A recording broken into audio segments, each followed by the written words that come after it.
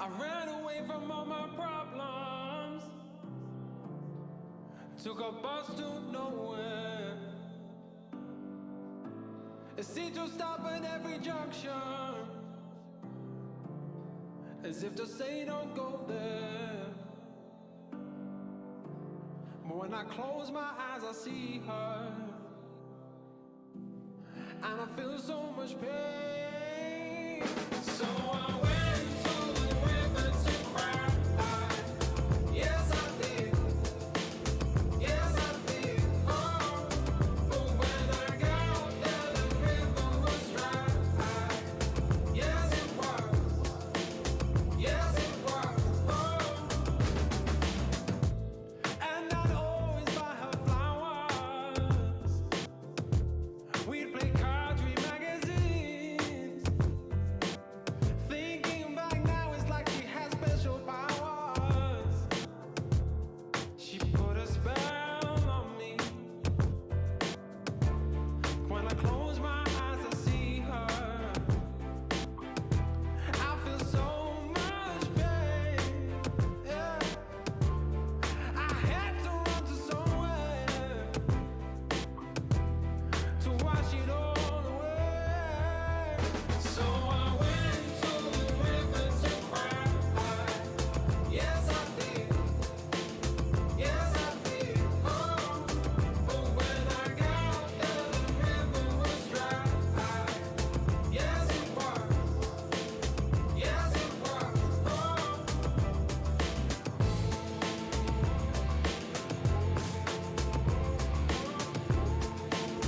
Yes I did.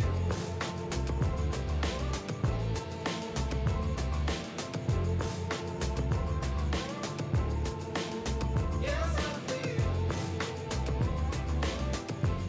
As my tears start to fall, the river started flowing, and I felt a rush of something more, like a reason to keep going. So I went to the river to cry. Yes I did. Yes I did.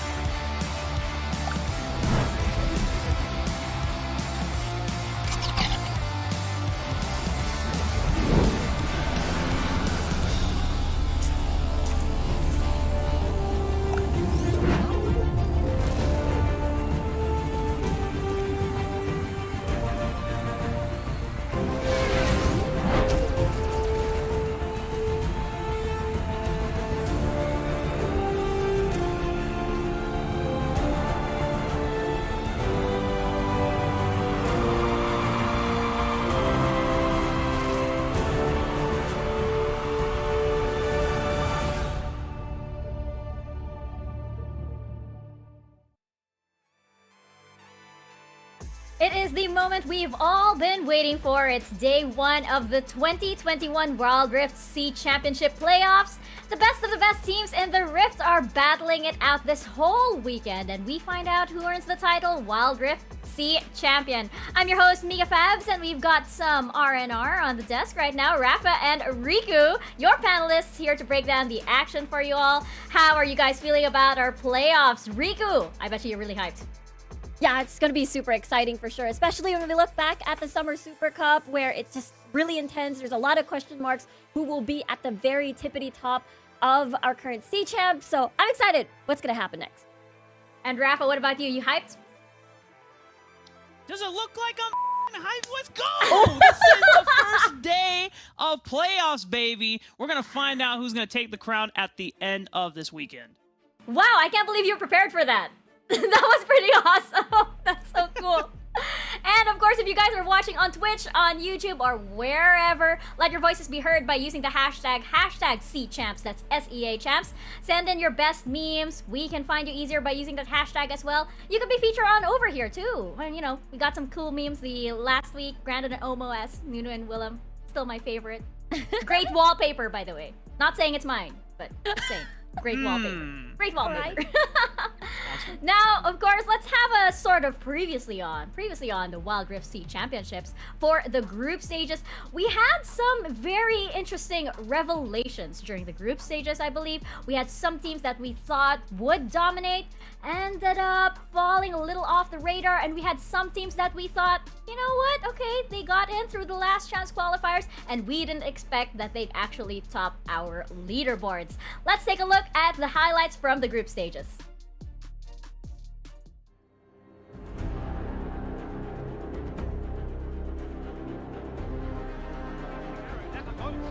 Take it to 50, and now we might actually get to see an invitation as to what it exactly looks like. The Fox goes that nice and early, locking him in place, couple that with the Chain of Corruption, and there's just nowhere to move. He's in the back. We'll be able to find it. He got dropped immediately. Shiva gives him a little bit more space, but that's a flash. 8 charm, and the rest of Verb United will be able to clean everyone up. SVP, they're all battered and bruised, and with a stun, Kidmon will be able to find one more. And still undefeated as they blast out of the group stage. Matsuri, he's looking a little bit bloodthirsty. He might jump back on them. They're on to nowhere. Curse of the Sad Mummy, that's the first pick up, but he finds one. What an absolute smurf in this game here, Omo.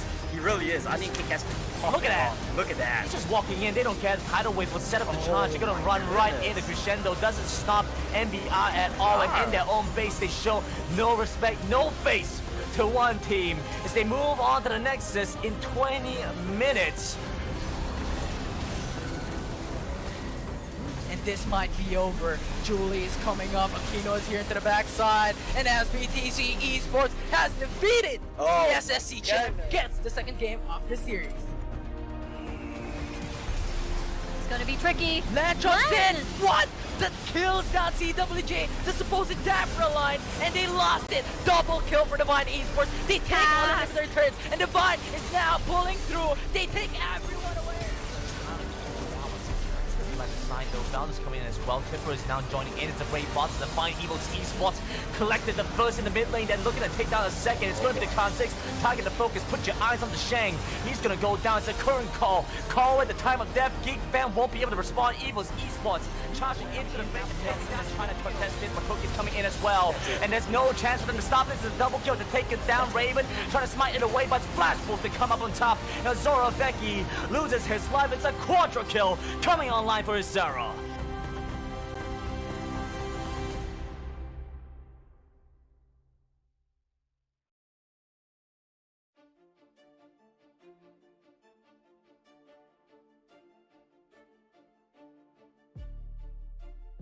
We took the top 4 teams from each of our groups, and yes, as we mentioned previously, there were some revelations during the group stages. One being one team, and I think EVOS Esports. These were your top 2 teams in the Summer Super Cup. Of course, Rico, you'll remember. But here in the C Championships, they've been overtaken by teams like Divine Esports and Buriram United Esports. Rico, was this something we could have anticipated, especially since you remember their performance from the Summer Super Cup? Exactly, it feels like this really early big plot twist where we saw a bit of a preview back in the group stages where, you know, Flash Wolves, one team, they were sitting at 4th place where you were seeing these, I wouldn't call it newcomers, but the new generation where you got Divine Esports showing up as well as Buriram United from United Esports looking really, really solid. So now there's a lot of big question mark pings in my head on how this playoff is going to go.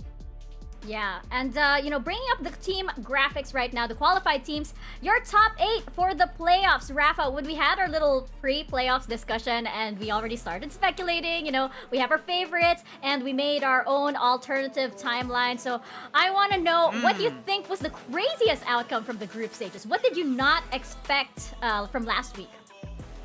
For me, I know I just got to join in during the latter half of the group stages, but I did not expect Vietnam to come out as the most dominant region so far that we have in the Southeast Asia Championship. EVOS Esports are your Summer Sea Icon champions, but they came out 3rd in that Group B, and now we are going into playoffs where between Divine and EVOS, one of them has to take an early entrance into the lower bracket in our first series tonight.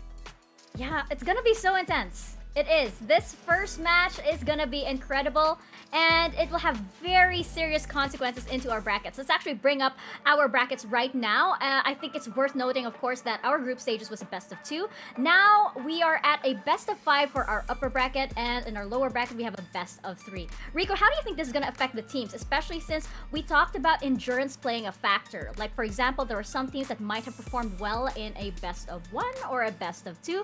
Now we're dealing with best of 5s and best of 3s. How much do you think the comeback potential is going to matter for the teams that we're facing?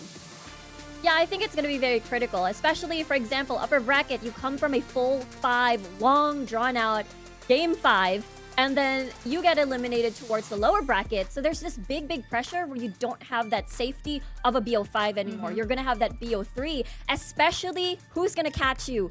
The Taiwan region, one team and Flash Wolves today, which I think is still going to be scary and it's still going to be a very big factor considering that, again, this region, especially when we look at one team, that's still a very scary team because, again, back in the Summer Super Cup, they're your 2nd finalist on that tournament. So there's just, again, a lot of floating things around the room. Yeah. I'd be concerned, Riku. I'd be concerned if there are just like way too many floating things around your room. Maybe you should get some kind of a air purifier. You should really get that checked. I thought you were gonna ask me to call the Ghostbusters. I don't know why. Oh my gosh, I can't believe I missed that. Yes, do call the Ghostbusters indeed. But Rafa, we mentioned the alternative timelines a while ago. Looking at the bracket right now, I want to know what you think could be the most interesting matchup that could potentially come out of the brackets. Well, I think Riku kind of hit it on the head with the fact that one team, one of your finalists from Summer C Icon Championships, is in the lower bracket right now. If you look at where the upper bracket is right now, Divine Esports and EVOS, if you base that result or the upcoming prediction for the matchup from Groups Day 2, where Divine 2-0'd EVOS, then we're looking at a Summer C Icon Championships finals rematch in the first round of the lower bracket. That is so weird to me. Now, I still have faith that EVOS Esports can make a run through the lower bracket and at least finish top 4, top 3, perhaps, depending on how Buriram come into this. But for me, I think it's the powerhouse or the storyline of this playoffs bracket is going to be the powerhouses in Vietnam between SBTC and Divine Esports. Both of these teams have come in swinging, pretty much dominating Group B, and I don't know if even the best teams from Group A are going to have a chance against Vietnam. I love that you kind of thought about what's the plural of powerhouse? Like powerhouse. I guess it's just powerhouses in reality. That's but true. Yeah. One of them has to fight to retain the crown of Vietnam as they look to maintain that Vietnamese pride going forward in the upper bracket of this playoffs. Yeah, these inter-region matches are going to be really interesting. Again, since as we saw previously with Divine Esports versus SBTC, these guys know each other so well. Can I present, by the way, what might be the most ridiculous or wildest sort of outcome is if one team gets out, does the whole lower bracket run, and makes it into grand final, and EVOS does the upper bracket run, and we have a rematch of the Summer Super Cup. I mean, I know it's super out there. I'm just saying it could be a possibility. It's not probable, but I'm just saying that would probably be my wildest sort of alternative timeline matchup. Rico, what about you? I want to know what could possibly be the craziest for you? I think the craziest thing for me is that the other alternate timeline where EVOS mayhaps would be eliminated early, the Summer Super Cup champions in the lower bracket. I think that is exactly such a crazy thought. Rafa already brought it up that we could see a rematch, not the same as a BO5, but a BO3 scenario. But the Summer Super Cup champions eliminated right away. I think that's a scary thought. Yeah, definitely. I didn't think that, we'd consider it a possibility, but we'll get into that right now, especially since, check out the first match of the day, Divine Esports versus EVOS Esports. It is going to be a bloodfest right from the get-go over here. Divine Esports have been looking oh so good. EVOS Esports, yeah, we'll discuss that a little bit later in just a bit. But before that, check out match number 2, Team Secret versus MBR. It is the Philippine region versus the Indonesian region. Team Secret, bit of a wild card over here, which is funny because we started out, introducing MBR Esports as our wild card since we didn't exactly know a lot of information about them. Now that we know MBR style, they tend to sort of brute force themselves against any sort of strategy their opponent might have. And we have Team Secret over here. We're not exactly sure what we're seeing in this match. Wouldn't you agree, Rafa? Absolutely. And I think the other interesting thing about I know we're getting ahead of ourselves looking at the second series of the day, but Team Secret, going back and reviewing some of the VODs, you have to remember that Trevor from Team Secret not only was one of the first junglers throughout the entire group stages to bust out the Nunu, but also he has a pocket pick Shyvana, which can actually work in the landscape when Lee Sin is off the table, because that's the only jungler that wants to get in your face and wants to look for invades early on. Every other jungler that's kind of meta once the Lee Sin is gone has been things like the Vi, the Riven. We're also looking at not necessarily Xin Zhao, but these are all fighters that don't necessarily get in your face as early on as Lee Sin. And Shyvana was pulled out into a Riven game for Team Secret, and between Trinity Force and this Bruiser build, even though you're building what seems to be a lot of physical damage items that support Shyvana to be able to get into the face of their opponents and just put out a lot of sustained damage, you have to remember that Shyvana also deals a lot of magic damage over time. So you can't necessarily itemize against Shyvana that super well. And I'm no one going on a big Shyvana hype train right now, even though it's more than likely we won't see it in one of our first games between MBR and Team Secret. But on the other hand, for MBR, that's also a team that we didn't expect to come into this upper bracket as the 3rd seed if it weren't for their tiebreaker run through, I think it was day 3 of groups last week. That's absolutely right. And yes, I know that match with Team Secret when they brought out that pick, that was a big question mark, but we're just saying, it's out there. It's there. It's possible. It's possible. But let's get into our first match of the playoffs, Divine Esports versus EVOS Esports. Now, okay, Riku, if you had asked me like how this match was going to go at like the top of the fall season, my answer would have been so different. But Divine have made such a great run throughout the play-ins, throughout the group stages. They've actually emerged as favorites coming into this match against EVOS, former Summer Super Cup champions. I'm sorry we keep rubbing it in, but it is true. They hold the crown currently, and right now it's slipping from their grasp. But Rico, I think we have to remember what made Divine Esports really, really stand out from the play-ins all the way to group stages. Yeah, exactly. They started off really rough, losing to Boom during the play-ins, but it seemed that they have this ramping up sort of growth coming into this tournament, play-ins, group stages, and I feel like they're just going to get even stronger. And so far, the only bane, it seems like the only weakness that they have so far is, of course, their rivals in their local region, which is SBTC. And when they did face up against EVOS during the group stages, it was an effortless 2-0, it seems, and this roster is just really, really strong. And when we look at their journey back in the summer season, they landed in 6th place. Coming into the fall season, though, they've made changes to their roster, bringing in Len and Tanex, and after that, boom, it seemed to be such a huge change. They got that 2nd seed, and as well as now they're here having to face EVOS, the Summer Super Cup champions. And this team is just so incredibly aggressive. When we look at Len, when we look at Coyote, there's this mirror. There's this mirror where I see Valdez and G4 as well. Coyote, able to play anything, able to play and adjust with what the team needs. And Len is able to create these aggressive early game plays just to snowball potentially. And sometimes even he can do it alone. Yeah, and Rafa, I know that, you are such a big fan of Len over here, but going over to EVOS Esports, there's a big question here. Rafa, I want to know if you think they're caught up in their own meta, because they seem to default to a certain playstyle and then draft, and they can't seem to break out of it. The big problem for EVOS Esports right now seems to be G4's not in his usual peak performance. When we saw him just outclassing every single mid laner during the Summer C Icon Championship, the meta was more about control mages or picks that allowed him to roam super aggressively, whether it was the likes of Galio or Twisted Fate, or being pretty much known for being the best Ziggs in the world, right? But now we go into this meta, it's all about playing Yasuo, it's about playing aggressive bruisers in the mid lane, playing things like Jarvan, or even role swapping the Riven, not from the Baron lane or the jungle, but even playing it mid lane as well.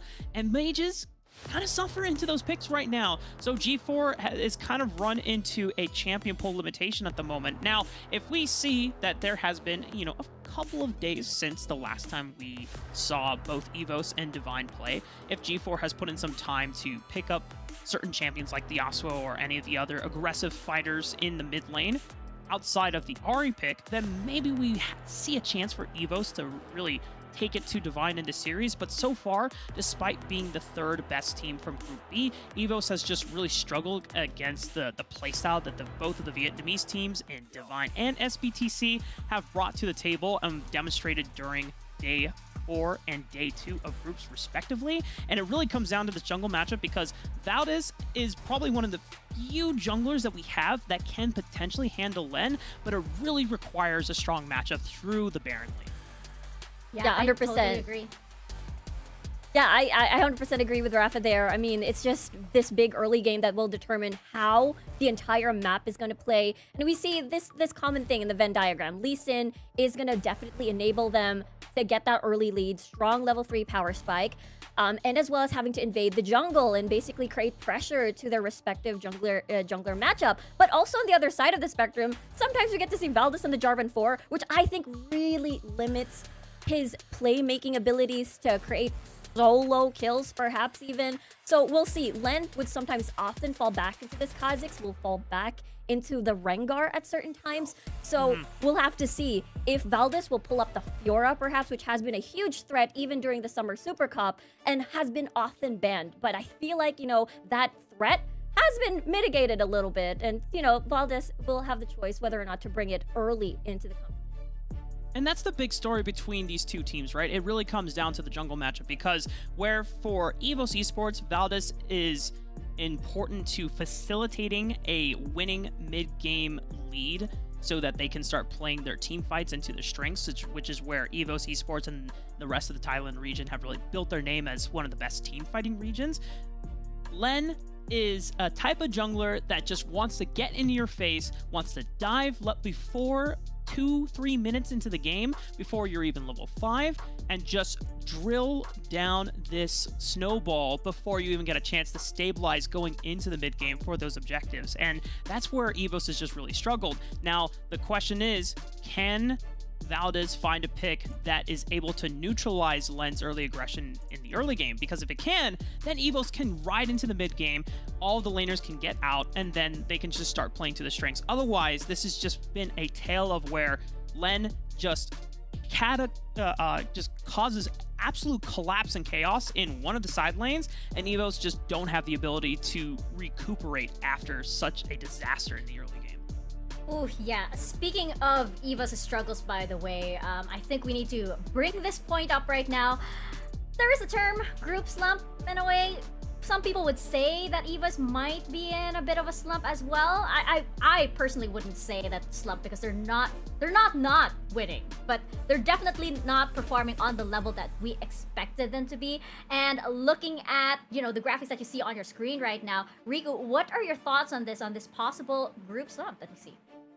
Yeah, it's such a worrying trend where they really struggle up against super aggressive teams like, especially from the Vietnam region. We see Divine and SBTC as well. When we look back into their Summer Super Cup stages, it seemed like very effortless. It seemed like they know what to do. It seemed like they were very confident and unshaken at all. But during the group stages run, EVOS felt like, you know, they lost their magic. So I'm curious if now during the playoffs, because the pressure is building, maybe they come back from, well, their group slump.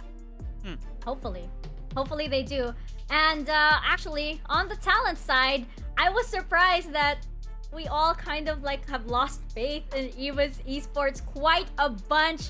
Looking at the panel predictions right now, I do believe we all think that Divine Esports is going to take this one. I took a peek at our sheet, by the way, and Rafa and Riku, you both voted for Divine Esports, but you have very different stories. So Rafa, you think this is going to be a sweep, that Divine Esports is going to take this 3-0, but Riku, you think that EVOS is going to put up a good fight with a 3-2. Care to explain yourselves, guys? I mean, like, how close do you think this is actually going to be? Rafa, you'll start with you. Just based on what EVOS had to deal with, they took a 0-2 loss against SBTC, and they took a 0-2 loss against Divine. Both of the Vietnamese teams clearly have had a lock and solid read on what EVOS' strengths are, and they've been able to bypass them. They don't even let EVOS get to the point of the game where they are at their peak form, which is that mid game. They're able to rely on those first maybe 2-item power spikes, and then just try to play towards solid team fighting and allowing G4 to find proper flanks and causing chaos in the backline alongside Tipper. But Divine just don't even give you that chance, and I think unless EVOS have had a one hell of a boot camp during the time we've been off broadcasts from our last day of groups, I still think this is just going to be a sweep for Divine. Well, for me, yeah, 3-2 in favor of Divine still. I think they're incredibly strong. They're very solid. They've been ramping up, but I feel like EVOS really shines in these BO5 series just because of the evolution of the draft and stuff like that. I feel like BO2s are a different scenario, and I feel like BO5s will really bring the strength of EVOS, especially when it comes to the adjustment. So I'm excited. I agree, Rafa, there's just that 10-minute time window where EVOS can possibly bar that early lead against Divine Esports, and I feel like it could possibly be enough. Maybe. And I decided to hit the middle ground, and I said it was a 3-1. I think EVOS Esports is going to take one game. But I still do think I totally agree with you guys. Divine Esports, just too strong right now. And as we enter our champ select, I'm wondering, how do you guys think EVOS Esports is going to cope up with Divine Esports? What exactly do they have to do?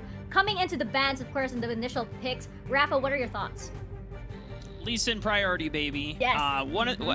Divine is on red side going into this first draft. So if they truly respect Valdez as a jungler, they're going to ban the Lee Sin away. Now, EVOS, there should be no reason for them banning Lee Sin on blue side, so they should let it up to Divine to make that choice.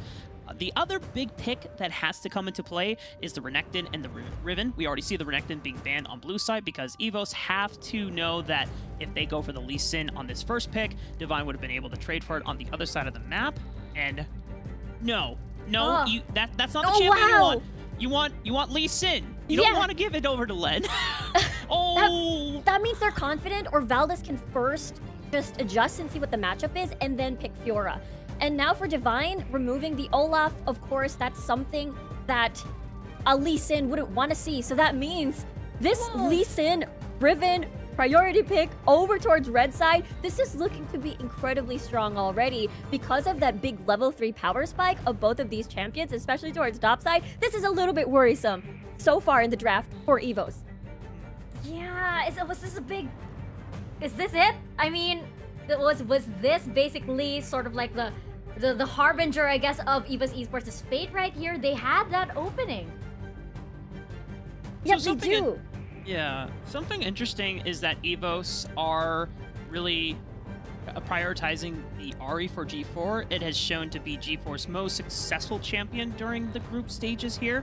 It went specifically into compositions or teams that want to prioritize a lot of early game aggression going before the first 4 minutes of the game when the Dragon and the Rift Herald spawn, because you can go for some mobile skirmishing as soon as you hit level 5. You have access to Spirit Rush, so you can go for picks, and you're also taking away from Coyote, who is one of the better champions to pair alongside Lee Sin. And Riku, you called it. It looks like we're going to get the Fiora matchup potentially either in the Baron lane for Tipper or for Valdez in the jungle.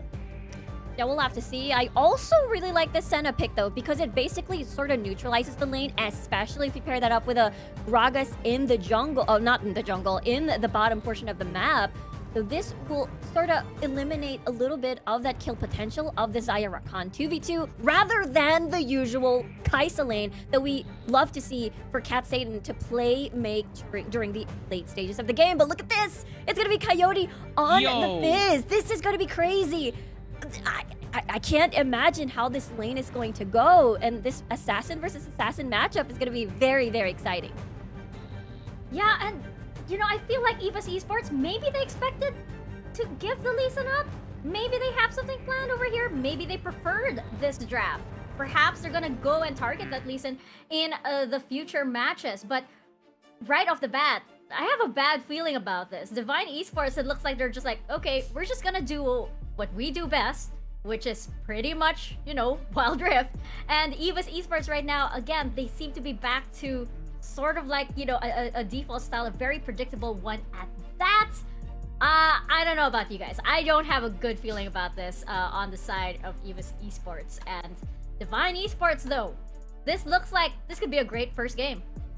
So for the side of EVOS Esports, the last time they ran this Fiora jungle was against Alliance, and Alliance were running kind of the Goon Squad Avengers squad composition, where they had a bunch of globals trying to just gank one side of the lane, but then Valdez got a lot of farm. The EVOS are banking that Divine are not going to create enough chaos and aggression that by the time they get to the mid game, Fiora will be scaled up. I don't think that's going to be the case. I think Divine's going to end the game before Fiora comes online.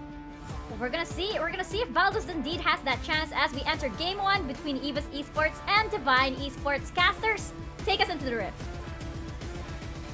Well, thank you very much, Mika. We're going into EVOS Esports versus Divine Esports, the battle of the esports, Omo. We're looking to see how these two play it out. Coyote's brought out the Fizz. He's bringing us a treat. It's day 1 of the playoffs. What better way to start things off?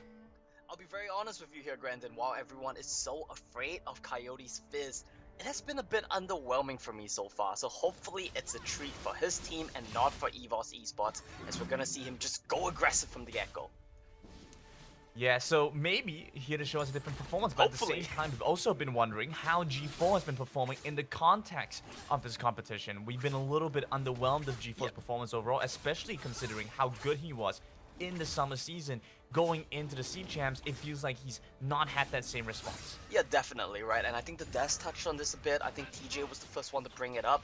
G4's champion pool has been a little bit of an issue for him. Take a look at this, though.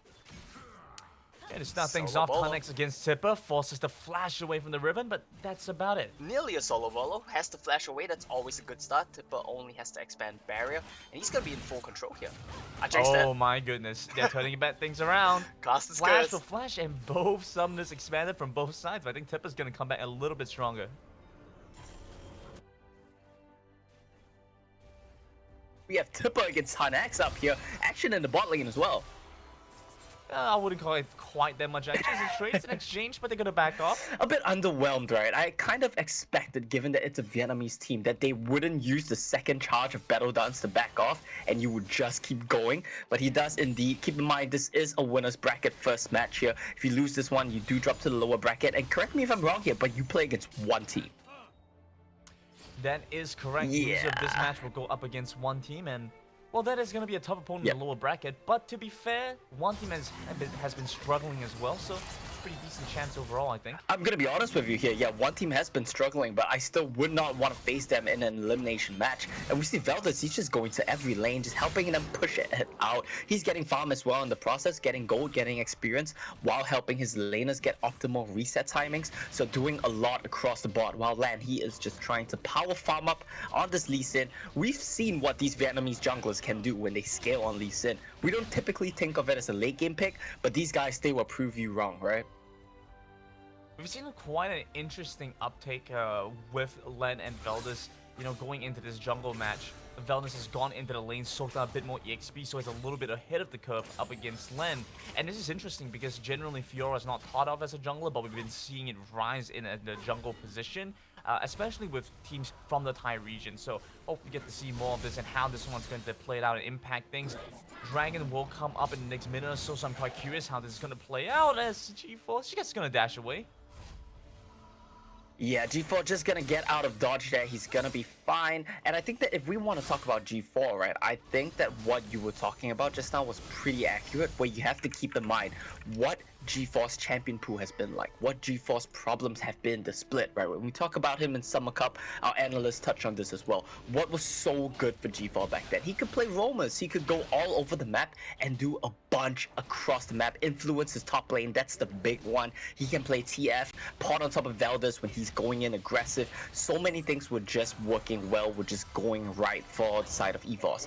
Now with a bit of a meta change, it's gonna be a bit harder for him, and I think that Ahri, this pick will be a great solution to the issue of G4 not being able to influence the map.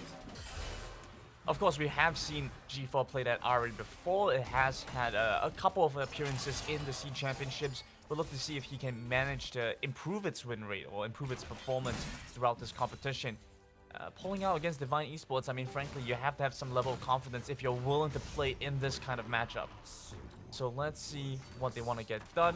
Veldis is going to reset just before the dragon respawns. It seems EVOS is going to make their way towards the Mountain Drake instead of the Rift Tower. We've seen some priority from both sides before, placed in different areas.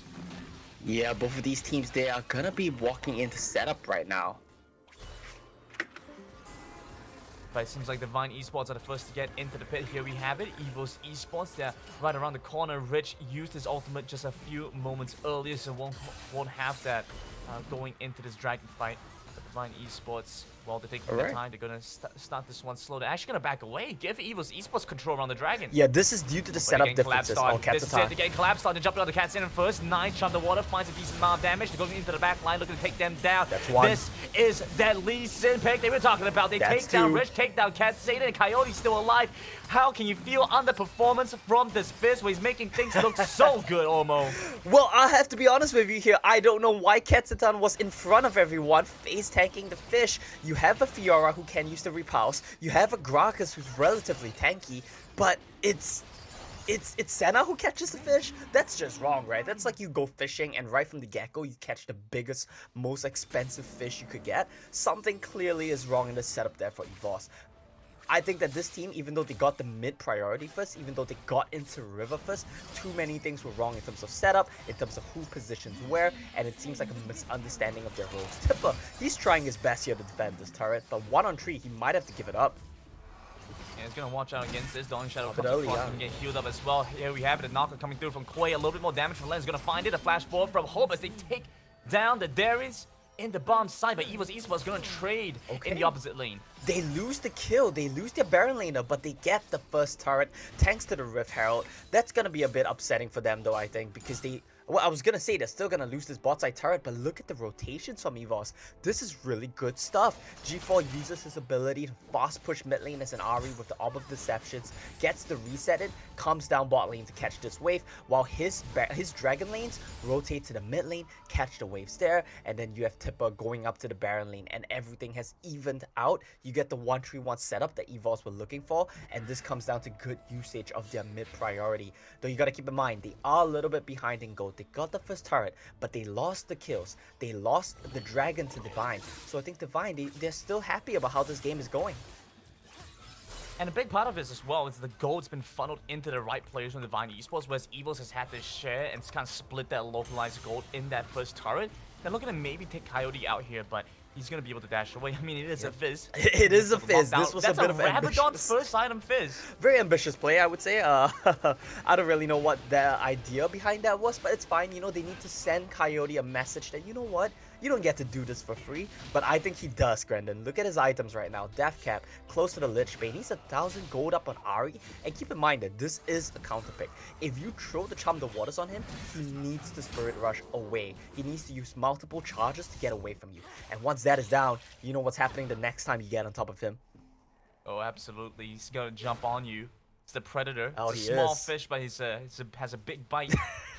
I was trying to think of something about like a big fish in a small pond or something like that, but it really doesn't apply here. He's a big fish in an even bigger pond, and he's looking to eat up EVOS Esports right now. If you look at the solo lanes across the board, TanX, he's huge as well. Both of the solo laners on Divine, 6,000 plus gold, while EVOS, their solo laners are barely scraping 5,000 gold. It's not looking like a great start for EVOS right now. If the 1-3-1 comes true for Divine, I doubt there's going to be an answer. And teamfight setups, it's going to be so difficult. Katsatan is not going to get away in. But I love how aware EVOS Esports were to not overextend the bomb side, especially when they didn't have information. They made sure that Rich and Katsina were far enough away from the turret that he couldn't get dove by Divine Esports. It's a very smart play, and they're very aware of what they're doing. Len's going to make his way to the top end, but they're not going to be able to find much more done. Just take the turret and get out. You know what I rarely say when we talk about Divine? Something that we have touched on before is when the situation calls for it, they really can be disciplined. And that's exactly what we're seeing from them right now. They feel no need to force. When Coyote was taking the bot side turret, that thought. Oh, they're looking to force onto this one though. Coyote's going to face off against the Grand Challenge. Velda's coming in, collapsing in. G4 dashes back in the Spirit Rush for the confirmed kill. Now, maybe looking to force a flash away from Katsina. Tipper's going to be in the way, blocking Divine. They got the kill on Coyote, but look at the ultimate statuses right now. 15 seconds on the Dragon. Coyote will be back a little bit late, but EVOS have no ultimates. They cannot contest this. Well, there we have it. Divine Esports were able to grab quite a number of key ultimates away from EVOS Esports. Quite a number. That's like 4 out of 5. That's 4 out of 5. I mean, that's a big number. It's quite the number. I have to agree almost. with you there. I don't know how to go past this. Right here we have it. EVOS Esports trying to collapse back in. They go into the mist first, trying to get some information, trying to maybe pull this one away, but have it. Once again, Quay finds a beautiful engage. It looks like deja vu because I'm seeing the same fight. Break out from the start to finish. Len comes across with a massive amount of damage with the Dragon's Rage. TanX still forces EVOS Esports away. They're watching for the Dragon. The Charm the Waters, the Guppy gonna come up, gonna grab onto Rich. Maybe a little bit more damage might find it, but EVOS Esports huddled together, and Divine has such a difficult way breaking in. Well, we say that, but look at TanX right now. Oh, goodness, that is so cheeky. They find him there. TanX dodges away from the Charm, and they get the, well, they're picking up the Dragon to get it now. Yeah, and honestly, Divine Esports, they are one step ahead. They're playing it one step better. They're so aggressive, and they want more. And Dragon once again looking for this dive. I mean, Rich is coming back in with the ultimate, but I don't think that's going to be enough. The Dawning Shadow comes across. Coyote. Coyote, he's back on the gray screen. The 2 kills that EVOS have found have both been on the Fizz, but I'm not sure if that's going to be enough because Divine Esports jump back in to wait for the cross to come across. Len's going to get caught out, turns golden, but still falls as he tries to dash away. Eventually goes down. Tunnec cannot save him. And Divine, they want more, and there's no such thing as enough. They're just gonna keep going. They got the kills, they got the dragon, and they want to go for a redive, but they took too long because they already took the dragons, reset timers, respawn timers. They were all coming back up for EVOS, and honestly, a bit of over-aggression there for Divine. I knew I shouldn't have started talking about how they can play discipline when they need to, because that's their cue to go wild out, to go crazy, and try to really outplay EVOS, like we've been seeing in most of these dragon fights. And honestly, Quer, he's been a very instrumental part of that. He's been finding consistently multi-man engages onto the backline of EVOS, and this has been just an insane teamfight performance from Divine. Nothing ridiculous in lane. They're not solo killing you 30 times before laning phase ends. They're just coming to teamfights, setting up well, getting on you, getting the right execution in, and killing your entire team. Great stuff from Divine to start things off. As expected, you wouldn't expect Divine Esports to solo kill their opponents all so much. I mean, this is still a very strong opponent with EVOS, but the fact is they are able to team fight so well. And like I mentioned earlier, it looks like deja vu. It's the same fight at the same spot. It's Quay jumping into the back and drawing so much attention to himself, while the rest of his team is able to offload their damage.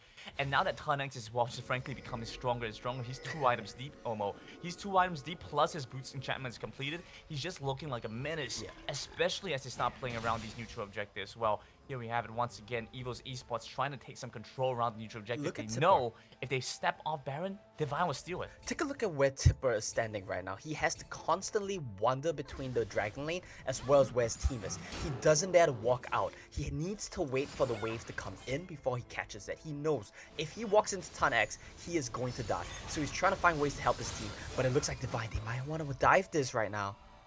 They're watching, they're looking for G4 perhaps, they're not staying top of ward, so EVOS don't have quite much information. But Divine will back off. Maybe just go back to the Baron lane, try and clear out the waves, try and set up for the Baron when it's available. But EVOS Esports, I mean, I'm feeling the tension for them, Omo.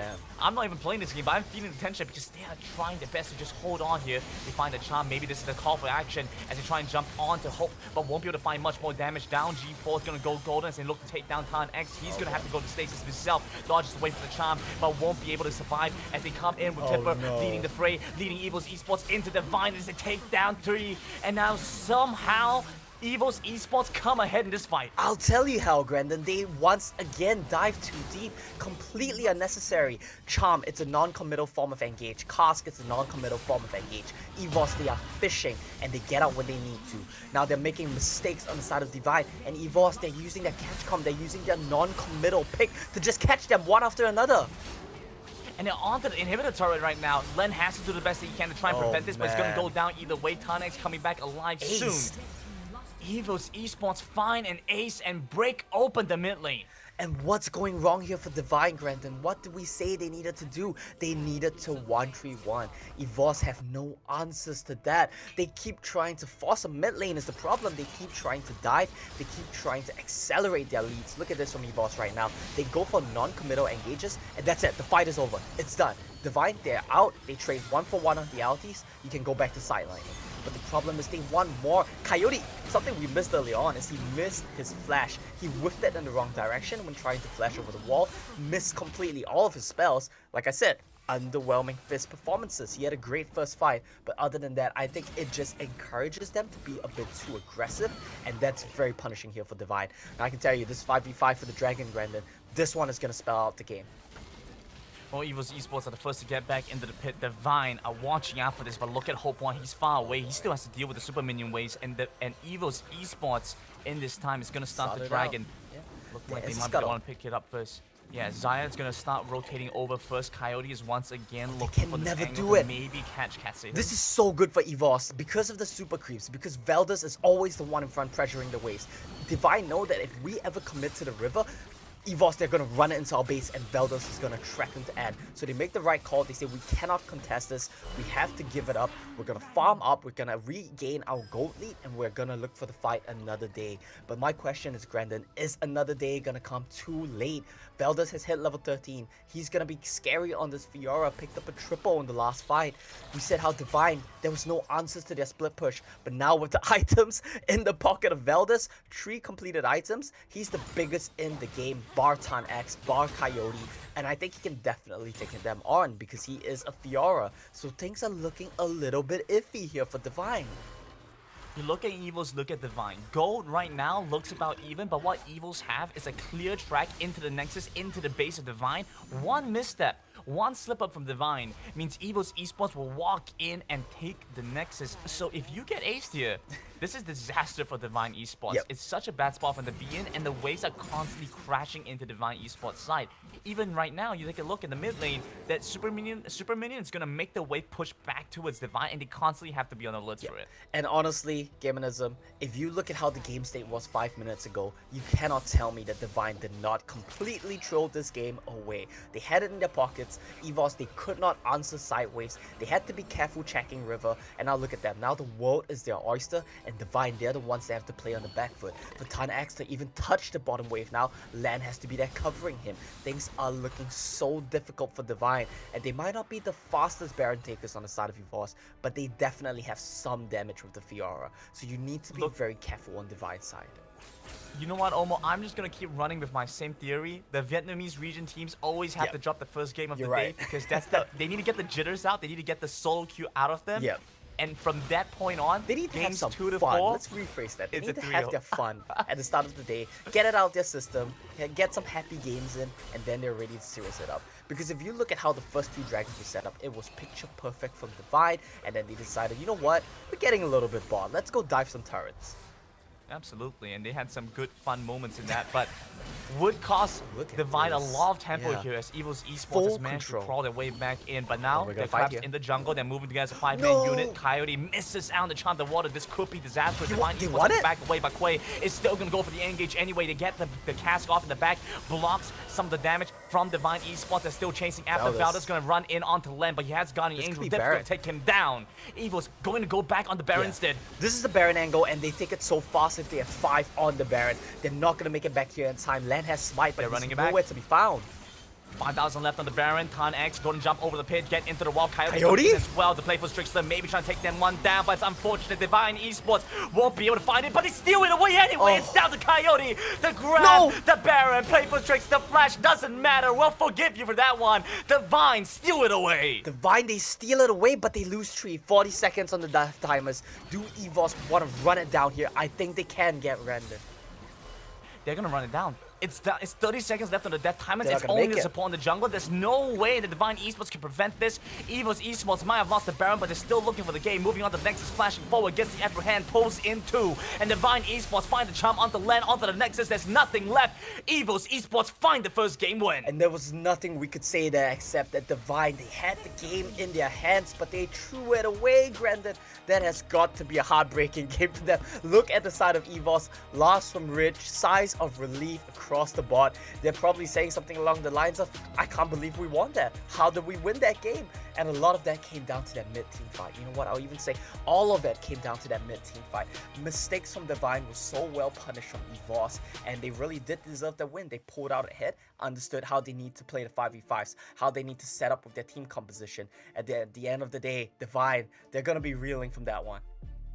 Absolutely. It seemed like it was Divine Esports' game to lose, and maybe your theory is correct that Coyote's Fizz is underwhelming because what can I say? In that final fight, it seemed like that was a moment for them to get a great flank angle, but they lacked vision, so I can't entirely blame him. But even going into the pit, maybe if he had survived out of the Baron pit, he would have been able to hold on to the game. Something we need to look out for. Hope 1 on that Xayah flashed into the pit. He saw his teammates go in and he said, you know what, boys? We're full sending it. Let's go. We're all going it. All right. Team well, play. With that being said, though, we're going to go into a quick little break. We're going to catch our breath because what a series starter we have. A Baron steal to kick things off. When we come back, EVOS Esports take the lead 1-0.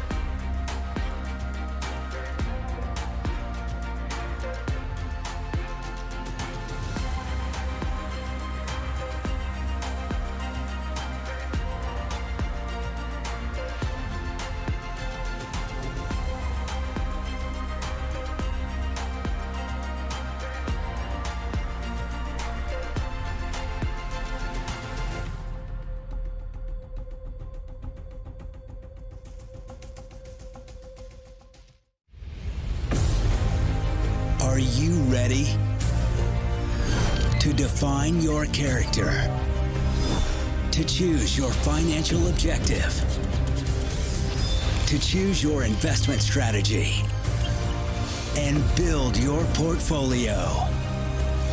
Start now and level up your investment knowledge with Franklin Templeton.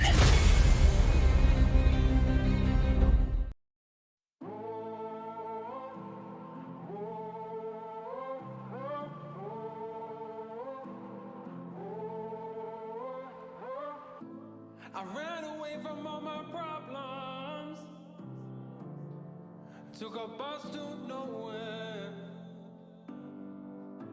It seemed to stop at every junction, as if to say don't go there. But when I close my eyes I see her, and I feel so much pain. So I went to the river to cry. Yes I did. Yes I did. Oh, but when I got there the river was dry. Yes it was. Yes it was. Oh,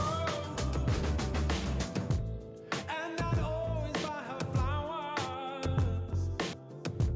We'd play cards, read magazines. Thinking back now, it's like she has special powers. She put a spell on me. When I close my eyes, I see her. I feel so much pain. Yeah. I had to run to somewhere to wash it all away. So I went to the river to cry. Yes I did. Yes I did. Oh, but when I got there the river was dry. Yes it was. Yes it was. Oh.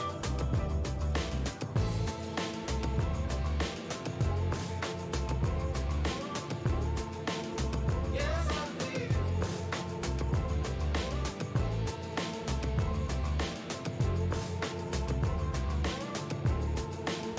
Yes I did. As my tears start to fall, the river started flowing, and I felt a rush of something more, like a reason to keep going. I went to the river to cry.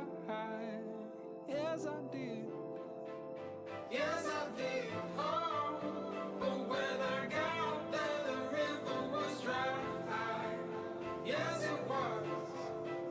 Yes it was. Oh, so I went to the river to cry. Yes I did.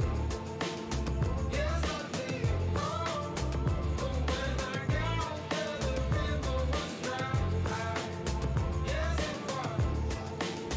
Yes it was. Oh, went to the river to cry. Yes I did. Yes I did. Oh, but when I got there the river was dry.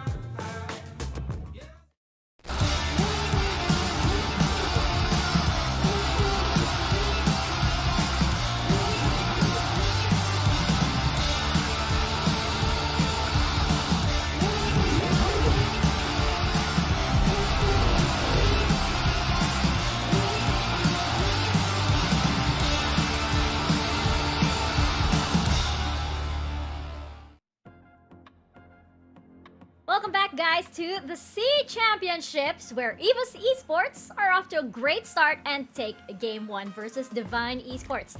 Now, you guys have a lot of feelings about this. This is a weird game for Divine Esports because there were so many tiny mistakes that had a massive impact. Let's start at the very beginning as we check out the scoreboard. Riku, we had a bad feeling about this game for EVOS Esports, didn't we? Exactly. The draft was a little bit worrying just because looking at Divine's draft, they opted for such a big, strong, like early game with level 3 power spikes, and as well as the ability to be able to contest early dragons because of how much of maybe that wombo combo with the Rakan coming into the grand entrance into that big stun, followed up by 10x, and the pick potential that Len and Coyote had. But at the same time, remember, before this series started, we mentioned about the 10-minute time limit, where if Divine doesn't snowball, they're going to be in trouble because EVOS had a very strong scaling composition with Cat Satan and Valdez as well going to be incredibly strong. And that is exactly what we saw. EVOS had and did a good job being able to equalize the gold every single time. Divine had no opportunity to snowball in this game. Man, Divine are griefing my prediction picks. Come on, man. This was...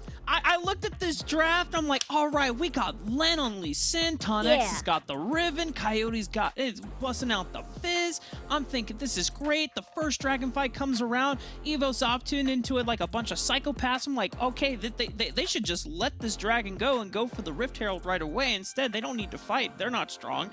And then they did, and then Divine got more kills. But when you look at how the rest of the game played out after that first dragon fight, EVOS were still able to bounce back. They immediately rotated over to the Rift Herald straight from base. Divine didn't get a chance to stop them from doing so. And when Divine went to throw down a 3-man dive onto Tipper, he denied the first dive so well. He played it super clean and bought enough time for the rest of EVOS to finish Rift Herald, rotate immediately over to the Baron lane, get the first brick, and stop a lot of the gold lead that Divine could have had going into the early part of that mid-game around the 5-minute mark, which is really where that's like the last 5 minutes before, as Riku called it, the kind of like the time limit before Valdez on Viora comes online, Cat Satan on the Senna comes online. And even though Divine were still had a big gold lead going into the 10-minute mark, there was a huge throw around 12.5 minutes, Vika. It was so catastrophic. I think we have that highlight right now. This was the moment where I think we all threw up our arms. Riku, I think you were the one who pointed this one out. Yeah, it was this interesting half siege, half we want to dive. But remember, this is a 4v5 because look at Coyote. He had to walk manually from far away from topside to get into this fight. And the fact that, again, EVOS had a lot of punish potential, Valdez was ahead. Look at Coyote here. This Chum the Waters into a backwards flash is so disastrous. I felt like it's just this big domino effect where, okay, we kind of failed this. What are we going to do now? We don't have disengage. We are just going to lose this fight straight up. Yeah, and at the same time, I feel like this was when Divine started, snowballing in the wrong direction. And I also got the feeling that they felt a little jittery in this game. I don't know, they felt a little jittery, and EVOS Esports just felt a lot calmer. What do you think, Rafa? Yeah, Riku made a comment on it during when we were off screen watching the game behind the scenes. There's a fight even later on. We don't have it as a requested highlight, but later on in the jungle quadrant, there's a Chum the Waters engage that Coyote's missing.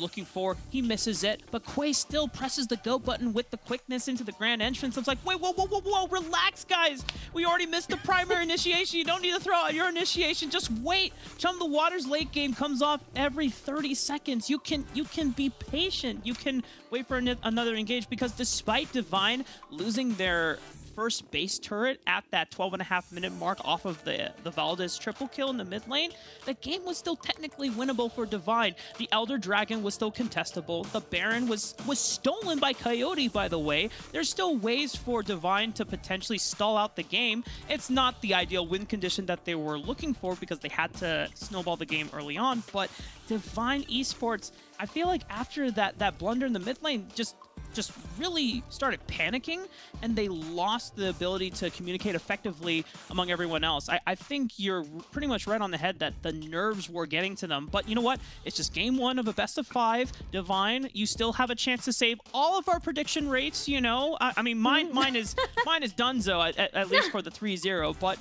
Divine can still win. They just need to go into this next draft and not just from a draft perspective, but also from an in-game perspective, just stay calm, talk through win conditions, make sure that everyone is on the same page about what the next objective is on the list of things, and that everyone is in position, because I think a lot of the blunders this game were Divine just kind of skipping steps in trying to go for the next objective without making sure that everyone is ready with summoners and ultimates ready to use. Yeah. It's 100%. I mean, we talked about the Baron steal. That was amazing. But Hope 1 flashing into the Baron pit, dying. That means you don't have wave clear to defend on the onslaught and coming from EVOS. And again, we mentioned the big Onyx and as well as Quay combo where you get the grand entrance in, then you get a triple 4-man stun follow-up from Tonix. But we saw Tonix running through the opposite direction after Quay initiating. So you're right, Rafa, like after that blunder at the 12-minute mark during the mid lane, it felt like there's just this big domino effect of, you know, maybe miscommunication, not being on the same page and stuff like that. So hopefully Divine gets that mental reset coming into the second game. Yeah, and as you guys brought out, you know, there were just a bunch of missed objectives, and I feel like what everybody has to be on the same page on, not just Divine Esports, but everybody in the world needs to be on the same page about their financial future, because you can certainly secure yours with Franklin Templeton. Get started on your investment journey with one of the world's largest investment managers. This sort of stuff happens, and you know, really does matter in and out of the rift. Secure that financial future. Get that gold lead, ladies and gentlemen. Get that gold lead. And yes, right back into the rift indeed. Game number 2. I'm wondering actually if this is the you know, the legendary, well, it's not really legendary, we've kind of proved it as fact at this point, but is this the whole Vietnam needs one game to warm up thing, or is this all the way for EVOS Esports? What do you think, Riku? Yeah, perhaps. I feel like it's just one of those BO5 a must have to happen sort of thing, where losing game number 1, perhaps. I still think it's going to be 3-2 from Divine, just because looking at their performance up against EVOS with that big 2-0 during the group stages, I feel like it's still doable. But again, it's going to be a very linear win condition where, again, their time limit is definitely 10 minutes, where they start to falter a little bit. They're not being able to find aggressive picks inside the jungle or be aggressive during the side lanes, because around that time, that's usually where the lanes are already locked. So I'm looking forward to, I'm not going to be surprised if Len still gets his Lee Sin, but maybe Valdez will not have his Fiora. I would argue that it's not necessarily the Fiora that caused the problem, but I think it's actually either the Senna or the Gragas that has to go if you're Divine Esports, because the Senna Gragas as a Dragon Duo lane is just undiveable. You have to deal with Last Embrace and Body Slam and so much innate sustain in that lane that it is just so hard to crack. Now, something interesting occurred here in this ban phase. Divine early banned the Renekton on their side instead of the Ziggs, which then forced EVOS to ban Ziggs. It has just resulted in a neutral exchange of bans on both teams, but I wonder if Divine were trying to fish for potentially a Ziggs pick on their side so that they can give it to Hope for a little bit of extra backline damage, because one of the things that you can look at is that it was hard to crack EVOS's Senna, because after Lee Sin and Fizz could no longer get into the backline through the front line of that EVOS had built up, Senna is just free hitting in these team fights. Now, Divine, they're pivoting here. No longer the Riven priority for Tonix. They're now trying to get Ahri for Coyote, so this forces G4 to pick something else in this draft. Yeah, he could definitely pick something safe. I feel like one of the common matchups we usually see against the Ahri is a Diana. And we've seen the 1v1 workout in favor of a Diana before. And, you know, G4 possibly not even needing the setups. But we'll see what the jungle pick is going to be, because most likely it will rely on that jungle and mid lane synergy to be able to match up against this very strong level 3, level 5 of a spike coming from Len and Coyote as well. And this seems like a little bit of a deja vu from the first game. Little differences here and there, of course, that Ahri being one of them. I feel like, you know, that's specifically, like, of course, that's targeted G4, but it looks like he could pick up that Orianna going into the mid lane, quite possibly. But yeah, again, Len on the Lee Sin. Bit of a tongue twister over there. Len on the Lee Sin. That is definitely, you know, saying to Valdez, like, this is my jungle. This is my jungle. You are just a visitor over here and pretty much going to kick you out. Final draft coming in here. What are your thoughts?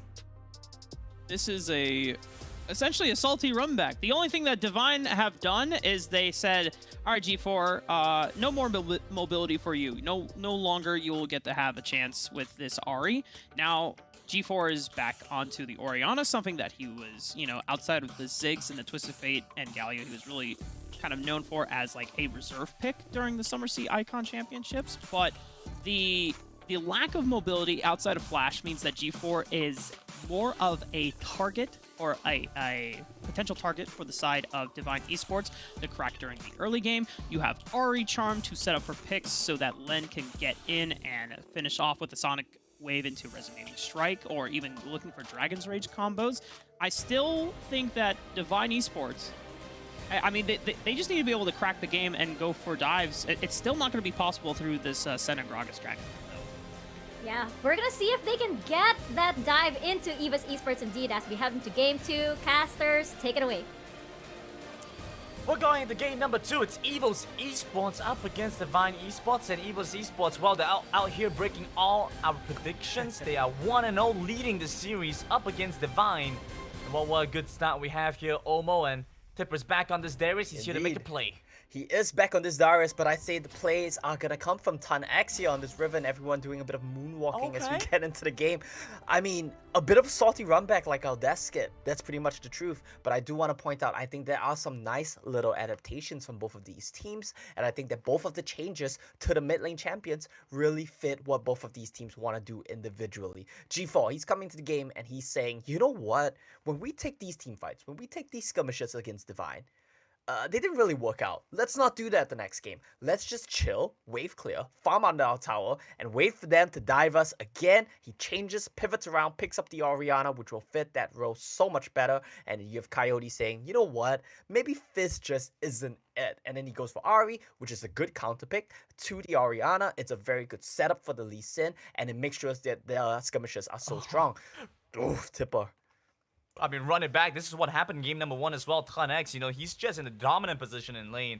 Takes both sums away from Tipper. I'm curious if this is going to actually convert into an advantage. Len's going to make his way to the top side. This is it. They're looking for a dive. They're going to jump on the Tipper. Boy. Len's walking in. There we have it. When the Sonic Wave Resonating Strike has to flash away from the turret, the Emperor Hen will be enough to deter the Lee Sin. And what a start from both teams. And Tipper will live for now. He will get out of dodge. Ton X, though, he's going to get a bit of a lead. He's going to be able to shove this into the turret and reset. It's going to be a pretty nice situation for him to be in. I think the cannon wave means that Tipper doesn't miss all too much. Ton X, though, the main thing to take note of right now, he has the flash advantage. Len does blow his own flash, but Ton X, he's going to be happy with the next couple of skirmishes. Going to be able to flash the dodge things like the Hammerage and whatnot. It will give him a lead over Tipper. Now the question is, if they do get that lead, what did they do this time around? Because last game, Divine, we got to keep in mind, their solos had a massive lead, but they weren't able to find anything with it. What's going to happen this time around? Something that I want to point out is that Divine Esports is going to run it back again with the Zyrakan bot side. Yeah. And we can have a lot of criticism for Divine. One criticism I don't think we share is Quay, I think he did a great job in the last game. And so going back on this Rakan, still feel like it's a very impactful pick. Ton X against Tipper, this is a pretty aggressive lane overall. It is going to be a very aggressive lane, and we saw this in the last game as well, right? Both of these players trading sums, trading HP. It's a very extremely aggressive lane. I'm really running out of adjectives to describe it, but this lane is really going to be an important factor. It's a Ton X style lane. That's all you a have Ton X to say. Tipper lane.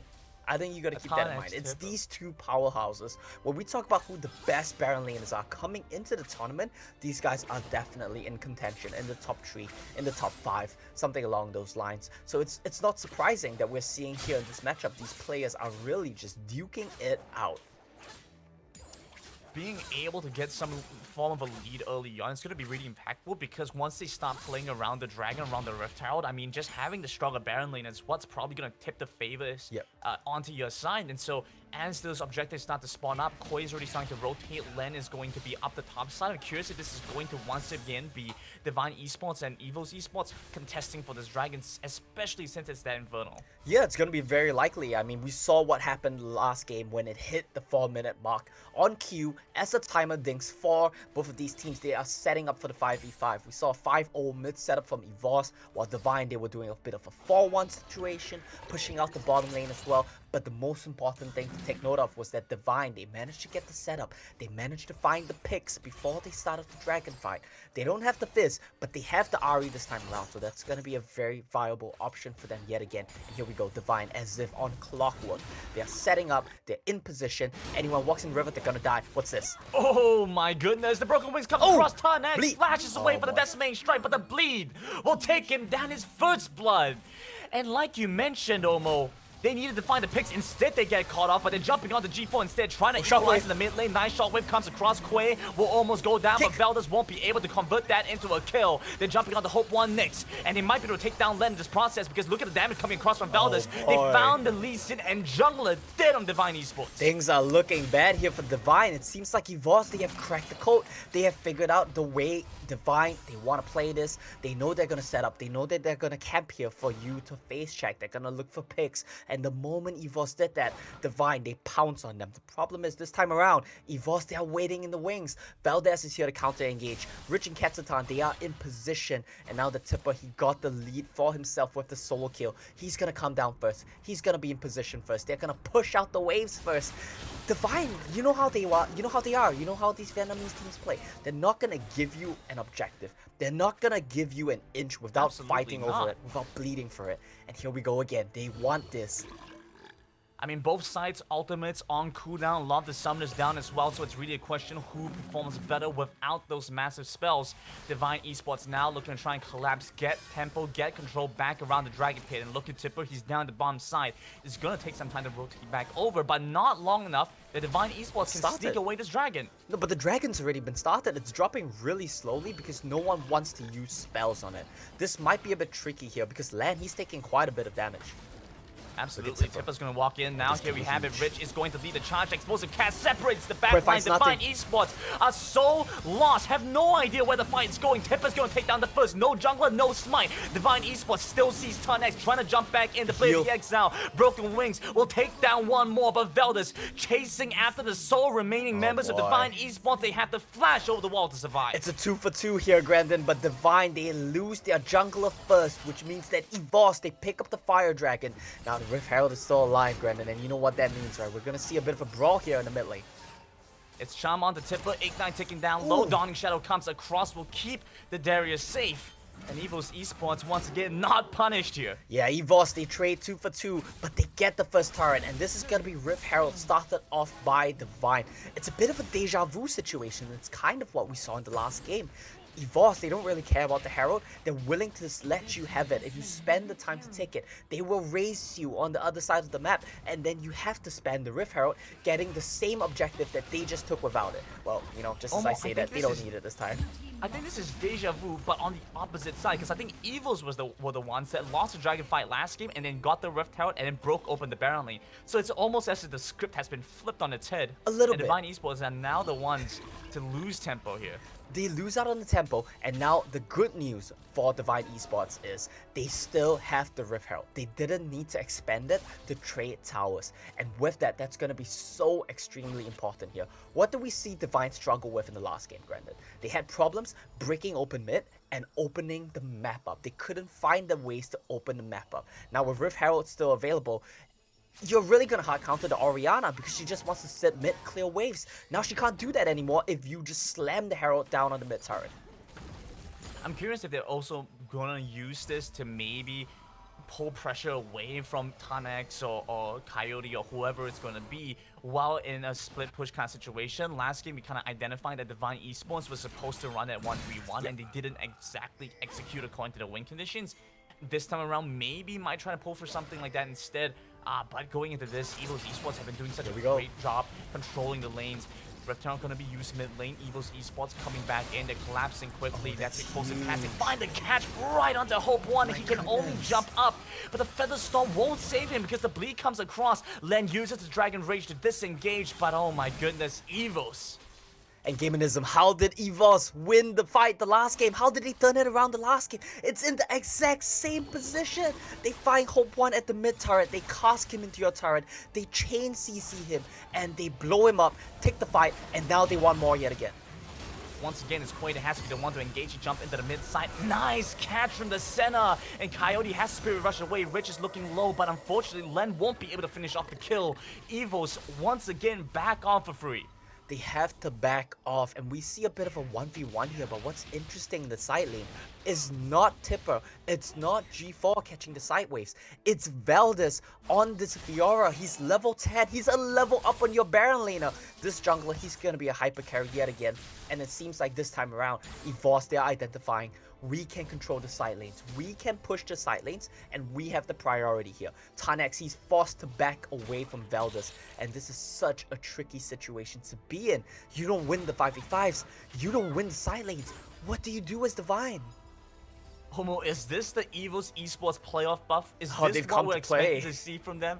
They've come in here looking so much better than they did in the group stage, and it almost seems like they've been holding their cards back. Well, I wouldn't not say wanting that. to expose everything so early on.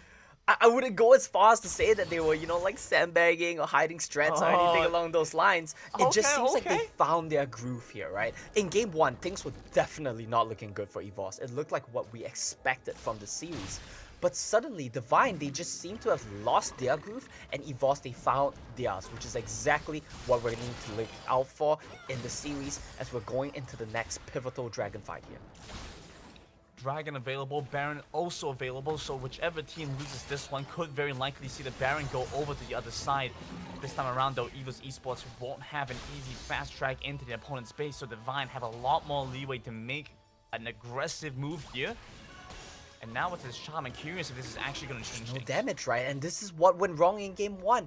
EVOS, they had their carry clipped by the fish. This time around, they're setting up so much better. Tipper is always in front. Rich is always in front. They'll block the skill shot. What's Valdez doing? He's playing a 1v2. He doesn't care about what Divine Esports have to say. He's just jumping in on them. Tanex goes so low at the start of the fight.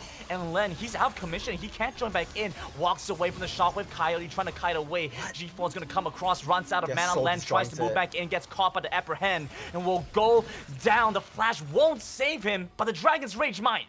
There is still the Dawning Shadows. Is he going to try to snipe this? Guess not. Katsyn is going to hold on to that Dawning Shadow into the mid lane. Instead, it's going to save Rich for now. Hugh comes across. The Ignite won't be enough to take him down. Quaid dashes away. Tanex gets out as well. And Divine Esports will be able to escape without losing anybody in this fight. But look at their health bars. They're all blinking red. One more damage. One more tick of health. And multiple members of Divine, they would have dropped in the fight. And how did it all begin?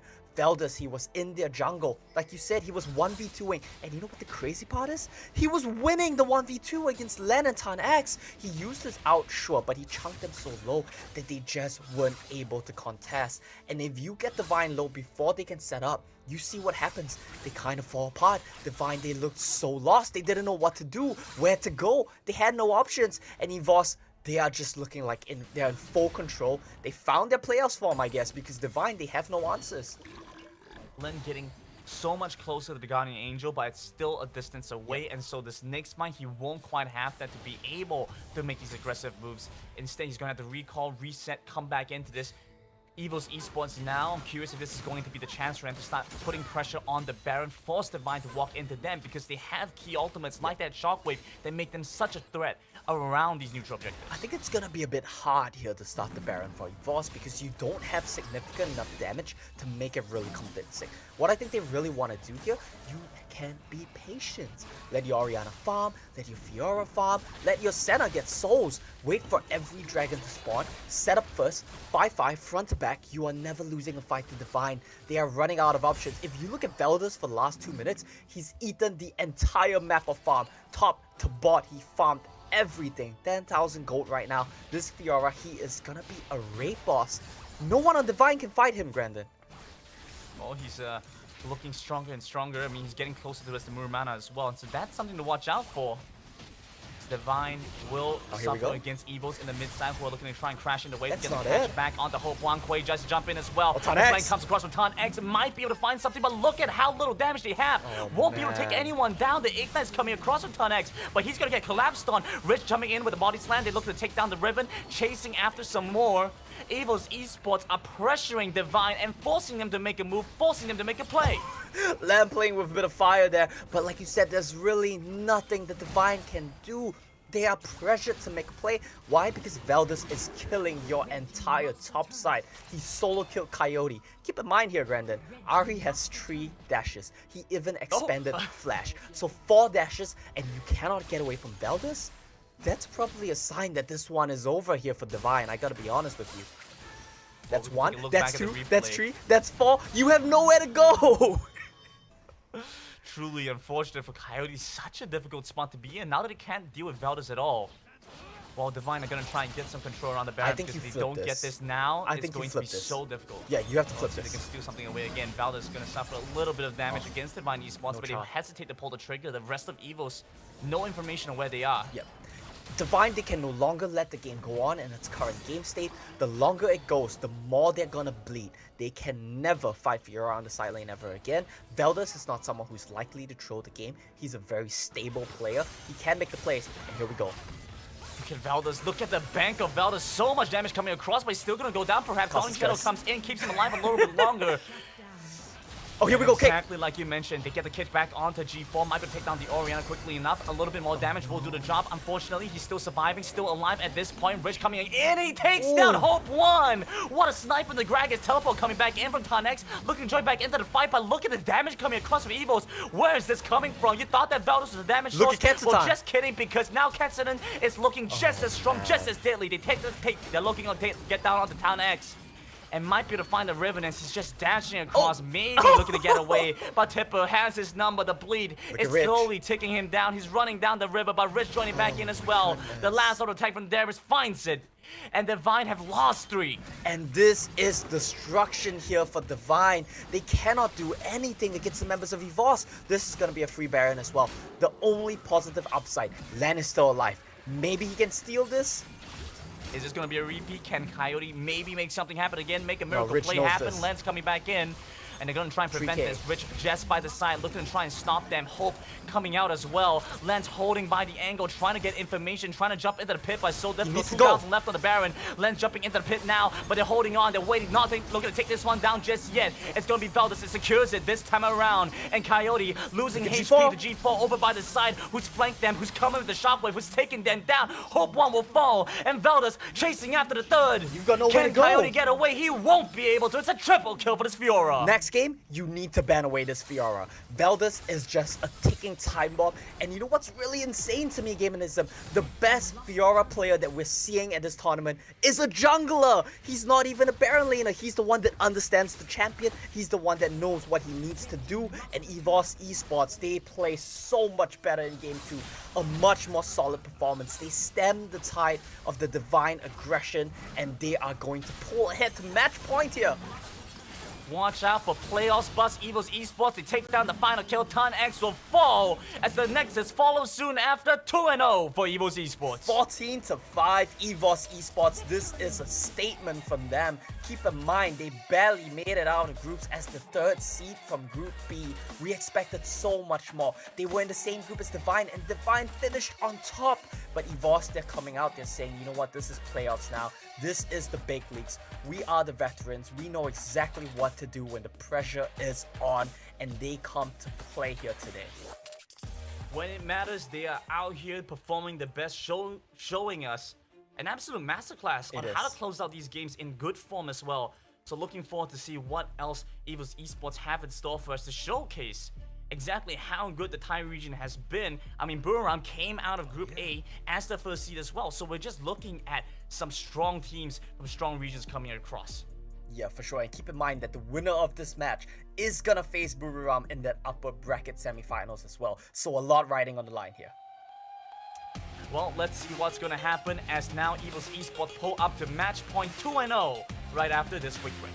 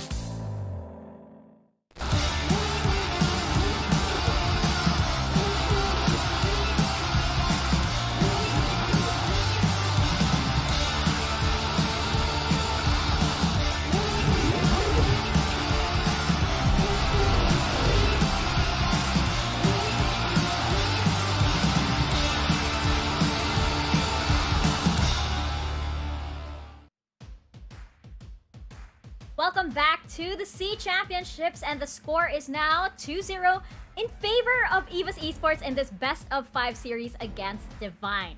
Now guys, this EVOS Esports is so different from the group stage EVOS, and this is the EVOS Esports that we remember. Not to mention the massive improvement from Valdez and Thipper from the group stage performance. I know we singled them out and we were a little harsh on them in the group stages, but now it looks like they are in full form. Let's jump into our post-game stats right now, and Rico, I'm eager to hear your thoughts on what went down, especially since it seems like, there's a big question here for Divine Esports as to whether have they outgrown their early aggression thing? You brought this up earlier, and I'm wondering because there's a lot of hesitation from Divine. They can't seem to crack EVOS Esports right now. Yeah, because this is basically the second time around Divine Esports decided, hey, maybe the second time around we can possibly snowball and enable this early game threat of Len and Coyote, especially now he's on more of this Ahri and this ranged matchup, especially the fact that it wasn't an assassin versus assassin matchup. It was something where they can potentially dive G4 constantly, but it was just the complete opposite. This is more of EVOS taking control early as well. Rich roaming around the map, being able to deter any aggressive plays coming from Divine, and Valdez having to roam as well in the side lanes, getting solo kills. That's exactly why we see his big KDA, and as well as Thipper managing his own up against Tanex. We did get a little bit of that preview during game number 1 where, the level 1 Darius versus Riven can be a little bit dicey for the Riven, but at the same time, he just basically held his ground at top side as well. I mean, I held his ground, I think, is an understatement here, Riku. Tipper single-handedly stopped Len's one single play that he wanted to get off in the early game. Although, well, I'm going to give, a little bit of credit over to Tipper, but I'm also going to give a little bit of criticism to Len. And it hurts me to do this because he is by far my favorite jungler in this tournament. But Len is not performing to the performance or the form that we saw coming out from this guy in groups. And this was the dude that if he got the Lee Sin or the Kha'Zix, he would just wreak havoc on the entire Wild Rift. I mean, he would just carry games in his own right. But Len goes for this dive on the Tipper. He doesn't even wait for Tanex. He's got only 2 minions to wait on that Baron lane turret. And it looks so awkward because even Tipper's kind of befuddled by the whole dive attempt. It's like, I can just apprehend you and I can get a bunch of bleed damage stacks on you. And Len's like, oh crap, you're right. So I now have the flash. And now Len doesn't have his flash for the next 2 minutes and doesn't have another play to go for while he's still level 3. After Tanex had been able to get a lot of pressure in that lane, that results in Tipper coming back, and then he gets a solo kill on the Tanex, which is super doomed for Divine's early game.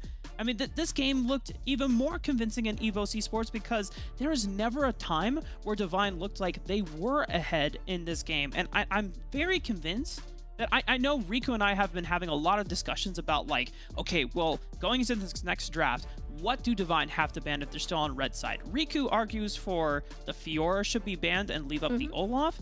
I can see that if Divine are still going to not look at the Senna or just start going in for a handshake mid-game, late-game composition. But if they still want to attack the early game, you can leave the Fiora open, but you gotta get rid of the Senna because that was one of the lanes that Len would consistently dive for in the group stages. It was through the Dragon lane. But anytime that a Dragon lane duo has a Senna paired with some type of meat shield, such as Gragas or Galio or Nasus, it is so hard and it's almost impossible to go through there. And it just doesn't seem like Len doesn't know what to do in the early game when there's no lane to dive or play for.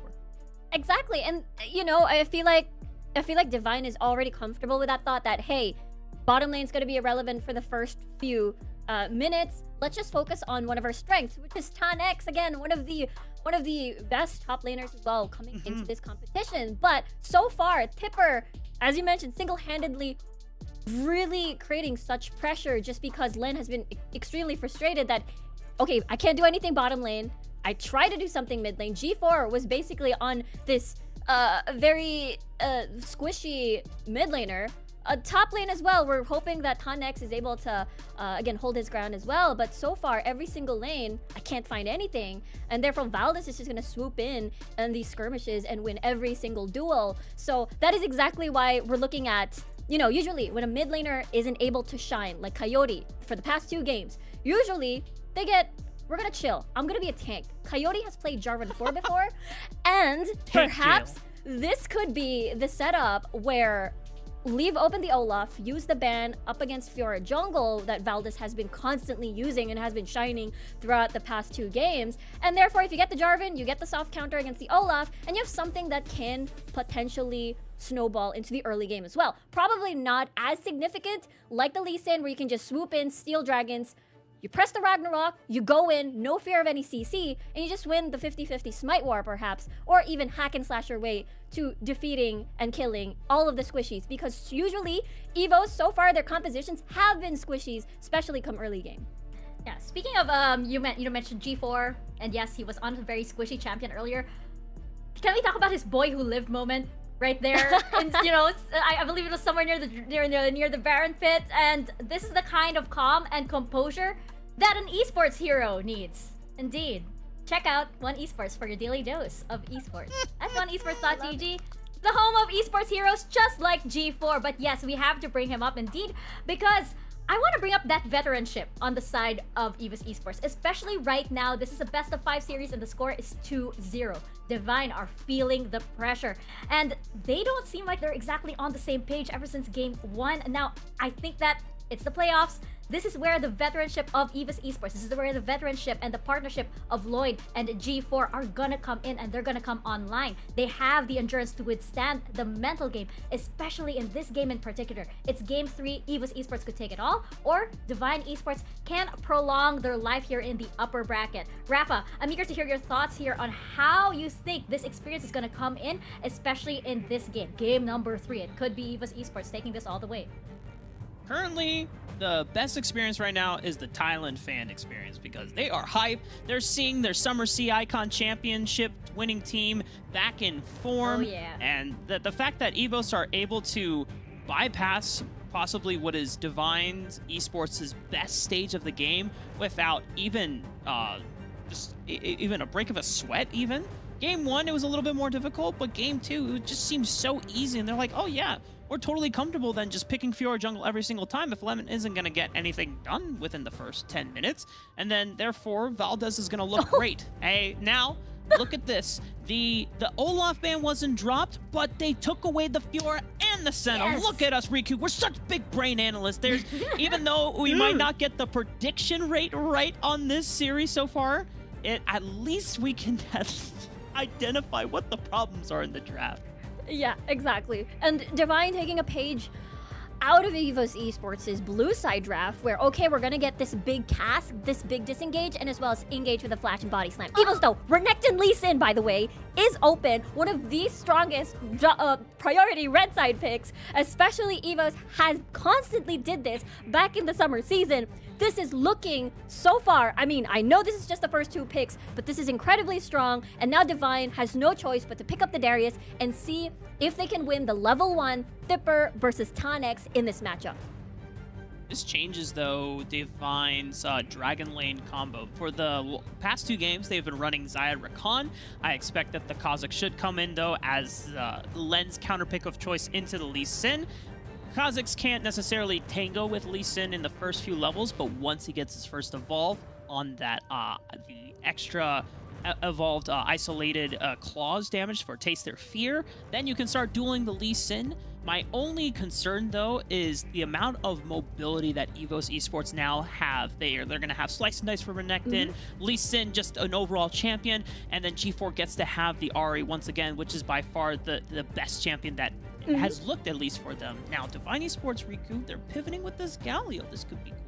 Yeah, because EVOS, a very all-in comp, therefore will need this Galio to deter. It's very easy to start a counter because you just not use your taunt, wait for EVOS to go in. Now, Corki, that means, will we see a Thresh perhaps coming from Rich or a Janna? Something that can roam along towards the lanes. But never mind, it's gonna be a Braum instead, which of course they will really need for disengage.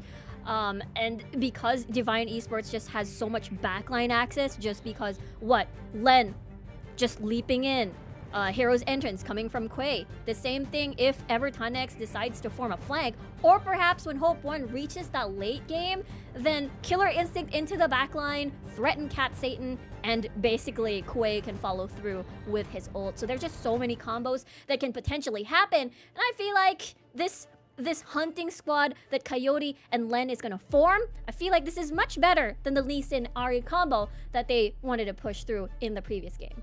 Yeah, this changes up EVOS' Esports' identity going into this game. There's no longer a hyper-scaling jungler in Valdez's pocket. The only scaling portion of this is actually just going to come from the Corki. So that gives a little bit of relief for the side of Divine Esports that they don't have to deal with this Fiora anymore. But this is going to bring us a different flavor of EVOS, because now we are expecting to see Valdez being super aggressive and hyper focused rather than being more on the farming side. Not to mention you have comfort picks coming in for Tipper and G4, so it seems like Divine Esports, they just got big brain by EVOS. Is EVOS Esports gonna take this all the way, or is this the start of the comeback for Divine Esports? We're gonna find out. Casters, over to you guys. Alright, and we're jumping into this. It's Divine Esports versus EVOS Esports. Grab your coffee, wake up, because EVOS definitely having it. Going back into this one, looking on form, Omo. This is the team we wanted to see. And you know why you should be getting your coffee, everybody? Because the series is not over yet. Look at the draft. Listen to what our amazing analyst pointed out. EVOS seemed like they just got big brain by Divine. I really, really, really like the draft here from Divine. Swapping to blue side. Get rid of the Fiora pick. Now, Tan X, you are very happy with this matchup. I would say more than happy with this side of the matchup, being the stable side with the Darius, knowing you can come into the team fight and allow your teammates to do the bulk of the heavy lifting. If Divine do not manage to pull out a win here with this, I would say basically God comp for them, then I would say they're really out of options and they deserve to drop to the lower bracket to reassess things. I really like the drop from Divine. It's gonna allow Len to excel, and I love it when Coyote's on picks that can enable his teammates. No Lee Sin, no problem. Give Len Kha'Zix. Instead, he's still gonna make things happen. And I think, like Rafa mentioned, he's one of those junglers that we were looking towards. Exactly. In this entire competition, he's been aggressive. He's been a playmaker. In the previous two matches, hasn't quite been on form. Maybe this time around, things have switched around. We're starting to see some aggression come across this time. We don't see the Zyra Khan. Instead, we see the Gragas come across instead. A bit of an ambitious gank attempt here, but Coyote, he just dodges out on the charm, and he's going to be A-okay. And yeah, like you mentioned, right, I don't think he's going to be worried at all, boy. But you know who should be worried? Tanex is about to get dived, and this is what we love to see from G4. Push and roam. Push and roam. What are we seeing right now? Push and roam. Here we have it. EVOS Esports, the first to make a move in the top side. Tanex faces off against a double ignite. Still drops. Did you notice what G4 did? He pulled turret aggro immediately with an ignite. He says, I'm gonna reset right now, right? My team needs a tempo. They need to shove the wave. Valdez needs to grab camps. I need to reset. So I'm gonna come in. I'm not gonna even AA him. I'm gonna drop ignite, get turret aggro, walk to the edge. I do not need to throw a single spell. I just need to tank the 2 turret hits for my teammates, and he lets them pick up the kills there. That is, you know, that is the veteran. That is what an experienced players knows how to do. It's really amazing. I'm quite blown away. It's such a subtle thing, but G4 showing his presence of mind. As Divine, they want to trade on the bot side. But it's not a great trade for them to take because Coyote's dropping down low. It is. The rest of Divine Esports are here as the backup, trying to give some safety, but Valdez walks in, looks to get a catch back on the Coyote. Unfortunately, Lee Sin will be the first to fall as he jumps back in, but a charm comes across, and concussive blows the stun onto Quay. Might take down the Gragas, but he flashes away the safety. Gets out of dodge, and Divine, they trade things back around. Valdez, he's a bit of an angry man right now. He was smashing, stomping in the last game. I think it might have gone to his head a little bit there. Goes in too aggressively to try to find Coyote, misses the Q and still tries to chase it. That allows them to turn around on him. And when we look at the mid-jungle combos right now on both of these teams, Gaminism, what does it tell you? It's a one-shot waiting to happen. Galio's gonna CC you, Kha'Zix is gonna ISO one-shot you, Ari's gonna charm you, Lee Sin's gonna Q, kick, Q, gonna one-shot you. These combos are so dangerous to be playing around, and you really have to be so careful if you want to play with fire. And we've seen what happens right around this mark as well, almost. Teams start to get some control around the two neutral objectives. The winner of the fight around the Dragon Pit gets Dragon, gets the first turret, and then the loser is relegated to grabbing the Rift Herald and finding the trade on the other side of the map. And you know what's crazy to me? Throughout the entire group stages, we kind of determined that Rift Herald was the better first objective. I think both of these teams, they are turning around. They're going on the other page. They're saying, you know what? We've kind of figured it out. If you guys go for Rift Herald, during that timing window, we're able to grab more on the other side of the map. And this comes back to both of these teams wanting to contest Dragon. I would like to see an adaptation where if you don't set up in time, woof, the damage from the Corki. Yeah, but where if you don't set up in time, you rush Herald and you try to trade for 2 or more if they go for Dragon. Absolutely, and EVOS Esports, like you mentioned, the first to make the moves towards the Dragon seems like Divine and not gonna heed your advice here, Omo. They're actually gonna play towards the Dragon side as well, try and contest this directly, while a little bit far away. You can see Hope 1 had to make a full recall, full reset to come back in time. And here we go, EVOS, they are in position now. We talked about how in the last couple of games, the pick comms was in favor of Divine. This time around, the pick tools, they are all in the pocket of EVOS. You're gonna walk into a Charm, you're gonna walk into a Winter's Bite, and Lee Sin's gonna be kicking you so hard. Gonna take down Rich though. Glacier Fisher comes across. That's the package, the power of the Corki unleashed. And Divine Esports, Coyote might jump in. He might be able to take down Rich as Len comes in for the cleanup. But like you mentioned, the charms are too powerful for him to deal with. Flash roll from G4 onto the Kazakhs, taking down the jungler. Coyote flashes away back to his turret. And EVOS Esports get control as Tipper comes in with the flank with the dominance on charge. Watch out, because this is the EVOS Esports we were looking for. This is the mid-jungle synergy. This is the mid-top synergy. They're diving in. And the taunt comes across, but it won't save them. Tipper still looking to take down a second. Back on the Hope, one flash roll from Valdez. One last auto attack takes down the AD carry. They botched but double kill comes across from Quay. They botched the dive, and it comes down to Coyote. What did I say? I love it when he's on the enablers. I love it when he sets his teammates up for success. Comes in, multi-man taunt, stops the dive, and this is Divine. They turn things around. They get the kills. 3 for 2. They get the Dragon 2K gold lead. Divine Esports. This might be the beginning of something here. I don't want to say anything and curse it, Grandin, but you know what I'm thinking. Well, Omo, I love it when you give me these rhetorical questions because I truly cannot answer them. So thank you once again for that.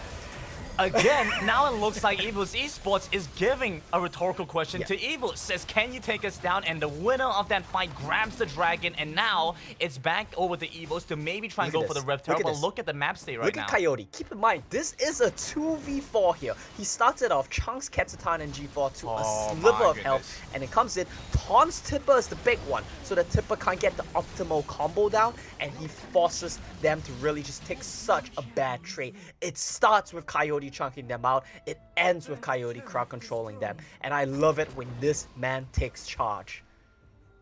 And when we've talked to Water just before, he's mentioned it's so easy to play a Kazakhs that's ahead. They now have the Rift Herald. He has this Dust Blade. It's a great spot for them to be in. A different place from what we've seen in the past 2 games. That's my favorite part of Kaiser's entire kit. Just stopping recalls. Oh my goodness. You're one of those people, Omo. It's actually crazy how big the impact is if you delay someone's tempo. Like, I know everyone's always like memeing about it, but it's actually so impactful if you stop it at the right times. And this is one of those right times. Pulls the Rift Herald early. The Dragon's Rage comes across by onto Quay. Not the best target it could possibly gone onto. The Charm comes onto the Dragons as well. Unfortunately, that's where Stop Taunt X comes in. Bit of a disconnect, but either way, Divine Esports find the Herald charge in the mid lane. Yeah, I don't think this is quite matching up to the Gragas that we saw from Rich. That man was on fire, constantly knocking them into his turret every single time. But as a Gragas connoisseur, I think Rich, he knows the counters, he knows the answers as well. Braum is a decent answer in lane because he can never body slam into you. And you know what he does outside of lane? In the team fights, if you ever try to fish with a cask, he is there, stand behind Braum. He's going to block your cask. He's going to keep his teammates safe. And that's exactly what Rich has been doing this game. I feel like at this point, we need to create an entire list of things almost asked Grandin, and I just don't ever answer them, right? It's like a question list, because at the end of the whole C's champs, I get quiz? I'm going to give you a quiz, yeah. Oh, no. If you can't answer the quiz, I'm going to be very disappointed, Gaminism. Well, EVOS Esports are now starting to have to answer Divine Esports' aggression. They're getting some control around the map. And we discussed in the first game, Divine Esports had to identify the 1-3-1 win conditions. What's changed here? What's the is win game 3 condition looking now? like for Divine? Well, Absolutely. Divine, this time it's much easier. You have a good 5-5 team comp. You have the ability to make picks in jungle, make picks in side lane. You do want to play side lanes, but your goal is not to break turrets. Your goal is to find the vulnerable person who comes to catch the side lane wave, and suddenly Kha'Zix is on him, Galio's on him, Kai'Sa's flying in. That's what you want to do here with Divine's team comp. It's a lot easier to play. It requires much less finesse, and I think they are in a much better spot this game. Well, I say that, but they are a bit down in gold, but still better than where they were in the last game. Most of the goal difference is on Tipper right now. He's become a very powerful Renekton, but you can see it from a lot of these fights. Tipper has had a tough time getting into them. Hopefully the Rocket Belt will mitigate some of that issue, but it does seem like EVOS is facing against a difficult composition to really dive into with the amount of crowd control that they're facing. That's definitely true. It's never going to be easy to dive into this sort of team composition, but what you want to keep in mind is why Renekton answers Divine's team composition so well. Renekton as a champion is more than happy to take 1v2s. I think if you ask any Baron laner, if they come and gank you, what champion do you want to be playing? And they're gonna say Renekton. You have the potential to get out, you have the potential to even try to turn things around with massive amounts of burst, sustain, just overall damage. But we're gonna have to hold that thought here because we're gonna set up once again. It's Dragon time. Watch out for G4, he's coming in from the other side, might be able to flank off Divine Esports. They're starting off the Dragon first, they have land, so it should go down quickly. Dragon's gonna go over to Divine Esports if EVOS Esports don't do anything. There we have it, but they go in anyway. Coyote gets the jump back onto the Renekton. Tipper is down, the flash won't save him. Len tries to jump back in. Unfortunately, he gets kicked away by the Dragon's rage, but Divine Esports find the pick off. Gamenism, this is a Baron angle. If they break this turret, oh, it's so good by Rich though. He stuns all of them. Beautiful Glacier Fissure blocks Divine, and now they can't go for the Baron. It's close though. Look at what's happening here. They want to get the top lane turret. They want to get the mid lane turret. They don't need to flip the game. I might have been a bit too assumptuous. I don't know, presumptuous. It's assuming they might have gone for the Baron, but they are making it safe. They are making sure they get the map open a little bit, get the outer turrets down in the top and mid lane, and when you go for the Baron, they have very little ways to stop you. They have no safety to check you. And this is exactly what Divine are doing. If this map opens up, it's gonna be huge for Divine because their team composition relies on making picks with this Kha'Zix. EVOS Esports do recognize that the Baron isn't started up, but it's going to be a little bit late on the return back to the Baron lane to try to block these waves from crashing in. Divine get to make a full reset, and that's huge. These windows, these timings, I mean, you talked about the Kai'Sa being able to stop your recalls. Well, Divine managed to recall and come back looking stronger. Now 2 items completed for Len. A little bit of a gold lead here for Divine, and like you mentioned, right, most of the gold on EVOS is in the pockets of Tipper. Some of it is in Katsutan, and I think that he's gonna be a pretty happy Corki this game. When we talk about why Corki suffers in the meta, why is that so? Because he needs to run into long range champions, and they're just gonna poke him out before he can even DPS. This time around, they want to come into him. They're all close ranged. If he doesn't get chain CC'd here, Katsutan might be the pop-off condition for the side of EVOS. Because if you dive into Renekton, you dive into Corki, their DPS might just end you. We've also talked a little bit about the criticisms for Corki in a lot of these games. I mean, do you feel like this is going to change for them? Well, Quay might be looking to try and jump in. Len's coming in right now to get the body slam knocked back onto Rich, but is on the bronze, so difficult to take him down. Divine Esports just going to take that and get out. Tipper now rotating over to 5 versus 5 towards the jungle side. If EVOS Esports look to commit for this, Len jumps back on, forces the Spirit Rush away from the Ahri. G4 won't have that ultimate. Yeah, G4, no ultimate means he's not feeling safe to wave clear. Rich is low, G4's about half. They lose the mid lane turret. Top lane turret's already down. Look at where Divine are going on the map. This could be them pulling the trigger right now. They do it so fast. Kai'Sa Kha'Zix. You have Len, you have Hope. It's just so fast to take down the Baron. Divine Esports looking for this. EVO's taking so long to rotate over, but they are moving in time. Quay is gonna zone them out, but he cannot block Valdez. He's jumping over the wall. This could be bad. Sonic Wave. Might be looking to try and jump onto this. It's just down to 1,000. No, we got it! Across, he flashes in for the steal. EVOS Esports take away the Baron, and now it's a return fight. Coyote tries to come back in. Tipper now joins in. Tarnax has to walk away, backs off away from the Renekton. Valdez, he He pulled out a miracle. I have nothing else I can say. There is no universe in which he should have gotten into the Baron pit. Quer was zoning, but G4 made space. He pushed the Gragas away, and there was a bit of a desync. That was what caused Divine the Baron. Look at this right now, okay? When Quer goes to stop Veldus, this is your timing window. You need to call. Spike it right now. But they stalled. They didn't recognize the timing. They weren't on the same page, and that gives Veldus the time, the space, the kick, the flash, the smite. He gets the Baron, and EVOS, all of a sudden, they're back in it. Absolute insanity here, Omo. And now the Dragon's coming up as well. They have lane control, they have better presence, and where Tipper was starting to lose some of his presence is now entirely back online. EVOS are gonna get control again. The problem that we saw in the last couple of fights from Tipper was that he was too squishy. He's not gonna be in the side lane. They're looking for Tunex now, trying to take down the Darius early before the Dragon comes available. Len's gonna be right there, blocking off EVOS Esports. This They're should gonna go on to be the Dragon first. This should be the Dragon for EVOS. I don't think Divine can contest this. You know, I say that, but they love to take these fights though. So they might still want to come back in for it. But what this does mean is going to be Elder Inferno, the next one on the board. So EVOS definitely want to take this, because if they don't, it's going to be so much more difficult to fight this. I'm actually a little bit curious about why EVOS are giving this. Okay, they're calling to rush from it here. They recognize Dragon is not our win. Tunex has managed to recall and reset in time. Quay's over by the side, but they're not willing to pull the trigger. They aren't willing to jump in just yet, and so it's so difficult for them to find more. Quay's just zoning them all away. And they all just have to back off. Like you mentioned, Quer zoned them all away, kept them at bay, didn't let them touch the turrets because the threat of the engage from the Kha'Zix, from the Galio, it's just too big. And EVOS, I like the call. They called to give it, rush with Baron, but they weren't able to find anything. And now Divine, they withstood the onslaught.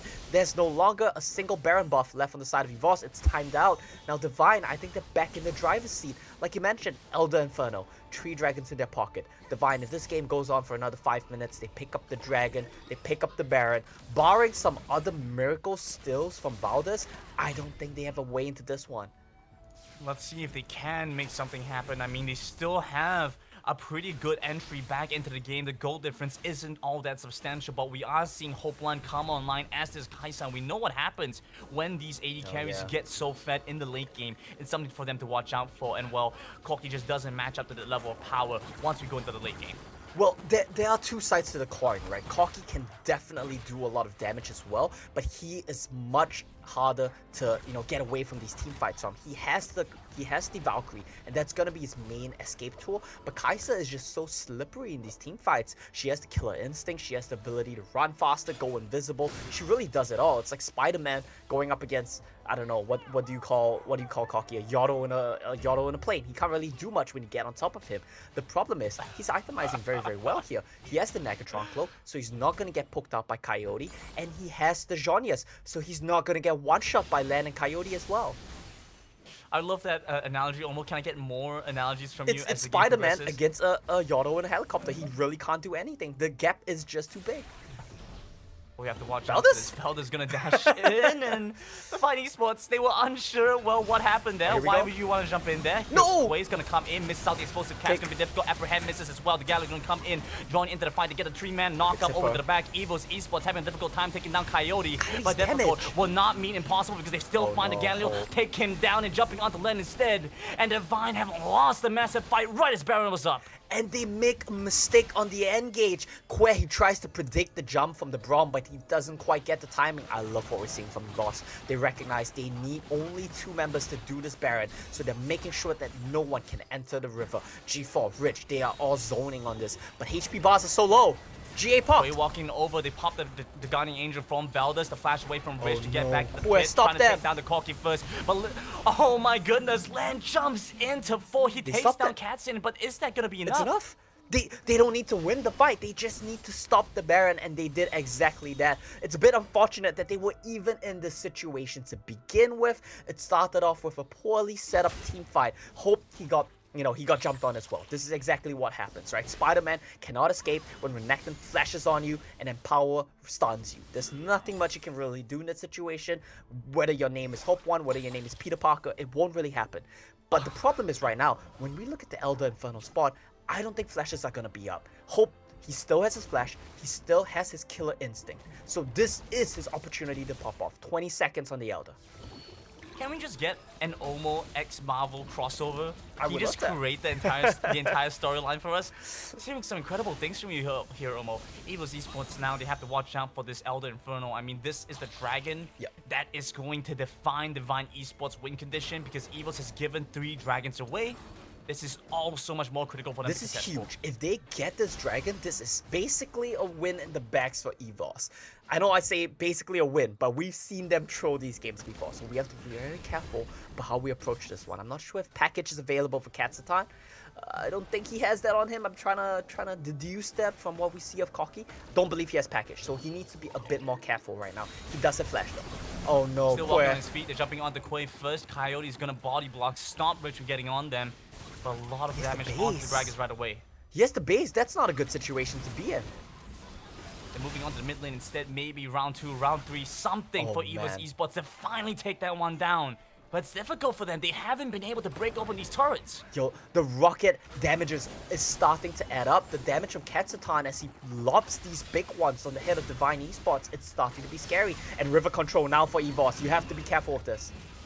Len has to jump away. Oh, here we go. Comes in with the explosive No cast, safeguard. blocks away and pushes Veldus away. He doesn't have the Guardian. He got the Angel will reset. go down. It's Tonic Tonic that got the comes in with reset. the reset. Coyote jumps to the back line. They try to get the concussive No. blows to stun up. The Darius taking one down. Tipper now joins back in. Koi gonna face off against Katsatan. Loses Look at love. Maybe the Katsatan. process bomb comes across. He goes golden and still has the damage. He still has that E going off, Oh my firing back. goodness. And EVOS Esports have taken down 2. That was a flawless team fight from Katsatan. We're gonna need to see a replay of that one because that man showed why if you get to the late game with Koki, he is still one of the hyper carries. Nice flash shot. Oh, flashing in with the charm. They get Len, but will be able to jump away instead. man. Divine Esports barely get out. And all of that just for a tier 1 turret. Now pay attention to Katsatan and pay attention to Tanax. The fight starts, they get the reset on the Lee Sin. Now that's huge. Now Tanax, he made a misplay here. He flashed in the wrong direction. But look at Katsatan, he's chucking out damage. He's getting multi-man rockets, multi-man phosphorus bombs. And this is the key right now. Look at how he uses the Jonius.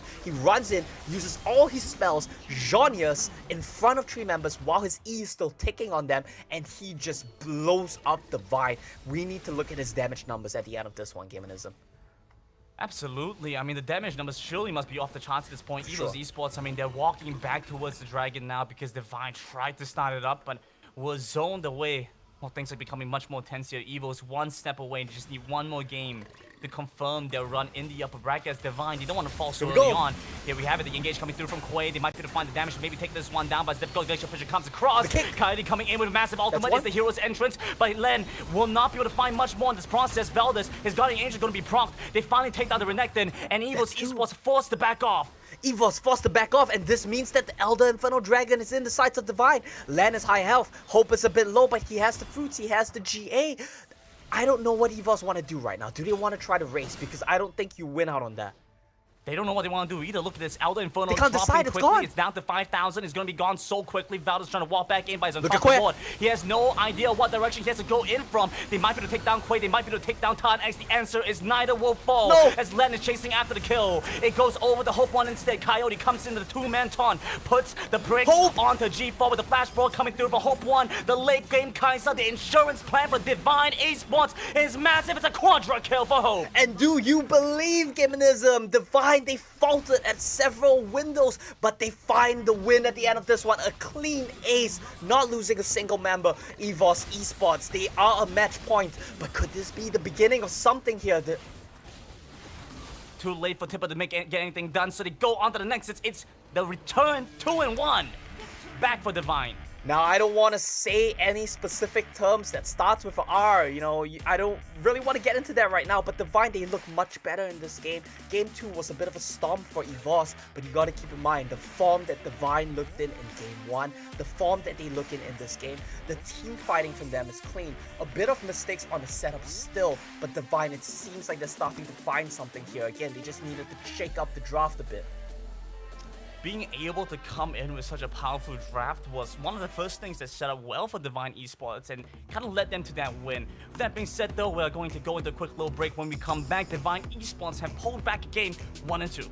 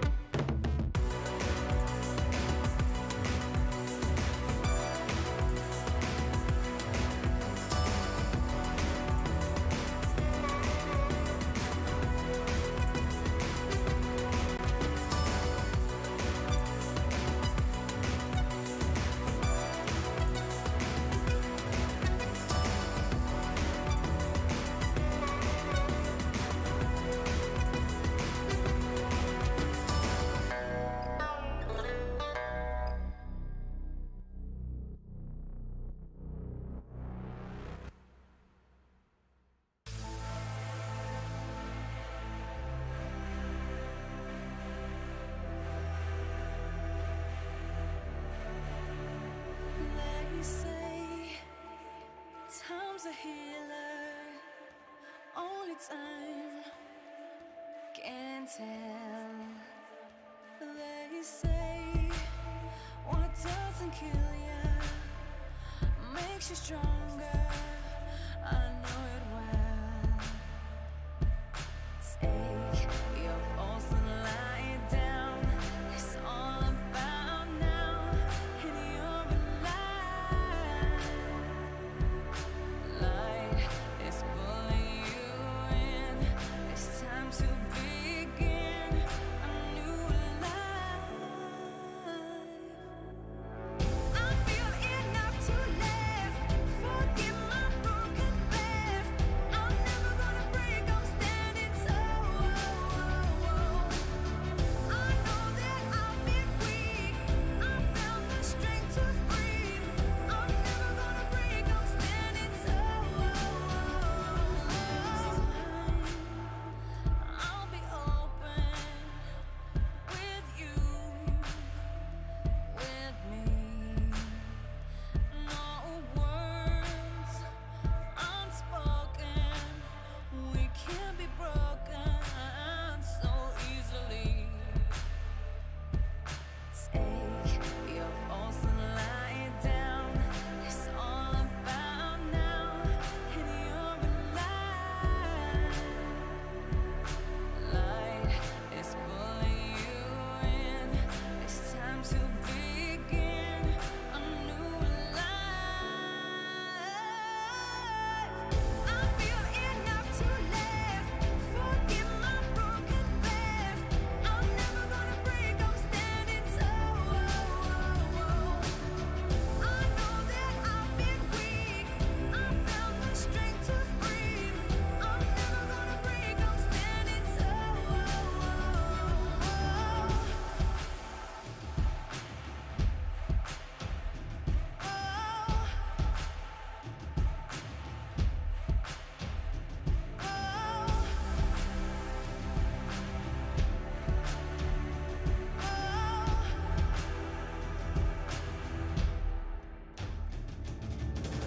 I feel enough to last.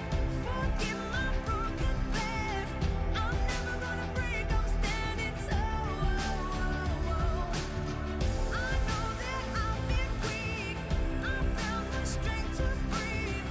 I'm never gonna break. I'm standing tall.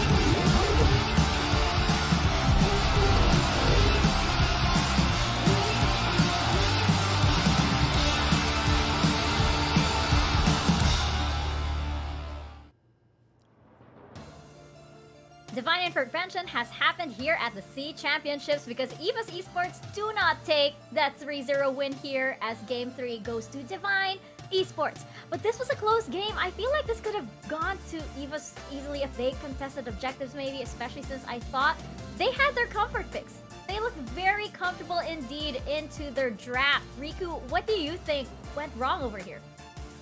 Yeah, it felt like, especially after looking at the Lee Sin and Renekton being, again, the two biggest and strongest pairs in the current meta for top and jungle duo, and they weren't able to exactly snowball as much, and they weren't able to end the game in time. Especially, again, Lee Sin will eventually fall off. Lee Sin will only exist to steal objectives away from the enemy team. Renekton is just gonna be shredded apart by the Kai'Sa, as we see Hope 1 being able to scale at the late game already.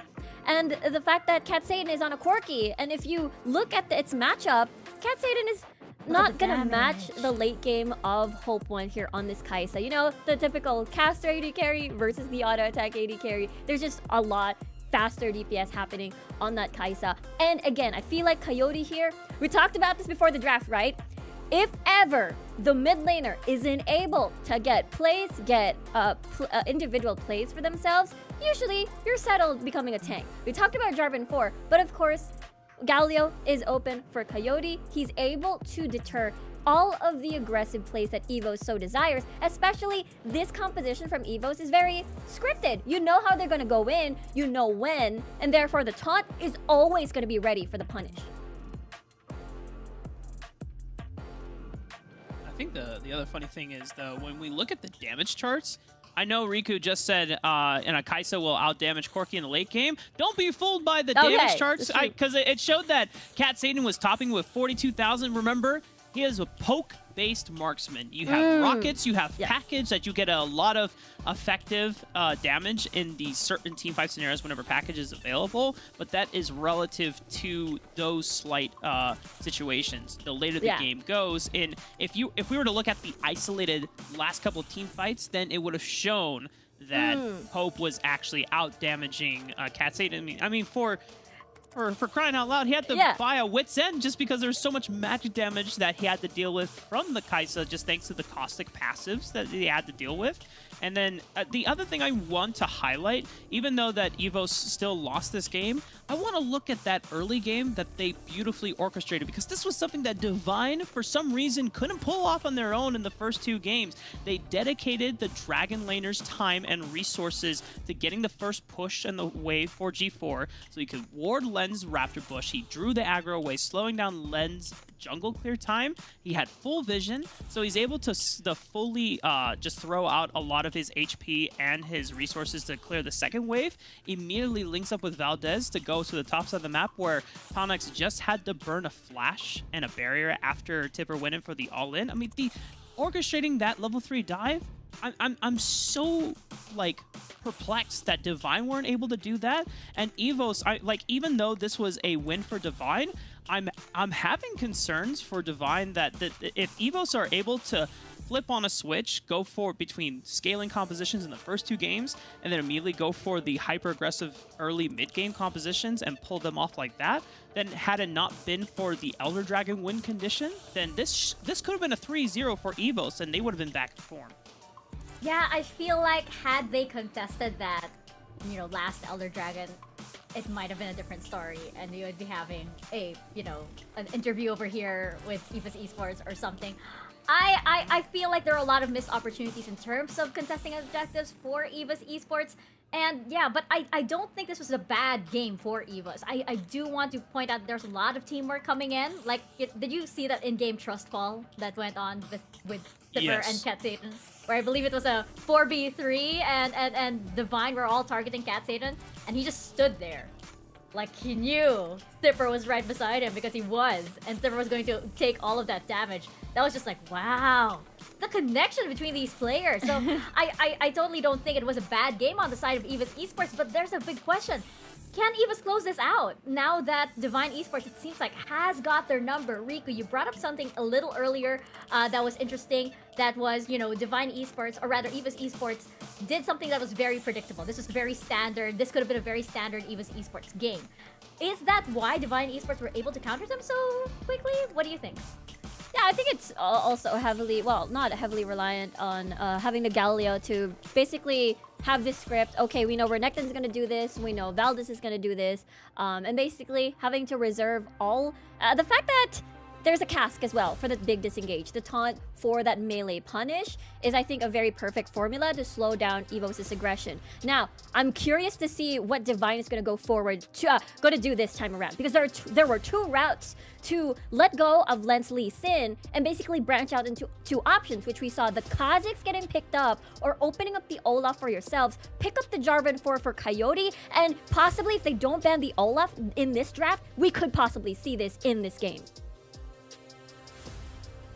Never mind. They took it away. They took it away. Riku, bow down to the Viking King.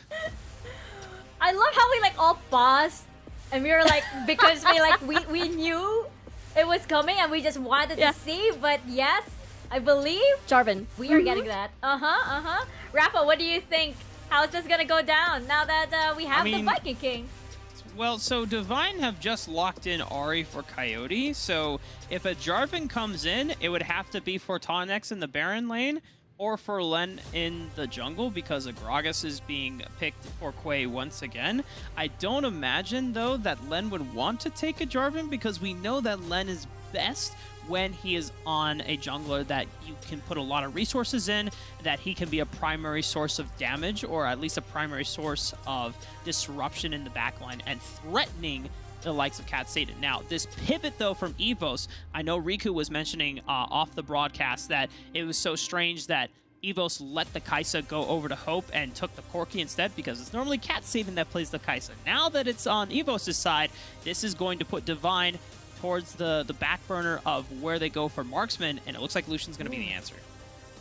Yeah, Lucian Nami can be a potential option here. That means very strong early to mid game, and basically having a lot of poke, a lot of damage versus the dual lane. And I think the biggest question is usually when you know that you're on a Kai'Sa, will you unlock the lane swap here? I mean, it is, we've seen that being done before, especially you know that you're going to immediately lose the 2v2 when it comes to the poke. But look at G4 now gonna pick up this Twisted Fate, which we haven't seen throughout the entirety of the series. So I'm expecting, again, these level 5 destinies to impact the side lanes later on.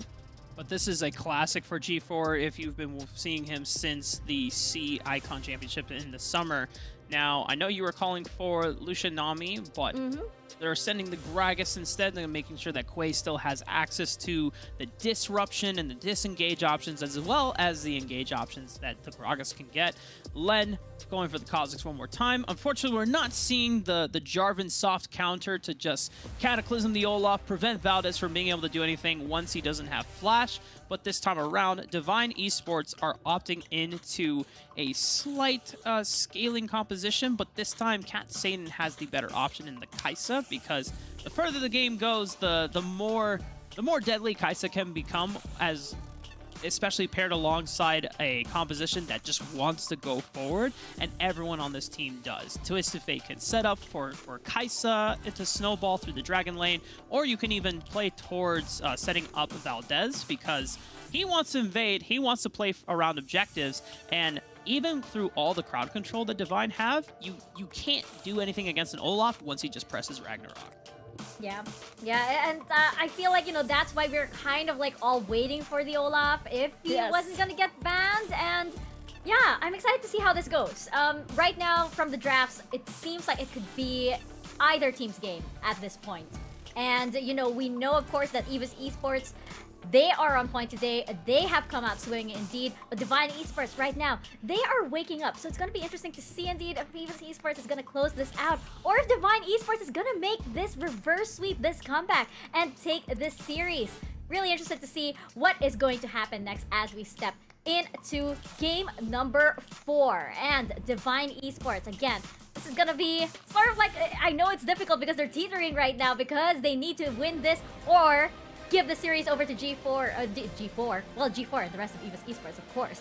But yes, we are getting into game number 4 between EVOS Esports and Divine Esports. Casters, over to you guys. Oh my goodness, Omo, that's it. G4 is for game 4 because EVOS Esports are giving Divine Esports one last chance to take away a game before EVOS closes it out to try and win out this series. And we're starting things off with a very interesting one. Velda's back on this Olaf. Yeah, Velda's back on this Olaf, G4 back on this Twisted Fate. That is a very classic EVOS combo. And what do we always talk about? Why did EVOS have so much success in the summer split? Because everywhere Valdez goes, G4 would go to. He would be potting on top of hits together with his jungler and making sure that he has all the space in the world to take control of the game. And that's something which he is really going to need to be doing here, because this Olaf Kha'Zix matchup is a very volatile one. So mid lane intervention gonna be so important. Using the level 2. Len's gonna go back on that Kha'Zix as a bit of a trade happens in the mid lane. Coyote has to flash over the wall, and what a start from this all-star mid laner. Yeah, brilliant stuff here. He punishes Coyote's attempts to go in and get control of the jungle, because Coyote, this is how the process normally goes. You get your side laners to come help you push, you get control of the lane, you go to use that to get control of the jungle. Tipper? Okay. Might have to flash away, and he does. but that gets out to safety and will grab his honey fruit as well. I mean, both sides just gonna trade equally, but Tipper's gonna have to recall early. This has been happening every single game, by the way. These guys have just been trading summoners at level 1, at level 2. The moment they hit level 2, they come in for the fight. Huge blood buff there in the top lane, but this time, Tan X comes out a little bit on top of Tipper. And yeah, really great stuff from G4. If we call back to that, blowing Coyote's flash early means he's so vulnerable till he gets the Spirit Rush at level 5. So that's something we need to look out for. Mid lane control going over to EVOS. Scuttle Crab's being traded as well. EVOS Esports gets the bottom side. Lin from Divine gets the top half. Yep. And we can kind of see this as a result of the lanes that we've been having as well. You know, just being finding pressure towards opposite sides of the map means the Scuttle Crabs gets traded as well. Let's talk a little bit about Quay back on his Gragas because he was so impactful on it in the first 2 matches. Now he gets to make a repeat. Well, he doesn't get the Gragas on Rich this time, right? Rich is not the one that gets the Gragas, and he's been a key playmaker for the side of EVOS. So maybe him being on Braum is actually hurting them because his playmaking ability is no longer there. His ability to be aggressive with roams is heavily impacted. I wouldn't say that it's non-existent, it's just much weaker. And we might see a dive onto Tipper. Oh, Lin jumps over the wall, comes across the last little attack, flashes, and he won't be able to take down Tipper. So very close, but yet again, Tipper survives a dive attempt. This is gonna give Valdez all the space in the world to really get some control, get some farm for himself. Looks like he's just gonna make his way up, eat the Baron lane farm. They want Tan X. They're onto Tan X, they're onto the Renekton, and Golkan comes across, and Valdez anywhere this Olaf goes, G4 is sure to follow. Exactly. And Oracle. In this case, who would be the little lamb? Yeah, that's a good question. I'm gonna say G4 here. Yeah, so Valdez, Mary has I'm sorry, I might have to cut you off because they're gonna dive the bot side. Coyote comes in, the charm misses out. Rich gonna walk back towards the turret, forces them away. Coyote drops down more quickly. The turret comes back in one more time, and Katzen might be able to find something here to finally take down the Braum, but you still have to face off against the Kaiser. Valdez jumping in now, finds the first undertow, they find the first kill, going back onto the Braum, onto the Gragas in fact, and moving on the Hope one is a second perhaps. What did Valdez and Divine Esports barely get out. Very curious stuff there from both of these teams. Coyote way over diving, takes 2 turret shots, tries to go back in, takes a 3rd turret shot. And now he wants to be a bit more sneaky yet again. Barrier still available for Katsatan. Oh boy. Yeah, you have to watch out for the barrier. There might be the bait comes across, the Ignite coming in as well, but Katzen go down, and Divine finds something on the bot side again. Divine they do, but Tipper, they want to dive him. Dominus comes across, they might be able to take down the Darius before he can get anything done, has to flash away, the Renekton losing a lot of health, Len's gonna drop low as well. Quay is here. Quay now jumping back up the top end, and there's nobody else to provide backup for the Darius, so Tipper needs to give up this turret. Solo Bolo? Not Solo Bolo. G4 and Rich, they take down Coyote, but the top turret is gonna fall across the board. It's blood everywhere. These teams, they are trading blow for blow. No one wants to let anything go, but Divine, they come out a bit on top, lose 1 kill, but get the turret. Dragon for EVOS, they want to trade the bot lane, but this is gonna be Herald, and you know what that means? That means you get mid control, most likely, with the Herald. Trying to maybe make use of this, and it's so impactful, especially because they have the Ari, which makes things so much easier. G4 is going to have the wave clear as the TF though, but then once you use that, it's a lot more difficult to use his Golka as well. You know, you only really get to use either or. You don't get to have both benefits of wave clear and pick potential. Yeah, no way you get your kick and you get to eat it too. So G4, what I think he likely wants to do, and what you guys at home should be doing if you're here on this Twist of Fate, is, well, we'll have to see what he does right now. Destiny comes across, the gate used as well. The gold card primed, locked, and loaded. Unfortunately, Divine Esports backed away in time. Yeah, so that's exactly what you want to be doing, right? You don't actually need to red card the wave for wave clear. What you need to do as TF, and this is why you need to play on a knife's edge. You hold the gold card, you throw the wild cards, and you walk at them menacingly. And you need to have the cojones to really just stare them down and say, I'm not gonna back away. If you walk up and touch my turret, I'm gonna stun card you. And that's the kind of thing that you need to do as this Twist of Fate, which is why you really need to be very on the ball with how you're playing it mechanically and how you're positioning your character. That's the way you approach it, and G4 does exactly that. Pops Destiny Gate, runs at Divine, forces them away. Quay could be there to punish as well though, so that's something that you need to watch out for. If G4 is going to snap so aggressively against them, he needs to be careful of the explosive cast that could potentially come across. Now we look towards the bottom end, as well as the mid side, because plays are happening all around the map. G4 gets caught out with the gold card in hand, but won't be able to use it in time. They come now with the undertow, with the ultimates, with everything tossed at Divine Esports, but they get away either way. Yeah, that's a bit too aggressive there from G4. We talked about how he needs to walk in Divine. He walked in a bit too deep, and we might see a turn. Yeah, Charm comes across now. Rich is still so tanky. Damage coming across on the Coyote as the Reckless Swings will take him down. Tipper, totally unnecessary there. Tipper just strolls in to give some moral support to the rest of EVOS Esports. It's gonna be a 1,000 gold lead, and a lot of that is in the pockets of Veldis. Our little Mary here. The little lamb unfortunately did run it down a bit, but Veldis, Mary still has, you know, the game in his pocket. He still has full control. And what are we gonna start seeing right now, Gameism? We're gonna start seeing the split push come into effect. Now, TF, he always has to be careful of Kha'Zix jumping on him in the side lane, but he's always gonna be able to just push and move. And with the prio that he gets, you have to be so very careful here as Divine.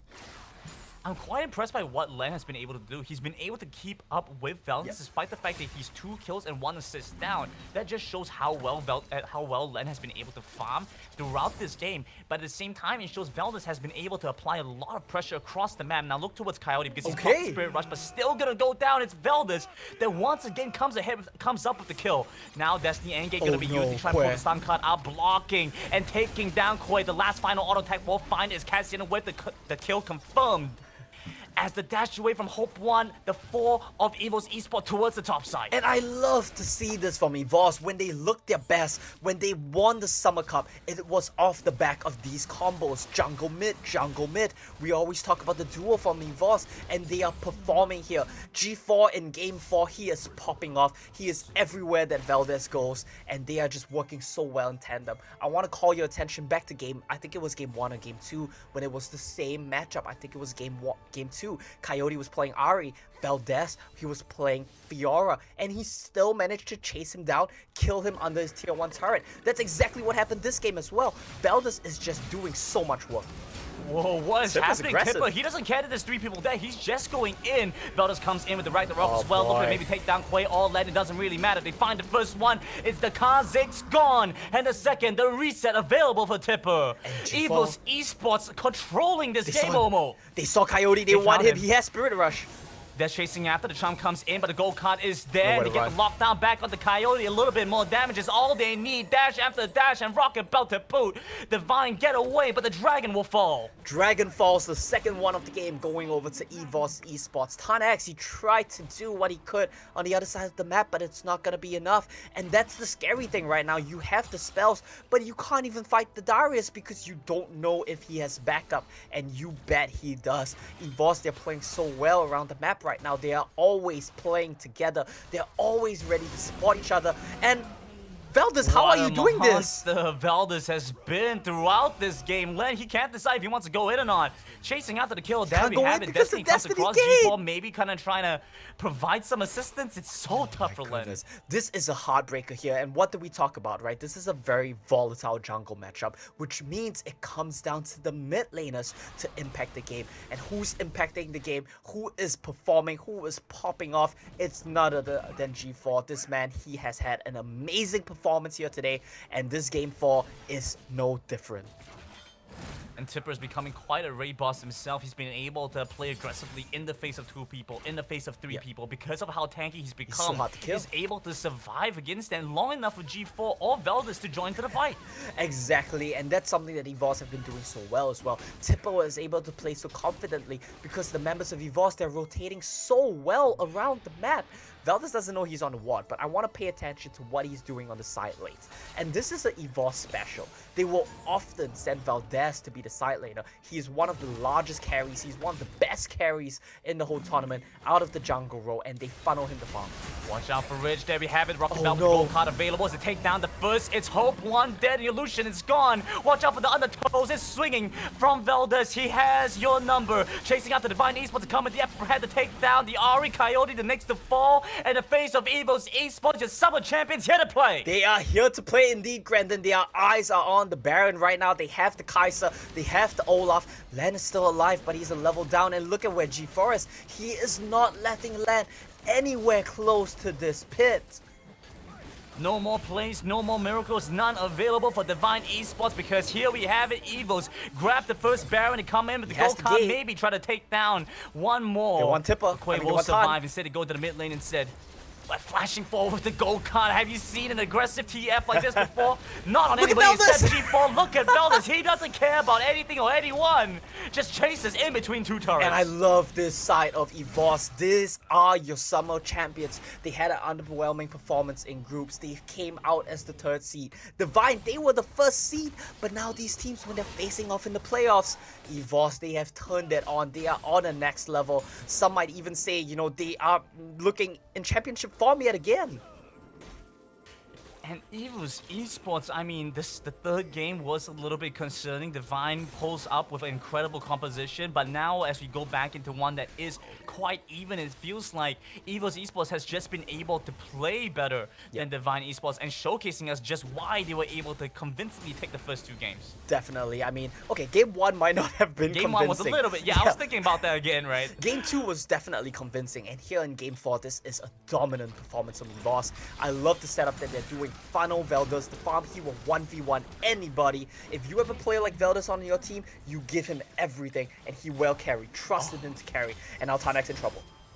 Yeah, you have to watch out for this Renekton. He's gonna go golden, try and survive, but the upper hand is available right on time, right on cue. Divine Esports try to defend here. Gold card locked and loaded a second time coming, trying to go on to Quay here, but they're just gonna take the turret first. EVOS Esports have the Dragon in eyes as well. And EVOS, they are getting everything. Turrets, Barons, kills, Dragons, the whole map belongs to EVOS. They run the game 12-3. They have more than a 10,000 gold. They're gonna get the Fire Dragon. It's an Ocean Elder as well. It looks like this game, this series is in the bags for EVOS. And do you know what that means? Not to write them off so early, but if EVOS win this, they go on for a rematch of the Thai Icon series up against Buriram. And perhaps we get to see that outcome happen. I mean, this feels like a moment where I get to say, I just claimed game number 4. Thank you, Wild Rift Esports for EVOS. Very much the case here. And I want to point out as well, if EVOS win this, if they go on to face Buriram, that would mean that they would have to take down Group A's #1 seed and Group B's #1 seed to get to the finals. This means that they would be favorites for the whole thing, I would even dare say. And EVOS, I mean, their path is not going to be an easy one, but they're making it look easy. Yeah, but the chase So after easy. Tarn-X and take him down effortlessly. Effortless indeed. Oh He my doesn't even have goodness. time to pop the Dominus. He's just running. There's nothing he can do. How often do you see Renekton have to buy Zhonya's? It's just such a tough situation to be in. And Veldus, this man, he's putting on a clinic right now. No sweat on the brows for EVOS Esports. I mean, it's been a convincing game for them. Now they just have to close this one out. We saw a similar process happen in game 1 where Divine Esports were able to get ahead. Unlike them though, EVOS have been able to maintain the advantage and keep things going. They're looking towards the second Baron, and that might be the deciding factor here. Yeah, they're looking onto the Baron 10 seconds away. I don't even think that Divine, they're gonna be able to approach though. It's full control from EVOS. Every time you walk near them, they chase you down. They run you out of the jungle. It belongs to them now. And look at G4. Look at Tipper. They're going to be the ones here marking land, making sure he gets nowhere near this pit. And this is the difficult part about composition that Divine Esports have drafted. There's no vision, no information, nothing that you can use can't play from to behind. get knowledge of the Baron pit. Yeah, you really cannot play from behind. You cannot walk into River. You cannot walk into Baron Pit. There's just so little options. And look at EVOS. They are running the map. Taking control around the Baron pit now. Divine Esports need to get some information, walk we back go. in, but they're walking into Gold Card of G4. Instead, they're taking down Quay. And the Destiny's going to be used. They're looking to maybe take down Len as well. They move into the Baron pit instead. Maybe just grab this here. G4 will port in. Get ready to fight in the mid side if they have to, but Baron started up. Baron started up, and Baron's gonna be finished off just like that. Olaf as well as Kaiser, so much damage. And G4 right now, he is just zoning once again. There's nothing that Divine can do. It's gotta feel a bit desperate for them. Tarn-X, he wants to get something, anything. He wants to just get this turret, please. Just gets the environmental goal. Doesn't even get the full caddy, but we'll get the bot side turret finally. Divine Esports, I mean, 14,000 behind. I mean, brutal. It is really brutal here. And we have to remember, we saw the journey of Divine Esports all the way from play-ins. We saw them start weak in play-ins. We saw them start weak in groups. But they are starting weak once again in playoffs, and you don't have many chances. If Divine, you lose this, you go down to the lower bracket, and you face the other Summer Super Cup finalists in one team. It's so brutal. Oh no, the damage! Walk in, land, gets taken down by the Captain Rain, and with the Unbreakable, there's not much Divine Esports can do to stop EVOS from walking onto the inhibitor. They pull in Coyote with the upper hand, and facing off against EVOS, Divine are falling apart. Divine, they are falling apart. If you look at game 1 to game 4, it looks like a different team. And Valdez, the juggernauts of the summer season have come back in. They're taking down the first with the Captain Rain, looking to take down the second, the third. All the numbers coming across. EVOS Esports with that third game win will take away the series. 18-3, a dominant performance from EVOS, and they were 3-1 here against Divine Esports. Amazing stuff. Something I did not expect to be saying. Look at that. Smiles on the face of a lot of the players, but the one in the middle of your screen, the veteran G4. No emotion, head down, taking a moment to process everything. It's been a very long run here for the side of the EVOS Esports roster. You know, they've had to, deal with a lot of struggles in their local league, regionally. They dropped down to the lower bracket at the start of playoffs, but here they looked weak in groups. But yet again, when you come into playoffs, 3-1, they take down Divine in dominant fashion, and they will be moving on to face up against Buriram United. And they really showed how well they were able to punish the mistakes of Divine. Once Divine made a misstep, they were right there around the corner waiting to catch them off guard. And being able to take this 3-1 really does show how EVOS has come into playoffs form and being able to execute well. And honestly, wrecking the entire prediction score across the board for all the analysts. I don't know who you voted for, I put Trio but Divine. I'm going to say it wrecked for you too. Yeah, it wrecked it for all of us. And so EVOS really did manage to show us something special here. We're going to toss it over to the analyst desk to break down this series, because what an impressive one it was from your summer champions.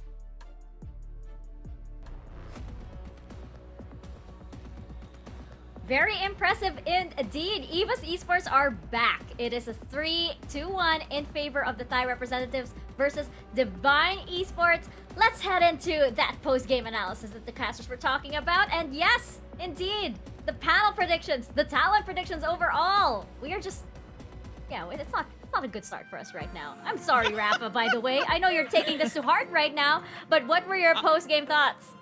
All right, you know what? I know my predictions were completely destroyed and wrecked here, but on the flip side, if you're a Thai fan, you are absolutely elated right now because your Summer Sea Icon champions are back in form. They're playing to their strengths, and even Valdez is looking completely renewed.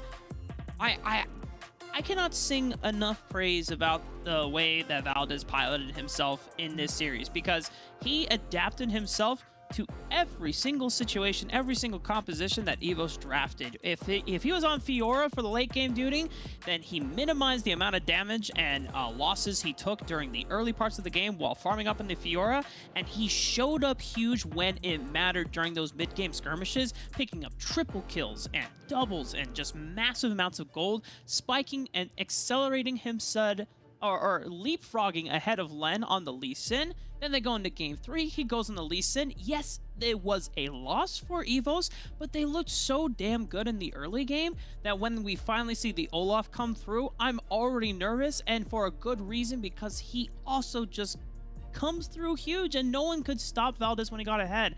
And I think an honorable mention has to go to G4 as well, because compared to his group's performance, this is a completely on form, renewed G4 as well.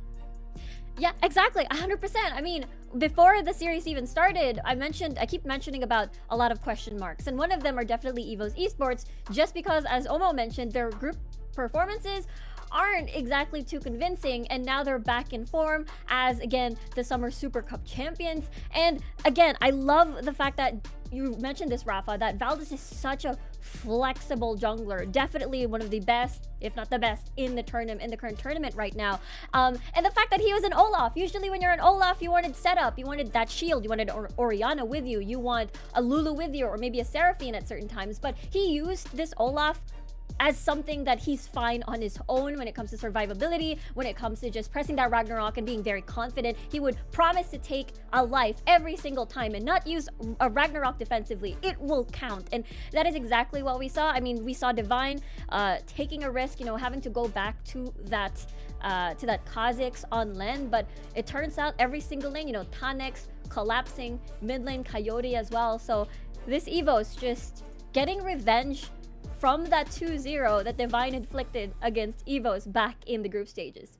Exactly. It comes full circle right now, actually. And, for EVOS Esports, they will be advancing. It's interesting that they will face off against Barium United Esports next.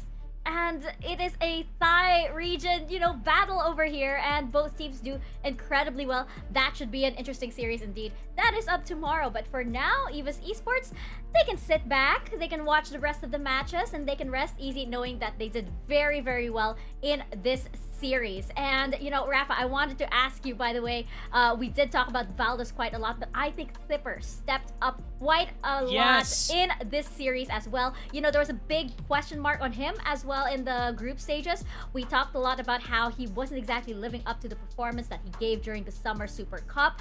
How do you like him now in the first day of the playoffs? He is doing really, really well. I mean, Tipper was absolutely instrumental into shutting down and mitigating any early game plays that Len was looking for when he was on the Lee Sin in games 1 and 2.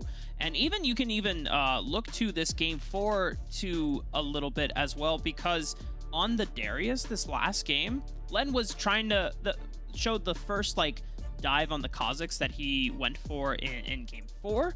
And Tonix just kept himself alive a majority of the time that Len tried to spend towards the Baron lane.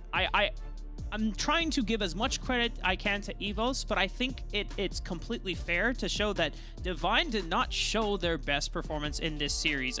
You can tell that the communication and there's a lot of nerves that was kind of hindering them in games 1, 2, and especially 4, where the engages are off sync. People are Quay's going in when Coyote has already expended a lot of his engagement resources. Len was not performing to his peak form of getting and accelerating those dives. I mean, when Valdez is executing the dives better than Len, who is supposed to be the most aggressive jungler in this tournament, then something has to be mentally reset in Divine's just overall environment. Hopefully for Divine Esports fans and the Vietnamese region that are watching, there's going to be enough time as we get ready for the next series of the day that Divine Esports are going to take this time to kind of reset, take their series against one team and go through with confidence and play to their strengths. Because now they're going to have to be in the lower bracket run through where they only have one more life before it is lights out for them for the rest of the tournament. Yeah, and we totally didn't expect Divine Esports to, look at the panel predictions. We didn't expect Divine Esports to drop the series, actually. But they did, and a big part of that reason is because of our MVP of the series, which I believe we have sung enough praises for this player over here. It is going to be Valdez in the jungle. Riku, I know you said a lot about Valdez a little earlier, but, looking forward and seeing him up against maybe junglers like TF from SBTC, how do you think he can level up his playing style? What's the next step for him? I think just being able to basically use any jungler, especially something that can definitely carry the early game, is something to be feared for when it comes to Valdez. I mean, constantly there are focus bans. We've seen the Olaf ban, despite Divine having to switch sides, and as well as having to adjust and ban Fiora. He is still going to be fine having to adjust like the Lee Sin, and it really doesn't matter. We saw his Fiora back from the Summer Super Cup. This is uniquely a Valdez pick in the jungle, by the way. And even though, let's just say on paper, Fiora, really good scaling, but he's still able to open up the early game despite those limitations. And this guy is absolutely scary, and I'm excited to see more of his performances in the playoffs. Yes, indeed. And of course, the rest of EVOS Esports as well. It's gonna be really interesting to see how they match up against Barium United Esports. But for now, again, they can celebrate. they can rest easy and they can join us over here on our virtual stage. I think we do have Kat Satan representing the rest of EVOS Esports in this quick little interview. Kat Satan, welcome to the panel desk over here. Thank you so much for taking time out of your schedule to join us, and congratulations on your win against Divine Esports. So, Kat Satan, my first question for you guys. Was there any difference in how you guys approach the playoffs? We know your performance in the group stage. You guys mentioned you had a lot to work on. What changed coming into the playoffs? ก็เขาอยากทราบว่าในรอบเพย์ออฟเนี่ยมีการเปลี่ยนแปลงยังไงบ้างไหมที่แบบว่าในตอนกรุ๊ปก็คือทำได้ดีแล้วแล้วสำหรับรอบเพย์ออฟเนี่ยมีอะไรที่เปลี่ยนแปลงไปบ้างไหมคะในแผน เปลี่ยนครับเปลี่ยนตอนที่เราแพ้เวียดนามอะครับเราก็เปลี่ยนสไตล์การเล่นกลายเป็นไฟท์เลยครับแบบบวกๆไปเลยมั่วๆไป Okay, so after they lost to the Vietnam team, so they changed all their plans to the fighter side. They just keep going. Seems like a good plan indeed. I mean, it seems to be working so far here at the playoffs. Rafa, what about you? Do you have a question for Kat Satan? Yeah, so, Kat Satan actually got a chance to answer a little bit of the question that I wanted to ask, but I want to go further in detail. What did EVOS go over during this off time between the last day of groups and before the first day of playoffs to identify what EVOS were doing incorrectly against the Vietnamese teams during groups, and how did they prepare specifically for this matchup against Divine? สำหรับที่แมตช์เนี้ยที่เจอกับ EY นี้เราทีม EVOS เนี่ยมีการเตรียมตัวอะไรเป็นพิเศษไหมเอ่ย ก็เตรียมตัวแบบฝึกซ้อมเฉยๆครับแบบทำให้จากครั้งที่เราแพ้เราก็เรียนรู้แล้วก็มาทำให้เราชนะครับแบบเรียนรู้แล้วแก้ไขครับผม so they just keep practice as normal, just learn from the mistake and fix their style, and yeah, that's the result for today. I think like EVOS, they already know their mistakes. They already know what they have to work on. They just have to keep going and going. They're pretty much set. They're pretty much set at this point. Riku, what about you? Well, I know it's super early in the tournament right now. I am curious though. I know you guys are confident reaching the grand finals, but I'm curious, who do you think will reach that point alongside with you? Who will be your opponents? สำหรับคำถามเนี้ยก็คือเขาบอกว่าจริงๆมันเป็นช่วงต้นของการแข่งขันรอบเพลย์ออฟเนาะแต่ว่าเขาอยากทราบว่าคิดว่าใครเนี่ยจะได้เป็น2ทีมสุดท้ายที่จะไปแข่งไฟนอลกับทีมของคุณ ก็ต้องเป็นไทยแลนด์ครับ EVOS บุรีรัมย์ครับไทยแลนด์โนหนึ่ง Yeah, definitely for Buriram. Aww. The Thailand team. Yeah, that he wants the sports Thai team to go against. Oh, that's really sweet. Well, you guys will be facing off against Buriram tomorrow, and we wish you the best of luck in that match. Kat Satan, thank you so much for joining us, and have a good rest. All right, ladies and gentlemen, that was Kat Satan from EVOS Esports, and I think it's it really is a testament, I guess, to the management and to the coaching staff of EVOS Esports that they don't really have to change their playstyle at all. They just have to make minor adjustments. They just need to revisit it. But for them, like on their side, they're pretty set. They're pretty good. Like there's no drastic changes needed. They already know what they have to work on individually, and they just have to roll with it. And as Kat Satan mentioned, they just decided, when they do roll with it, they just keep going and going and going and going. Let's take a look at our updated brackets right now with that EVOS Esports win. And Riku, Kat Satan mentioned that he wanted Buriram United to go with them all the way to the grand finals. I don't think that is happening, because take a look at their next match. What are your thoughts on this painful sort of like brother versus brother series that we have coming tomorrow? Yeah, that's the thing, right? Well, we looked at Buriram United facing off Divine Esports during the play-ins, and it's basically a similar mirror. It's like a very familiar situation that because of the playstyle of Divine, it feels like they are fighting EVOS as well. So they have still yet to pull through and see if they can defeat EVOS even during their grand finals run. So maybe they will sing a different tune though, considering the fact that Buriram has basically made adjustments to their playstyle, you know, not having to purely rely on scaling, but also having to match early game aggression. I think it looks pretty promising for the next matchup for them. And it doesn't necessarily mean that just because EVOS and Buriram are going to send one or the other into the lower bracket, we can't get a reunion at the grand finals, right? They're putting a lot of faith that, you know, Buriram will make the lower bracket run through, assuming that EVOS are still confident in playing to their top form going into this tomorrow's matchup for the tie 1-on-1. But I think when you look at the playoffs bracket, you also have to consider EVOS. They've gone through one Vietnamese demon in Divine, and they've overcome that. The next step, though, if they make it through Buriram, they have to play against, more than likely, SBTC Esports. Now, if we get more madness and see that Team Secret or MBR gets through SBTC, then I really don't know what's happening in this playoffs bracket anymore. And I have to point out, we could see a rematch of the last series in the grand final as well. It could be possible that Divine Esports makes it out of the lower bracket and EVOS Esports, they continue all the way to the grand final, and we see this once again. Comes full circle indeed. But first, we are gonna head on over into our next series of the day. It is gonna be Team Secret versus MBR Esports. We'll be back right after a quick break.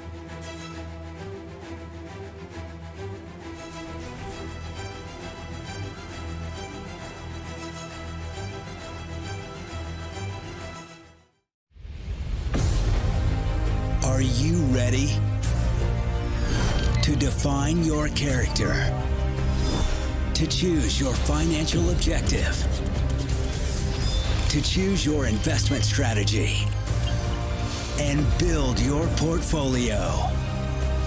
Start now and level up your investment knowledge with Franklin Templeton.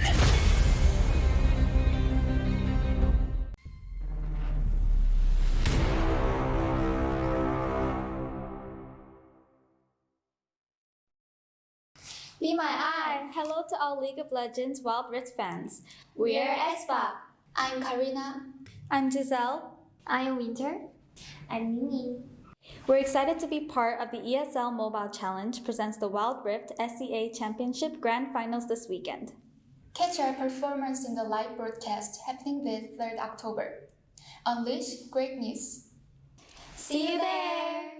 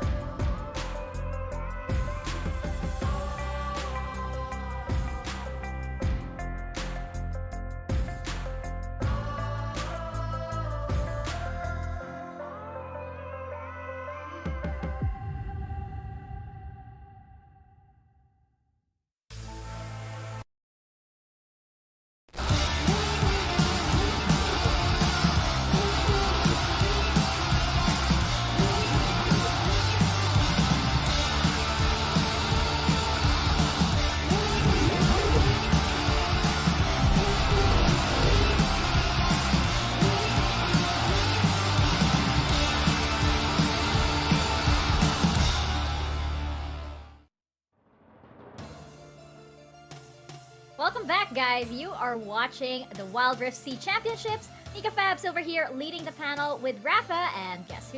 It's Omo on the panelist desk this time, taking over from Riku. And EVOS Esports, they just took the first series of the day, and now we have got Team Secret versus MBR.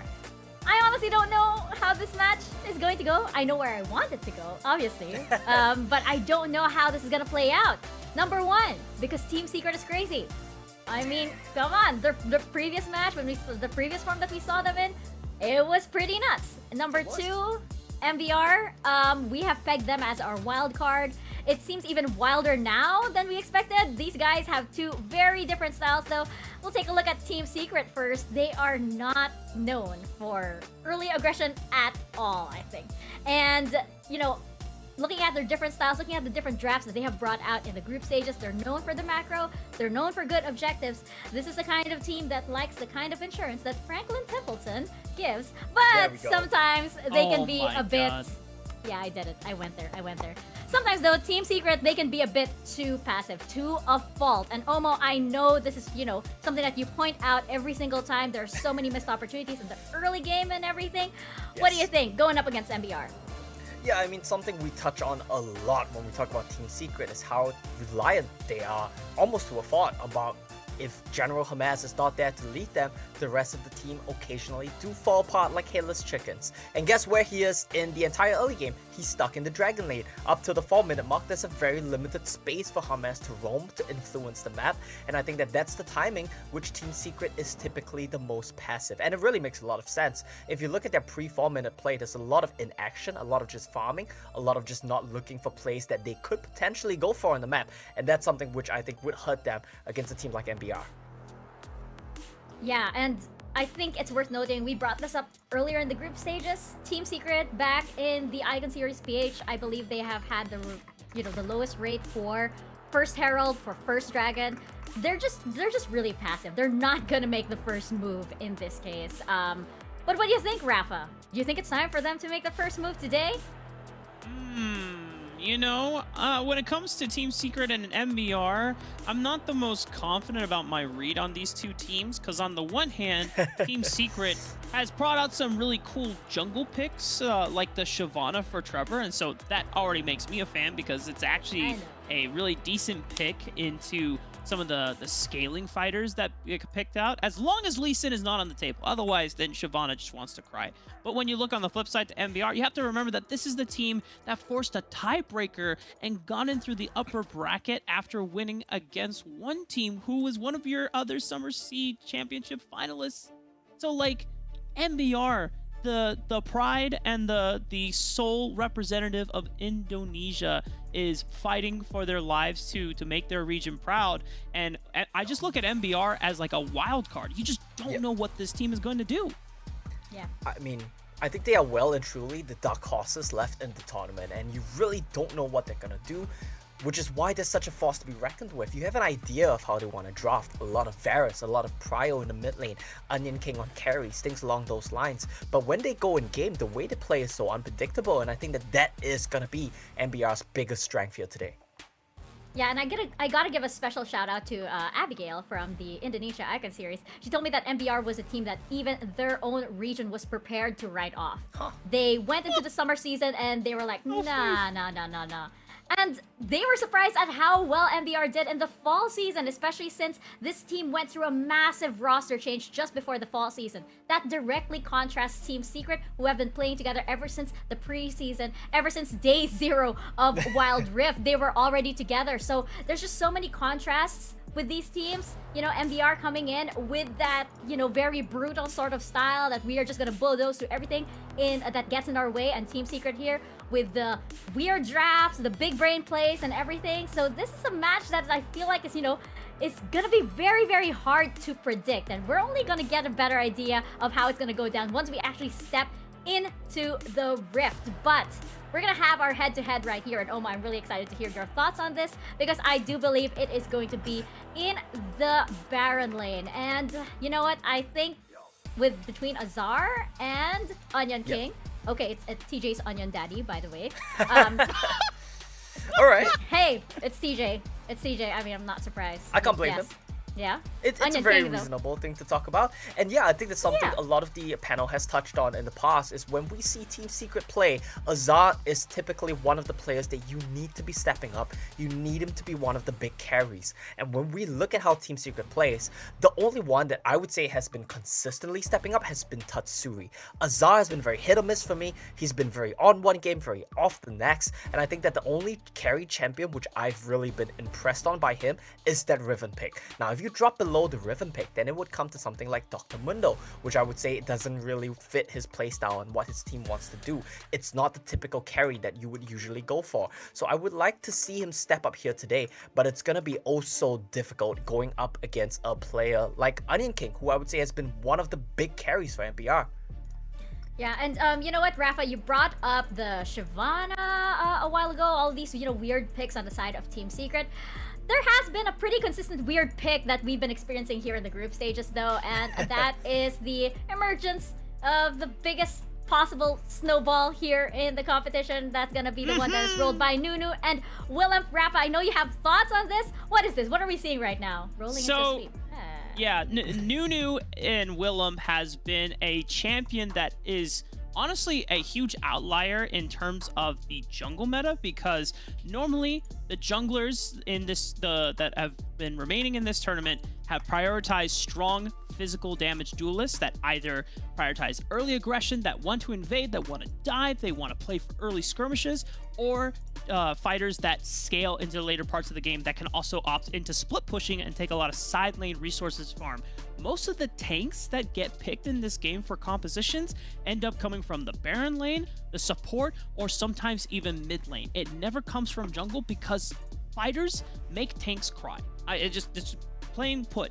But for Nunu and Willem, this is a pick that has just emerged as a champion that most of the teams, especially during the group stages, at least on the last 2 days, they didn't know what to do with it. You already see that, according to our lower third, 73% win rate across 11 games. That is accounting for both groups and play-in stages, because there was a couple of games during the last group of play-ins where some players were picking Nunu and they just got a win off of it because the teams didn't understand how it works. But I want to roll some other stats that are not shown on screen about the actual presence of Nunu. Now, overall, when you look at the 4 group stage days, it is only a 29.5% presence rate, because I think it was like maybe 1 or 2 picks over, the people still confused. Right. Now, don't worry. I'm going to simplify this. Just think about this way. It jumps to a 64.2 presence rate just on day 4, because after the 3 wins that Nunu picked up on day 3, everyone suddenly in Group B is like, what is this champion and how do we deal with it? And they just don't know how to, so they have to resort to banning it. And if it gets through draft, then one of the teams usually opts into it. And just Nunu is one of the few tank champions from the jungle that can actually survive against the early fighters. And then it just becomes a massive objective secure for that team that picked it, because you can't outsmite consume smite. You can't even flip it. It's just no chance, right? Yeah, well, it seems like on the side of Nunu and Willem, could have had it all, but now you're here rolling in the deep in the snowball. Indeed. Another head-to-head, I got that. I got a little, oh, sad. Mika, stop.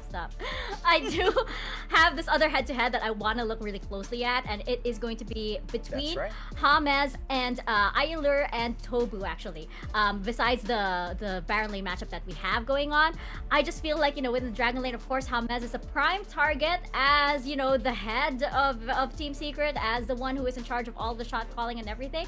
And I think on the other end, though, we have Ayelur, who is sort of like that Hamez counterpart on the side of MBR and with Tobu, and they have this partnership that has spanned so many years in the mobile gaming scene. So those are the Dragon lane for this certain series is where the main sort of like matchup is going to be between the big brains. So I think that's going to be incredibly crucial. But we have here in the Baron lane, of course, we have Azar hoping that he's going to set it up. He went away. He went to get ready for his for his series over there. And TJ's very own Onion Daddy, indeed. But yeah, Omo, before we head into our talent predictions, I'm wondering, there was a big question again if Azar was the most consistent player and if he's gonna step up to this. What about Onion King though? Do you think that like he might be like not consistent today, or do you think that like he's gonna step it up even further? What would that look like?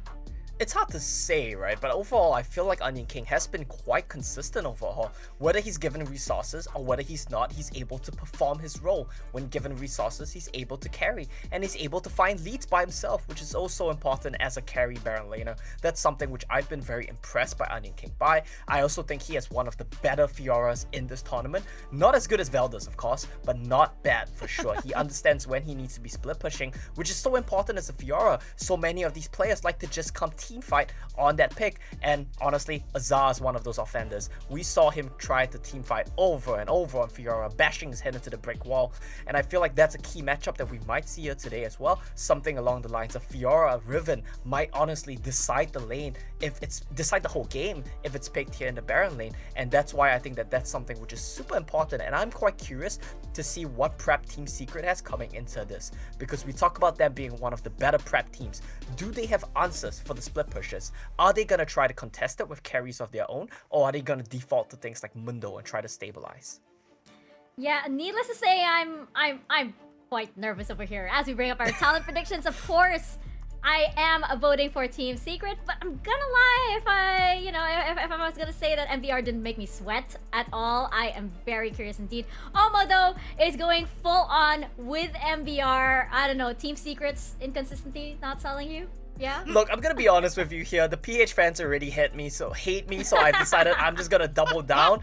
And I think that MBR, they are one of the best chances we have at seeing upsets in this tournament. If you see MBR versus any team that's ranked above them, I honestly think MBR have a real shot. Now, with that said, I do think that Team Secret is the better team, but I think that this matchup is very possible for MBR to pull out an upset in. I think stylistically, they match up well, and they have enough wildcards to take down a team which is more predictable like Secret. Yeah. Not to mention MBR and their spooky ghosts. Apparently, they are notorious in the Indonesian Icon series for spamming all of those twin shadows. It's twin shadows at this point. But yeah, Rafa voting for Team Secret as well. And in the meanwhile, I just have to speak on behalf of all the Pinoy fans. I'm not fighting Omo. I mean, no, I will fight Omo, but we don't hate him. I'll fight him. I will lose. It's fine. We don't hate him. Yeah, we'll go back behind the scenes. Show him. Yes, I'm scared now. No. But in all honesty, you do make a good point. That early aggression from MBR, that wild card sort of play, I'm not sure how Team Secret can prepare for it at this point. We are about to head into Champ Select though, and this is one of the most interesting parts of a Team Secret series. We don't exactly know what they're bringing out, and yes, we know that the last time we saw them, it was a little weird, to say the least. Yeah. But I also can't help but think, was that a teaser as to what they're bringing out for the playoffs? No I mean, way. certainly there was that Katarina on Tatsuri that might come out as sort of like an ace card, but there might have been some kind of strategies in there that they could have been experimenting. What do you think, Oma? I mean, I feel like the only thing that looked viable out of that game was, like you mentioned, right? Tatsuri's Katarina, that's always going to be a pocket pick for him, but I think it's too niche. There's too many conditions which need to be met before you can pull it out. And the other one, which I'm a little bit hopeful for seeing, but honestly not that hopeful, is the Graves for Azar. I feel like that pick is not a troll pick, but it's also, once again, it's too niche. Too many conditions need to be met before you can pick it. Well, what do you think of bans over here, though, Rafa? Yeah, I mean, I kind of want to go back to this Katarina fantasy, because if we're going to talk about Katarina, this is where, as an NA representative, I could tell you all about, because for a while, I looked at every single region, and apart from Tatsuri, no other global player was playing Katarina. We got a bunch of Katarina players over in NA, so if she makes it through the draft for Tatsuri, don't worry, I will drop the Katarina knowledge. But for right now, it seems pretty standard. Secret are still maintaining the Gragas priority, but MBR making sure that the Senna Gragas Dragon duo does not get reunited. Now, I'm now curious to see what they start to pair with the Senna in the Dragon lane, because the Galio's already gone. Does this mean that we get to see potentially the return of Senna Nasus, or maybe something else? Senna Galio is gone, like you mentioned. Senna Gragas is gone. So yes, like you mentioned, this is going to mean very limited options for MBR's Baron lanes. I'm quite curious to see how this one plays out, but I do want to point out the shoe is on the other foot now, right? They banned away the Varus and they forced the Senna pick on the side of MBR. I think this preparation from Team Secret is so good. You remove the Varus, you force them to take the Senna, something which they're less comfortable with, and you snatch away the Galio first pick. Olaf is still available as a counter pick, and I think it can do very well here into this Nunu Gragas combo. I would like to see that get picked up by MBR as the last pick, but Team Secret overall, very good draft prep. They came in here and choked MBR out in the draft. Look at this, Ezreal coming in though. And of course, good that we highlighted the Nunu and Willem earlier, because we are going to be seeing the tandem over into this first game of this series. Rafa, what are your thoughts on Ezreal though? You get a lot of Ezreal in any?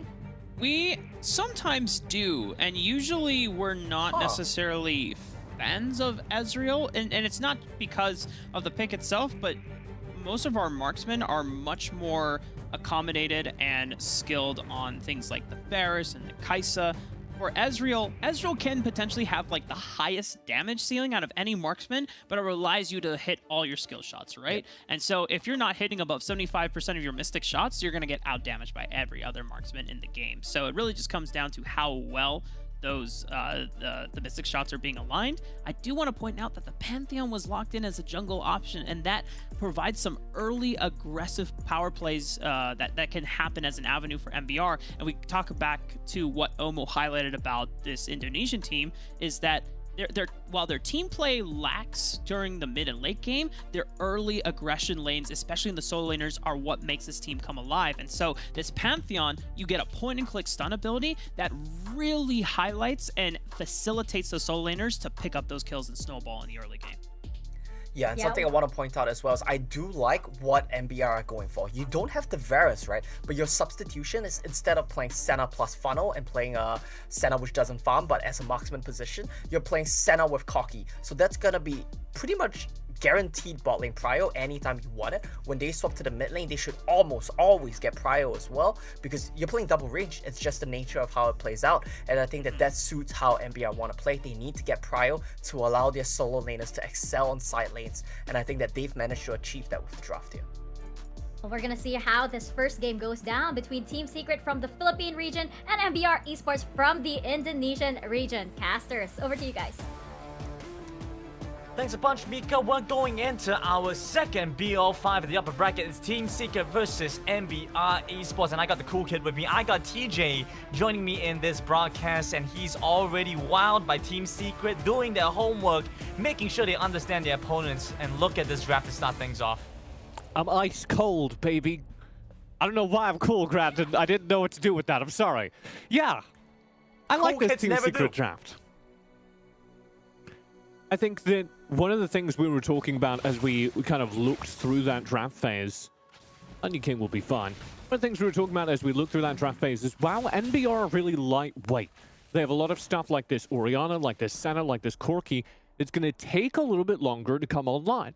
So how do you punish that? Well, you have to hit them during the opening phase when they don't have any tanks. And Team Secret have the tools to do that. You're looking at what this bottom lane with the Ezreal can do in particular. Case in point. This is it. This is the early game you're talking about. Look at the aggression. Tobo dropped down low to start things off, and Radiance goes to the mid lane. But it's Tatsuri on Riven and not Azar.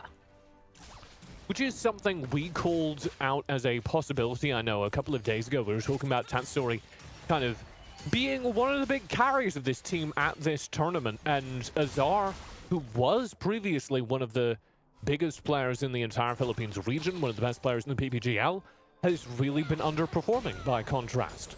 So the flex here to give him the Akali, to give him the hard carry, and to put Tatsuri on the Riven in mid is interesting. It shows a certain degree of faith in him, I think. Well, absolutely, and it's paying off well. Radiance expands both summoners, has to recall early on. Relieves some of the pressure for Team Secret. Look at where they are. 4-man roam to the bot side so early on with the body slam to get the collapse onto 2. Looking to take down Ayalua first, and they will be able to find it eventually, but it's the Senna that goes down beforehand with the snowball, collecting that second. And that's exactly what Team Secret needed to do. Show up early, take NBR down a peg, and if they can do that 1-2 more times, this Orianna, this Senna are not going to come online.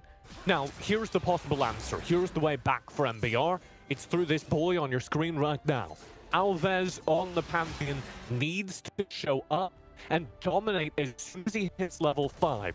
He'll have the tools to do that. The ground allowing him to enter any lane and make it a 2-on-1, but it's going to be hard.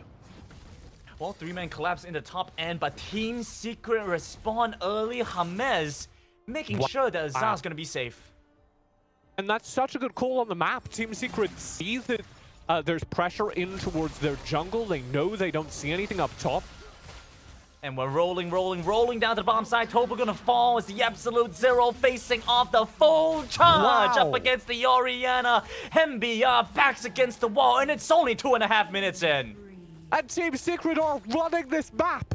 They see the play opportunity up top. They take advantage of it. They then go, okay, well, we have just seen their entire team setting up for a gank opportunity in the top lane. And Trebor takes advantage of the information, shows up in the bottom lane, and finds himself a free couple of kills. And being able to consistently punish MBI Esports has been such an amazing trait from Team Secret. Game 1, we're starting to see the power of the Nunu. We were wondering where it was going to be. Rafa brought this point up earlier on.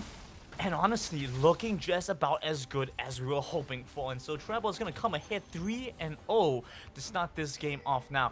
It's also going to be incredibly powerful as it secures these neutral objectives. Like we see in 30 seconds, Dragon and Rift Herald will be spawning.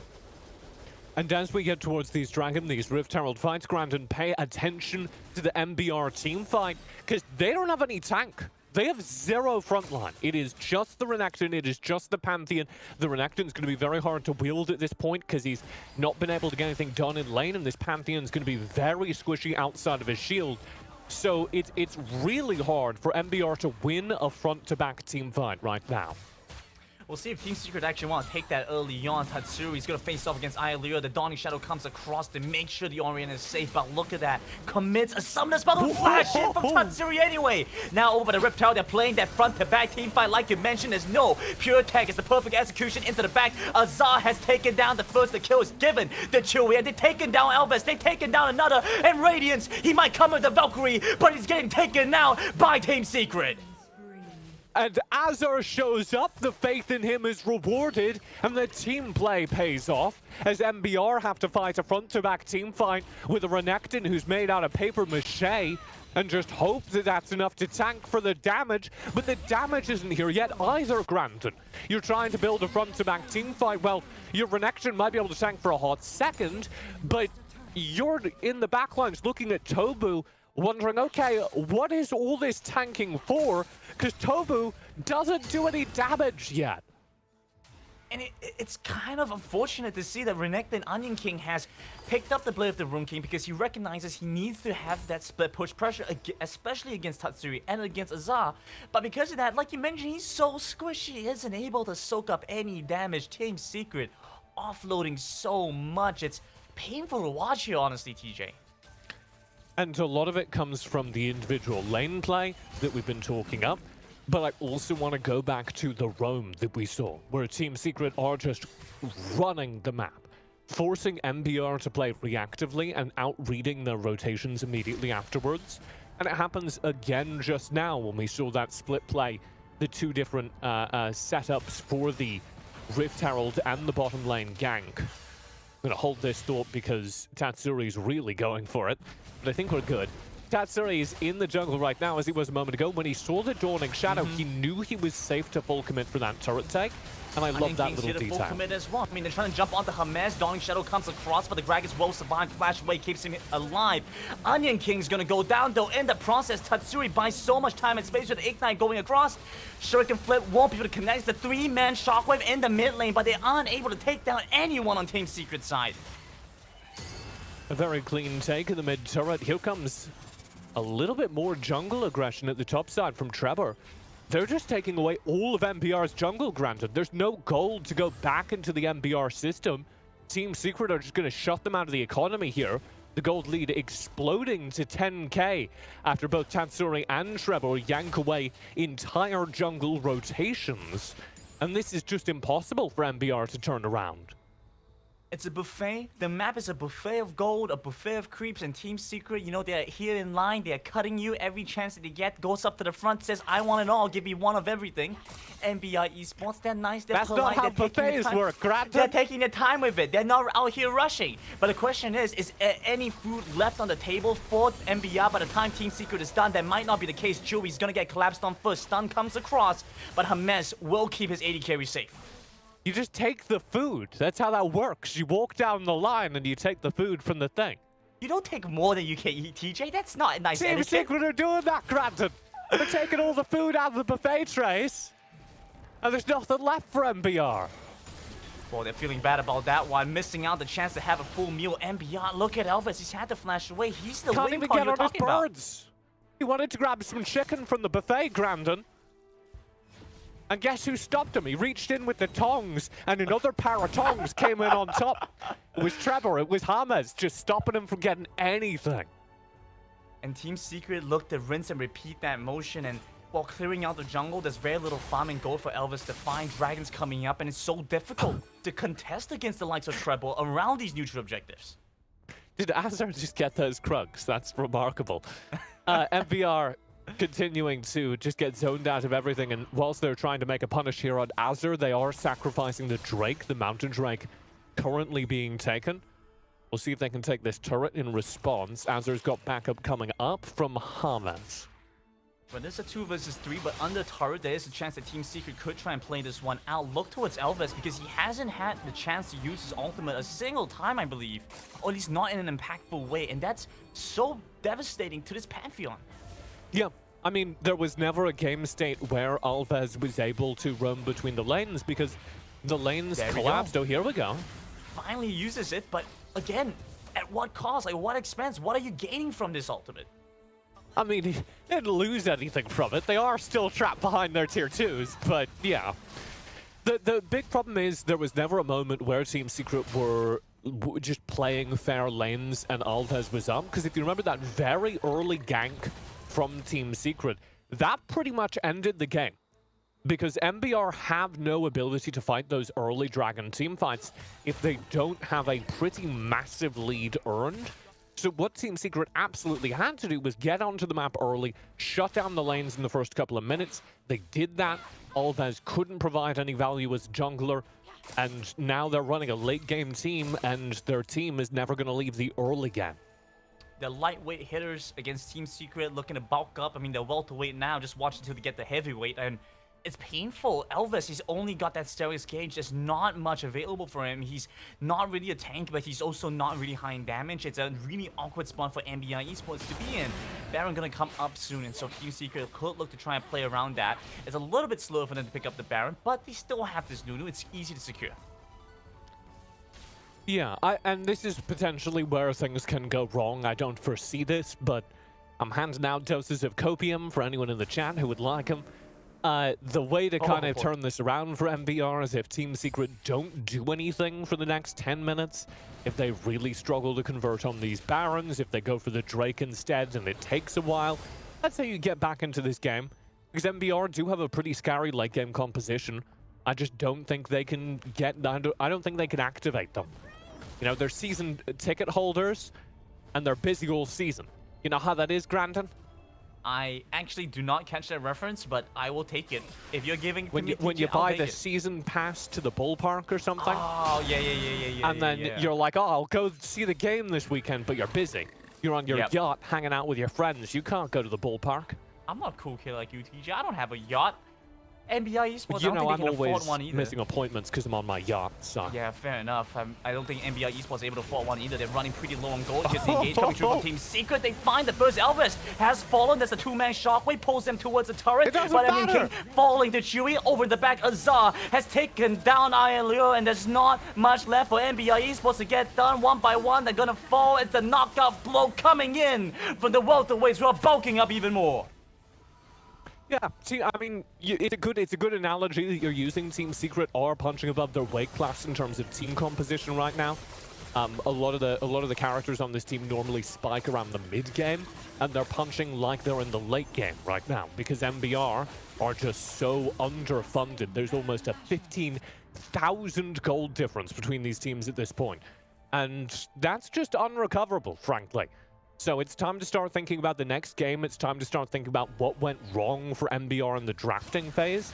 I think Team Secret really masterfully played them with regards to the draft, and I would point to a big part of that being the Nunu takeaway, as MBR don't have enough tank kind of as a result. They draft the rest of their team on the presumption that they're going to have a tank in the jungle, and then they end up with a Pantheon. Well, this is what happens when you fail to think about your late game goal, TJ. And so if you have to, well, you want to finish this one for me? No, what? No? Alright, well that's fine. If you I'm can't figure completely out your lost, goal for Grandin. yourself, What? if you can't figure out your goal for yourself for this late game, leave it to the people that do. Leave it to Franklin Templeton. Let's see Team Secret try to close this one out here. Now with the Baron buff in play, wearing purple, MBI Esports need to back off, respect this team, collapsing in from 3 lanes. Because they managed their financial future. I got you. Well, MBI Esports, they're trying to manage their own futures in different ways. They're putting it on Onion King, but he won't be the dividends they need. They're gonna go down. Renekton is dead. The mid lane turret broken open. First in hit gone. Second one falls in the Baron lane. They're trying to take down Tatsuri, unable to lock him down. This star mid lane player coming in clutch for his team. 17-1. Team Secret knocking on the base onto MBI Esports with the final stand coming across. The Dawning Shadow will be the one to initiate, but losing HP quickly, unable to take down anyone. Too lightweight, no damage. Team Secret will get game number 1. What a performance. Team Secret win the draft. They come into the game with a very clear goal, land a knockout punch during the early game, and they do exactly that. We are not in game for more than, I would say, 2 minutes when they're already making those cross-map plays, controlling the macro. And then they never slip up. They can step onto the back foot, they can play slow, they can win this game steadily over the course of the next 10 minutes because they know as long as they don't make a mistake, there's no way for MBR with a late game composition and an early game deficit to come back in. Were able to punish heavily and find the advantage that they need early on. I really love the macro, and I love the fact that Team Secret seem to have done their homework. Going into playoffs, we've seen a revitalized Team Secret. With that being said, though, we're going to go into a quick little break. When we come back, Team Secret have led the series 1-0 in this BO5.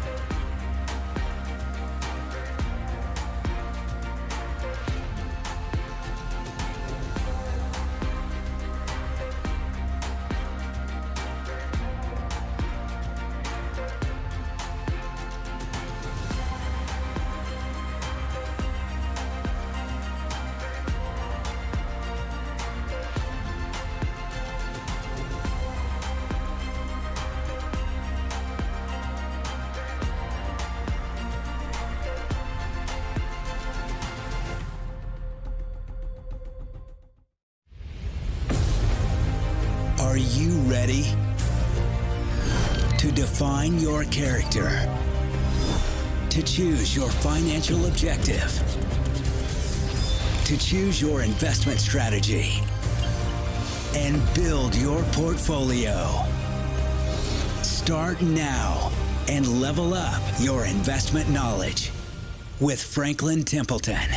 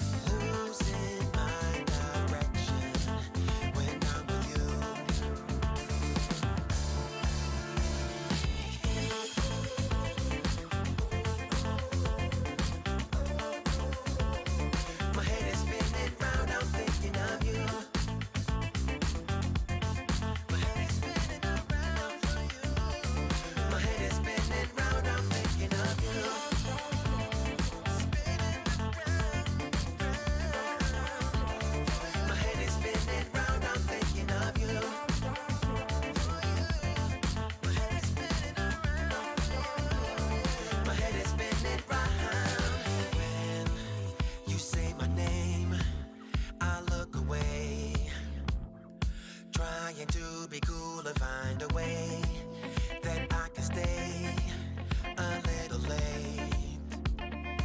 On and on, my head is spinning round and round in circles, thinking of you.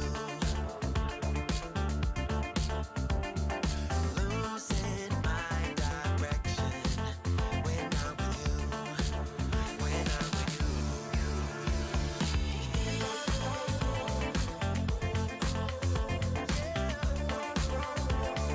My head is spinning round, I'm thinking of you.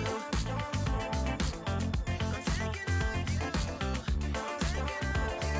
My head is spinning round, I'm thinking of you.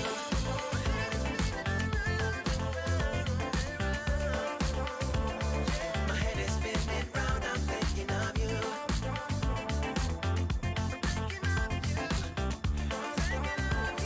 My head is spinning round.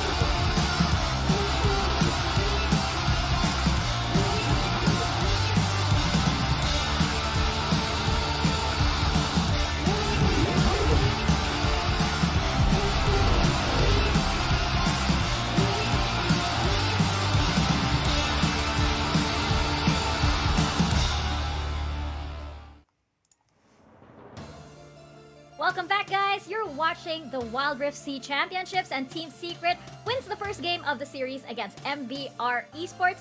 You know, the moment I say, oh, Team Secret, early game, not so much, that's not good, Keep saying suddenly it. they get 10 kills within the first 5 minutes and the 7k gold lead. I mean, oops. You gotta do that every game, Mika. You have to say that before every Team Secret game now. I do, yes. It is the power of the panel desk. That's It right. is. That's right. But yes, The Filipina buff is real. jumping into the post-game stats, though, can we talk about the Riven mid? This is something that I Yeah. didn't expect to see. There were a lot of swaps over here. Omo, I know you have a lot Indeed. of thoughts about this.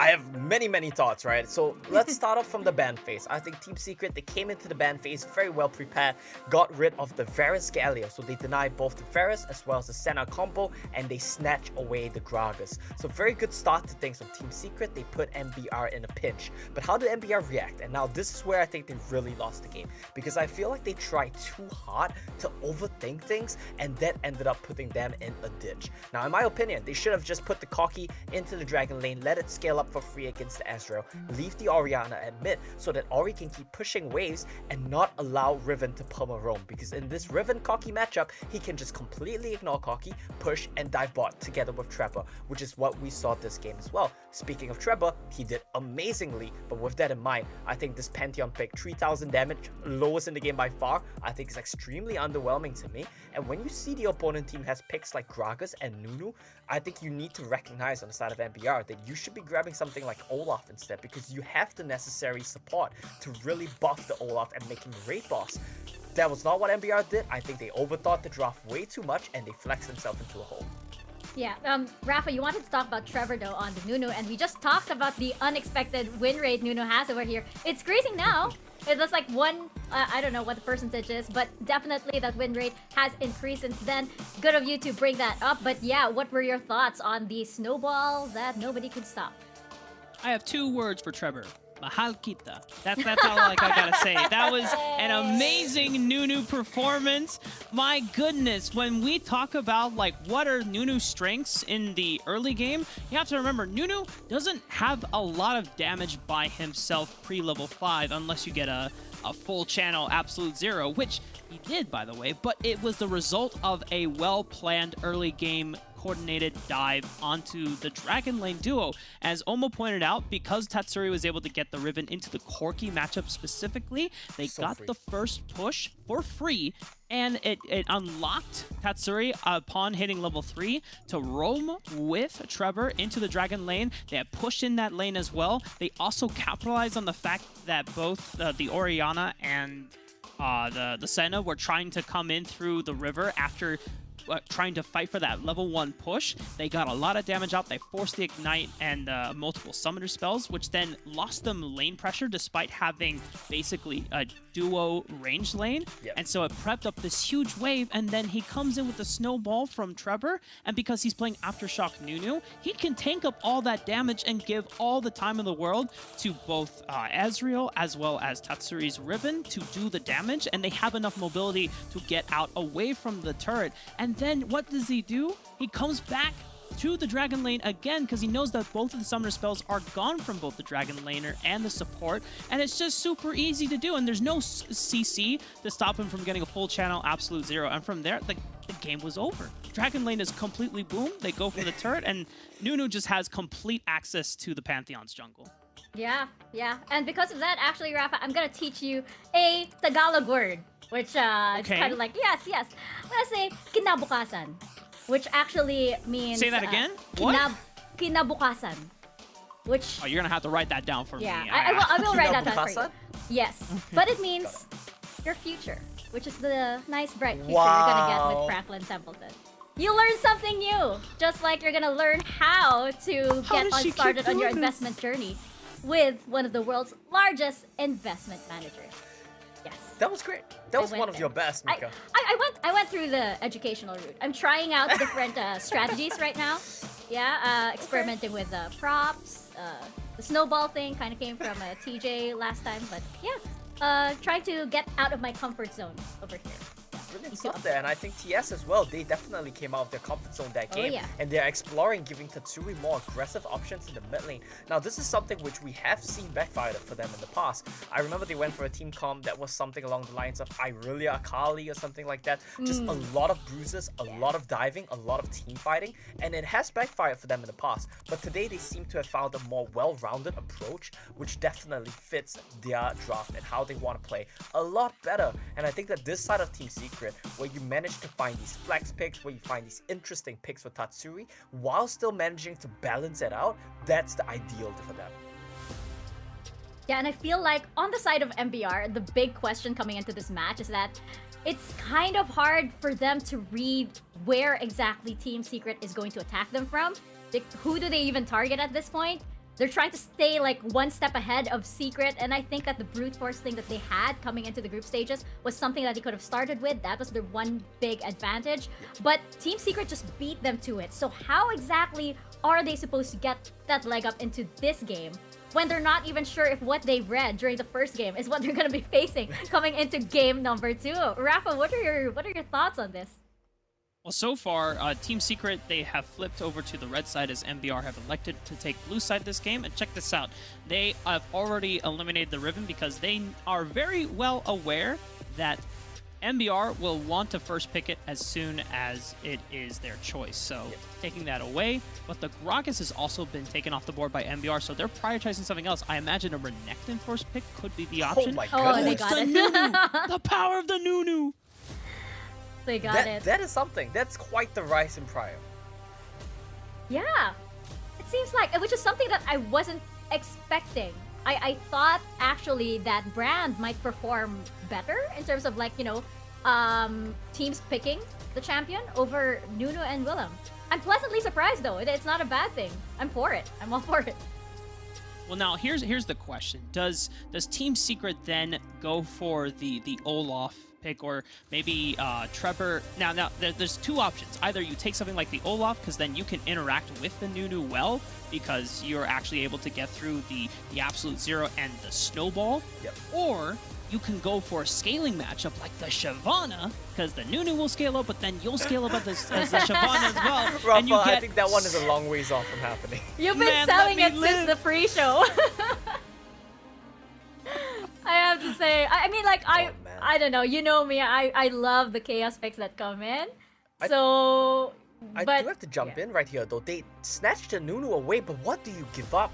You give up your best pick, your most successful pick. This Varus for Ilya, which has been so successful for him. They say we prioritize Nunu more. We have no answers to this champion with Ari being banned away. I think that was a very good identification from MBR. But Team Secret, very quick on the uptick. They know what the counter is. TF plus Nunu, Olaf has answers into both of them. Has the Galio to come in on top of him. Has the Varus for poke as well set up. Team Secret's draft looking much better from the get-go. Ooh, plus Fiora. a Fiora. Plus a Fiora coming in. And That I'm is a very thinking- early Fiora. And I'm thinking if, MBR do pick up the Nunu because they have something planned around it, or if it's just more of a reaction from Team Secret. Because they would rather have it on their side rather than Team Secret picking it up and, wrecking havoc once again. But that makes me a little uneasy on the side of MBR because if they don't play around the Nunu, it's gonna be dead weight. Honestly, I don't think this is looking like the best Nunu game. In fact, I would say it's far from it. And Team Secret, they are making this red side work for them. They're getting counter picks, they're getting a good Fiora angle. I would say it's not the best Fiora angle because you have to play into Twisted Fate, but you do have the Galio on top of you, and with this mid-jungle matchup, you should almost always get mid-jungle prio here. So I think the Team Secret have very good answers here on red side, and MBR, they're gonna be very heavily reliant on the Nunu TF combo finding gags in the early game, which I think is a bit ambitious.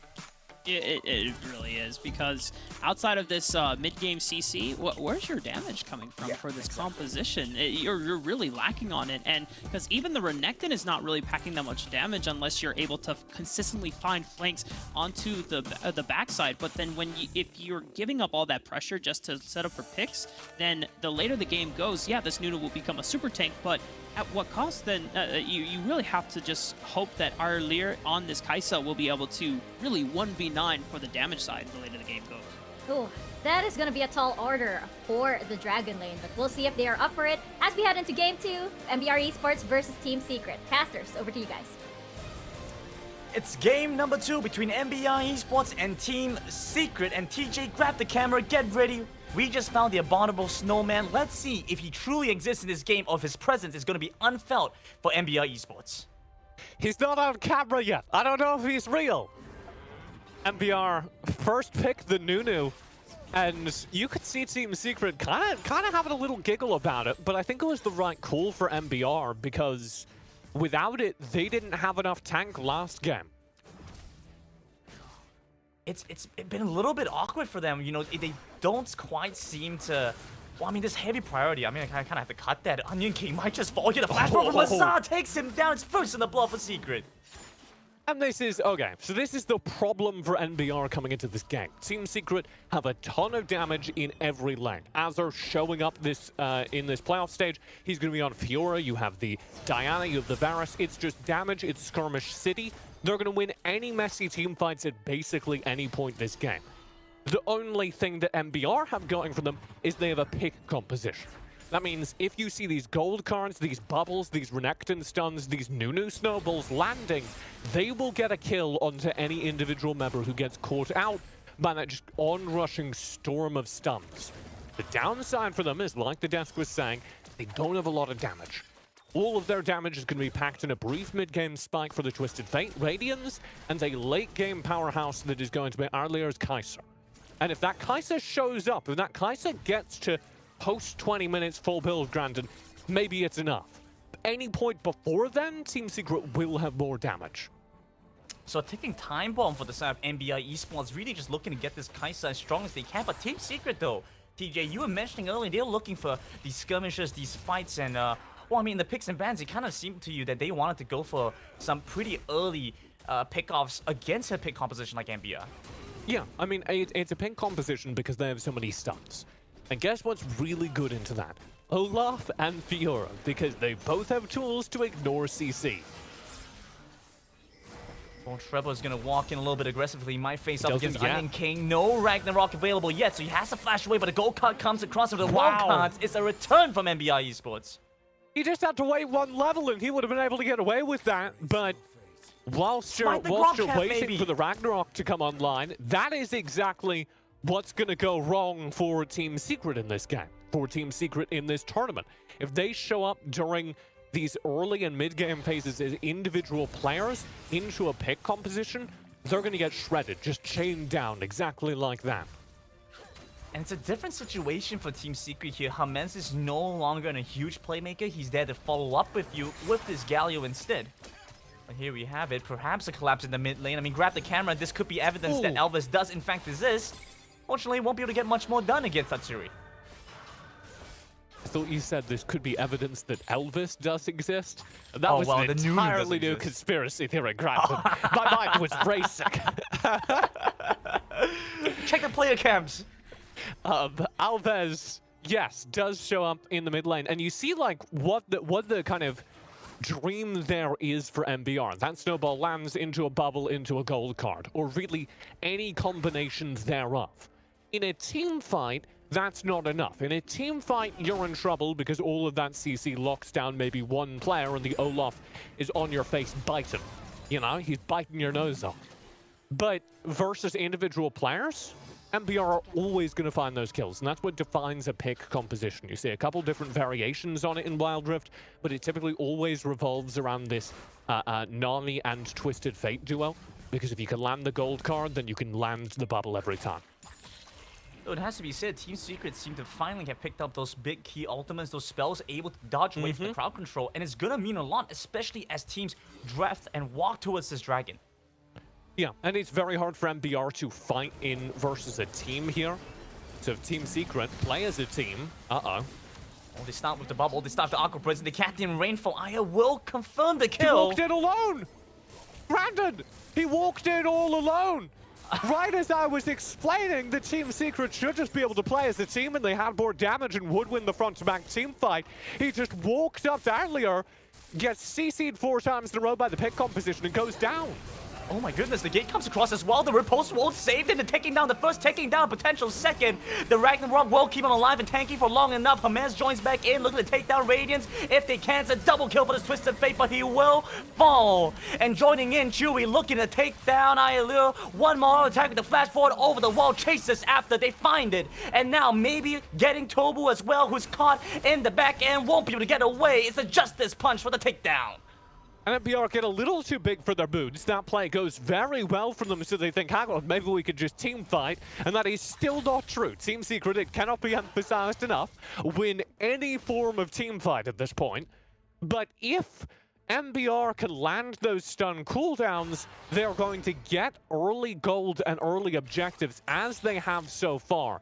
And the fact that this game is pretty much dead even at the 5-minute mark is a massive win for MBR, who just want to last until 15-20 minutes. Well, TJ, they don't even have boots yet. Look at that. 2 of the players don't even have it. Tobu, I'm not even sure why he's buying boots. He doesn't have feet to put them on. Does he put it on his head? Is this a hat? Oh, Yeah, see, as sure. MBR. You need him Sure. to do a shoey. Just ask Skimmy about those ones. Oh, well, I'm looking forward to asking him post-game. Team Secret gonna move in, maybe trying to contest with his Rift Tower. It's gonna go over to Elvis as expected. He's still standing strong in the face of Team Secret. He's so tanky, difficult to take down. But here we have it. Tatsuri finally joins in the fight. They've taken down Tobu. Now jump back onto Elvis. No flash, but he has to smite. Can he survive? The answer is no. Tatsuri comes out ahead. You can't team fight MBR. I am really impressed that they managed to get that Rift Herald in the middle of all that. It just came because Trevor smited weirdly early. I think he must have felt like he was under health threat, had to smite to get the HP back. But it means that Alves gets a pretty easy Rift Herald secure. That is a small victory for MBR because they are still going to lose a ton of gold off of this. They've lost the turret off of this, so Team Secret still can shut down this game in the next couple of minutes. But MBR took away the Rift Herald, and that's a tool they won't have. Well, here we have it. The collapse coming across from MBR Esports. It's a fast rotation to take down Chewy. I chuckled because I thought the tidal wave was going to be it, but the collapse from MBR so quick. Tidal wave into bubble, sets up for earlier's killer instinct, and the destiny was already called for. Radiance was already teleporting in whilst that was happening. Just a beautiful play from MBR, and they summon this Rift Herald to make use of their advantage on the map. Azaz on the back, he props the grand challenge early. Hermes has joined in as well. The gold card comes across him and looking at Tatsuri to make a play happen. Azaz looking low, but he's still alive, so it's all right. It's all good. They jump back onto Elvis, take him down. The Wildcats unable to take down anyone on Team Secret, and they survive through it all. Azure is playing so well right now. For a player that's struggled this tournament, that's underperformed the expectations we came into this event with, it must be vindicating to perform like this. Well, there's not much more to be said for Radiance, though. He falls in the bottom side, and the Dragon turret, the Dragon outer turret, will go over the Team Secret. 6,000 ahead, TJ. I'm not in the same place I was during game number 1, though. During game number 1, there was a moment around this time, actually, where I said, okay, this game's over, Team Secret win. This time round, I'm keeping a very careful eye on Arlier. And they keep getting into these situations where they're fighting 3-on-3, 4-on-4, like you see here. And there's absolutely no universe in which Team Secret lose these 3-on-3s, 4-on-4s. We're taking another one. Oh, wow, they do manage to trade back, though. It's a 1-for-1 exchange. The Kai'Sa for the Fiora. Not too bad for NBA Esports, but not great either.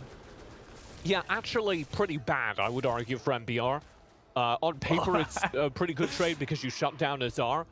But they need this Kai'Sa again. And every second that Arlier is looking at a gray screen is a second that he's not farming. Every second you're scrolling through Instagram waiting to get your controls back, you're not farming. And that's pretty devastating for Arlier. Well, the best place to shot call from is from a gray screen. Elvis, right around the side of the pit, charges up the snowball, gonna get intercepted by Hermes. This could be the fight. Tatsuri comes in with the moonfall onto 2. Chains of Corruption blocks off MBR Esports. It's difficult for them to get in. MBR just need to leave. There's no winning these front-to-back team fights until the Kai'Sa is so massive she can do it by herself. And she is not there yet. The reason it's so hard to win a front-to-back team fight into Team Secret for MBR is because they have no assassination potential and they have low damage. And obviously the low damage means that it's hard to burn through the front line, which is mostly Hamas, sometimes Azure and Trevor, but mostly Hamas. The problem with having no assassination potential is that there's no way for them to get onto Chewie. So as you see during that fight right there, where they're trying to force through that choke point at the top of the river, Chewie can just sit behind the entire team and throw damage out. And Team Secret, a lot of assassin-based teams really benefit from the Varus for this reason, because when the Varus is chipping people low, it's much easier to get into those backlines as a Diana, as a Fiora, and convert low HP targets and start resets rolling. As a Fiora, you're looking for that grand challenge, for instance, which resets the health for your entire team. It's way easier to proc that ultimate if your targets are already low, because Chewie's been gnawing away, chewing on them a little bit. Right, so hear me out, TJ. If MBR are lacking backline assassination potential, full lethality Kai'Sa. Yeah, no, that should be the play. This Kai'Sa needs to get as big as possible and literally win team fights by herself. And Kai'Sa can do that, but it's a long road to get there. Well, we already start to see Radiance starting to come online a little bit more. He's optimized for the Lich Main instead of the Rapid Fire Cannon early on the second item, so a little bit less of the pick potential. Here we have it. That's the pull triggered coming in. NBA Esports has the red card, so they don't have to lock down the crowd control to take down Chewie first. He goes golden, survives still. Elvis soaking up so much damage. The 3-man Moonfall almost takes down Elvis, who's had to flash back towards the turret. But NBA Esports will be able to survive this onslaught. Anytime you see a team fight like that one for Team Secret, though, where Team Secret are walking away from the team fight with 2-3 low HP members, it's a sign you don't have enough backline threat on your team. Ooh, there we have it. Tatsuri comes in with the Lunar Rush. They find the first pick off on the Radiance. And there's mid lane turret as well. Because it's about mobility, right? You see the flip side of that here. Alves, what are you doing? Oh, he's making a mess. This is him showing his presence. This is his turret. Okay. So during that fight, you see the side of Team Secret that MVR don't have, where when you need to go front to back, when your primary engages stuff like Renekton and Nunu, it's very easy for low HP members to just leave. It's very easy for you to just walk away from the crocodile. The key is to change directions because crocodiles can only run in straight lines. Yes. Whereas for MBR, when they get low, when members of their team need to reset, they can't disengage from the fight as effectively because they need to survive being dove by a Fiora, by a Diana, both of whom move very quickly. So MBR can't run away from Team Secret. Team Secret can run away from MBR. That means MBR can only win very specific kinds of fights. That's going to start happening towards the late game, not only as their damage comes online earlier, but also as you get objectives that Team Secret can't afford to run away from, right? Because every time they just take a random skirmish in the mid lane, Team Secret, if they feel like they're losing it, they're just going to leave. They're just going to go home. And there's not a whole lot MBR can do about it. Whereas once you get to like a Baron fight, Team Secret can't leave. And that's when you have the potential to turn the game around as MBR. And Baron will be available. I mean, it's a Dragon first, so MBR Esports still have to tide past this battle, right? The Infernal Drake, it's a big one, so Team Secret should look to go and grab that. But MBR Esports, like you mentioned, you know, they still have this window to play for. And it's not as if Ailer is totally out of the game. He's only about 500, well, about 1,200 gold behind Chewy right now. It's still a playable series. They just have to make sure that he gets into this point of power. And Team Secret have been playing this well. They do have a gold lead, as you were talking about. But it's very hard to count MBR out of this game until earlier is shut down. Well, what they're looking to try and do here, MBR Esports the one to pull the trigger first, but they're fighting into Team Secret, who have such a great angle to get the collapse back in on them. They force away Onion King with the Ignite, taking him down low. The kill will go over to Azine, over to the back. They finally take down the Fiora. The gold card is locked and loaded, ready. Radiant still chasing after Ailir. Will dive into the back, take down one. But he faced off against Tatsuri, who's back again with the Lunar Rush with the Crescent Strike. And you have to run away from this Diana. Earlier does manage to find a pick-off kill there, shutting down Azur and finally demonstrating some of that late game potential. He would have had him! He gives up! Ladies and gentlemen, that is why you never give up on your dreams, because you don't know how close you might be. Absolutely. Always chase after them. They're going to get the turret. Tatsuri chasing after this kill, because guess what? The Chains Corruption are back up. And one more. It's 4 dead inside of MBR. You never know when the thing you're looking for might just be on the other side of a bush that you don't bother to walk through. Look, it's your true love on the other end there. You just have to make the first step, get just past stick that your brush. head into that foliage. Just put your head into those leaves. Fourth thorns, fourth. Whatever kind of things you want to talk about, branches, sticks, whatever, poisons, insects, you gotta put your head in that brush. You gotta put your head through it. This team fight does look much better for MBR. You can kind of see what's coming online. Check out this from earlier. He's just like, hey, this is what I do in the late game, by the way. Finds a kill. But you can also see they have literally no damage other than that. And off of the back of the win, Team Secret are starting the Baron. And they picked it up. It goes over the treble, who's managed to collect it. Onion King will be the next to fall. The grand entrance comes across Azar. Watch earlier. First time will not be the second time he goes down. Elvis tries to charge up the Absolute Zero. It doesn't do much in the face of Team Secret, who have taken down the third. And Iron Leo will be the fourth casualty of the fight. And that'll be it. Finally, MBR gets shut down. Finally, the Kai'Sa gets shut down, and they just didn't get enough gold onto her to justify this team composition, which pinned all of their hopes and dreams on Arlier. So Team Secret are going to match point. And once again, we see teams come back into the playoffs with playoffs form. It's Team Secret leading the series 2-0. What a performance from Azur, who comes into this playoffs as a player that we're kind of arguing is underperforming, as a player that we're looking to step up as he did during the PVGL. And he's just delivered 2 incredibly good games, absolutely obliterating Onion King, who's been a non-factor in this series after dominating every phase of the tournament prior. A lot of priority placed towards the Nunu early on, and MBR Esports, well, it seems like they got baited by the pink, felt like it was stronger than it actually was, and their composition was a little bit lacking compared to what Team Secret were able to bring to the table. It's a hard composition because if you play any more damage anywhere on the field, I honestly think they win that game. Like, if you're playing Orianna instead of a Twisted Fate, I honestly think NBR could win the game, as they just demonstrated they have the potential to. But the Nunu gives you tank, it gives you engage, and it doesn't provide you any damage. And it felt like they got that pick and then pivoted to a team composition that didn't take advantage of having a tank jungler, would have instead benefited from having a little more damage in the jungle. Well, it seems like Team Secret has done their homework and are looking smart, looking strong. With that being said, we're going to go into a quick little break. When we come back, Team Secret have pulled ahead to match point 2-0.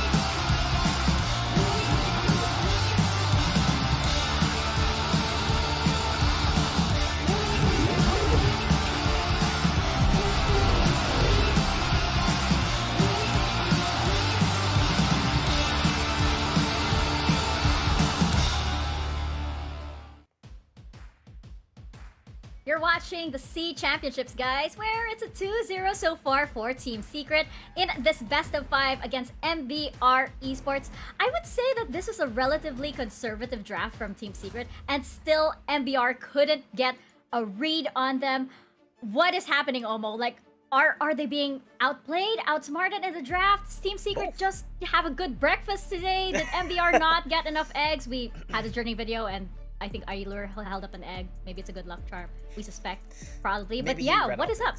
Maybe genuinely they ran out of eggs, but I think beyond that, right? Something that we talked about when we were doing the prep for this matchup was that Team Secret was a team that would benefit from prep, and we saw exactly that coming into the games today. I feel like they had a checkmate in the draft in game 1. They definitely had a much better draft in game 2. And I think it's pretty curious to bring up that you mentioned that this is a pretty conservative draft for Team Secret. And then you look at their draft, there's a Fiora, there's a Diana, and it's still conservative by their standards. I agree, it makes sense. It's just that this team likes to wild out and draft, and this is no different. And you can see why. I mean, I think we've been very impressed with Tatsuri so far. He's continuing to impress, and I think given the way things are going, if he continues to shut down Radiance, who is one of the key tempo setters for the side of MBR, then I think MBR have no chance to come back into the series. With that said though, I really think the biggest thing MBR need to do right now is they need to fix their draft. They're really in their own head. They're trying too hard to fix problems that don't exist. The first pick Nunu, the Senna Ori bot lane, things like that are just so off team for them, and I feel like that's what's hurting them the most. Yeah, they seem to be forgetting sort of like what their strengths are and not playing to that. And, you know, Rafa, you wanted to bring up Tatsuri. We know this guy is, cracked on Assassin Champions. We didn't exactly see it that much during the group stages because apparently Tatsuri's been saving it for this moment, for the playoffs. And the Diana pick, again, a little controversial because she kind of joins Nami and Vi in our C Chumps list, which is like the list of champions that have the lowest win rate. Tatsuri doesn't care though. That's a buff enough. That's enough to break the curse apparently on, this lowest win rate. But yeah, Rafa, your thoughts, because you wanted to bring up Tatsuri and this amazing assassin play. Tatsuri just kind of smurfed it. No cap, man. I mean, and you brought up the Diana being on the list of chumps. Before this debut, Diana had a 25% win rate across all of the C Championship stages, both play-ins and groups. Now, the way that Tatsuri played it, that almost made it look like a 100% win ratio champion, because the way that Tatsuri was piloting the Diana, and we'll even get a glimpse of it on this replay that we're getting around the 6-minute mark of Tatsuri's Diana, the way that he is picking and choosing when to enter in the fights as an assassin is so key and pivotal. A lot of the times when you see players trying to pilot assassins and they flub is because they try to go in too early. Remember, as an assassin, you deal a lot of damage, but you're like a glass house. You also can get bursted easily because you're very squishy as well. But when Tatsuri enters in the fight, notice how many ultimate cooldowns have already been used by the side of MBR. So far, 4. So no one has access to cooldowns that can stop Tatsuri by the time he enters in here and splits up the entire fight. Radiance is on the other side. He can't assist in Alves, and now this Nunu, who is a huge frontliner but doesn't do any damage, suddenly is super scared because he's like, what am I supposed to do against this assassin that's just eating me alive for breakfast? Exactly. And I feel like, Tatsuri, why? Omo, what's wrong? I wish I brought a hat. I wish I had a prop. Oh, would you look at that? Something dropped on you, Nika. One esports. I didn't even see the home of esports heroes. Get your daily dose of esports on one. It's getting better. You're getting there, really good at this. Yeah. I, like Team Secret, have done my homework and managed to head on over to the One Esports shop, purchase a cap, have it shipped over just in time for this moment.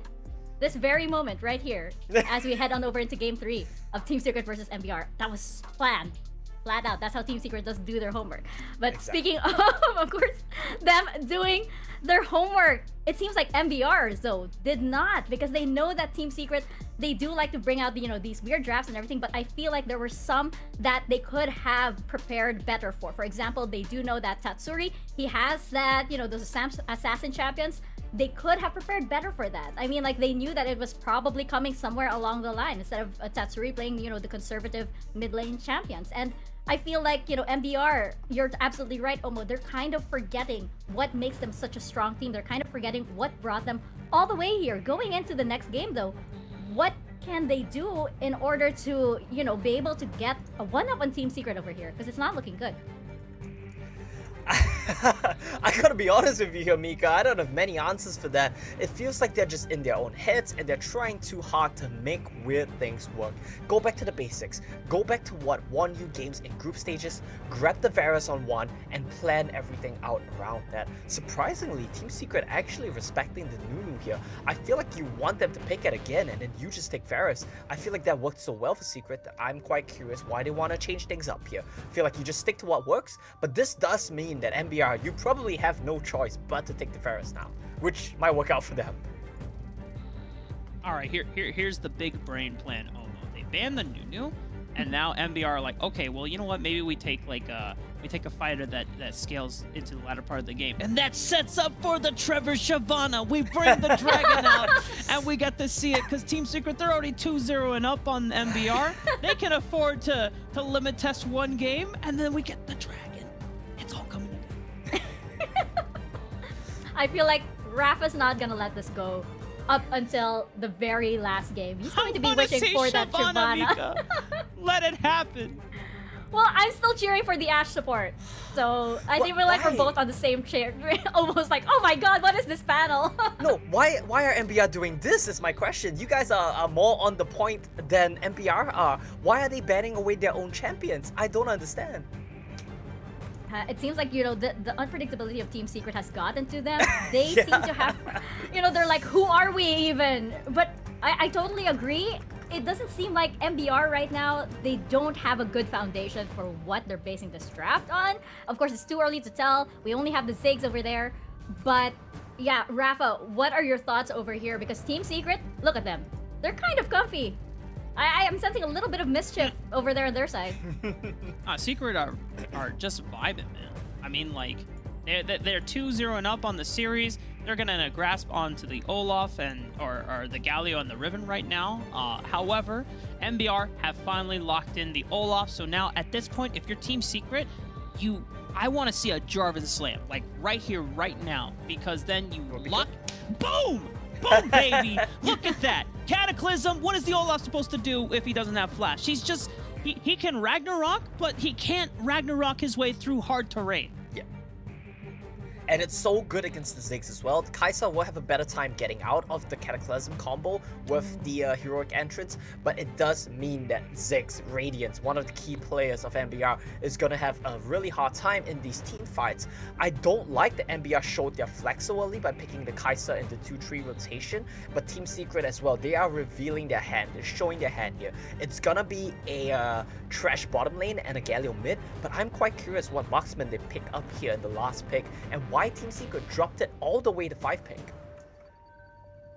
Yeah, it is going to be a little bit confusing over here. I'm wondering exactly how this is going to round out. But on the side of MBR, I am quite worried. They're playing Vayne. They're playing Vayne. Okay. Yeah, this is a Vayne angle. I think that's the only reason why they would drop their marksman to 5 pick, and it should be Vayne. As we wait. There's nothing else. It doesn't make sense Bated otherwise. breath. Ah, come on! I'm disappointed. Almost so ready. I think Vayne could work in this if it's not Olaf, because your one disengage spell in Condemn unfortunately doesn't do anything. Now, if you set up the Cataclysm and then you condemn into it, that could have been hot, right? But that is they didn't think that far. Yeah, they didn't think that far ahead. They just want to say, you know what, my condemn. If my Jarvan is not near me to get the Cataclysm down, then I just have to rely on being able to buy as much space. And Relentless Pursuit gives a little bit more dash than the Tumble does for Vayne, and you can always engage in fights with being at long range as long as you throw out the culling, and then you wait out all the cooldowns, the Ragnarok, and as well as the other crowd control coming out. Then you can start dashing in aggressively as Lucian. and I do want to give my final thoughts, which I think that Team Secret, they want to close this one out fast. When you pick Javan, Galio, Riven, and your bot side is Lucian Trash, Team Secret, you know what? They said, it's already a 2-0. Let's just close this out. Let's end their misery, send them to the losers bracket, and let's advance on to face SBTC in the winner bracket. Very aggressive draft from Team Secret. Fits their style very well. If it works, it is going to dominate. Yes, indeed. And Rafa, did you have any final thoughts? I mean, I'm just chiming in with Omo, man. Yeah, At this point, Team Secret are ready to pull the plug, cut the cord on MBR's lifeline in the upper bracket and send them to the lower bracket. The Filipinos are ready to move on to the next match and take their chances against SBTC.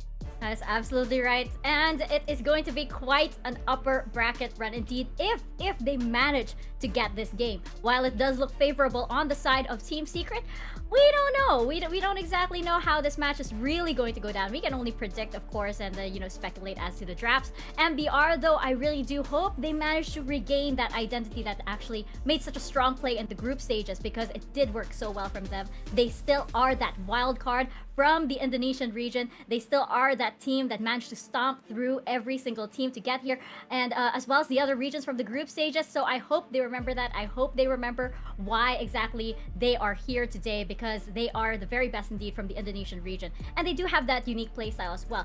Funnily enough, I have to note, Omo, what are your thoughts on this? Because we haven't seen the twin shadows twin shadows meta that MBR have actually capitalized on. Going in here, we saw it come out so well. It was so annoying in the group stages. They haven't brought it out just yet against Team Secret. Do you think it's because they're a little, they're anticipating that Team Secret might get that read on them, or do you think that, maybe they just feel like they've outgrown it? I don't think that's it, right? I think they're just trying to change up the identity between groups and playoffs for no reason at all. What has been working for them in groups, including the quadruplet shadows, they haven't even been pulling it out here today, and I think that that's something which is super odd for me. My only theory can be that something's gone wrong in scrims. They've probably been getting rolled. They feel like they need to change something up, and they've changed too much up. And why the quadruplet shadows worked so well for the side of MBR was because they used to consistently play comps that would get mid-prio, that would let them push side lanes because of their mid-prio. Today, they had none of that. They've been losing mid-prio, they've been losing pushes in lanes which they shouldn't, and that prio is so key for how MBR wants to play as a team, and they don't have that. Twin Shadows are useless here. Things are just looking so weird for MBR. I can't answer it. Yeah, it's really rough right now for MBR Esports, and I imagine that they do have that sort of a little bit of a mental slump, because when you are down 2-0 and you know it's going to come down to this game, there is that additional factor that comes in. You're now dealing with you need that mental fortitude to come in and sort of like reset your mind that it's still game one, and you can still manage to come back, because it's entirely possible. You can still come back from this. But Rafa, how do you think MBR right now need to be able to deal with this, especially since Team Secret, they look like they're just chilling.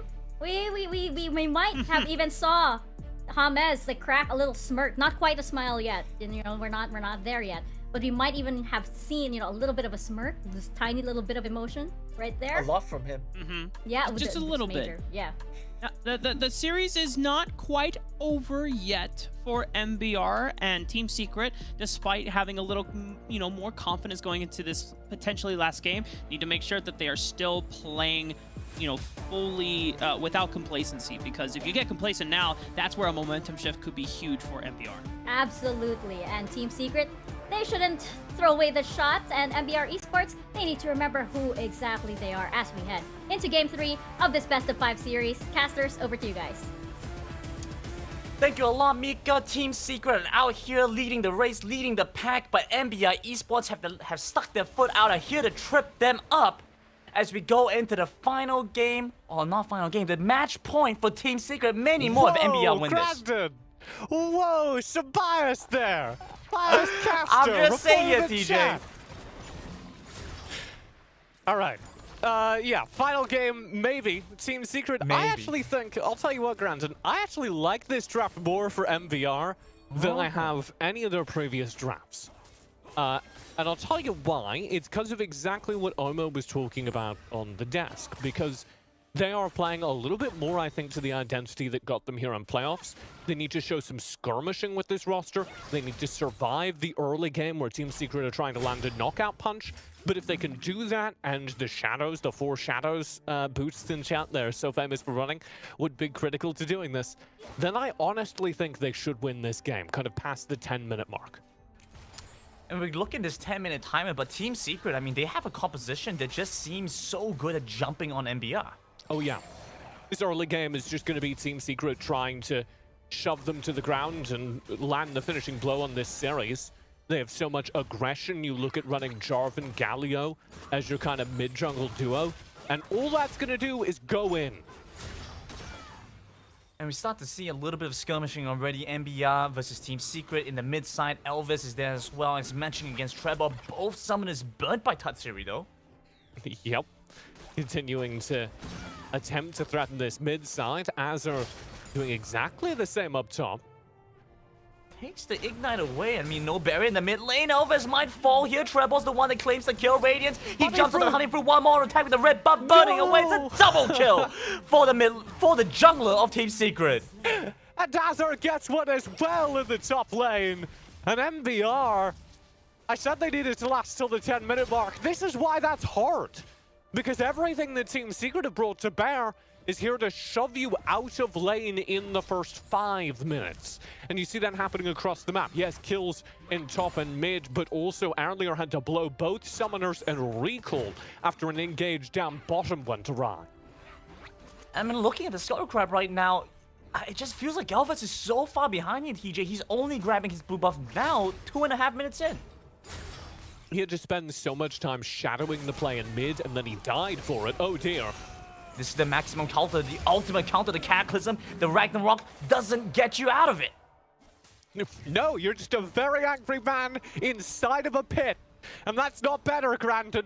I've been that man. It's not a good place to be. Oh, that's unfortunate, TJ, and it's so punishing to Elvis. He just respawned, came back up, got the buff, and he's gone down again. Hamez gonna rotate down to the bottom end. The bot passage gonna come across. They find decent damage back onto the Kai'Sa. Remember, no summoner spells means no chance to get away. The Ignite takes him down low, but Irelia will survive for now. Tatsuri, the first to fall. It's a Culling. The full barrage unloaded onto MBR. But Chewy, unfortunately, no backup for the rest of his team. Is gonna get caught by the Aqua Prison. The Apprehend comes across. Chewy looking low. Beautiful flay away, and Chewy's still alive. But not for long. Onion King comes in for the dunk. And that was actually stolen away from him, so the kill still goes over. And MBR respond to Team Secret the way you have to. If a team is trying to bully you out of the game in the first 5 minutes of the game, you can't sit back and play defensive into that. You will always lose. Because they're not playing by standard rules, they're not trying to catch waves, they will always have more players in any given skirmish. So the way you have to respond, if a team is ignoring lane states and just trying to get kills, is you have to play just as aggressive in response. You have to sharpen lane in response as 4-5 players, and that's exactly what MBR do. It earns them a team fight, and it earns them another couple of minutes on the clock. They're racing towards this 10-minute mark when they get their first and second items, when they start coming online in this game. MBR have kicked things up to a 10, but Team Secret are back with the Cataclysm with the heroic entrance, and Azar coming in clutch is going to take down Elvis, force him off the Rift Tower to secure it for themselves. Team Secret with those big key ultimates. I do not know how Alves survived that fight, but it's also a highlight of the fact that MBR can't really fight right now. They are behind, and I approve of them trying to contest things, but they need to be so quick about pulling the plug on engagements. And to their credit, that's what we see there, Grandin. As soon as they realize they're not going to get that Rift Herald, they don't hang around, they turn tail, and they run. And that is the right call. I mean, just seems like such great setup from Team Secret, and they had committed a couple of ultimates in the bottom side, but the big ones were still available for them. Yeah, the big ultis are still available for all these fights, and so many of these early game characters are just so effective during early game skirmishes. Like, Galio is just incredible during early fights because there's no real answer to the taunt, and HP bars aren't big enough that you can survive getting taunted. So he's just incredible. Everyone's getting taunted, everyone's getting cataclysmed. Nobody can survive any of that CC because they're all early game. And Team Secret are getting their gold. They're landing punches during the first 5 minutes. MBR need to keep pace in terms of gold, and you can see that's going to be a very difficult proposition. They're several thousand gold down already. If they get this top turret in response, it's all right for them. Yeah, but you better have Team Secret's money. Azar's coming in, and Well, he's been having a good series and a good showing for us overall. Questions were raised about how Azar is going to perform in playoffs. We've had the opportunity to talk to them before, and they were a little bit off form going into the group stage. But playoffs, Team Secret looking so much better. They have been in control for the past 2 games. This still, well, like you mentioned, NBI Esports have found similar form to what we saw from them before. But Team Secret are still responding very well in the lead. Yeah, I do want to be careful that we don't paint this as Team Secret running away from this game. It is very good that they're being this aggressive. I love seeing this look from Team Secret. This is very fun, Wild Rift. But the entire top side of their map is going to struggle to do damage. Really, their entire team really is going to struggle to do damage compared to Kai'Sa Ziggs in the late game. So you can't really paint this as this game just being over. You have to kind of look at this as Team Secret earning the advantage they're supposed to earn during the early game. And the question really is it enough? Have they built enough runway that their plane can take off before the SUV that MPR are driving can catch up with the plane on the runway and force them to stay grounded? Well, that's a pretty nice analogy there, TJ. Yeah, it's got like that visuals. one. Yeah, very visual there. What's the mileage per gallon that I get from this SUV, by the way? It's actually all electric because they care about the environment. That's amazing. Team Secret, you heard it here first. Not only are here to win this series, they're going to do it in an environmentally friendly way as well. As Trevor has been able to be so proactive on the map, I really like this form that we've seen from him. He's been able to also go for a more aggressive build in the process. You see him get this Black Cleaver, and he's quite tanky, but he's also able to be quite a threat to Radiance and Iolira. Yeah, which is what they need to do. The reason you go for a Black Cleaver build here is because these first opening moments... Oh, what a hook! Beautiful catch of the marksman on the E carry. Galley gonna join back into the fight, gives them the AP damage shield, and jumping on the Onion King now pulls him away with the taunt. You have to watch out for the Ziggs damage though, but still a little bit too early. Azar flashes in, but will fall to NBI Esports.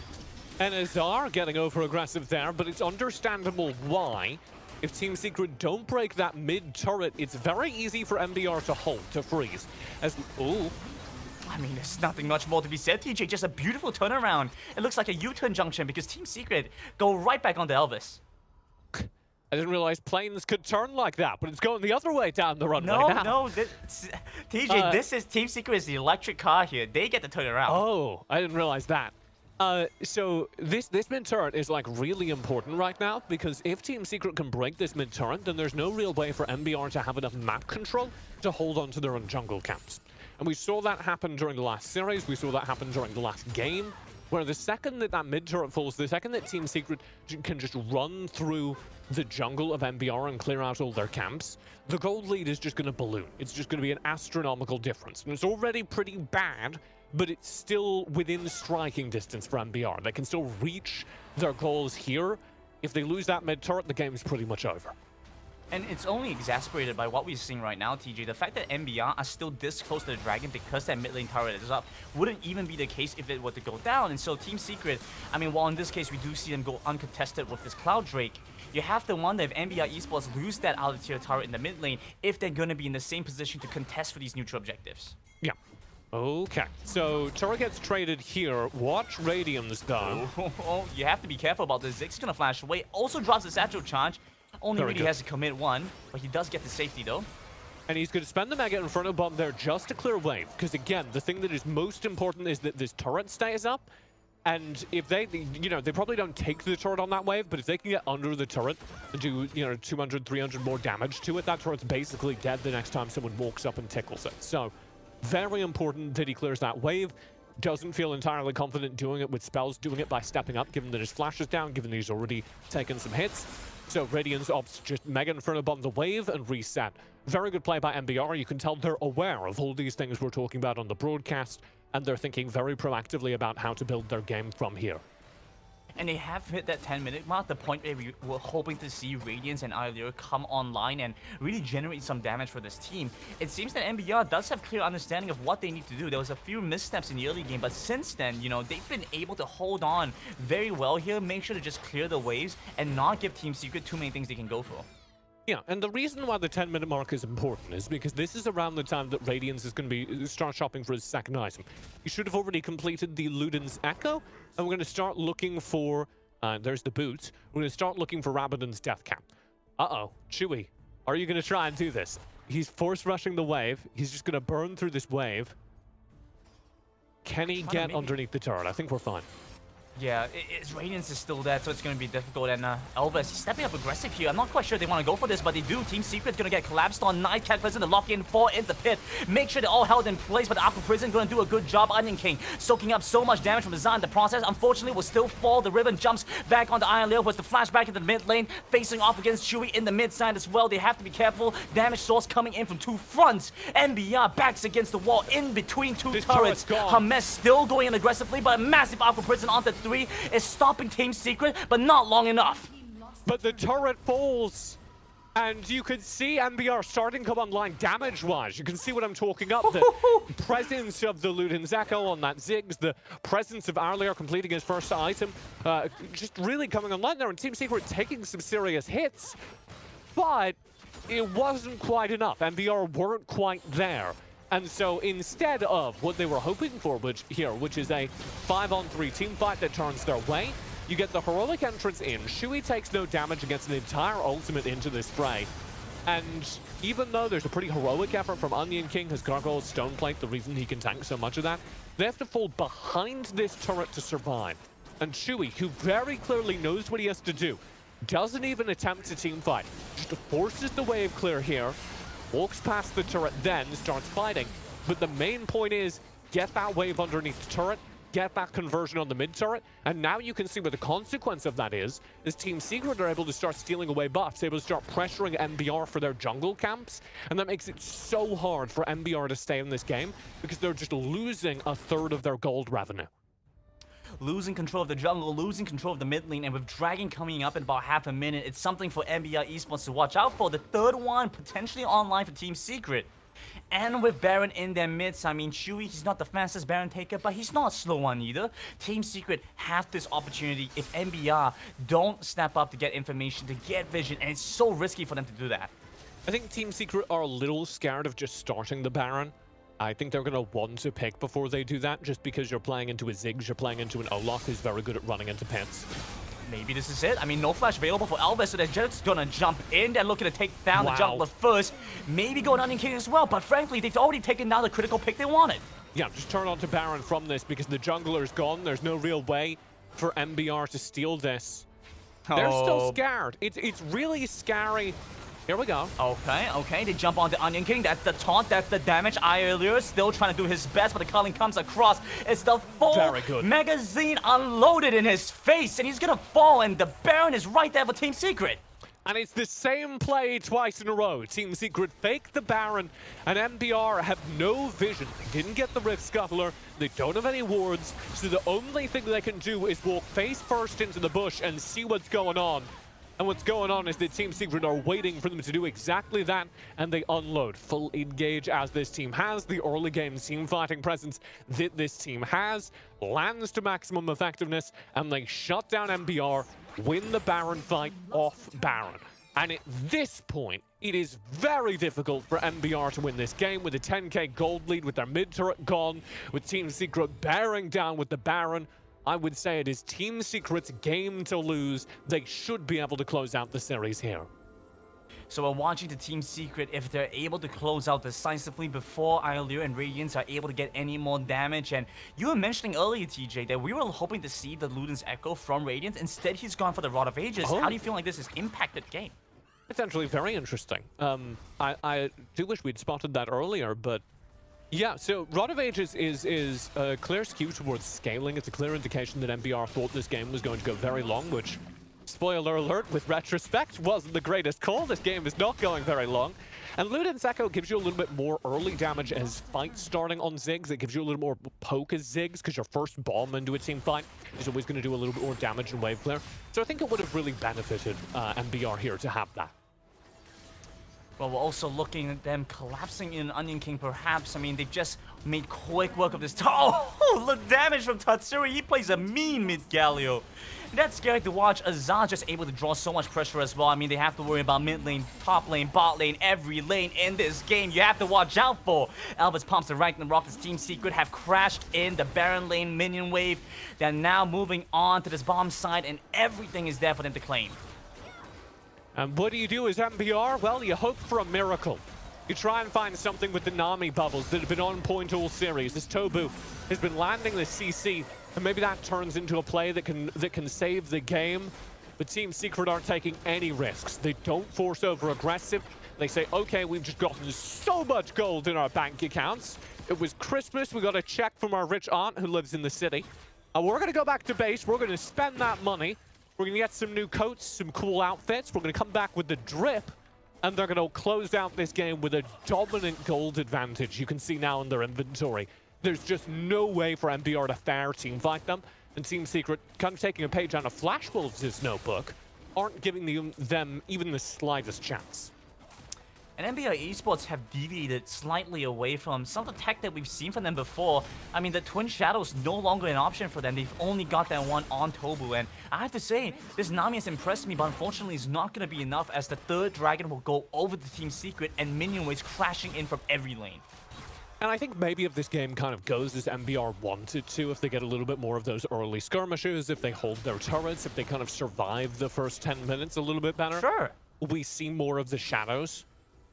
But the shadows are fundamentally only useful if you're playing a relatively even game.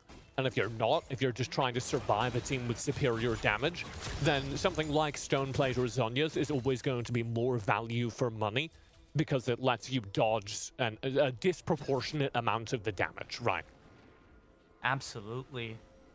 Team Secret now positioning and posturing around the Baron. I mean, this was the key defining moment, in my opinion, that won Team Secret that mid-game skirmish when they started playing around the Baron. This is it. Team Secret's just gonna go directly on it. Gonna take this one quickly. James is buying so much time as you wait for Tatsuri to jump in as well. Looking to take down Radiance. Look at the damage coming across the Justice Punch, and the rest of Team Secret collapsing in. It's a double kill for Tatsuri, who's bought enough time for the rest of his team to come in as well. It's just down to EVOS, but he's not gonna be enough. Not in the face of Team Secret, who are here to play, who are in playoffs form. It's 4 dead and Team Secret are on the victory march. I mean, what more can I say, TJ? Team Secret with a 3-0 win. And that'll knock MBR down to the lower bracket as Team Secret demonstrates some of the potential we were looking for earlier in this tournament. Some of the potential that was seen in the Summer Super Cup, that was seen in the PPGL. They've come into playoff form, demonstrating that they're a team that does their research, that does their practice, and comes in ready to play when the games matter most. Relaxed and easy, they look good, they look happy. It was a good series. MBR tried their best, and for moments, it looked like MBR were able to pull back in, but Team Secret were able to play towards their win conditions, and what an impressive set they showed us. Yeah, and MBR, I think that wasn't nearly as far apart as it looked. I think genuinely that was an impressive performance from MBR, even though this particular screen that says 3-0 doesn't show that. I think MBR demonstrated a very good understanding of what Team Secret needed to do to win each game and tried to counter it, but Team Secret's mechanics were online in a way they weren't during the group stage. We saw individual performances, the likes of which we were missing during the group stage. Azar is a particular player we've shouted out a ton. Tatsuri, I want to give credit not just for performing in terms of doing the damage, but also shifting away from that role when it was called for and playing a much more utility-focused mid in the last game of that series. This is all exactly what Team Secret are going to need. These are the elements they're going to need if they want to keep going in this upper bracket, if they want to compete against the very best in Southeast Asia and the world, which they're going to have to do as this playoff bracket moves forward. But before we get too ahead of ourselves, they still have the next opponents, and to break that one down and give us more insight into Team Secret's run through the playoffs, we're going to hand it over to the analyst desk to give us more information on how this one's going to play out. Thank you so much, casters. And yes, Team Secret with the first sweep of the day, a 3-0 versus MBR Esports. Oh, I got so hyped what TJ said earlier. Like they're top form indeed and ready to take on the world. But first up, they have to take on MBR, and they were very much up to the challenge. I mean, at the end of that game, what was that? A 20k gold lead over there? Yeah. That's a pretty solid finances. Who was behind that? Franklin Templeton? I mean, come on, guys. Let's jump into our post-game stats over here because, Omo, I know you have a lot of thoughts on this game and actually on Team Secret overall. They're on top form right now. I mean, this game specifically, I think I ran out of thoughts. I feel like Team Secret just demolished them so hard in games 1 and 2. This game just basically might not have even been played. I feel like it was over after game 2. MBR felt like they had no answer in draft, no answer in game. And I don't know what games TJ has been watching, because this did not look close at all whatsoever to me.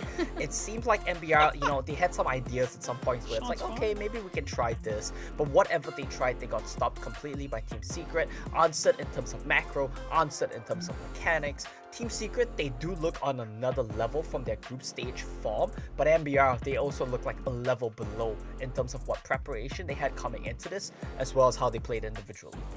Yeah, I do want to bring out though that, you know, MBR, yes, they did have some good plays. I do have to give a special shout out to Tobu. Tobu had me worried as a Team Secret fan. There were some great CCs in there. There were some really good bubbles, but there was no follow-up. So, like, you know, while my heart would stop, like, oh my gosh, he got 3, but then nothing would happen. So it's like, oh man, missed opportunity there for MBR. But Rafa, you wanted to bring up Trevor over here, and I think we have a wonderful sort of like a best moments of Trevor coming right up. I think that you prepared.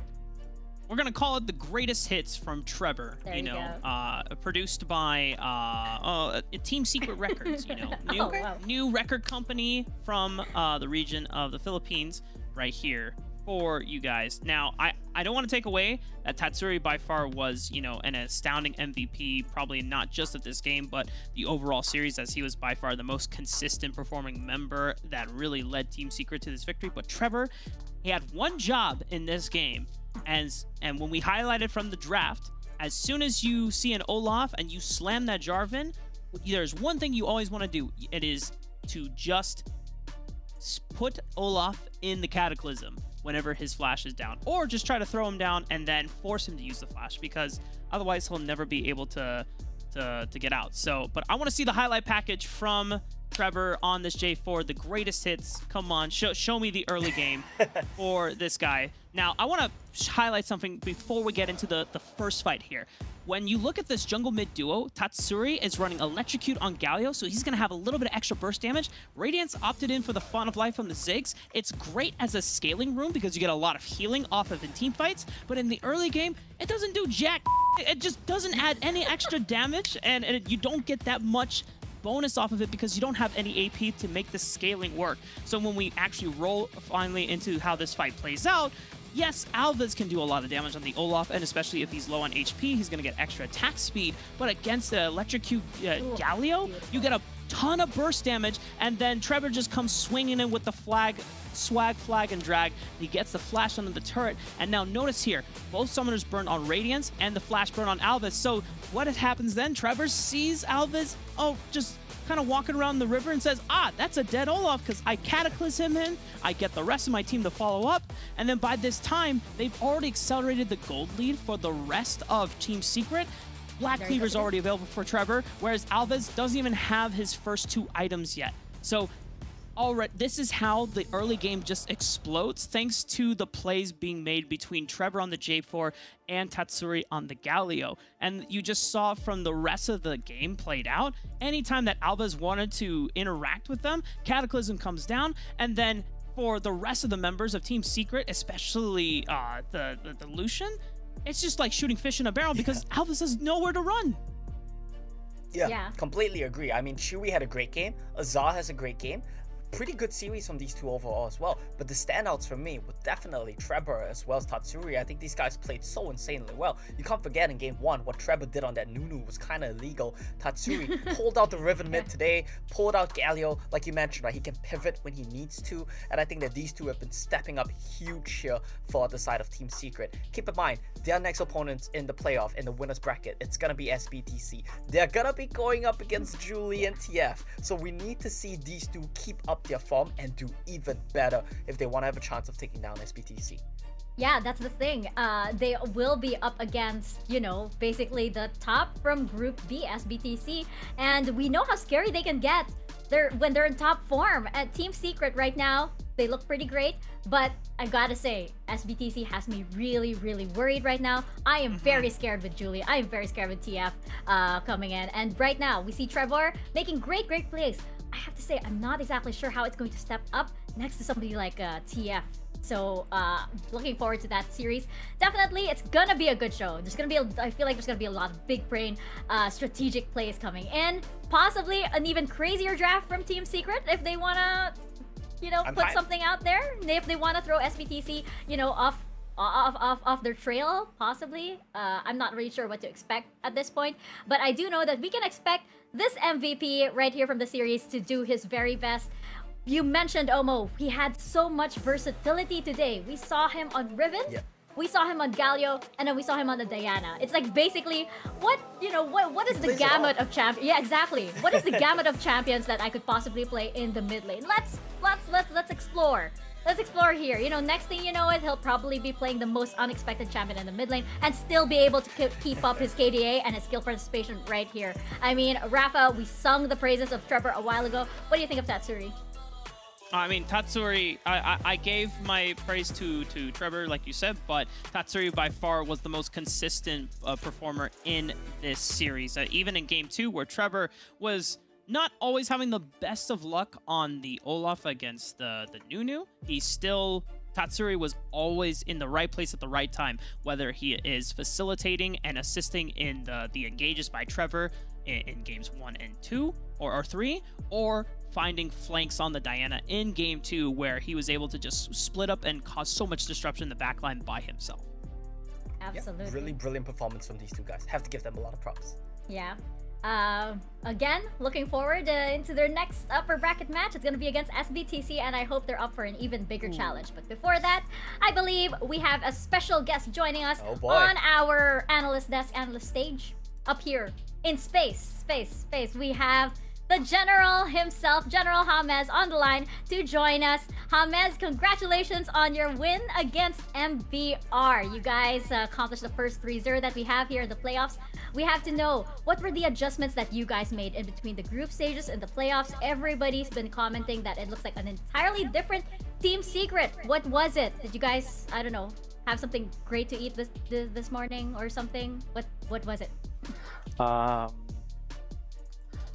So first, we changed our draft a little bit against them, and it really worked. Then we just went into the series with a lot of confidence, and yeah, we played all the 3 games very clean. And I'm proud of my teammates because they really didn't hold themselves back. At the same time, they also did hold themselves back because they didn't do a lot. We didn't throw, so. Yeah, I'm just happy we really played the set really clean and that we get to rest early for tomorrow's matches. Yes, and I hope you guys get a good night's sleep indeed, because tomorrow it's looking like a big one. Rafa, what about you? Do you have a question for James? Yeah, first of all, thank you so much for taking the time to do this interview. Salamat kaibigan. I hope I said that right. Yes, you did. Yeah. What gave you kind of this momentum going into the series against MBR? Was there like certain type of draft prep that you guys went over, or was it a certain type of like a practice regimen that you and the rest of your team went through before this? Sorry, can you repeat the question? Because my brother came to my room, so I wasn't able to listen properly. Hello. You're good. What did you guys do to prepare for this series against MBR?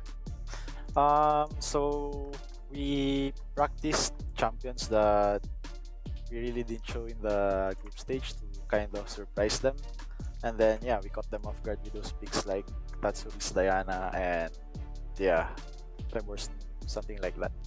So we really had to adjust the draft against them. Awesome. What about you, Omo, our very own Nunu here on the analyst desk? Yo, bro, long time no speak, man. Hope you're doing well. I have a quick question for you about your next match. You guys are going to be playing against SBTC. Can I get some thoughts about that? I think it's really gonna be a good match because we all know that they're a really good team, and yeah, we just need to play with the same confidence as we did today, and we might be able to do it against them. You guys played sick, man. Hope to see you at Horizon in Singapore. Alright, see you soon. Thank you. Awesome. That's an advanced invite over there. Before you go, James, can we have one last question? Because we've been speculating about this behind the scenes. What did you have for breakfast? Just water. Oh my MBR gosh! for breakfast, right, Hamas? No, that's the right choice. But oh my gosh, somebody send this man something to eat, something really great. I don't know. Yes. Hamas, thank you very much, and we hope you guys rest well and good luck for your future matches. Thank you so much. See you guys tomorrow. All right, that was the general himself from Team Secret, and my goodness, he hasn't eaten. Oh my gosh, I'm serious. Send this man something to eat, please. He deserves it. He deserves it after that needs series. to eat. Yes, indeed. And let's take a look at our updated bracket right now, as of course this has been moving really quickly indeed. Our upper bracket matches have changed up, and now we have an idea of who will be facing off in the lower bracket against one team and Flash Wolves. Later on, we will be seeing Divine Esports take on one team and MBR Esports with Flash Wolves. Omo, I have to ask, what are your thoughts on our lower bracket matches for the rest of the day? These are really spicy matches, especially the first one between Divine and one team. I think it's insane to me that one of these teams are gonna be going home. Unfortunately, I think it's gonna be one team. I don't think we're gonna see the prediction happen where EVOS run the upper bracket, one team run the lower bracket. We see them again in the grand finals. If Divine manage to regain their composure after their demoralizing loss against EVOS earlier today, I think they will be in peak condition to take down one team. Flash Wolves, if MBR keep playing the way they do, 3-0. Ooh, wow. What about you, Rafa? You share in Oma's predictions? Why not? You know what? Omo has never led me astray so far. I have every prediction wrong today, Rafa. I'm gonna ignore that, and we're gonna continue moving on. That was your chance to really say, yeah, I'm on point today. Yeah. Just bait you in, bait you guys down with me. But yes, this is going to be looking like a spicy match indeed. You said it best, Oma. I can't believe that we are going into the next day with possibly without Divine Esports or without one team. Yeah. It's pretty crazy. It's pretty crazy that one of these teams will be going home. Well, staying home because we know everybody is home indeed. But yes, we'll be out of the tournament by today. And yeah, Divine Esports, I think they're gonna be out for a little bit of vengeance. I mean, we saw it happen in the group stages. You know, you take down Divine Esports, they're kind of gonna be looking for a punching bag of sorts, and that's gonna be one team. One team right now, not looking in the best of shape, but we're gonna see if they're gonna be up to the challenge that is Divine Esports when we come back.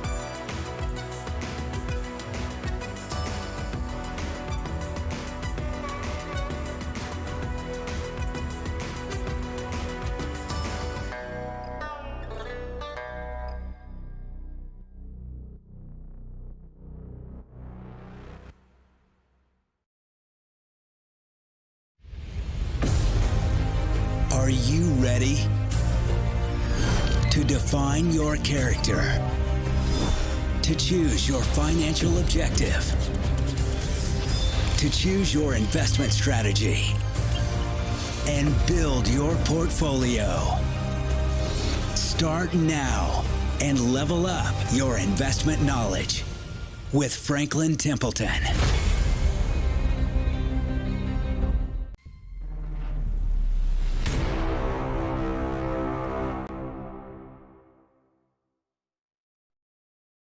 Be my eye. Hello to all League of Legends Wild Rift fans.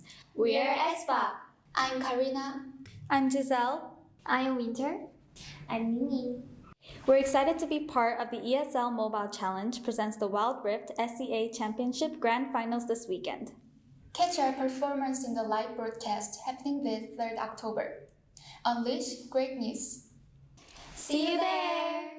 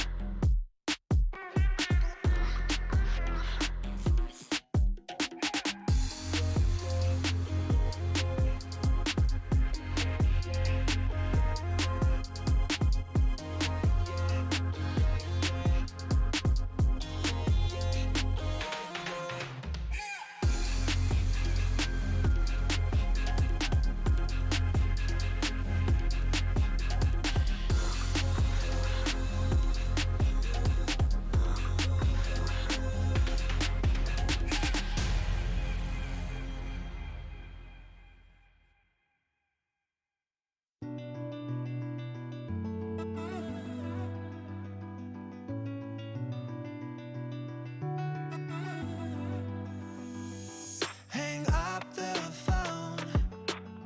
Ran out of words to say. There's a stranger on the other line. And what's the cost? Whoever lost the most can save a sinking ship capsized. Hey, what you say, what you say, what you say to me? All we ever did was argue endlessly. What you say don't affect me anymore. I need a new start. Find another lover, yeah, to wash away the pain. I need a new start. I need a new start. I need a new start. Find another lover, yeah, to wash away the pain.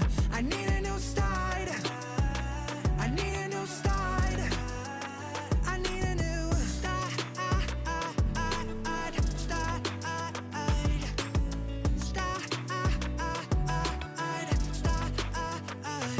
The chance was blown. Now it's my time to play. And all your calls I must decline.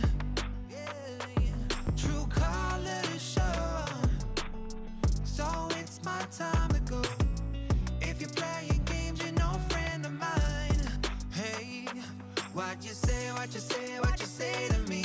All we ever did was argue endlessly. What you say don't affect me anymore. I need a new start. Find another lover, yeah, to wash away the pain. I need a new start. I need a new start. I need a new start. Find another lover, yeah, to wash away the pain. I need a new start. I need a new start.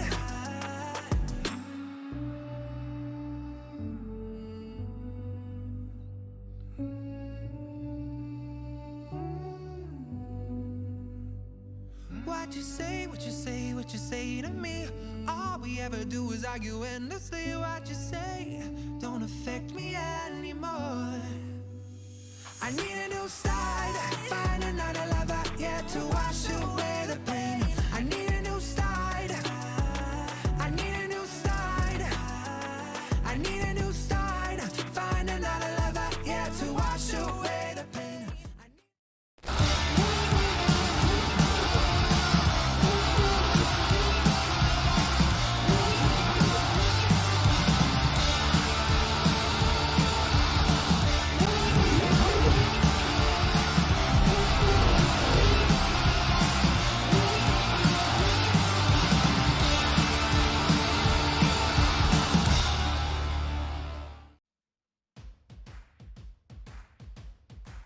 Welcome back to the C Championships. Mika Fabs over here leading the panel with Rafa and drumroll please.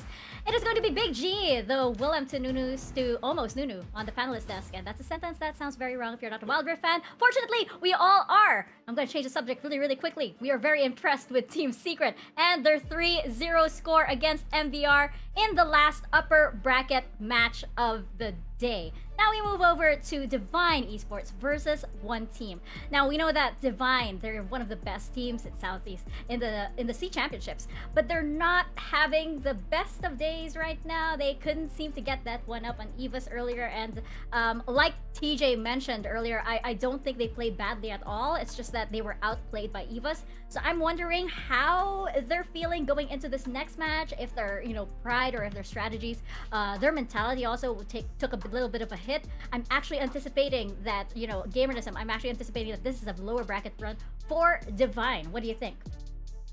Yeah, I mean, I kind of look at it this way, right? EVOS were the summer champion winners, and One Team were the summer champion runner-ups.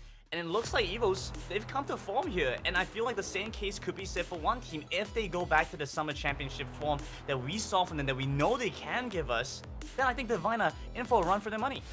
Yeah, and One Team, they had a lot of problems during the group stages.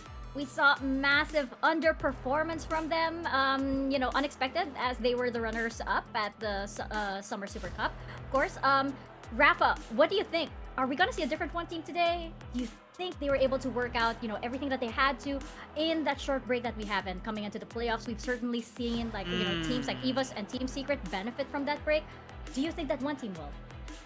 I'm not convinced at the moment, because One Team came in as the 4th seed from their group after losing the tiebreaker to MBR. And MBR just got stomped by Team Secret. So unless One Team had a better, couple days off from the last day of groups that we saw them on day 3 versus Team Secret and MBR, then, maybe One Team come in better prepared.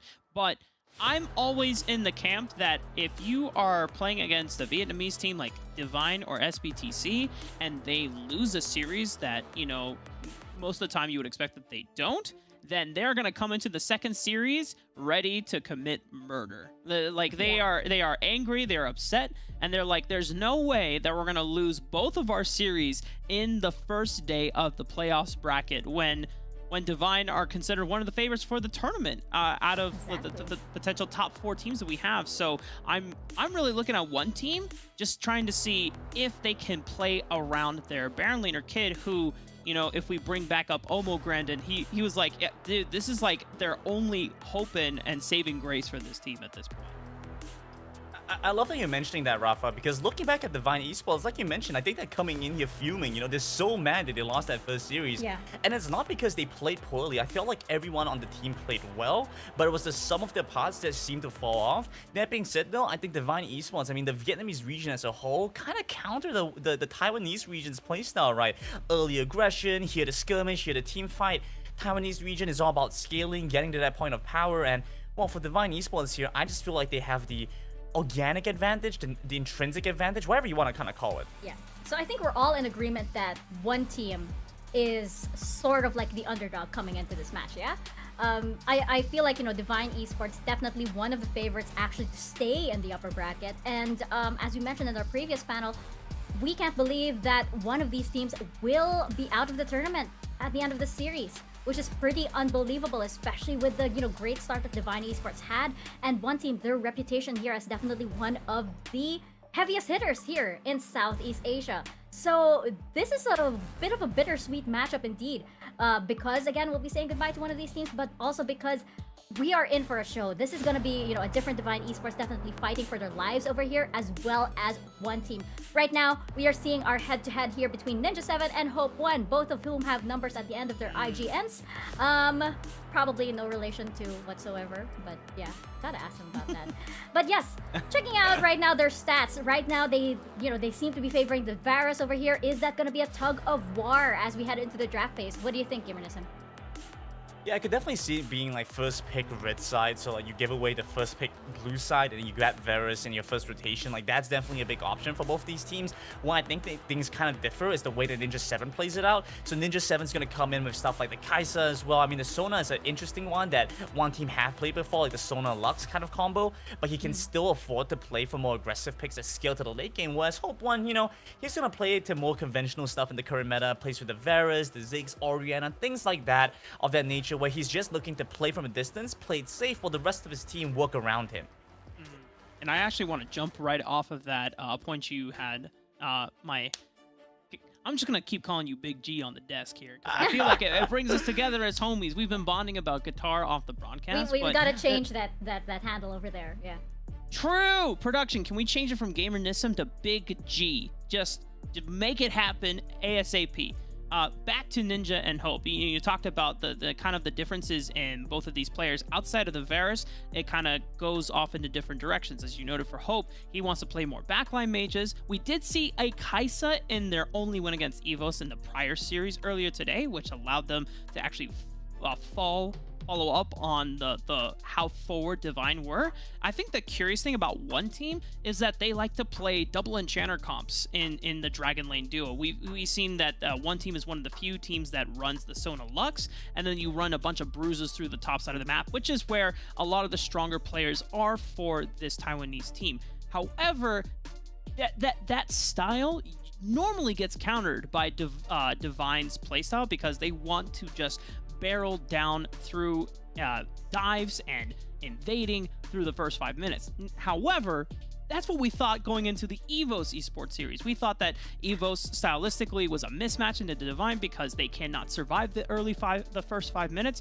but the way that Len was playing those dives, or lack of dives, if they keep playing like that going into the series, then maybe one team can bank on that and say, you know what? We're just going to hope that Divine have not learned their lesson in being able to actually orchestrate dives using their Dragon Lane duo to help push out the first few waves in the mid lane so that Coyote can get out of lane and roam with Len to make those dives happen. And maybe they'll hope that Divine won't be able to make those dives early on, and then you just go for the scaling composition. Otherwise, I don't see what other win condition that one team would be comfortable in running.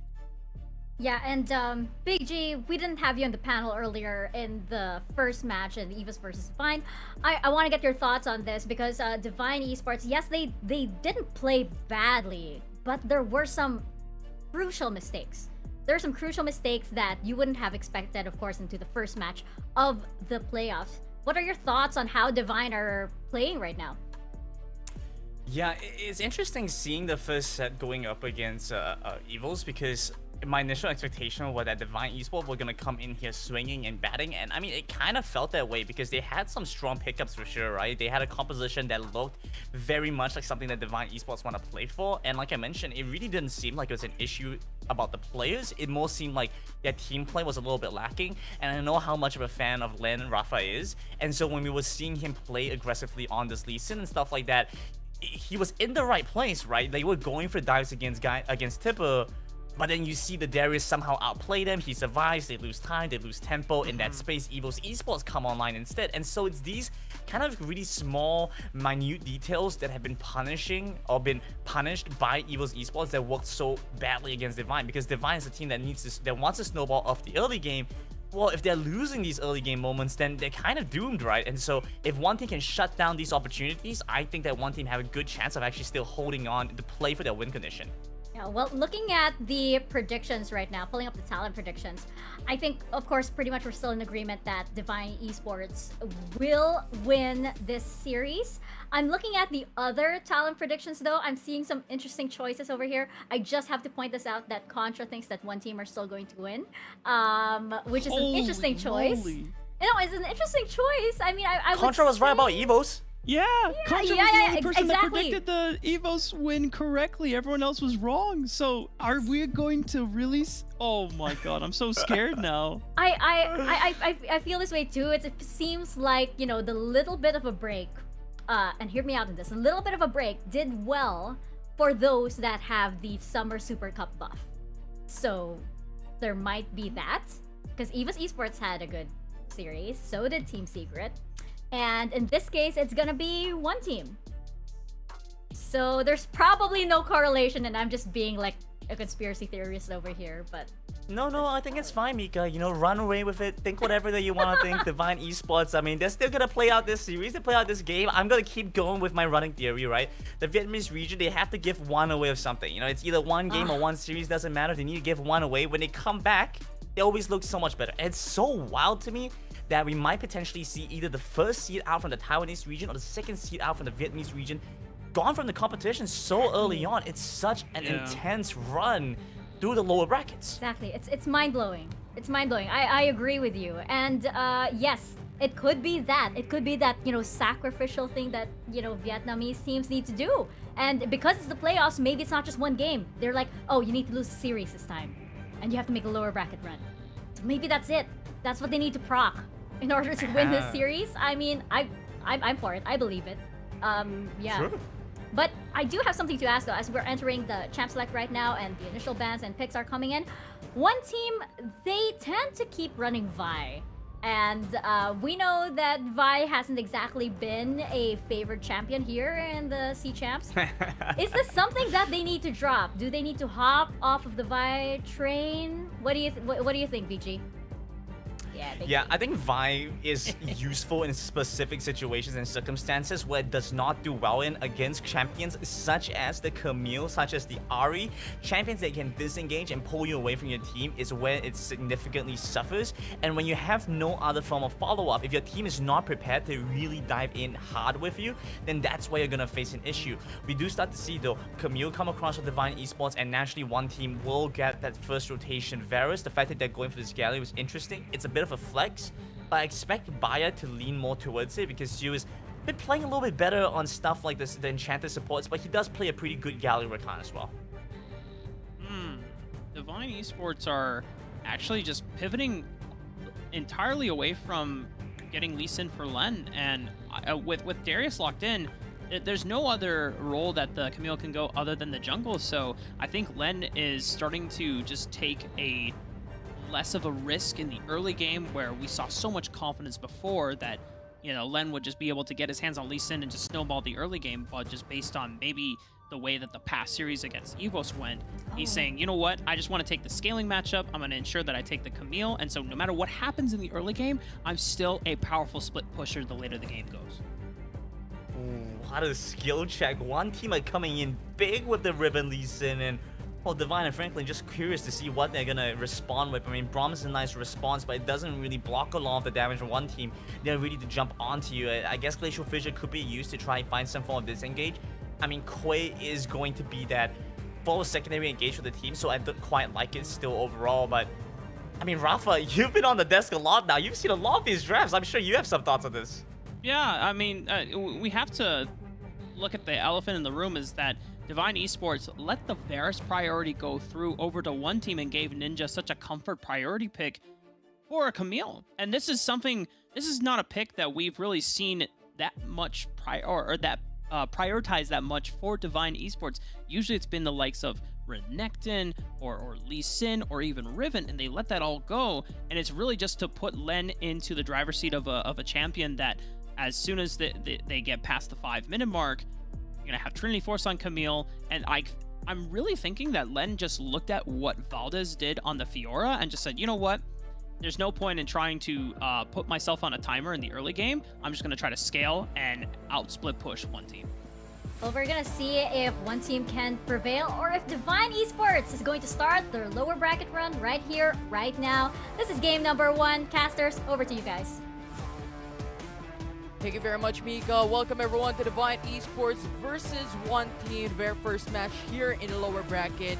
And Rico, I'm excited for the series. This is something that we want to see, especially we're looking at Lee Sin, Xianyo, Kid with Riven, Tonex with Darius. These are champions that these players are comfortable with.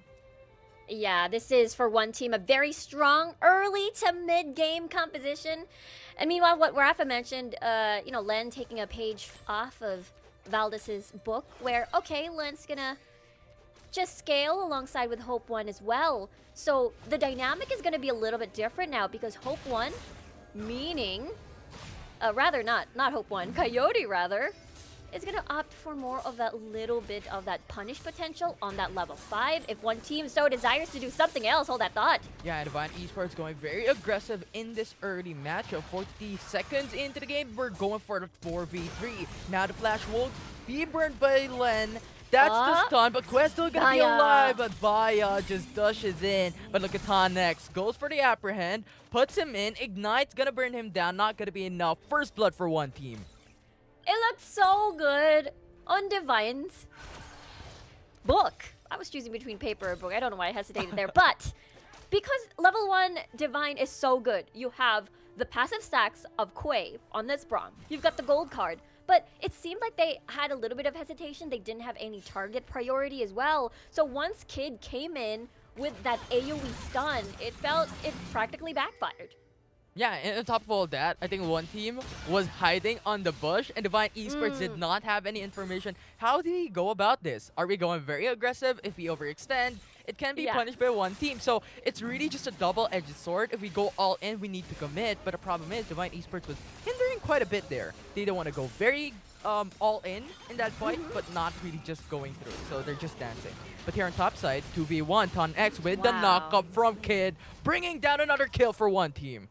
That is super clean coming from Xianyo. The trust on Kid. We talked about this before the draft even started.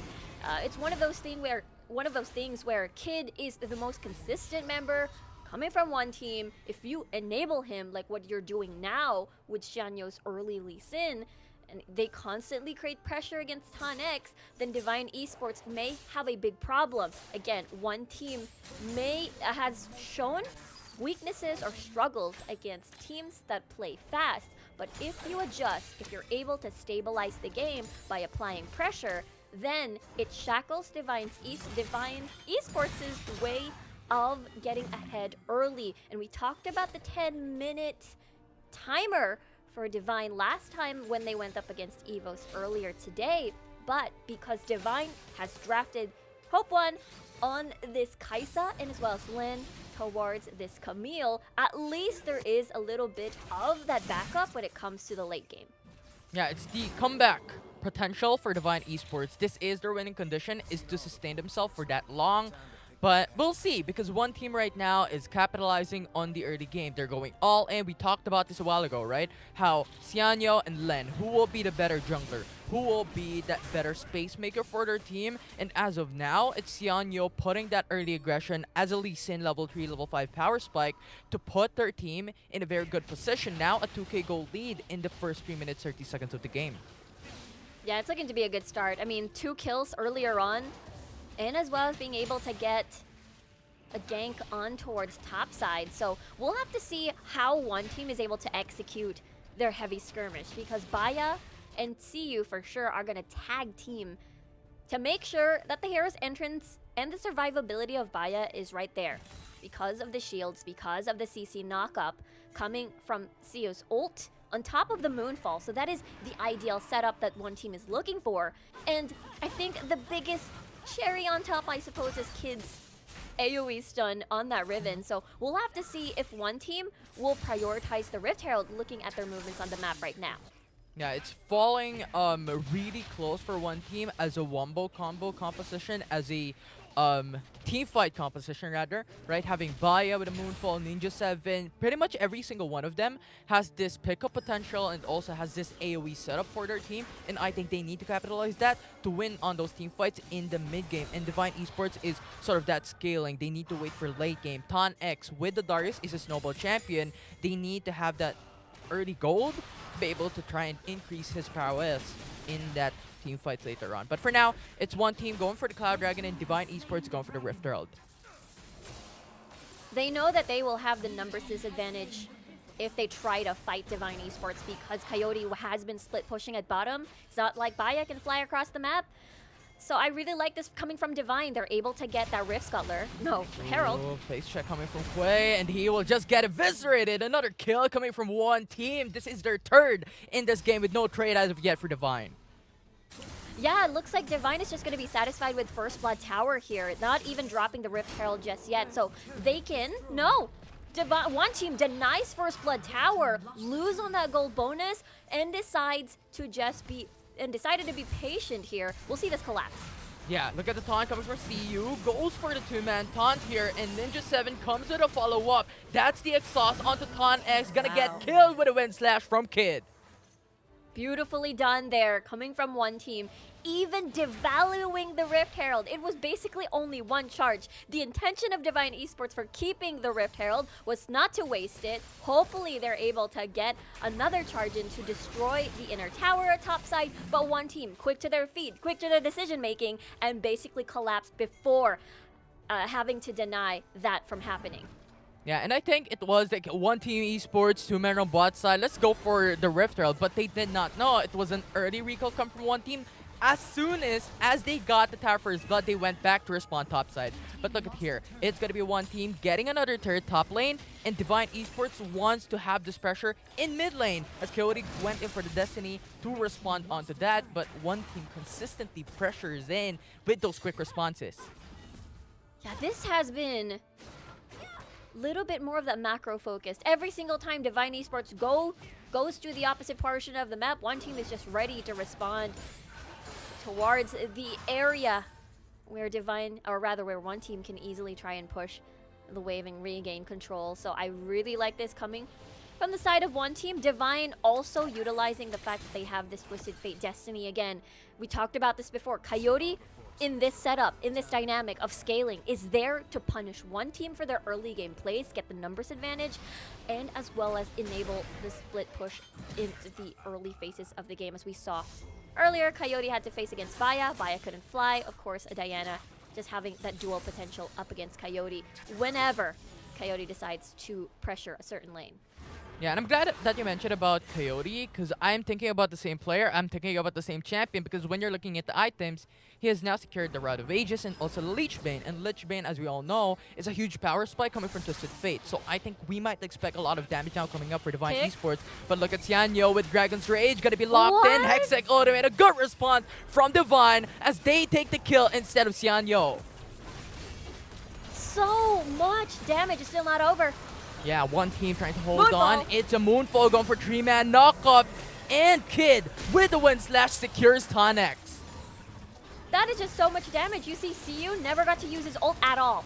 Ooh, gold card massive from Coyote, but he's very low. And Kid forces at the flash with that skill kit, almost surviving, but Hope One gets a kill. And it all snowballed because of, again, Xianyo wanted to enter the fight, use CU to dive into the backline, possibly make a triple man taunt play before the dragon spawned. But it basically backfired because the rest of one team were pretty much far away. There was no way a follow-up collapse could have happened in that scenario. Divine Esports just basically punished that play. And now, no important ults available on the side of one team in time for this dragon. Maybe only the Moonfall, but I feel like the Hero's entrance is just so critical in this setup. Definitely. It's a very, very good, just something in your back pocket for extra sustainability in this matchup, especially with a lot of burst damage potential. But look at one team. Chain of Corruption connects onto Tonex, no follow-up. So that will not be a kill. Tonex is just frontlining in that pretty much a little bit of a greed thing there for both teams, but no kills. They're just waiting for that right opportunity because Mountain Dragon is alive. Yeah, they're waiting for CU's Hero's entrance before anything else, and one team can afford to do so because... Oh, Kid jumps in. This is the opportunity the one team wants. Destiny will give information, but Moonfall from Baya gets 3, but Divine Esports, Hope 1 gets a kill instead. Killer Instinct jumps straight into the backside, and now it's Kid trying to run away. He does, but Divine Esports gets away with 1 kill. I just found it a little funny. I said they had the opportunity to wait it out a little bit because they had poke coming from Varus. Now, Divine Esports going to secure the Mountain Dragon while one team is just hovering around in the backside, tries to contest, will not do so. And now it's Divine Esports going ahead with a free dragon in their back pocket. Nicely done by Divine here. This sets the tone again. They're able to get the shields on that buff. Therefore, they're able to defend themselves a little bit, get that mitigation against Ninja 7's taunts, especially later on during the Baron dances, during the Ocean Drake. Let's take a look at that again. I talked about this before. It is fine to buy time till you have the Hero's entrance because Baya will need that immensely, needing that secondary CC to follow up with that Moonfall for him to survive a little bit longer. But again, key ults were not available. They wanted to engage onto Quay, and it felt like possibly it wasn't the right target. Yeah, I think one team with that initial setup split up. And Divine Esports just got the huge edge in that fight, being able to capitalize onto a pitch, wherein you have Kaisa, you have Twisted Fate, just having that solo single target, you're just gonna get eviscerated from that. So I think that is how Divine Esports played that out through and through. But for now, I am commending both teams because when you're looking at the gold, it's pretty much even, only 500 gold lead for Divine Esports. Yeah, it's very, very close. Divine is able to build up, basically equalize, stabilize the game. But the scary thing is, 1v1 from Kid. This is what they don't want. Tianyo with a K Dragon Rage onto land. But Sonic Wave gonna get body blocked by the jungle creep. No. Yeah, that's very unfortunate. I mean, they do not have... They could have had the numbers advantage because CU wasn't a Galio, but take note, constantly Divine has been pressuring topside. So at the back of one team's head, we can't exactly prolong these fights or else we'll lose a tower. Moonfall. Now Baya, Moonfall followed up with Here's Hero's entrance. entrance. They're not gonna pull through. They just zoned away the enemy team. But Divine Esports is waiting for the right moment. But no minion wave to pull through. No minion wave, no important ults just yet. Len still keeping the Hextech ultimatum very safe and sound, possibly going to set up for later if ever things get a little bit too sticky. But yeah, again, one team always has to think about topside, always has to think about that. Therefore, they can't exactly afford prolonged fights too much. And I really like this call coming from Divine here. Tanex having to build waves on bottom side instead. So we'll see now Divine in the current lead. Remember, they have scaling, so one team is on a timer here. Yeah, and that's what they want. They want to wait. But Divine Esports just going through. I think it was one team that was so close. If Len just pushed up a little bit into the riverbed, he could have been killed, but it was sort of a good response. You know what? It's you. He saw him. He pulls back. And I think this is what I love to see. It's just a reaction from Divine Esports and also one team on how they respond onto those fights. But here, it's Quay going for the face check, sees on Tianyo, and now he's gonna get stunned up. Glacial Fisher, 2-man, Baya, Moonfall on the air. He does not get anyone, and now Coyote golden card onto Bayo, delays him, and Siu will get killed. That's gonna be one for Divine Esports, not anymore, but one team has lost their support. It's a very dark map for one team. I bet Tianyo did not see that coming with a collapse coming from Divine Esports. Something to note as well. Earlier into the inventory, well, I thought that we might see a fight over here. Looks like that's going to be a no. Okay, for Zonia's Hourglass enchants on the side of one team. That is big respect to the finisher, to the guillotine coming from Tanex to deny that big burst of damage, and as well as that big gold card as well in the later fight. So there's just a lot of investment to make sure that those two things do not connect during the fights later on. Yeah, definitely huge respects, because if you're looking at it right now, Coyote Kick? with rapid fire kind of huge range. But now, one team getting a flank onto Ton X will not get the kill. And now Divine Esports quick response into that action, and one team has to dissipate. And Divine Esports saves Ton X life. He's gonna be okay for now. No flash though, but look at the dragon now being started. Yeah, it's Divine Esports in the head of a pack here. Glacial Fisher with a 4-man knockup, and one team does not get that opportunity to even go through the dragon. Hexag ultimatum into the backside though, and now Stasis Anchat buys a little bit more time for Divine Esports to pull up. And now Baya jumps in backside, gets killed, and Divine Esports takes a buy one, take one. But the fight's not going to be over. Coyote is headlining this fight. But just cancel out the recall. One team will delay it, and now Divine starts up the Baron. Yeah, this is just no Baya. That means no threat of diving into the Baron pit, land a crazy moonfall into low health targets. But this is Xianyu. On a Lee Sin, there's still a potential steal. Yeah, look at Coyote. Stuns up onto Xianyu. Forced to use the Stasis Enchant. Cannot even get the steal down because that Stasis lasts for 2 seconds. And now Coyote, though, gonna get erased with Ninja 7 with a piercing arrow. And Divine, having that Baron buff now, they will be able to utilize the siege. Possibly, maybe even with the 1-3-1 setup, with possibly Len and Tanex for sure pressuring the side lanes. And for one team, they're wave clear wise, it looks good. They've got Ninja 7 on this Varus. They also have Baya on this Diana. But the dive potential coming from Divine just cause of Tanex and Len with the Hextech ultimatum and the possible follow-up with the Killer Instinct and everything else coming from Divine, it's just really scary. And the biggest question is, how will one team hold out? Because we're at that point, 16 minutes into the game, this is where Divine will reign. Yeah, you have Kaisa already built up some more items. Coyote, as we stated a while ago, Rod of Ages, Rapid Fire Cannon, and also Lich Bane. So his damage is gonna hurt. And one team has to respect this. We have to know what we do, because when we misstep, it's gonna be single targeted CC chain for Divine Esports bringing us down. It's gonna be absolutely scary. Ninja 7, you mentioned, has that ninja of has the chain of corruptions. If ever Divine Esports decides to be aggressive, one team has that big punish, a lot of punishing tools for sure. That's why Divine is still very, very careful. Yeah, and look at one team. They're holding on. Chain of Corruption to follow up to start up this fight. Guillotine gets the reset though. It kills off Xianyu. One team fighting 4v5. Divine Esports spearheading this fight. And they almost get the kill. Killer Instinct to jump in to try and finish up. But Ninja 7 gets killed. Moonfall to delay it. Hero's Entrance, 2-man knockup. But that will just be a delay. Kid and Sue, the only one left to live, to defend. But Kid will be the one standing. And Divine Esports is just finishing this up. But no minion waves. Can this happen? Can this be the finishing fight? And Divine Esports takes game 1. One team had a good start towards the fight near the Raptors.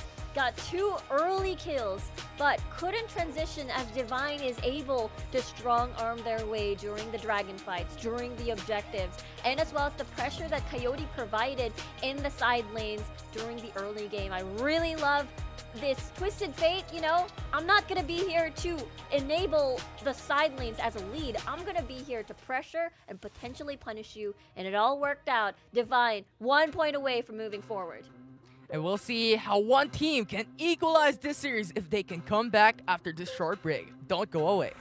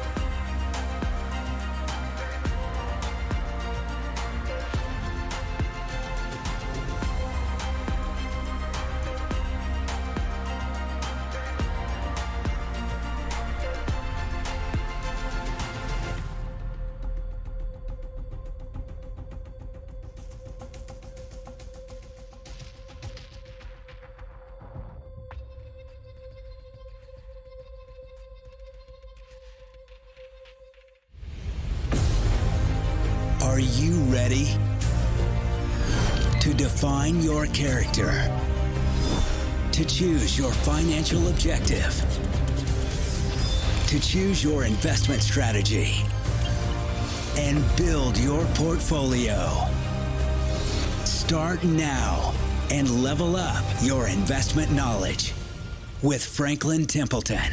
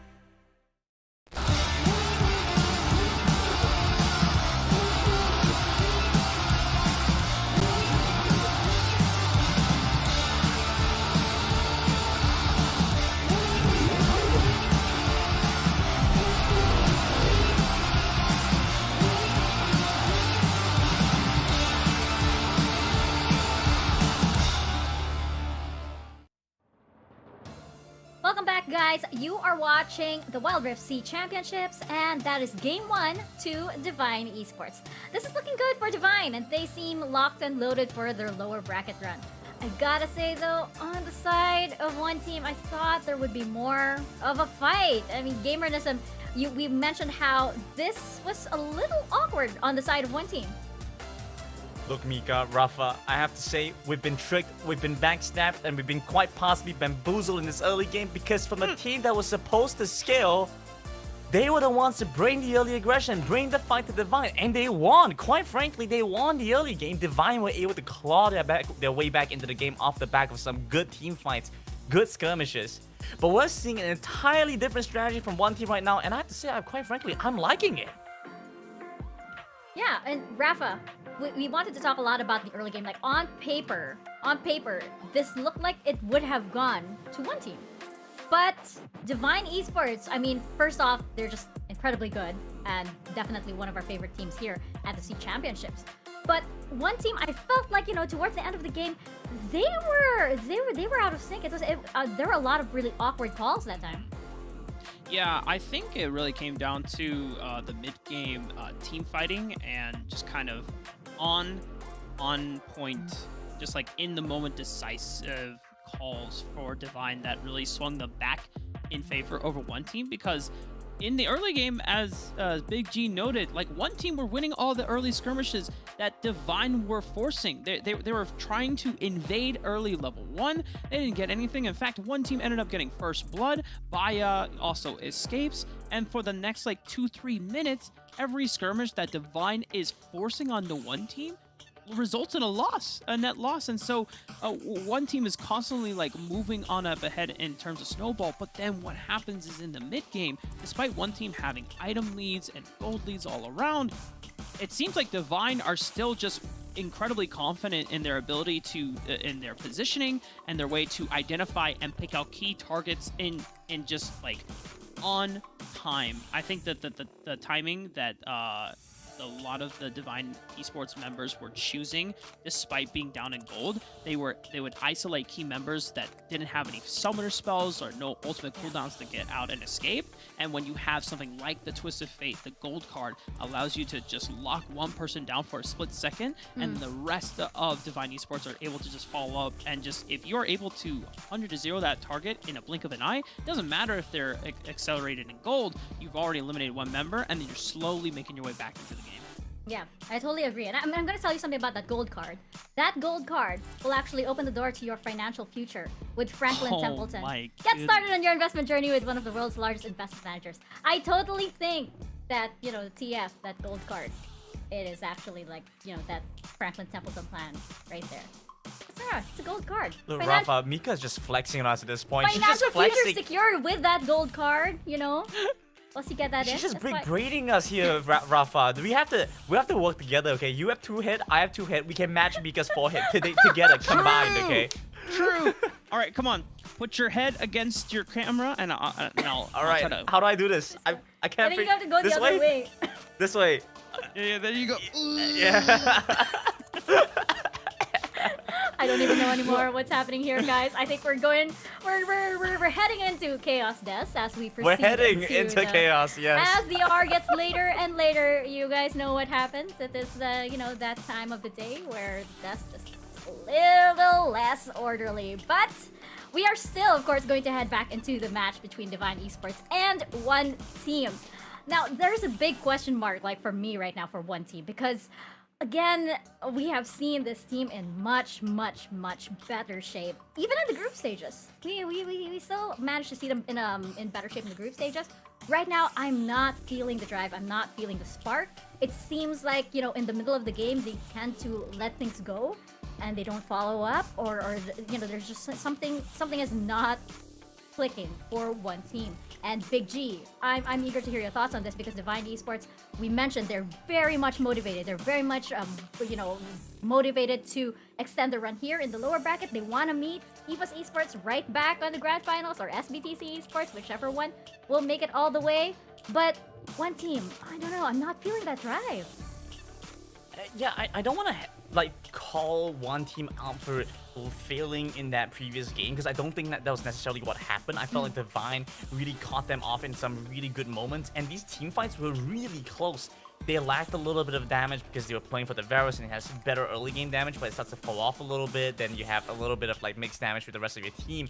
But I don't want to say that one team failed to execute for the team composition. What I think it really does matter is that one team seemed to not be in that groove. You know, they came in with a different kind of strategy, different kind of play style, and then once they went into that mid to late game, you know, they were a little bit unsure of what they needed to do exactly. They still were hitting a lot of the main points, but against a team like Divine Esports, it's really down to the details. You have to be able to hit every single thing right.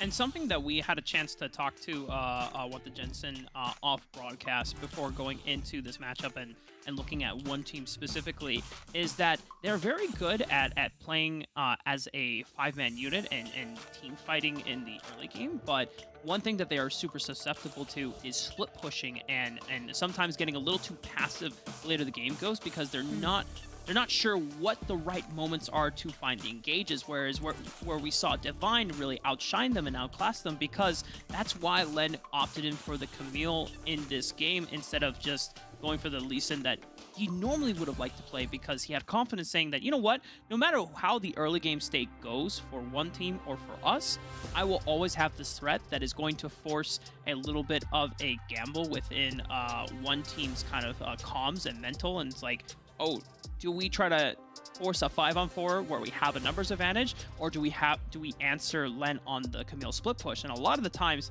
they just they didn't opt for either or. They just let Len start taking turrets for free, and then all the gold that they were behind, Divine are able to catch themselves back up. And now looking into the second draft, Divine, they know that how well the Camille worked out for themselves and Len, so there's no reason to change things up now.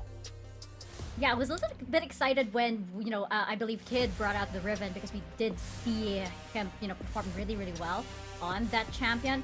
But, you know, right now, I feel like one team, if they are stronger together, if they do work well with those team fights, I feel like, you know, they really have to take the fight to Divine Esports, because they drag on the game any longer. Divine Esports, they're going to get that momentum, they're going to get that snowball. One team needs to meet them where they're at right now and, you know, not sort of like back off, because that's what I'm feeling on the side of one team. Okay, Yasuo lock in, Divine Esports out here to play. I mean, this is the same thing that we see from Divine time and time again, right? The mid laner Coyote has such a big champion pool. The Divine are just willing to play for anything. You got a Fizz? We'll play for it. Zed? Why not? Yasuo? Okay, no problem by me.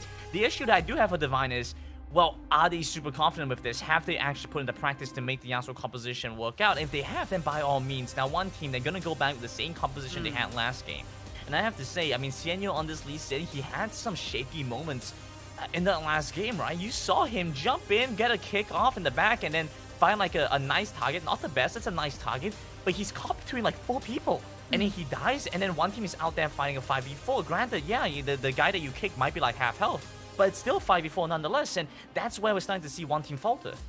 So Divine not opting in or not falling into the Xayah Rakan trap. Normally for the past series, they kept trying to pair Hope onto Xayah whenever Quay had the Rakan, but they recognized that, you know what, the Xayah wasn't necessarily working out too well because it didn't have the best way of following up on damage. It's great at self-heal, but Hope wants to be a part of the party. He doesn't want to be the one poor guy that gets left at the house when everyone else moves on to the next bar, when everyone is going bar hopping, because then that doesn't feel good. It doesn't feel nice to be left out. So Hope on the Kai'Sa can always use the killer instinct to follow up on everyone else's engage, and I was kind of concerned that Divine, after drafting Camille Darius into Yasuo, they didn't have any ways to facilitate Yasuo's last breath apart from him just getting and generating his own knockups, because you can do that, but it's not usually the best, because then Yasuo has to put himself into very dangerous situations in order to self-generate that knockup, and usually you want Yasuo coming in off of the engage so that he has a full HP bar and can maximize his damage output in those fights. Yeah, well, we're gonna see if Divine Esports, you know, I feel like they could be prepping for something in the future over here. Like, you know, practicing and bringing that out, possibly, you know, training for maybe SPTC in the future. But before that, we are gonna step into the present with Game 2 of Divine Esports versus One Team Casters. Over to you guys. Thank you very much, Mika. This is it. Divine Esports is 1 win away, sending one team home, the first runner-up from Summer Super Cup, a series, a game, where all stakes are on the line for one team. Yeah, I think it's pretty crazy looking at Divine Esports' journey towards the C Championships. Imagine summer season. They didn't even qualify for the Summer Super Cup. They were at 6th place. And now during the fall season, they've managed to get that 2nd seed in, even qualifying for the group stages of the C Champs coming from the lower bracket during the play-ins. And I think that's absolutely crazy. And look at them here now. Even though they were sent down to the lower bracket in day 1 of the playoffs, they're looking really solid. They were able to put up a good fight against EVOS, especially during the early game at the first 3 games, I suppose. And one team right now has been struggling, utilizing this Lee Sin as Shanyo takes another chance at this pick. Yeah, the early game aggression we could expect coming in from one team. From this Lee Sin, level 3 power spike is where it's at. If one team can utilize this jungler rotations, this jungler padding, I think this is an absolute menace of a champion to play against. And we could possibly see a copy-paste of Shanyo moving towards topside to create pressure to enable Kid here on this Riven. We've seen it before. We've seen him linger around, most likely trying to set up a dive. Riven, Lee Sin can be deadly, especially level 3. And if only Kid is able to set that up, try to harass Tanex a little bit on this Darius. Once you have the full combos all off cooldown, that's the time you reinitiate. Yeah, and look at Xianyo. This is what we're saying. The early aggression come from one team is something we could expect. And now Tanex is fighting 1v3 as Baya comes up. But Tanex, you know what? Chill for a while. This is the early game. Go back. Go back. Yeah, Divine basically has seen this coming. The top in jungle practically hasn't changed from game number 1. And the fact that Divine is on a Kai'Sa means that, okay, we're gonna let Hope 1 farm, possibly be involved in the fights for later rotations, such as the early Rift Herald takes.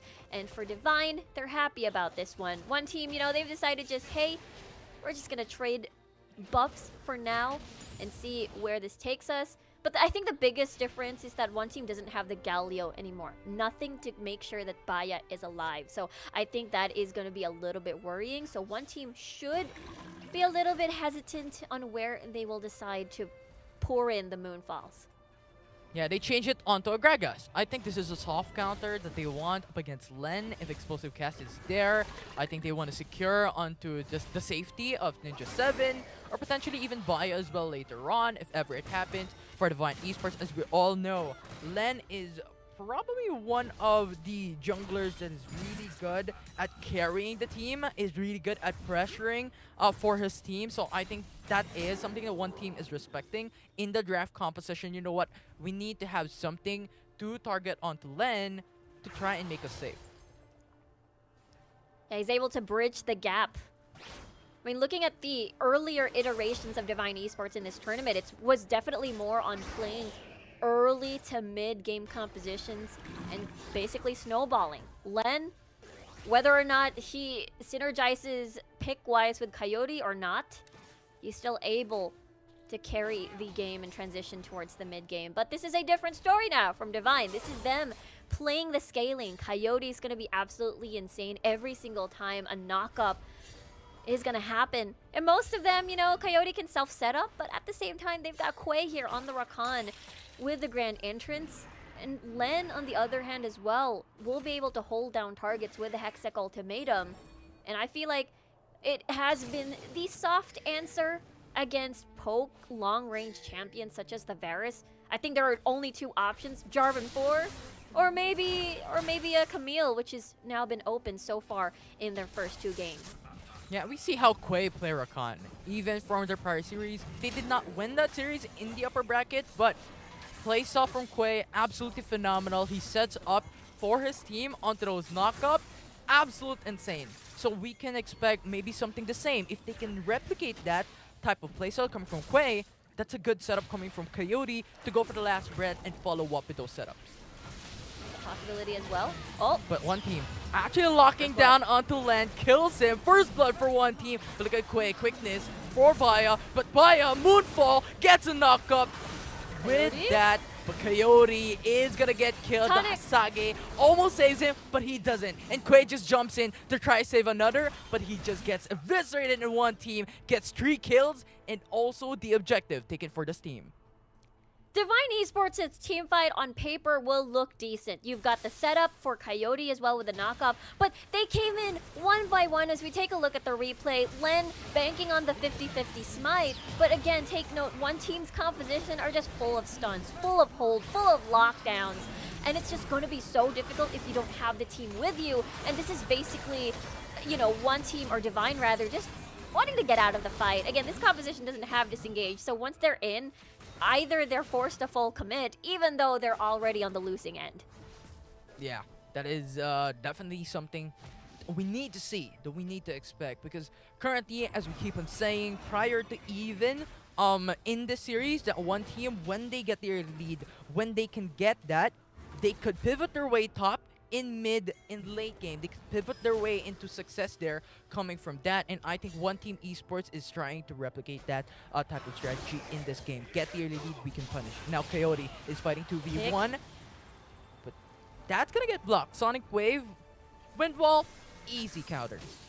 Yeah, I think that's a pretty sweet deal. One Kid, though, has been busy split pushing. Yeah, Let's see if there's a Sianyo, steal. Nope. he just attempted. He just attempted. One team is just hovering around the backside. Divine Esports going for the dragon, gets it, and when it's done, one team just goes back. We cannot. Yeah, I feel like that is just the trade of First Blood Tower versus the Air Drake, which I think is very important for Divine to deny away from one team, because this is a big... this could end up potentially be a roaming death squad. The fact that Kid is already ahead, 3,000 gold lead almost, by the way, versus Tanex is gonna be is a huge problem for Divine to deal with, because while Xianyo and Kid managed to pick the same picks earlier in game number 1, they never really got Kid in the lead. We'll see here if they can punish. Look at the level difference though. Level 7 for support. Ton X8. Who's gonna get this down? But Hexic ultimate and will lock him. 3v1 will kill down Kid. Really nicely done by Divine Esports. They know that a 2v2... Whoa, hold that thought though. One. Very in a bad position. One team jumps in. 4-man gets a kill again. In bot side, this is the trade that they want from top side 1-for-1. Coyote's alone. Yeah, he is fighting this alone. He is the lone man standing. Can he do it? Can he survive? But Windwall just to secure his life, and Quay is there to respond. Divine Esports, Coyote is safe to go back. One team isn't able to finish off the kill. Quay is able to go back in time, and the fact that one team also unleashed the Rift Herald in the middle, Divine basically neutralized that threat and is able to even get chip tower damage in the mid lane. So I feel like this is a really good deal for Divine, but at the same time, they're still lacking in gold. 4k gold deficit now. One team having a better start compared to game number 1.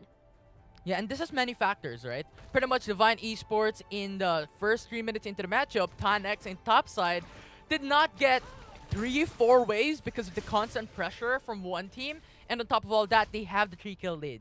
So even if, you know, Divine Esports got the Cloud Dragon, even if they had that opportunity to get maybe the Rift Herald, maybe not, this is where it's at. One team is leading the early game pack here. Could be another dive again. Yeah, one team is setting up. They want to engage. Explosive cast. Zones away the enemy team. They just secured the turret. They're gonna go back. They have to go back mid lane though, because Tanex is so close to destroying that tower down. We'll see. He does have the stone plate. Not gonna be the proto belt enchant. Look at this. This is really nice rotations coming from Divine. One team. Almost. One team. Not 2v3. But look at that. The last breath actually gets it onto Xianyo. Forces out the Stasis enchant. But Xiu gonna get killed with a guillotine. Followed up with another as Xianyo will die. And now Kid is fighting this alone alongside with 2 more members as they get in for the quick response with a 2v2. Really nicely done by Tanex. Is able to get 2 resets there. But the collapse again, the numbers disadvantage, and the fact that Kid arrived in the scene. Remember, he's in the lead, and it's absolutely scary if he becomes involved in these fights, especially when Divine is so clumped together. That is exactly not what you want. And I feel like the biggest threat as well, item-wise, because Divine, there's a lot of AD physical damage going on. One team can easily sort of itemize around this composition. And pretty much one team is not even giving space to Divine Esports. Yes, you get this initial advantage of getting turrets, getting kills, but we get that trade as soon as it happens. And this is what one team wants. They want to win it. They want to have that lead. Because when you're looking at Divine Esports, Hope 1 and Coyote is killing in the late game. So if they do this, this is constant punish. This is so devastating for Divine Esports to try and make it back. And they have to be careful not to give too much to one team every single time they want to contest these objectives while waiting for Coyote and Hope 1 to scale. It is a very tricky line to cross. And now Divine, at least Tanex was able to get 2 kills earlier, meaning he's able to catch up a little bit towards Kid. He's still 1 level deficit versus Kid over here, but Ocean Drake already being started. Yeah, Divine Esports is just waiting around the corner, waiting for that opportunity. Down to 2K for the Ocean Dragon. Now Divine Esports jumps in onto the Dragon's pit, and Divine Esports gets the steal on the Ocean Dragon, and one team does not have an answer, but Kid wants it. He wants to get that trade on a kill, but look at the Hexing ultimatum coming from Bai into the backside with a Moonfall to follow up. Last crit saves him, actually gets an extra shield, but one team still gets a kill on Coyote, and Ton X is making miracle, gets 2 resets, gets double kill, and now one team has lost another. Ninja 7 will fall, and Divine Esports gets the triple. I find it insane that Hope 1, the carry, was the sacrificial lamb to keep Ninja 7, CU, everybody else from one team in the backline to be busy, therefore having the fight into 2 while Tanex is able to do Darius things, get resets, and this is exactly what we were talking about. Let's take a look at that replay again. Look at this. The zoning that Quay and as well as the Tanex is doing is just really, really great. They're able to steal the dragon. Look at this from Hope 1. The killer instinct into the backline basically halves the fight into 2, keeping Shanyo and Kid busy. By the way, Kid, the most fed member of the team, not involved in the important part of the fight. Therefore, Tanex had space to do Darius things and basically get resets and basically win the fight. This is the snowball, the domino effect that we saw. Tanex getting 2 kills was so critical for that dragon fight. Yeah, and when Kid came up into that fight, he just gets dunked by Tanex and gets killed. So he can't even provide value in that most important fight in that bot side of that matchup. And Divine Esports is now slowly but surely building up into that differences onto one team. Only 2K gold as of now. A while ago, it was 3K, 4K up against one team. Yeah, the difference now because of both top laners being able to get kills now, feeding in towards Tanex here. Kick. Tianyo with mechanical play kicks on Tanex. Tanex still gonna live a bit longer, but he gets laid down by Kid. And now Baya, backside, mechanics, pushes in, dashes in, but quickness and grand entrance charms him up. Baya forces out the stasis engine. Tianyo once again, and backside gets a kick, but will not pull through. One team will just get the kill on Tanex with no trade for Divine. And that is the combo that we're looking for coming from Shanyo with the Dragon's Rage into the Chain of Corruptions. I think that's really, really sweet to be able to get a pick. But yes, their target is Tanex, being able to cash in here and there for shutdown gold. I feel like one team will eventually have this 4 Zonius enchant set up just to deny and save that stasis whenever Tanex is going to dunk every single time. It's very, very important. But for Ninja 7 isn't exactly a priority because he'll always make sure that he's not going to be in range of Tanex.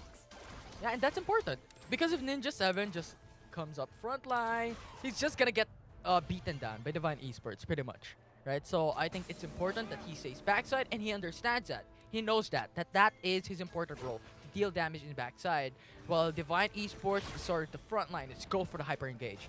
As now we're seeing it happen. We're seeing it come into fruition. We're seeing that Baron domination here for both teams. And it's been so critical. That is exactly why Shanyo would constantly visit topside to make sure Kid is able to be unlocked on whatever pick he desires in the game. The same thing, Tanex, whether or not Len is involved as well, he's able to be that mountain, that solid, stable Baron laner for Divine Esports time and time again. And now, this is such a critical point in the game. Despite one team being in the lead gold-wise, Dragons, Divine Esports has it all. And Len possibly stealing another objective is just around the corner. Yeah, this is what it's known for. Len just constantly gets a steal, but one team secures the Master Dragon. Oh, but got a triple 4-man knockout. Lost Breath will get the 3, and now it's Divine Esports taking a lead, but one team actually secures the backside, gets a kill onto it, and now Ninja 7 and Siu will fall, and Divine Esports is slowly pushing back the lead of one team into a minimum, only down into 1k gold. Yeah, Ninja 7 is gone, Siu is gone, they have no disengage, they have no strong tanky frontline engage available. It's gonna be a 5v3 situation in the Baron. Look at Kid though, fighting 1v1 against Tonic, but here comes the crew. It's Collapse. Raya jumping up, but he will be saved jumping into Dragon's Pit. Now Kid will be the only one left, but too mobile, too quick. Tonic uses the flash, almost getting the hit. What? Bleeding? The shield. No. Oh my. Look at Vaya. Look at this position. Is he going in? Teleport? TPs are also coming up. 2 TPs at the very least. And now one team jumping into the Baron. It is left open for Xianyo. The tank. And they get the steal. Now it's Kid going for the double kill. And Divine Esports is left for Hope 1 and Quay to defend as one team just eviscerate that team fight. That is a crazy turn of events. One team, Xianyo, he had eyes on the Baron. Look at the death timers. Look at the teleports. 30 seconds without Coyote, Len, and Tynex. This is going to be really, really tricky for Divine. And they're pushing mid lane, they're pushing it, and Divine Esports had to defend if they want to leave the opening for them to come back in the later situation. But one team is pushing it harder. TPs are not coming up. Xianyo is here into the fray, but Rakan, grand entrance with a quickness, delays it. But Divine Esports will not be able to hold on, and one team takes game 2 as they take it to the 3rd game.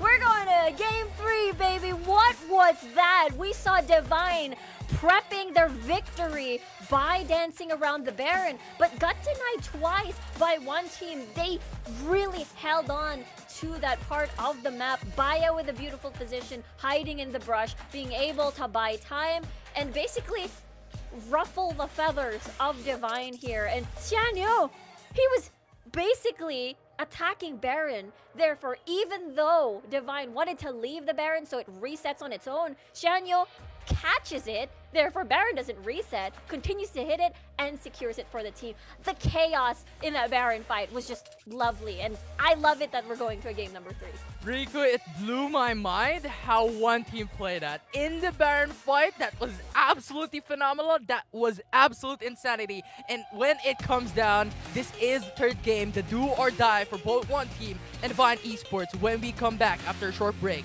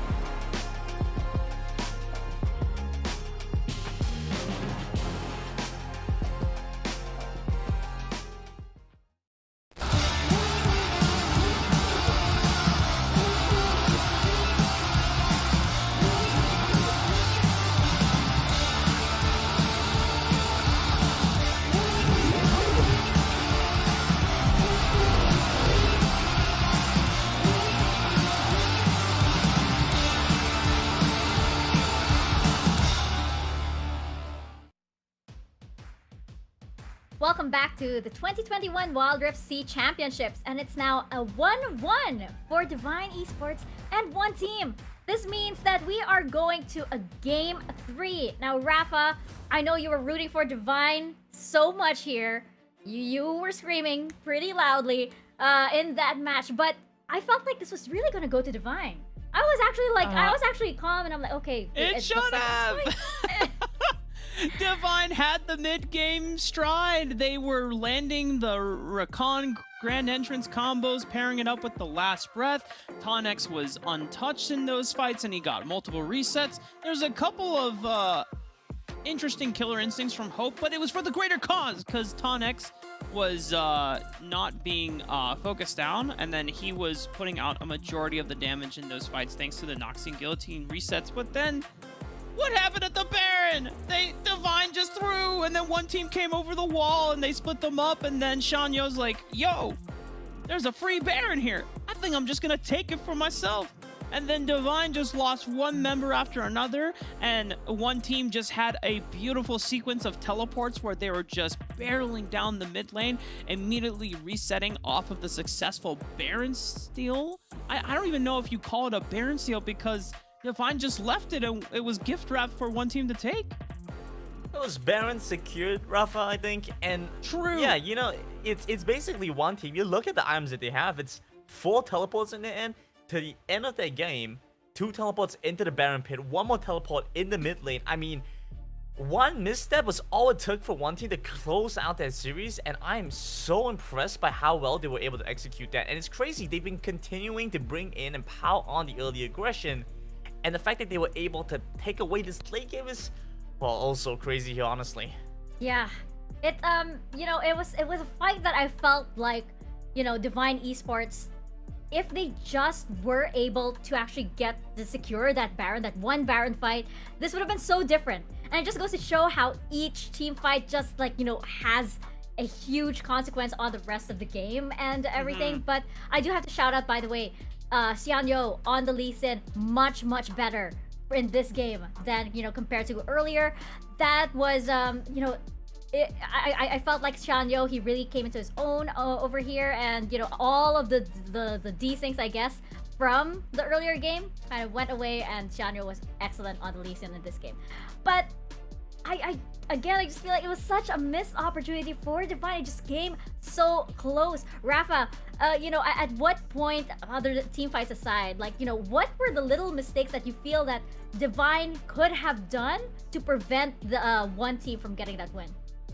I mean, for me, it was still really the Baron that was the cataclysmic throw. But I know there's a couple moments where Hope went for a killer instinct onto Xianyo and Kid, and it's like, wait, why are you going as in melee range as Kaisa into not only some of the most high damage bruisers in the game, in Lee Sin and Riven, but also ones that have the mobility to close and run you down after you killer instinct right into them, because then you have to flash away or try to speed away using your empowered like just invisibility stealth move. Well, that's not going to get you out of the grasp of Riven and Lee Sin. But I don't think the mistakes that Divine made, like, while there's like some minor micro interactions that some individuals and Divine made, it was still going in towards their way and in their lead. The early game once again went towards the way of one team, but it's just the mid game was supposed to be the stride point for Divine, because they, knowing off of game 1, they knew that one team had the superior early game composition, but it was really just about getting Len online on the Camille and then setting up success Coyote on this Yasuo and then combining it with Quay, because then you can start going for those knockups. But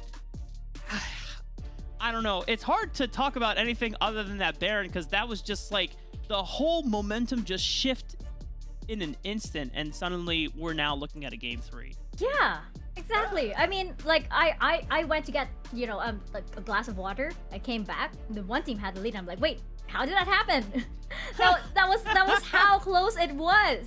And Big G, I'm eager to hear your thoughts on this as well because it was so close. After that crucial clash, was there any point at all where you think Divine Esports could have taken the lead back? After the Baron, I mean, that was such a short moment after that, right, Rika? I mean, once they got the Baron, they just ran it down mid. It was so difficult for them to defend. I don't blame Hopon and Quay for not being able to get anything done because, frankly, there's not much to be done. And I agree, Rafa, that, a lot of these moments we were seeing the Kaiser jump around, he's looking to be a little monkey in the back, and you have to be aware of that. It depends on what degree of monkey business he's bringing up, right? Is he full-on bananas, or are we looking at like Rise of the Planet of the Apes type stuff, right, where he's full-on like big brain, he jumps in there, it's like the AK-47, right? And so there's some like varying degrees there. He didn't exactly come in as powerful, as hot as we wanted to see.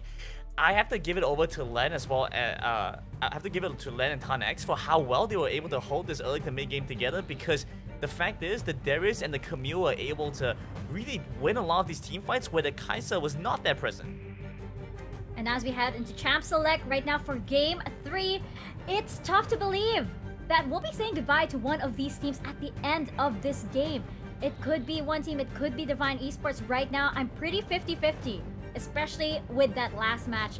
I think it's gonna be really painful indeed if we say goodbye to Divine Esports, because they've had such a great run. They were pegged as, they were our favorites coming in here. I think some of us have even predicted that they would win the championship, which is pretty amazing. And we have one team over here who have that pedigree. These are two teams that are really, really good in the Southeast Asia region. I cannot believe that it's going to come down to this one game. Well, Divine, after losing that game, get the choice to take red side. So despite one team having a priority first pick, Divine will be able to answer with two strong picks of their own as a response.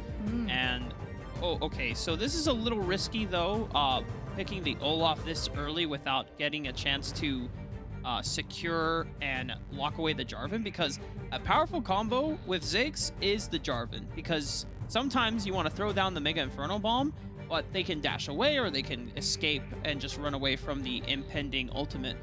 You get a Cataclysm though, and you lock everyone down. If they don't have Flash, then that's incredibly easy for you to just line up and get a majority of your burst damage down, especially when you have something, especially when you're getting for the center of the ultimate. But they haven't gone for the Jarvan yet, and now Divine, I guess there's no real threat, or they don't have a fear of going up against the Jarvan because they're just locking the Galio and the Corki instead. Yeah, I guess with the Jarvan pickup, they feel like it might be too passive, but one team are just willing to go for it either way, right? Just play in the lane, whatever you want to do. It just looks like a good pick against what Divine Esports have. You lock in the Olaf, you lock in the Darius. It's such a good pickup for this team. And Divine Esports, I mean, they're just drafting for counter engage, just looking to dive down against one team, double down on any aggression that they have. But it's, wow, what a composition. Yeah, as we enter this last game, this is basically the end of the road for one of these teams. So it's gonna come down to this draft. And I again, it is bittersweet that this is the end of the road for either one team or Divine Esports. But I would say, Big G, just quick thoughts. Are you which draft are you most comfortable with, I should say? Okay, I feel like Divine Esports have an idea, but I'm leaning towards one team's draft. Me too. Interesting. One team as well. Yeah, I mean, when you have Jarvan into Olaf, and Len is such a integral part of how Divine Esports want to win the game, and he is so important to the foundation of their success. If you are harboring Len because he's playing Olaf, and you get to soft counter him with Cataclysm, Len doesn't get to do anything in these fights. And then the rest of the team that one team has are all backliners that can safely interact with Olaf without Len having the chance to get out of that Cataclysm pit. So it's really going to come down to how well Divine are able to play around Len's Flash if they can ensure that he always has Flash going into major fights that can change the momentum of the game, then he can escape the Cataclysm, right? He can get out of the pit, start running down the backliners, but if he doesn't have Flash, then Len just doesn't get to do anything in those fights, and that's where things worry me, because you look at the rest of the draft that Divine Esports have, and it's really all about facilitating Len rather than playing off of him, because no one else is bringing that much damage to the table.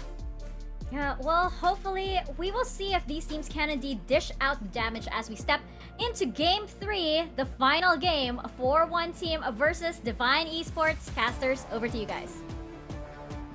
It's the last stand. We're one game away for discovering on who will take this series away. One team versus Divine, 1-1. We're down into the third game here, Rico, and it is definitely an exciting series to watch because one team came back from Game 2. Yeah, 100%. This is so critical in our day one playoffs. Of course, one team, they want to stick around. They want to claim first place after becoming so close during the Summer Super Cup. And for Divine, of course, it's a crazy journey for them so far. Imagine the summer, the C Championships is basically their debut into this regional stage, this big stage. And now they're facing, and very close, one game away from moving on to the next round, and they've been doing phenomenally well, even having to 2-0 EVOS Esports during the group stages. I'm very interested to see how this is going to pan out, especially with this composition. Rafa even stated himself, Len, will he constantly use the Ragnarok as an escape tool, or can he use this aggressively, knowing the fact that Kid is on a Jarvan 4? Yeah, and he has to use the Flash if ever he wants to go away, but if he uses the Flash, so much value out of that lost for Divine Esports, or lost for Len specifically, if he just used that to escape because he does not have any more escape route or extra engage onto one team onto those team fights. So I'm glad that you mentioned about Len, because it is also a player, it is also a champion that I'm looking at for Divine Esports and how he can maneuver himself up against one team esports. But for now, what I'm seeing is a switch in lanes here for Divine, going for a Rakan top alongside with Darius because of how one team is playing this through with Ninja 7 and Stu also top lane. Now, how could this work out? Because I'm seeing Rakan to be expected to be more impatient, while Kaisa and Lulu be more aggressive.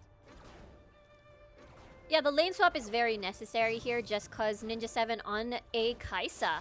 Hold that thought though, as we might potentially see a dive that one Kid sees coming, therefore is not going to be in any risk. But, again, Kaisa matchups are very awkward, right? There's a lot of AD carries paired with aggressive supports that can just basically dive into you that forces the Kaisa lane swaps constantly. They don't want to deal with a Rakan Corki lane as well, so this is the call.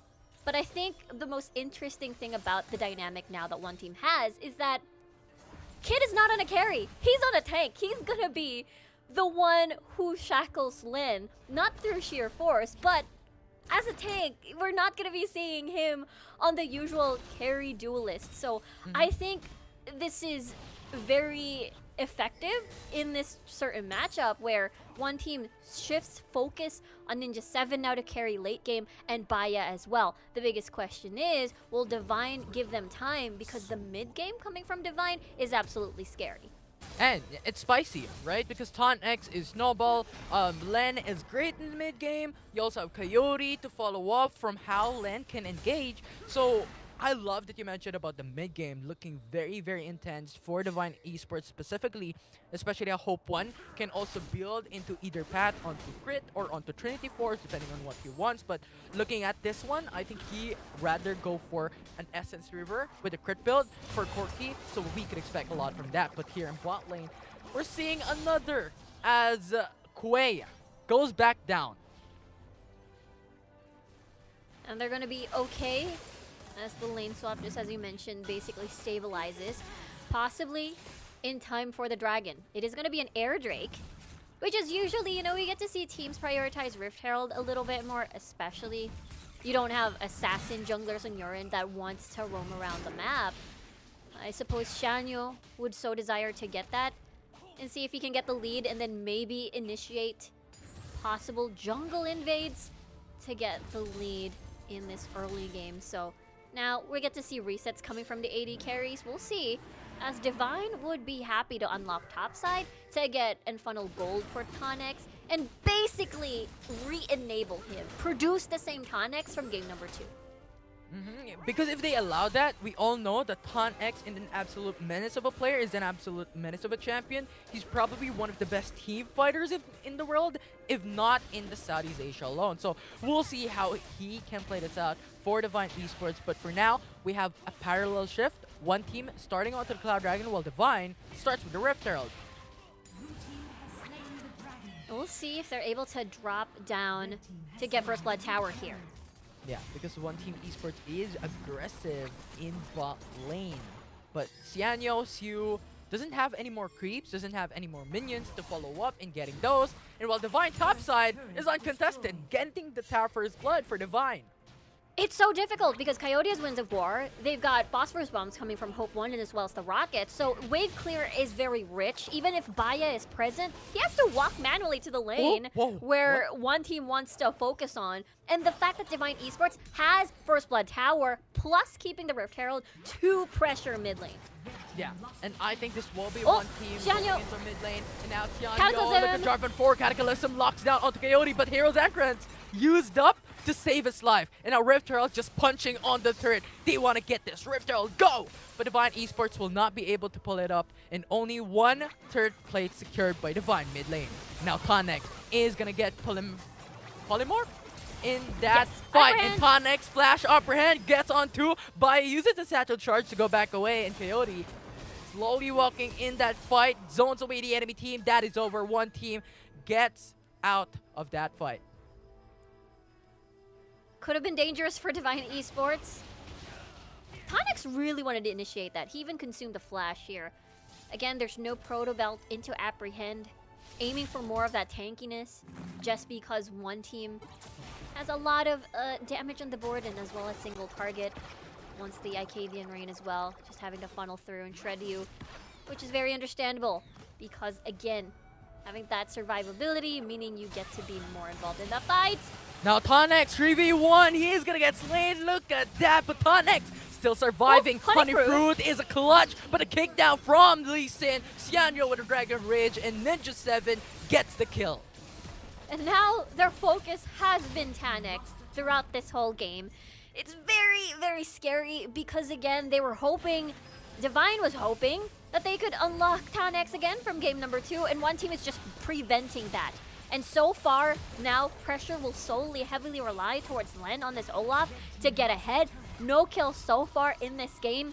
He is currently having a hard time because Kid has been focusing the Cataclysm constantly. Yeah, and speaking of, Cataclysm into the mid lane, coming in to lock down onto Len. Len uses up the Ragnarok, still gonna be alive. And one team does not get the kill, but just zones him away. Look at Tonix here, Polymorph, and now he's gonna get killed once again by Xianyo. It's Coyote. Gonna get slain, and one team just doing a lot of work here. Coyote! I wasn't quite sure on his location over there. He was very far from the team, possibly wanting to get deep vision for Divine Esports for a possible pick, perhaps, for forcing skirmishes in the one-team jungle. So far, though, 2K gold lead, and look at this, this is what we're talking about, the constant pressure. Xianyo, Air Drake, very important for them because they get that movement speed just to keep pressuring the deeper ends of Divine Esports' jungle. Yeah, and Divine Esports pushing them away, but this is the problem, right? Xianyo is too mobile of a champion, can jump through walls, can jump out, can Sonic Wave, make these plays, and one team keeps on doing that. And Xianyo is just amazing on this champion. He plays very mechanically up against Divine Esports. If they cannot handle that pressure, it's going to be very much more difficult for them, especially with some soft counters being picked up by one team. Jarvan 4 locks down onto Len. And I think Divine Esports could pivot themselves into another way here up against one team, because for now, it's already one team leading the pack with 1k gold lead. Yeah, it's really hard because Tonix's plan didn't work out. The Len show didn't work out. So who are you going to be banking on? Hope 1? Yeah, forces out the flash because he cannot go away, and Cataclysm is just so massive for a value up against Len. Now Divine Esports is just around the corner trying to contest. One team is gonna let this through though, and Divine Esports starting onto the Ocean Dragon. One team is there. Divine waiting for that opportunity. Tonnex. Half HP coming from the Ocean Dragon. Tonnex gonna get kicked by Xianyo with a Dragon Rage. And it's now Divine Esports. What? One team has lost it, and Divine has stolen the Ocean Dragon for themselves, and they are fighting it. Who will get this up? Wild Goat will be forced onto Ninja 7. Kid into the front lines, dealing low damage because he built on tank build. And now one team just goes back. Divine just steals it, goes back as well. The Divine Esports is happy about that one, but at the same time, they're up against one team who is gonna scale. Ninja 7, very deadly on the Kaisa. Bias bombs are gonna hurt, therefore Divine cannot afford to linger around objectives as much as they can. Tonnex leading the charge. Again, we've seen this before. Len keeping the Ragnarok, just consuming a flash to escape the Cataclysm from earlier, saving the Ragnarok just for these situations. And Ninja 7 at this point of game, well, not at this point of the game, he'll slowly become such a huge threat. And Divine didn't have anything to work with anymore, so they decided to back away. Ooh, Blastcone, what a The clutch, kick. but a K coming from What? Xianyo puts him back in Coyote. cage, and Coyote is very low. He uses up the punch to go back, and now they're safe. They're safe for now. And we talked about this before. It's such a huge problem that Tynex wasn't able to get ahead in the early phases of the game, but that can still be remedied with poke coming from Hope 1. Imagine this scenario. Baron area, Hope 1, lots of pokes landing onto one team. Oh, I see someone who's low. Tynex enters the scene, then finishes targets off rather, with the guillotine. So I can't imagine that scenario because again, Divine, we mentioned, the analyst desk has mentioned it basically, that where is the damage gonna come from? Hope 1 on Corky. Hold a thought though. Ooh, Xianyo forces the flash, also Ninja 7 to follow up, so 2 flashes away with only 1 grand entrance from Quay. Very, very tricky there. Len doesn't have Ragnarok available. He's fine. Yeah, they're not following up. They're not following up. But him. Tonnex almost gonna get pinned down, but still gonna live, clears out the wave, one team forced to back away. It's very critical to set up for the next dragon. Infernal Drake up for grabs. We do love to deny that away from one team because they are already gonna hurt. They already hurt now. Imagine with the Infernal Drake as well, especially as the game progresses. And again, I believe we touched upon this earlier towards the analyst desk. I mean, of course, caster AD carries, Corky versus Ninja 7 with consistent damage. Auto attack based carries like a Kaisa, of course, late game would benefit because as a caster AD carry, your shots have to land. An auto attack, even if your cooldowns are off, you can still deal massive damage with the passive stacks as well that a Kaisa can provide. We'll see though. Ooh. This Cataclysm has been burned already. Wow. And Quay does not even have to use the flash, so he just goes back from that battle dance. Massive play from Quay. At this point of the game though, 12 minutes, I feel like the Cataclysm will be in a very low cooldown, relatively low cooldown there for Divine. Can use that really teeny tiny window to see if they can take advantage of that. Let Len reign free as this Olaf. Yeah. If Baron. we could. Baron Nashor starting up by Divine Esports, and one team is there. Zones away from Coyote with the taunt, but Divine Esports is going back. Too low for Valkyrie. Tonnex. Exhaust to win. Hero's entrance. 3-man Knock knock-up, up. 4-man knock-up, and now it's Wild Goat forced for Ninja 7. Coyote pulled back though, and now it's Len with the Ragnarok zones away. What? And now he's just gonna get eviscerated. Coyote jumps back in, he falls down. Xianyo is now there. Sonic Wave will not connect though. Look at the bombs. Baya, even though Divine Esports has been winning all of these fights on paper, their HP bars are just too risky to even try to get these objectives to fight again because Baya is there. The threat, without Ragnarok, you will not have access into the backline. You cannot reach Baya at all. So it's very critical to save that Ragnarok either on stealing objectives or reaching Baya. So at that point, they Divine Esports cannot reinitiate that fight. And even then, Baya just got information up against Divine Esports, and greatly punished by one team. But for now, when we're looking at a goal, when we're looking at a kill standings, this amazes me. There is only single digit for both teams and 1k goal lead for Divine Esports. So both teams are holding on very, very patiently and very, very risk-free.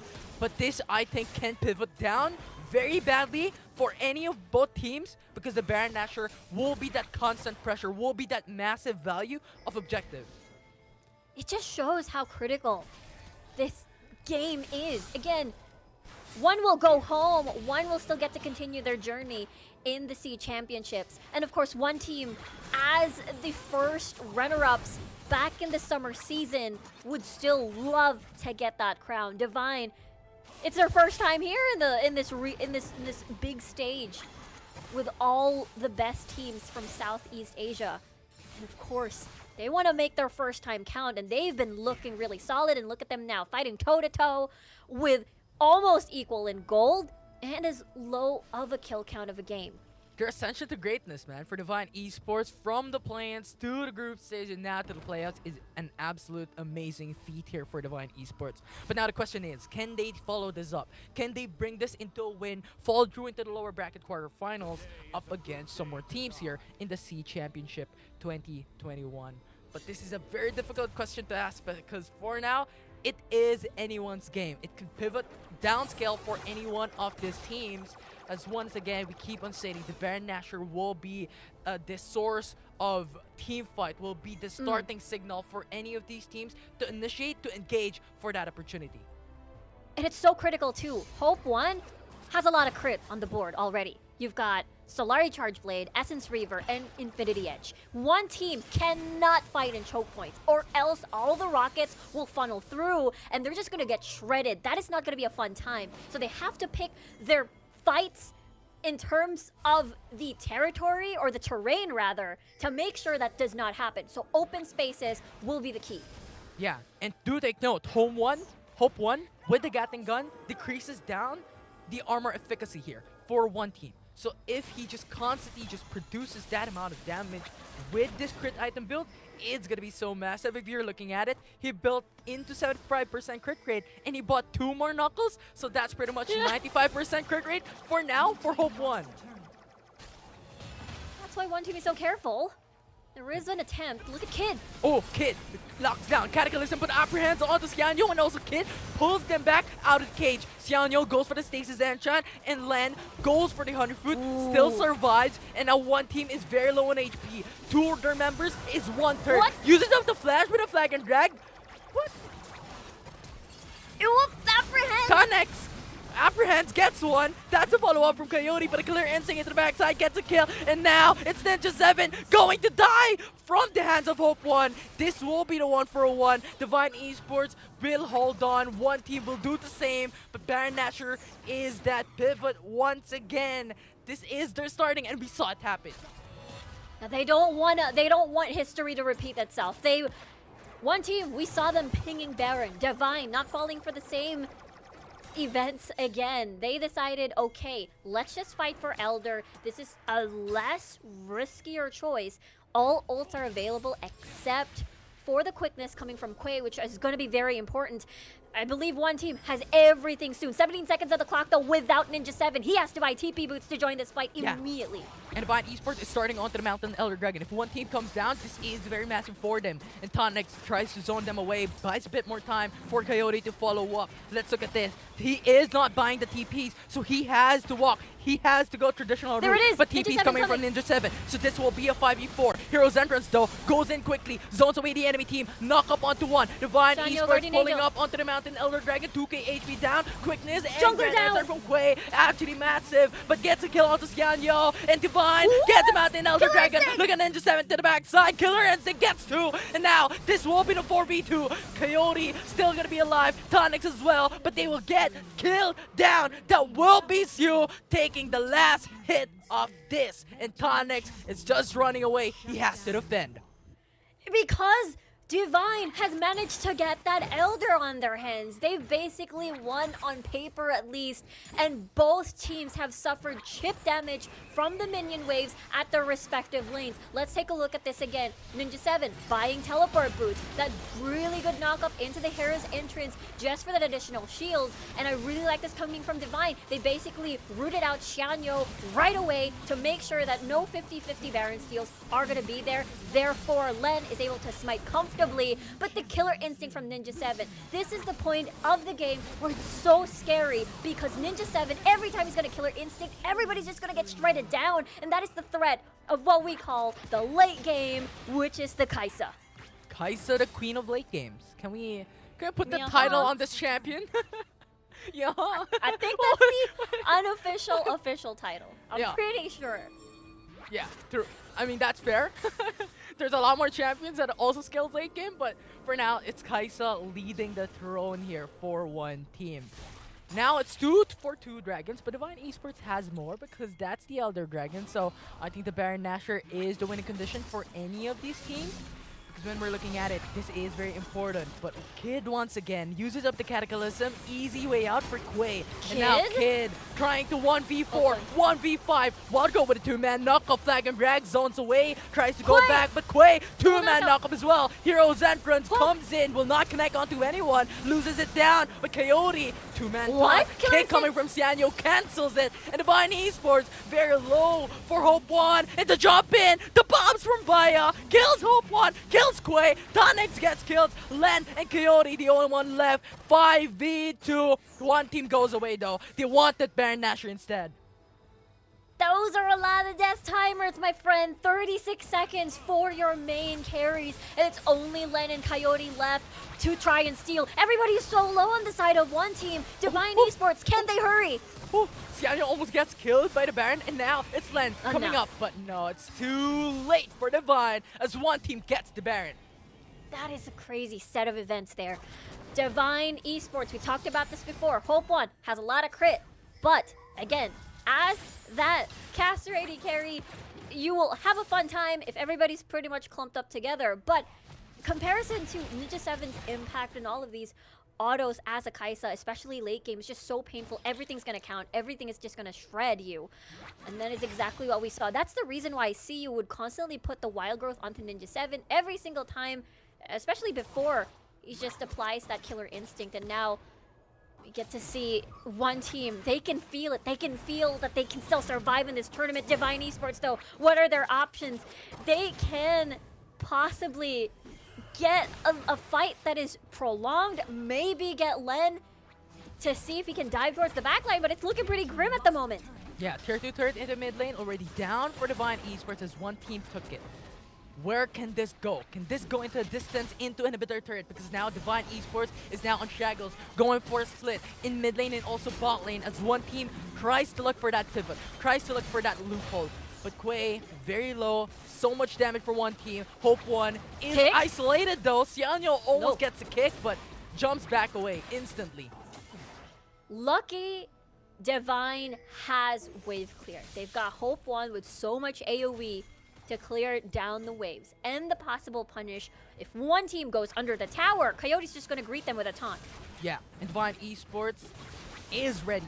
Quay is ready. Everyone is ready from both teams who is going to take it down. But one team always gets it. But now Quay just jumps in, and that grand entrance with a quickness, massive onto Kid, puts him at half HP, and Divine Esports holding on so much up against one team. They cannot penetrate the inhib turret. That is crazy. There was an attempt coming from Quay, but just as you mentioned, it is the satchel that is able to deny that possible engage, and maybe even to leading into the hero's entrance.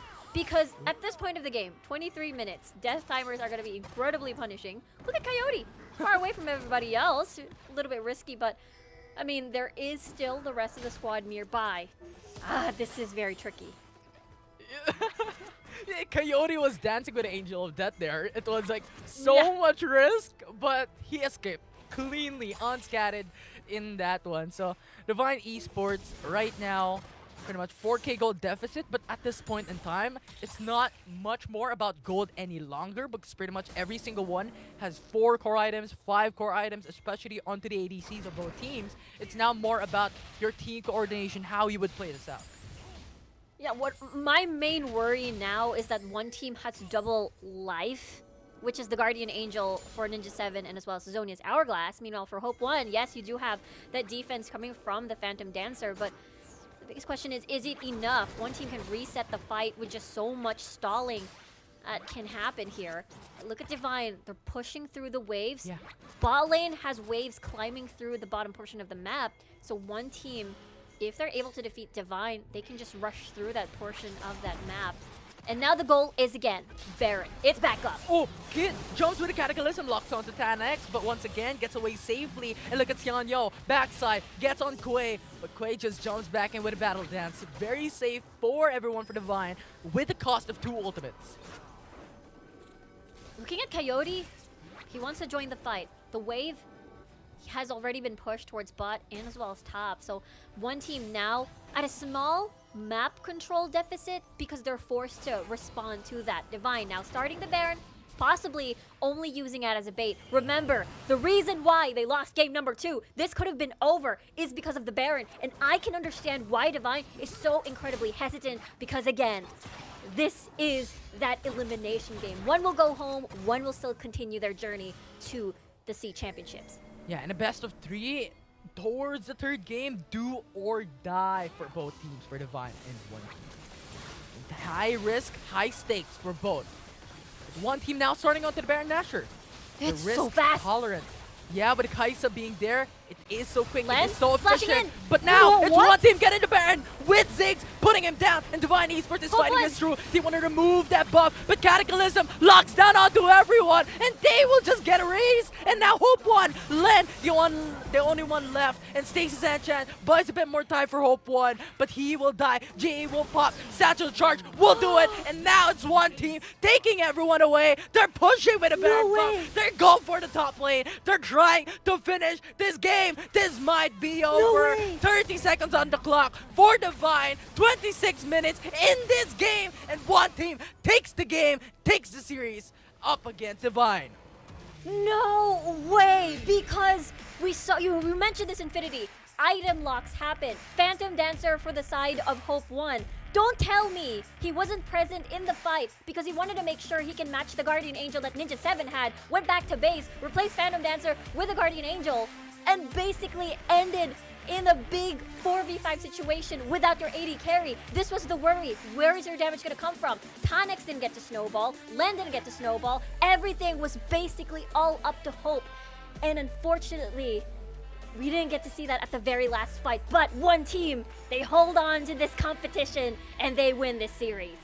And we just stated it. High stakes for one team. And once we said that, they just came back with a bang. They went in for that reverse sweep. Unbelievable for one team. They make it into the 3rd game. And Divine Esports, unfortunately, has lost that 2nd and 3rd match for this series. And Rico, I am in awe of this series. It was just incredible. One team, we were at the 15-minute mark with just 4 total kills across the map. It was very, you can feel the tension between these two teams. And one team, their patience, Divine's patience as well. But at the end, it was just that Baron, again, that basically ended the game. And one team stands victorious. But you know, what's not the end is today's games because we have one more. But before then, let's throw it onto the analyst desk to crumble down and decipher what had happened in that series. Thank you so much, casters. Crumble down. That's pretty new. But if you missed that game, you just basically missed the entire reason as to why Rafa has frozen in his seat with that expression. Because this was one of the most insane games of Wild Rift that we have seen. Each of these teams fought with the desperation that they needed to get out of that lower bracket to prolong their lives here at the SEA Championships, and we just saw peak Wild Rift gamernism just because Rafa looks like he is out of breath and just needs a moment to collect himself. We're gonna start with you with your post-game thoughts over here. That game, that was almost a stalemate. right up until the very end. Are you heartbroken? I mean, this is insane. I mean, I knew that going into this, One Team and Divine were both insane teams, both very good. Their macro, they understand how to play it out. Towards the end, all it takes is a 2 to 3 second window. Hope One was 2 to 3 seconds late to the Baron fight, and it was over. It's done. One Team has closed it off. There's no window to get back in. This is how close these two teams are. And the fact is, I mean, regardless of which team makes it through, you had to feel like this was just such an insane series. Both teams just genuinely really deserved the win. Yeah, and you know, it just goes to show. It comes down to the very last second. If you're out of place for 1 second, it could turn the tide, especially when you're dealing with two teams like this that were apparently evenly matched. This was such a close game, and it only took a difference of maybe a few seconds, cooldowns of maybe a few seconds in order for one team to win. And this is painful, of course, for Divine Esports, and I just have to say, we thought that they were all going to pull out of this. We thought that they were going to do the lower bracket run. We actually thought that they were going to stay in the upper bracket. So this is massive right now for our bracket. This is insane, and I don't think this is an outcome actually that we predicted. You know, Contra did. Contra did. Dude, Contra, I don't know what Contra had for like, for food or for breakfast or whatever, but he must have taken like the 300 Galaxy Brain IQ like dish, because he knew the script, he knew the tech that before anyone else did, and he just had faith in both the Thai team and EVOS and the Taiwan powerhouse and One Team. I guess there's something about the Summer Sea champ finalists getting a playoffs buffs going into here. Exactly. And I don't really want to look at Divine Esports because obviously my predictions have been completely shattered. I had Divine being one of the finalists going through this tournament, but I'm just going to continue singing praises about One Team because not only they had an amazing draft plan going into this, as I highlighted, I was really concerned about drafting Olaf into a potential Jarvan option, and when it came down to it, there's a lot of times where Len couldn't get into the backlines because it was a well-timed Cataclysm from Kid. It separated a bunch of the frontliners and ensured that the rest of the backline from One Team was able to safely just pelt damage. I mean, you saw Baya's damage charts. He had 64k damage by the end of the game. And by the late game, you're really hoping on Hope to be the one that will carry through and provide all the backline range safe damage. But especially in that last fight, as Big G noted, Hope was just a couple seconds too late, and by the time he gets there, the front line is already dead. No one can safely tank up damage anymore for him. And One Team, they came back in the game 2. And they come back in game 3. Well deserved to them. I'm super excited to see how far their journey can go now in this lower bracket. Yeah, and you know how during our pre-playoffs meeting we all had these rankings and everything. We're gonna have to revisit that after this day because again, Divine Esports definitely one of the best teams here in the C Championships. Yes, they will be bowing out of this tournament, and I can't believe I'm saying it, but we will have to say goodbye to Divine Esports right here. Yes, I know we're all crying over here, but congratulations to One Team. This was, I think, the momentum that they need going here into the playoffs. Yes, they are questionable into the group stages, but this could be that stepping stone that they need in order to secure those wins, in order to make that lower bracket run. We know that they were very disappointed in themselves going into the lower bracket, but with this is again a step in the right direction for them, and they could possibly pull themselves out of it. Hey, what do you know? That EVOS One Team rematch isn't too out there all of a sudden. I laugh at that because I still feel like I'm jinxing something in some way. But yeah. You definitely are, Mika. Definitely are somehow. I mean, look at how the today has already turned out. Oh my goodness. Yeah, but Big G, I want to know, like, because of course that match was also so tight. Divine Esports, yes, they will be buying out of the competition and everything. One Team right now, they do have that run. They do have that lower bracket run. what do you think they need to work on if they are going to, go all the way? I actually think that one team have been bringing a pretty complete package here. There were definitely some moments in the mid game where they faltered a little bit, but they knew what they needed to get done. If they wanted to stall for the game, they stalled for the game. If they wanted to go aggressive, it seemed like they were willing to skill check. I mean, they played into these aggressive moments, and I've been quite happy with the one team that we've seen, and frankly, between either team, between Divine, either of them could have won this series, and we still saw a very good set from both of them. But frankly, it came down to that last moment. 2 games back to back, one team were just dead the Baron a little bit faster, responded a little bit better to these neutral objective takes, and that counts for so much more in this late game. Definitely. And let's actually pull up the MVP of that series right up onto your screens. I know there are a lot of amazing plays in that series, but the one that stood out, this guy, Ninja7, we were so shocked at how much damage he was putting out. And on the Kaisa, when he would really go in for those kills, and he wouldn't leave and disengage until he got like a triple kill or even a quadra. I mean, this guy was indeed amazing and a crucial, part of how one team was able to turn that around, especially since Divine Esports, they were really scary indeed. Rafa, what are your thoughts here on Ninja7? I think the big Ninja7 highlight play that you want to put on like a montage for years to come is during the Elder Dragon fight. Yes, it was the objective that Divine Esports secured, but Ninja7 finds a beautiful Killer Instinct window where both Hope and Quay had been chunked out of the fight, and they're trying to retreat through the blue buff quadrant jungle, and then just boom, Killer Instinct cuts them off, instantly deletes both of them, routes off the rest of Divine Esports from having an escape route.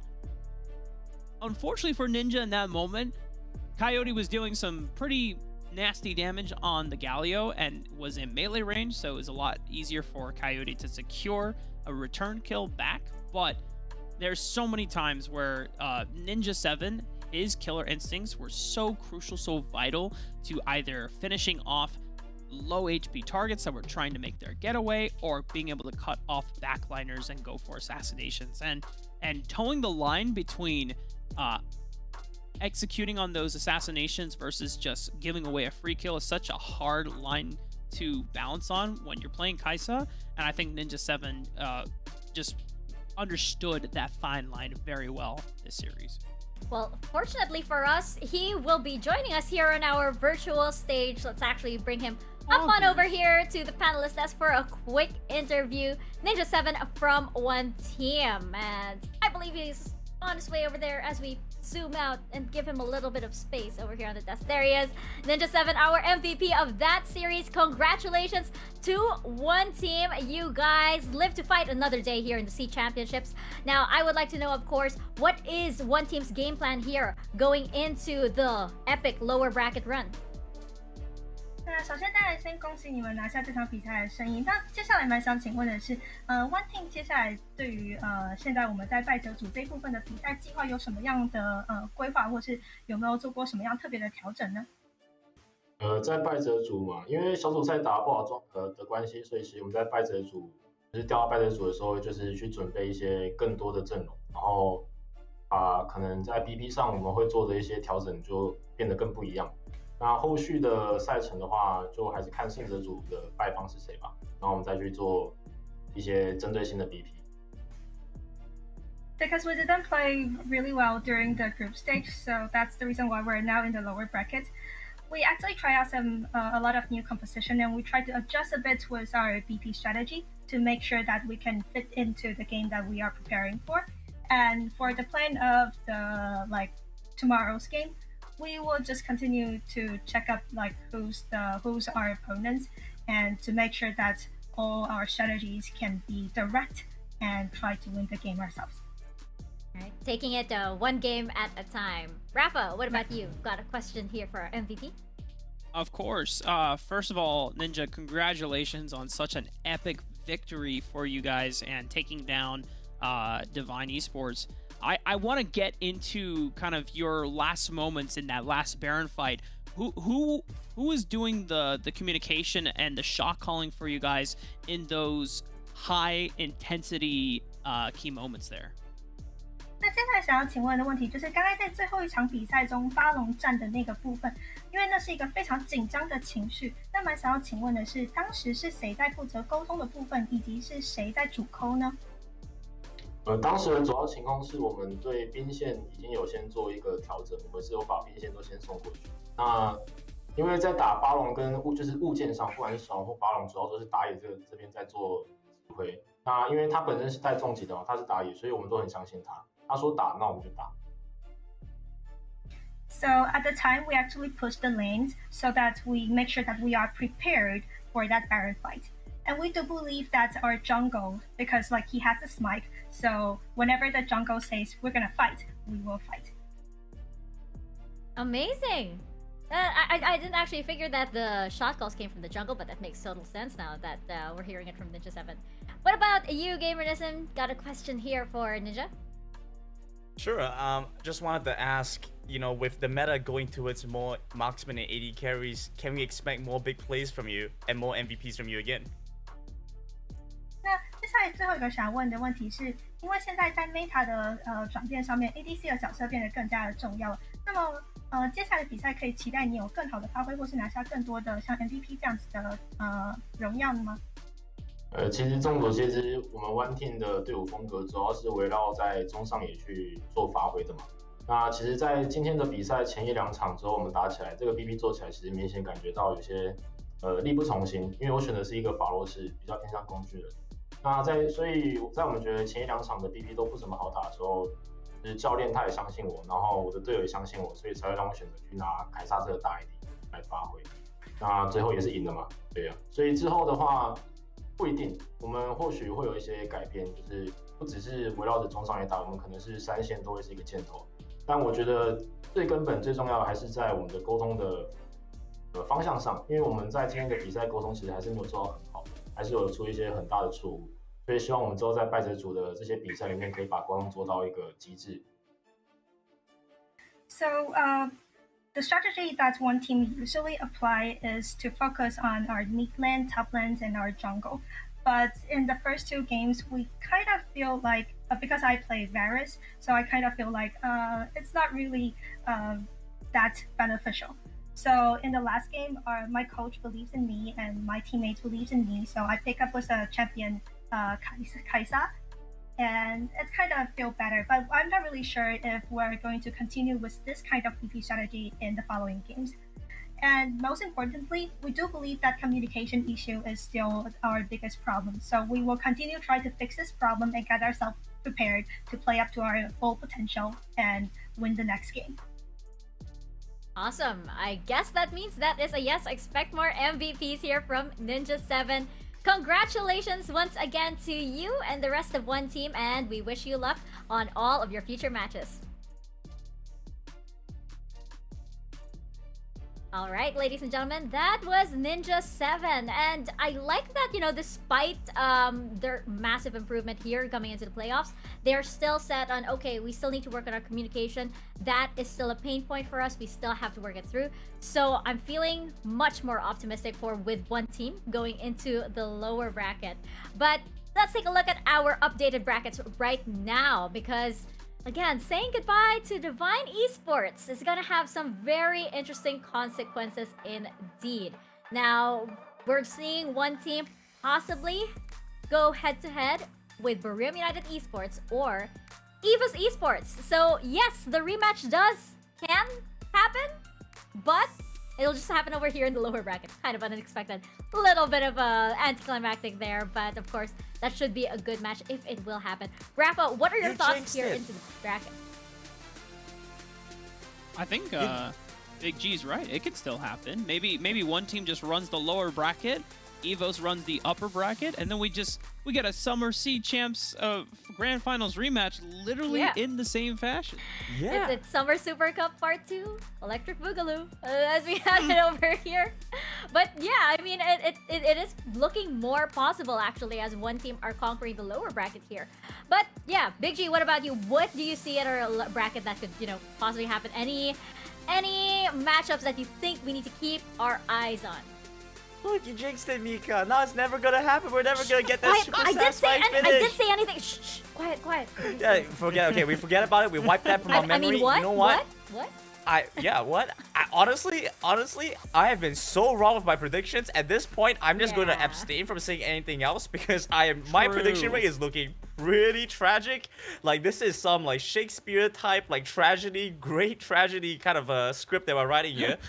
I'm just looking forward to see any team get across. That was an insane match between EVOS, between Divine and one team. And honestly, if we get to see more Wild Rift action like that, well, I'm quite satisfied with any team that's playing. Bro, you got the combination of Shakespeare tragedies and M. Night Shyamalan like plot twists at the end, dude. Oh my god. Holy moly.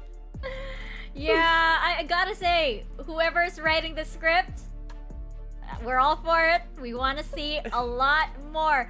Gotta say, I'm kind of scared with where it's going. I mean, if you can, like, you know, eliminate Divine Esports on the first day, it's a little Game of Thrones, you gotta say. But we are gonna head into our next series between Flash Wolves and MVR Esports. What sort of plot twists will arise? Find out after this quick break.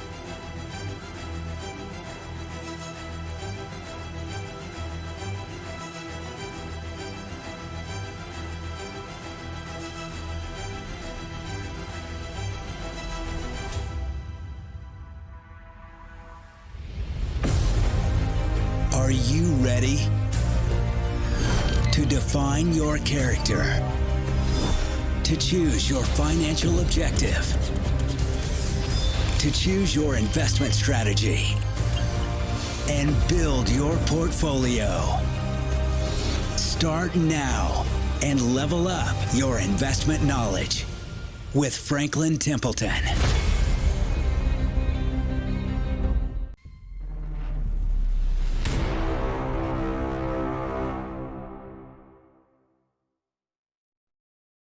Be my eye. Hello to all League of Legends Wild Rift fans. We are Espa. I'm Karina. I'm Giselle. I'm Winter. I'm Nini. We're excited to be part of the ESL Mobile Challenge presents the Wild Rift SEA Championship Grand Finals this weekend. Catch our performance in the live broadcast happening this 3rd October. Unleash greatness. See you there!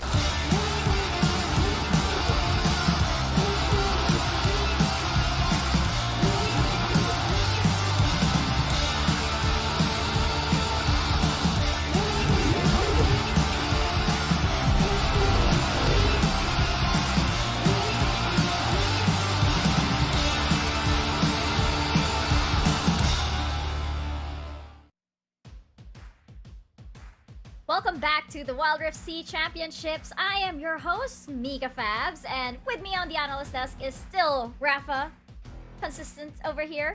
And now, on the other side, we have the ever-changing TJ. Because you're a Why am I regular. ever changing? No, What's that- changing that about me, position's Mika? right, changing. You can be a chameleon, you know. You can Oh. be. Yeah. A You chameleon? can be a chameleon. Sorry. Sometimes you're a caster. Sometimes you're a host. Sometimes you're an observer, I hear. Yeah. So Even switches different I thought I was casting gonna roles change too. Yeah, I thought I was going to change color, but I like that much more rather than just being green. yeah, I don't think green would be a good idea right now, as we are here in our Green screen. in yeah. our. No, what is a green screen, TJ? We Oh right, do sorry. not As we're here I have- in space, in totally space. real. Yep. Exactly. We have no and idea the what a moon green screen landing is. was real as well. Cut the camera. Move on to the next point. What's next on the script? Well, the next point, of course, is recapping that first big plot twist of the playoffs. One team takes the series against Divine Esports, and Divine Esports, one of the favorites of the tournament, have broken our hearts, and they must bow out of the C Championship. For one team, though, it means that they begin their lower bracket run, and we expect them, of course, to triumph and hopefully make it till the very end. In the meantime, though, we have MBR Esports versus Flash Wolves. Now, both of these teams rely on key players in their teams to really, really pop off. I would say, you know, on the side of Flash Wolves, as we check out their team roster, Flash Wolves are coming into the series fresh, and we've been seeing that, you know, that long break has done a lot of teams really, really well. So, TJ, my question to you is, are we seeing a different Flash Wolves today? Well, I have to rely on the playoff buff for Flash Wolves. They're such an experienced team, rather that I have to think they're going to come in here showing a more organized form than they did during groups. Yeah, I would definitely agree, and I think Flash Wolves are definitely one of the few teams that we have left that really likes to draft and plan out specific compositions centered around Bruce. And Bruce is one of the few mid laners that loves to go to the Yasuo more than any other champion. It doesn't matter if Ziggs or Galio's on the table, or if any of the other bruisers, Bruce just really likes playing Yasuo. And there's a good reason why, because when the rest of Flash Wolves are able to build champions that facilitate more knockups, such as the Vi for Cookie, you'll get Rakan and Galio and Gragas for Eason as well. All of these champions are, even if you get Rivet or Ysera in the top lane, because you can also set up knockups thanks to the third cast of Broken Wing as well, all those want to set up for Yasuo on Bruce. So if I'm MBR on the flip side, I'm thinking to myself, there's no way that a Yasuo gets through the ban phase, right? Well, you know, looking back at the Flash Wolves roster over here, we also have to bring up that they do have Demon. Maybe they're starting with Locking. I do expect Demon to show up a little bit later. Yeah, it would be really interesting if we saw Locking to start this, because throughout much of the tournament, Locking's kind of been in mage jail. Bruce, as Rafa was touching on, loves to play these more aggressive duelist characters, which sometimes means, you know, Lucian mid, you don't have enough AP on the team. And so Locking spent the entire plans in group stage stuck on stuff like Orianna bot, which doesn't feel great, especially when the meta is Varus. Orianna into Varus, that's jail. So he underperformed. They brought in Demon, who was a little more aggressive, playing stuff like Kai'Sa, and it felt like that was a clear improvement. So I think I'd like to see that from Flash Wolves here today. On the other side, though, we have MBR Esports, the sole representative from the Indonesian region. Now, I have to say, MBR Esports, you know, they looked a little lost today in their match against Team Secret. Rafa, their series against Team Secret, it seems like it's really gotten to their heads. How do you think they're going to regroup? Are they going to find themselves? Because that was our big question in the earlier series, that they didn't seem like they were playing how they usually do. That strategy that actually got them this far was nowhere to be seen. Yeah, a lot of their strengths come from how well the solo laners in Onion King and Radiance perform, or, you know, as TJ calls him, Onion Daddy. And I really want to kind of throw it over to TJ. Onion father! Onion father. Onion father. But I do want to throw it over to TJ, because TJ has definitely been paying a little bit more, getting a lot more insight from this team since he's been seeing these guys play since the very first day of groups. Whereas you gotta remember, I'm very flattered to be thrown these points, but I came in during the last day of groups, so I'm really more of an expert, or I don't want to say I'm an expert, but I got a lot of insight on the Group B, and he's gonna give us all the goody details on MBR. No, I get it, Rafa. What you're saying is that MBR are beneath your notice. Oh. And I'm amazed that you're coming out and saying that, you know, on a public forum. You're saying that you don't need to pay attention to them? No. No, that's not what I'm saying at all. MBR are on the map to me because of this mid laner Radiance, because of Onion King playing on the top side. They have these individual strengths, and for what it's worth, Mika, I do think their series earlier today versus Secret, which I was casting, was a lot closer than the scoreline indicated. They lost 3-0, but they made very clever adaptations each game, and I think they just lost to the fact that Secret came in with a game plan to shut down these solo laners. So looking at these two teams head-to-head, looking at where their strengths are in particular in Radiance and Bruce, I really want to see Radiance pull out that Zed, pull out that Ahri, and just go toe-to-toe on carry champs and see what happens when he takes on Bruce, who is the carry of Flash Wolves. Yeah, you know, I know we talk a lot about Onion King. I mean, your Onion Father, TJ. But my Onion Papa. Your Onion Papa, yes. Let's bring out all of the possible iterations of Father and Daddy and Papa out there as we can, you know, go for Padre next, Onionify this even further. But yes, Radiance was definitely one of the players that, you know, made MBR Esports or got MBR Esports this far.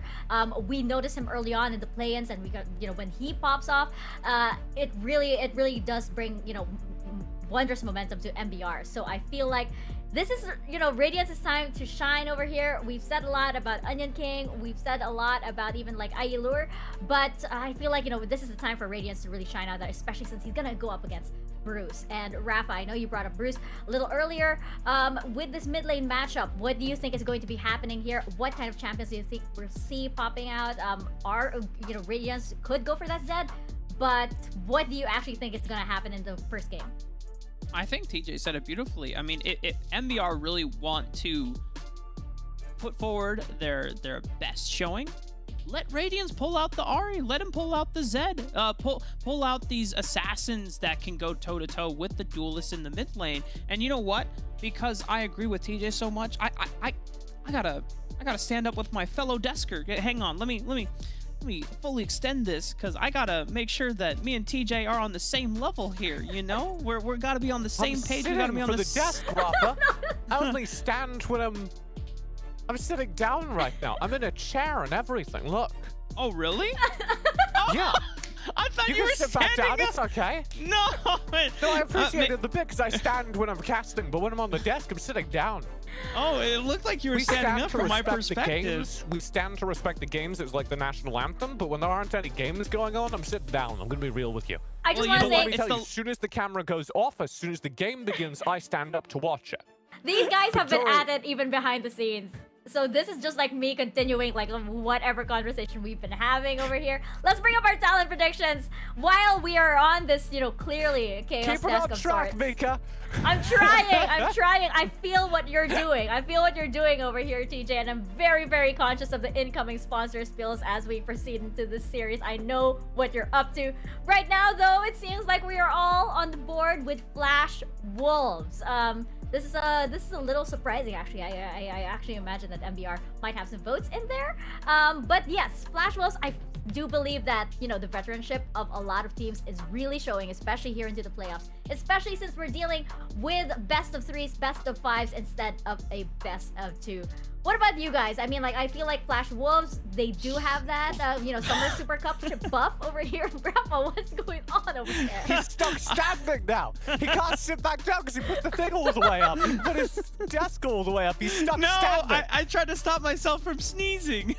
Relax. I'm sorry. I was trying to discreetly hide it as much as I could, but as soon as we're talking about... You wouldn't be sneezing if you were sitting down right now. What is the correlation? I have no idea. This is indeed chaos that's over here. Rafa is stuck standing up for some reason because he thought TJ was sitting down. I don't know, guys. It's getting really late, and right now It's MBR. the last series of the day. Let's go. We're pulling out all the stops, Mika. Yeah. Hey, TJ does look like he's standing from there. Yeah. See, that's. It's because TJ's really tall, and I envy that height sometimes. Yes, indeed. Like he goes way past what the framing. It's all over right, here. Rafa. I might be very tall, but I'm always looking up at you. Wow. Wow. That's so beautiful. That's a Hallmark card right there. Thanks for that, TJ. I do write those professionally. Ah. Kodak moment. Well, now you know one of TJ's side jobs. Do check those out if you want to see some wise words coming in from TJ. Promo code TJ. Initial Let's bans. talk about the draft before we get too off topic. Yes, bans and picks coming in right now. No more Nunu again. I don't think we're ever seeing this Nunu once again. I'm sad. That's what I wanted to like cut in and scream about, because it's really interesting to me that teams have started target banning this Nunu. Team Secret did it twice in a row to MBR earlier.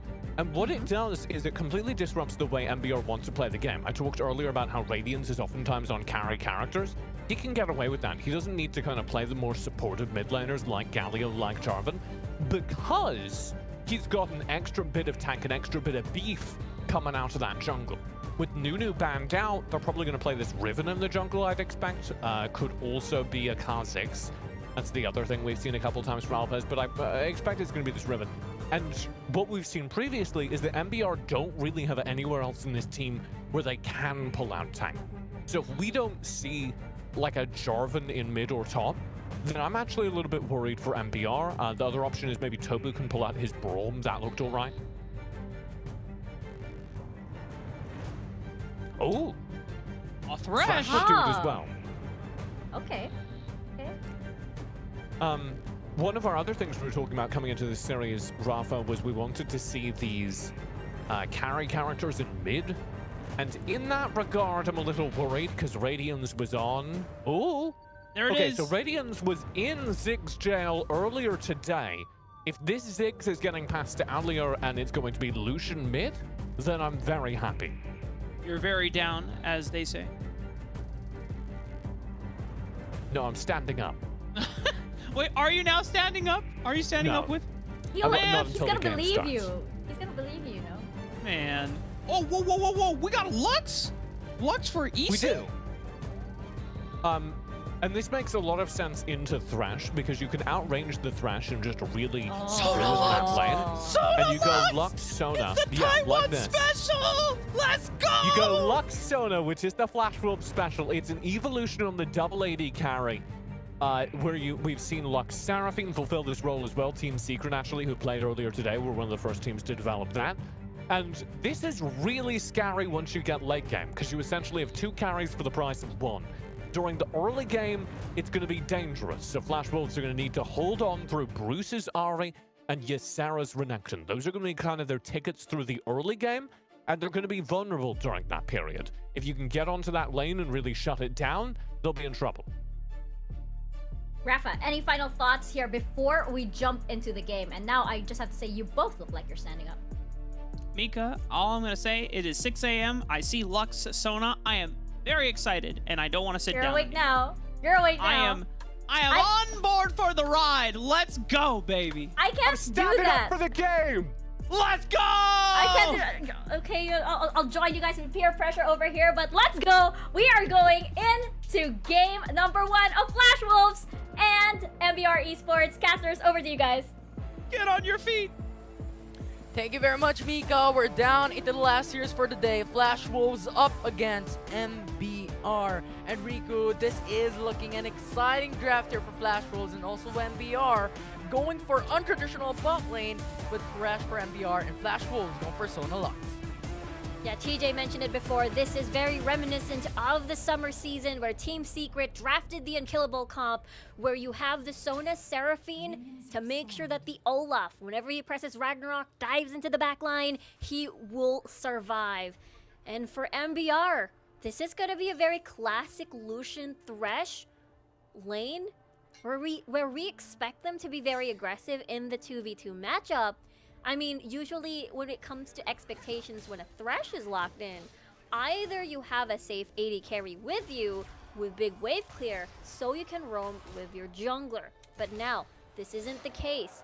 With now Lucian 2v2, expecting possibly a traditional AD carry lane, this changes things because there's sustain in the lane as well. You've got CC to try and punish that death sentence into the light binding. So I feel like Flash Wolves bottom lane wants the level 5s immediately, and as well as the fights in Dragon and Rift Herald to make sure that they can propel Cookie, Ysera.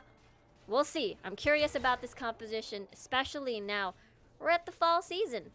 And I'm hugely interested as well. I like your point about Tobu needing to roam elsewhere, because if we know historical states, Bruce is very aggressive as a champion, as a playmaker for Flash Wolves, right? And if Tobu is able to roam in mid lane and help out the Radiant, especially Ziggs is not really the most mobile champion. Yes, he has that escape route onto the satchel charge, but I think Tobu will be key here for MBR on how they can maneuver in this game up against Flash Wolves. And when you have a Lux and Sona plus a Bruiser combo for Flash Wolves, I think they need to put this at the very late game and is dependent on that extra damage, which I presume is going to be Bruce and Ysera. Yeah, that's the thing, right? In this 2v2 matchup with Double Mage, before level 5, there's no kill threat, really. There's no lock-in for Air Lure here on the Lucian. So this is a time window where Tobu, a time window that's not exactly as long, where he doesn't have to worry about his AD carry dying in the lane against a 1v2 matchup. But of course, level 5 will start to seep in. Tobu will have to time his roams during back timings. And now, we'll see. Look at this lantern. This is a very, very long lantern to deliver Alvis here. Yeah, Alvis comes through. This is a 3v2. MBR went in for the early roam. Locking. Now Locking is gonna get killed. First blood for MBR as they kill the support. There we go. That's the window we're talking about. But while it is not the roams that we saw, it is basically the other way around. Alvis joining the fray with such a deep access through the dragon, using the lantern to skip every single ward, I believe, to propel themselves to under the tower. Yeah, and that is huge for MBR. And we keep on talking about the roaming potential coming in from them and how Flash Wolves is hugely dependent on the late game, and it's now coming into fruition. MBR getting the first blood leads them to a good start in this matchup, and now Bruce needs to pivot himself into other lanes to get that trade. And now Bruce goes in, charms down onto Onion King and gets to kill Flash Wolves, make it even for the kills. The trust within Flash Wolves here is Sarah forcing himself to be incredibly low, setting the bait for Onion King rather, to get in the fight.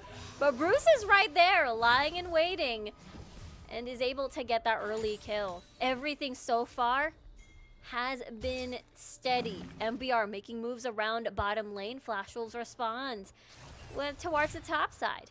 Yeah, and it is needed for Flash Wolves to do so. Because I think Flash Wolves, especially Bruce, is the playmaker, and it's showing their aggression in this game. And even then, if they're depending on that late game, they need to sustain themselves in the early mid to get to that point, because if they don't, it's pretty much MBR Esports dominating early, dominating mid phase. So I think Flash Wolves doing that type of playstyle, doing that type of counterintuitive, counter-attack rather, onto MBR Esports is a requirement for them to get that late game. Yeah, MBR has decent scaling as well. You've got Onion King and as well as Radiance here on the Ziggs. So there is someone that is able to catch that early game that Aelure is going to provide for MBR. I mean, he already pretty much is involved in that one kill over the bottom portion of the map. And as well as for Flash Wolves, of course, this is a very strong 5v5 composition as well as Sarah going to be setting up with the flanks.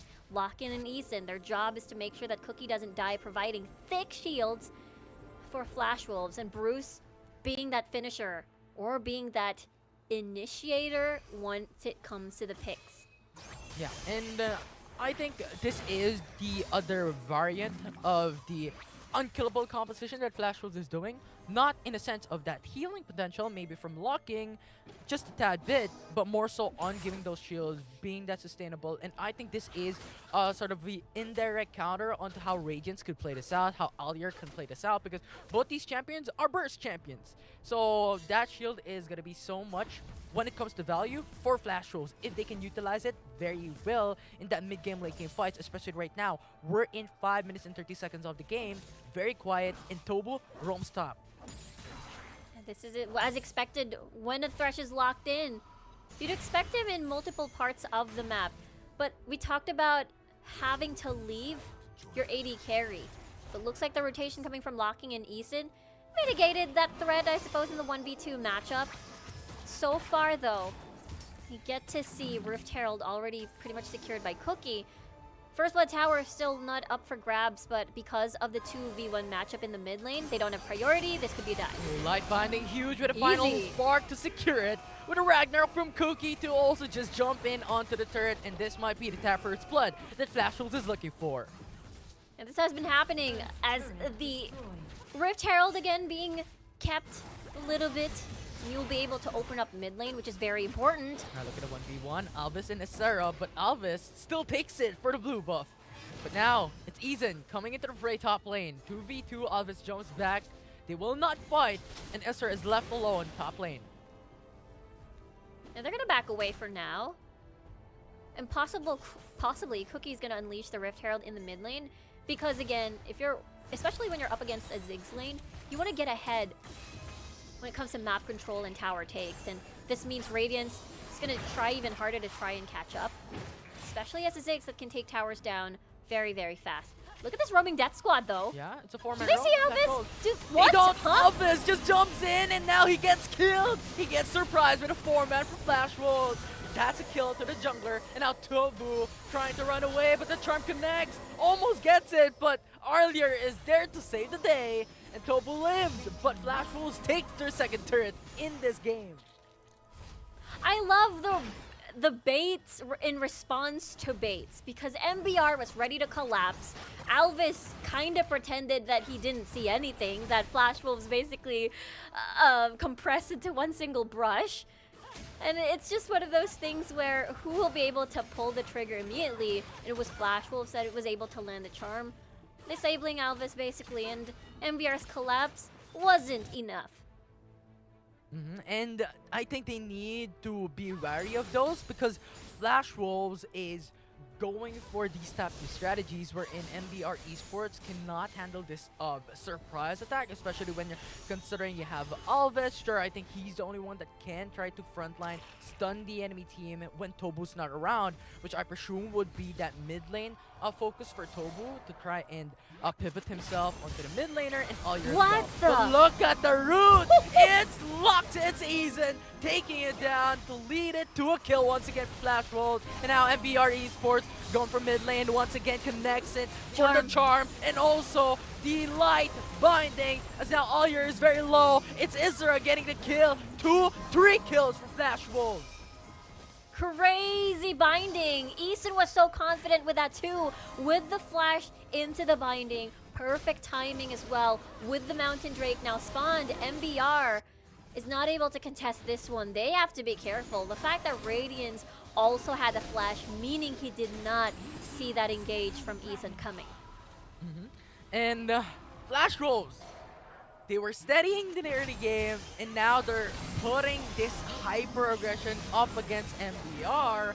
And this is the problem when you have like low mobile champions, specifically on the Radiance. The only way that you can do it is the satchel charge, but you can't because of the charm and also the light binding from Eason and Bruce that synchronizes very well. Yeah, satchel versus the way light binding and the charm, the way they travel is so much faster, for sure, in most of the situations. So it's very difficult to try and react with an immediate satchel. It's not like an immediate arcane shift like an Ezreal. Doesn't work that way. And now MBR suffering the 6k gold deficit. Now Flash Wolves has been taking everything away so far in the map, as well as taking down towers. We'll see how they can pick up from this, because the way I see it, Tobu is still going to be a very huge part in this point of the game where they can get picks here and there. You follow it up with Air Lure on the solution. But at the same time, already 10 minutes into the game, it's very, very difficult. And now, MBR going for the 1v1. Look at the Sarah damage. Gets the stun onto Alves, uses up the flash to go back away. Final Final spark. spark zones him away, and that will be the smite to slow him Bruce, down. And Sarah he's gonna cannot dive in. catch up. But Bruce here into the backside, goes for the flag, gets a kill onto Alves with the Spirit Rush, and the Charm will also follow up. An extra kill for Flash Wolves. Very effortless. The way that Sarah just bursted down Alvis. Look at the two-man crescendo. Ooh, Locking is doing miracle plays here, but MBR Esports will be able to go back away. No follow-up from Flash Wolves. It's so scary looking at the items right now coming from FW. Staff of Flowing Water. Getting the ability haste down for more spammability of your abilities. Basically on the side of Flash Wolves, this just works so well with Eason and the rest of the squad. Well, especially Eason. And now Rabadon's gonna be the next item coming from the Lux. So, I mean, Eason has been hurting already. He's able to get all of these engages, and I really like the contrast, I suppose. We saw Eason being a phenomenal Gragas player, being that big, tanky engage for the team. And now he's still on engage duty, but on this mage, which is a very, very interesting light to see for sure, especially Flash Wolves. Yeah, and I think they just need to capitalize on this early advantage that they have to fight up against MBR. You stated onto the Rabadon Set Cup and Luden's Echo. That's two. Bruce and Eason has built it, and I think this is the popularized items for those mages, for those AP champions because of the recent buff up onto Luden's Echo, and I think they're utilizing it very well. I see the damage is absolutely insane. And now they're starting onto the Baron Nashor. They know they're confident on their lead up against MBR. And they see this coming though because of the Lantern. Half HP already to the Baron. Yeah, Alvis is on the sidelines as well, ready to go in, and they could do it. But Bruce into the flank, They turn arms around. up, final spark to follow up. Tobu very low, but he will go away. And now Alvis, half HP as well. Honey Fruit goes back for a little bit more HP, and Flash Wolves disengages the Baron. Yeah, they just wanted to use it as bait. Take note, Onion King has been split pushing. Look at the damage on the tower. Flash Wolves cannot afford to take their time on that Baron. Because of that Baron resetted, they can't turn around again. They have to reset the waves in time for the next dragon to spawn, which is the Air Drake, which is absolutely important for MBR Esports to deny away from Flash Wolves. They're already a pretty mobile team. They've got Cookie here, Righteous Glory. They've got the movement speed coming from Locking. They want to deny that for sure. And as well as to enable Tobu as well to find picks around the map. Look, Alvis initiating the fight, stuns up onto Cookie, but Cookie uses up the Ragnarok to disengage onto the CC for MBR.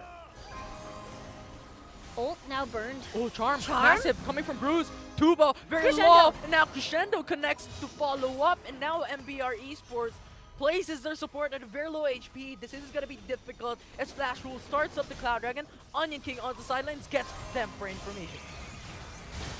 They have a lot of sustain. They have a lot of shields to work with to win the poke war here. Now Bruce Onion jumps King in with coming a from Spirit behind. Rush. Yeah, and Onion King into the sidelines, but actually gets rooted down by the Light Binding. Now Bruce uses up the flash, saves up with 1 HP. Eason! And MBR Esports will not get the kill, and that will be Flash Wolves taking 3 away from MBR. Sarah's still not over. He's still cleaning up the map. Going around.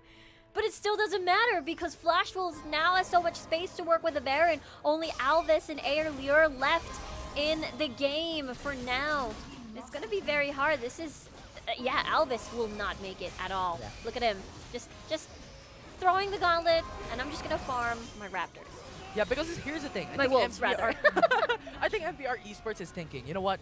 We only have Alvis left. We only have Alyer left. If Alvis comes through into the Baron to attempt to get the steal and get the kill onto the Baron, they only have 2 Baron buff.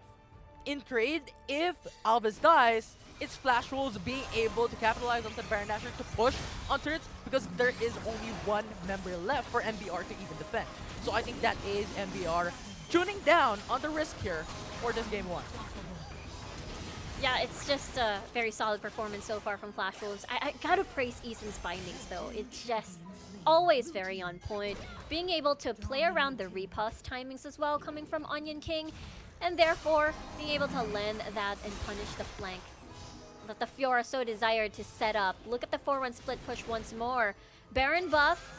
I mean, this is the play that MBR can do at the moment. It's not like Onion King can stay in the base, wait for a fight. This is how you want to try and capitalize on this 4-1 split push, as we see Sarah already responding to that. Yeah, because they have a huge goal deficit coming from MBR Esports, and they need to retrieve it back. They need to alleviate this disadvantage. So Flash Wolves just continuing to push down into the bot lane, as well as taking the inhibitor turret. So Flash Wolves secures that. MBR Esports has to defend the mid next if they could, because Flash Wolves is looking up for this tier 3 turret into the mid lane, and MBR Esports starting this fight. The lockdown coming in from Tobu will get the slow onto Asura, but will not kill him. And now it's Onion King flashing away, going top lane, but inhibitor turret number 2 secured by Flash Wolves, and another kill for Bruise, going aggressive on Onion King. Crazy collapse from Flash Wolves. Onion King wanted to try and set up a flank. The charm massive and almost kills down Final Spark. Close there, but Isra just jumps into the flag, gets a kill. Elvis with 1 HP. The stun will save them, and that will be the third inhibitor turret for Flash Wolves. And now it's just the Nexus left standing. Flash Wolves are ready. What a binding. Yeah, always connects onto 1 or Teleport. 2. Flash Wolves. TP's now coming up. They want to finish this down. Bruce just jumping around. Spirit Rush to save himself. But there you go. You're just clearing out the way for Flash Wolves. They want to control the lanes. They want to control the minions away from MBR. A little bit risky to stay around. Again, they have no AD carries, so it's really hard to just try and poke the Nexus down.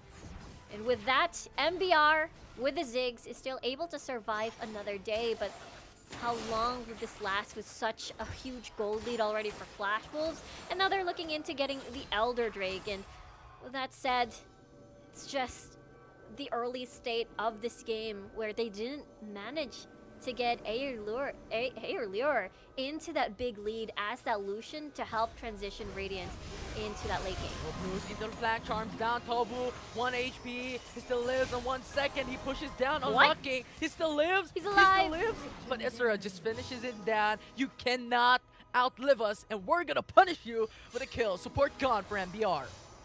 It means no engage on the death sentence available, and as well as Lantern delivery and Lantern saves. And look at this. Yeah, Alvis is lurking around.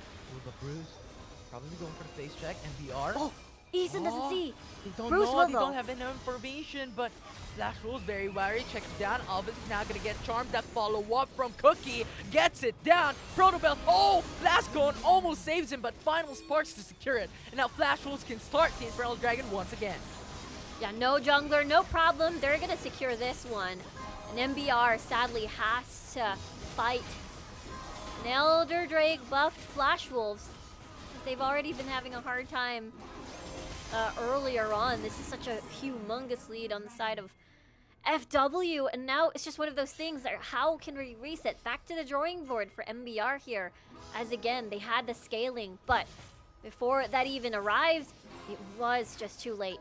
Yeah, the Wolves are now howling in this series up against MBR. And look at that. Toba initiates the fight with a dead sentence. Actually gets a kill onto Lucking. This will be the 1-for-1. Jungler away. Support for Flash Wolves. But the Nexus base will be the target. And Flash Wolves gets the first game of the series.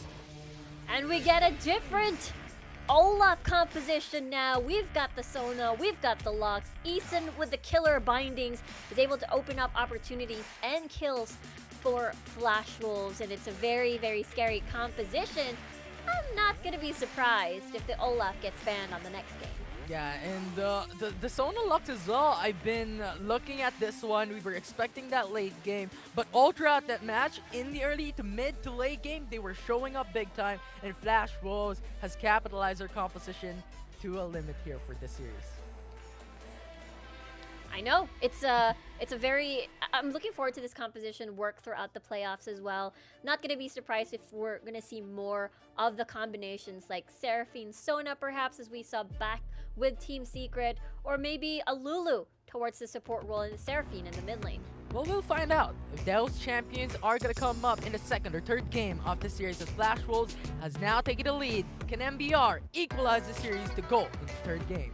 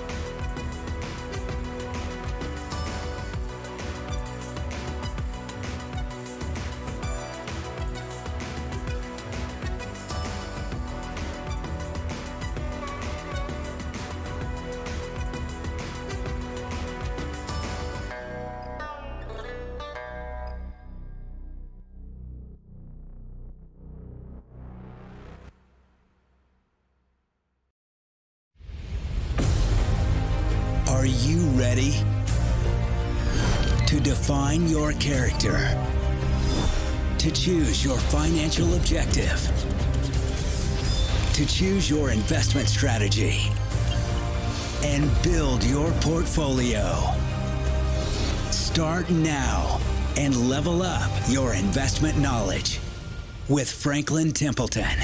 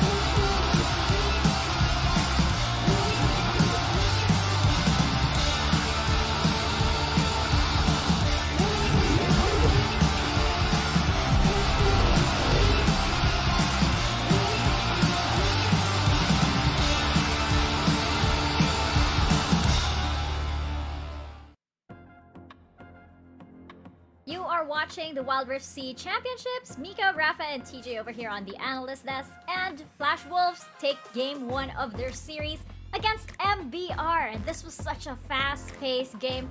I actually thought it was going to be over in like 15 minutes or something. I know that Flash Wolves made that mad dash towards the Nexus, but yes, indeed, they decided to prolong it, but eventually they did overcome. And TJ, I want to get your thoughts on the game. I know that this is so annoying. The Sona Lux. This is such an annoying combo. It is the Flash Wolves special. They do have that as a signature pick into their drafts, and yeah, it can get really annoying when you've got so many shields and heals and, you know, into the late game. How could MBR Esports countered this? Well, they had the right idea at the start, which is, what do you do to this composition that requires a decent chunk of time to come online? Well, you blow it up during the early game. You really focus it down and try and knock it out of lane. And they did try that. They did really shove in that bottom lane. But the problem that MBR face is they don't really have a composition that's especially good at that. You have the Lucian, you have the Thresh, but Thresh is a little bit more of a scaling support, if that makes sense. He requires a little bit of time and souls and gold to come online in terms of CC and tank potential. So you're really relying on, what, Lucian to find these kills underneath turret versus a really strong CC? It's kind of hard. So they couldn't shut him down early. But then you get to the late game and you go, okay, well, is this just overpowered? Is it just the case that once you get to late game, Sona Lux is unbeatable? And I don't actually think that's true at all. And you can look at some of the stats here. You see that Eason and Locking actually aren't doing a majority of the team's damage. And because of that, I think a lot of people get kind of sidetracked by how flashy the composition is, and they forget that they are pretty low damage, that they actually do have sustain, but not that much sustain. It's a lot of sustain from Wild Rift, where characters aren't very tanky. But if you draft a heavy late game composition, Flash Wolves go double AD carry. Sometimes you'll see something like Corki Kai'Sa or Lucian Kai'Sa, that sort of thing. That absolutely obliterates this composition.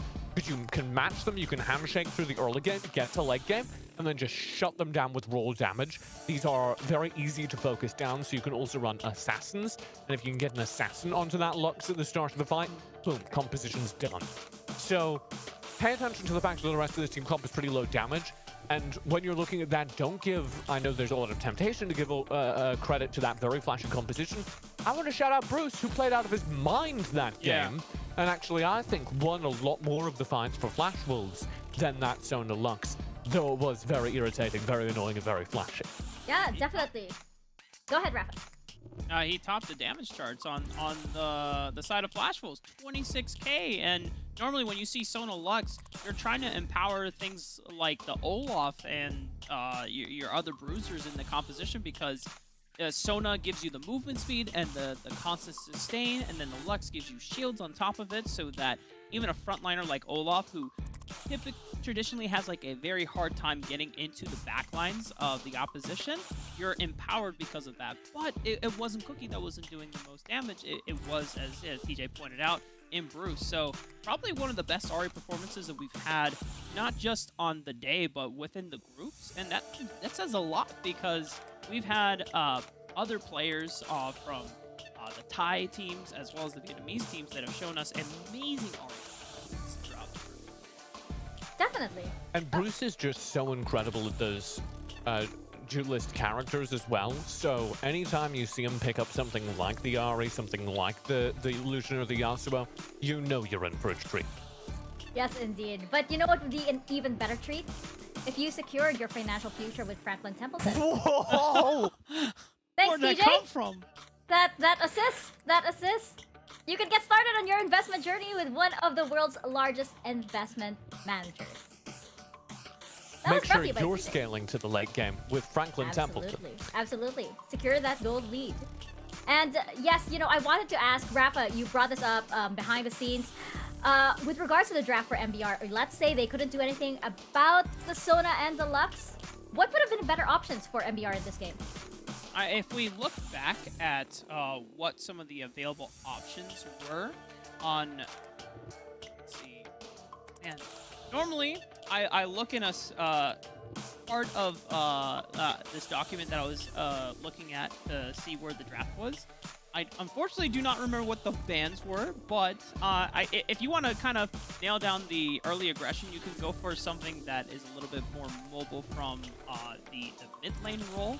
Not necessarily a Ziggs though, because the Ziggs doesn't have the easiest time getting out of lane to assist in making dives happen towards a Sona Lux lane, because that's exactly what you want to do. And so either you go for a mobile bruiser or another assassin if you want to. I mean, we talked about Radiance playing the Ahri. It was taken away by Bruce, but he could have played Zed. He could have played a different marksman. He could have taken the Lucian, and you could have given the different marksman over to Ireleer in the Dragon lane. Because then if you have two marksmen, or if you have an assassin and a marksman, you are easily able to push in that wave, and you can enable those dives much more easily. And just the big thing that this Sona Lux composition punishes is bruiser comps mid-game comps.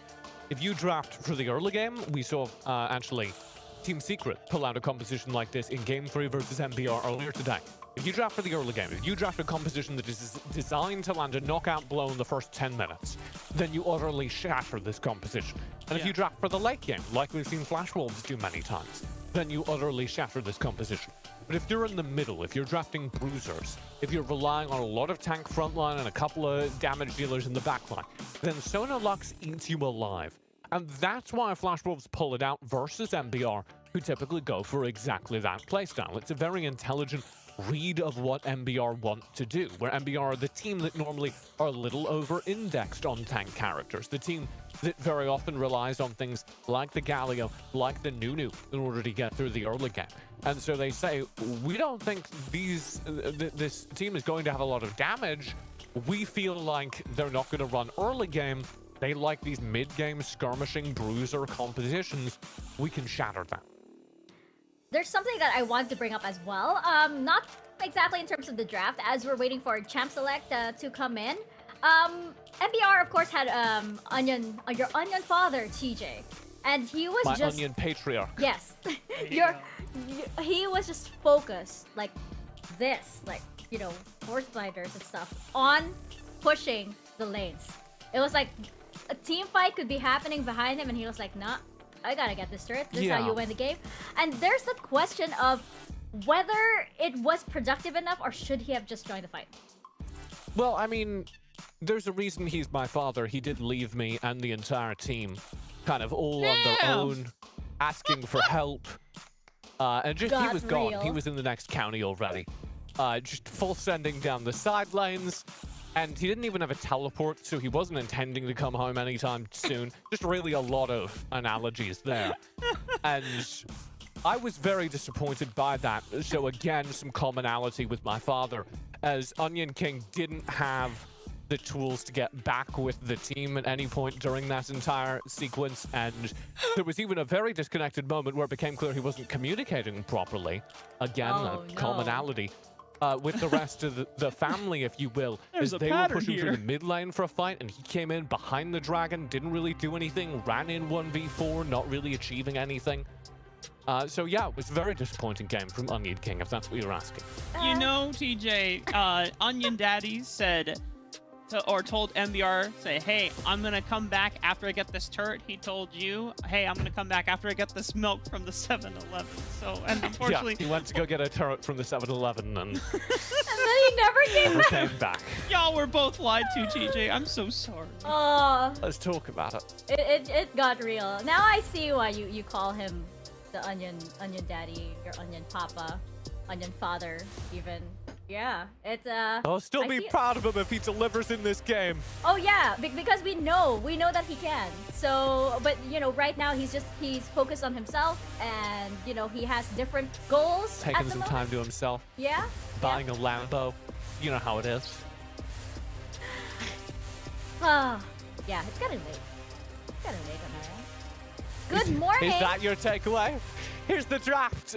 Nunu banned out again, Lulu banned out again, Galio banned out again. This is really interesting. Flash Wolves are targeting a ton of this utility that gives MBR a little bit more HP. Kind of a reaction to what worked against them, I feel, with Team Secret, where Team Secret banned out this Nunu, and it really undid MBR's game plan. So I need to see some HP come somewhere. I'm looking kind of Jarvan as a tool here, Braum maybe as a tool here. We've seen both those come out for this team in order to respond to the fact that they don't have a front line. Or over-index right now on damage, given that you've seen the Lux Seraphine. Or sorry, the Lux Sona.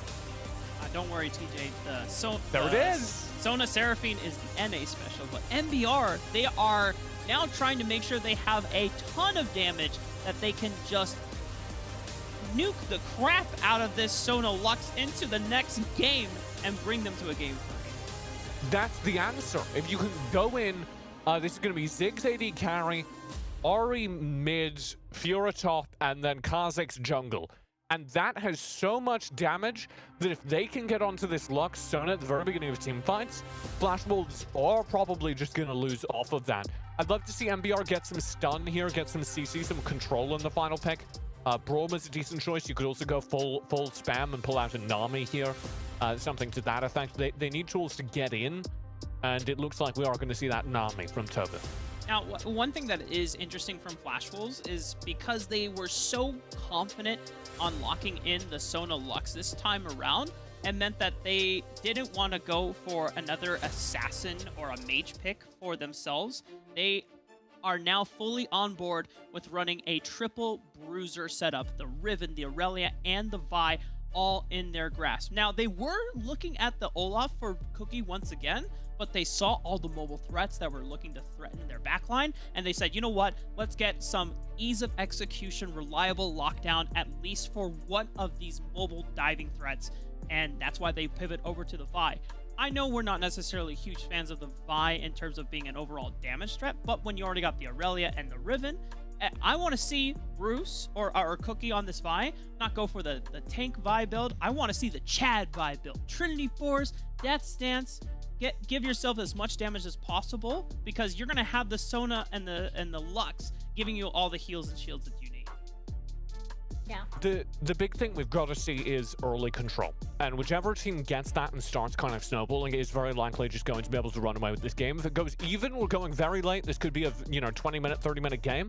But if one team blows out the early game, particularly MBR, given that they have that Kha'Zix, then this game is very likely over. So watch for the 5-minute mark. If at the end, the 5-minute, 10-minute mark, there's like a 5k gold lead, this game might be over.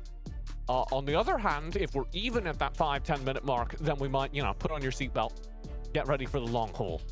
Well, it looks like our viewers here have a little bit of homework from TJ. We are going to see indeed if Flash Wolves can close this out with a 2-0 or if MBR Esports can even out the score. Casters, over to you guys. Thank you very much, Mika. Flash Wolves, one game away to take the series down against MBR. And Mika, once again, Flash Wolves utilizing the Sona Lux. Yeah, I feel like this is a very plug-and-play duo as the Sona and the Lux. And the primary focus is to make sure that you keep your carries alive with the shields, with the heals, and as well as have that CC lockdown with the light binding into the crescendo, and all of the layering of CC in the world has to follow through and get a pick, or maybe even towards the fights, the skirmishes, most especially. For MBR though, double assassin setup, we've seen this before, really nice. Radiant's gonna have to set up with a charm. Alves will follow through.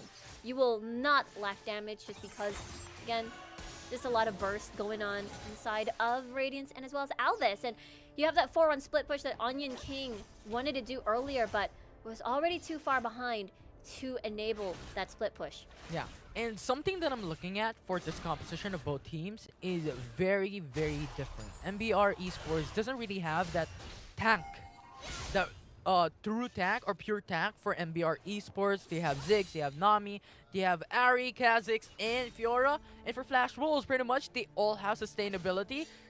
Like you have Sona, Lux being that Enchanter, and having Riven, Vi, and Aurelia being sustainable. So I think this is really just a bold pivot here for Flash Wolves and MBR Esports. They're utilizing their graph for a different type of setup.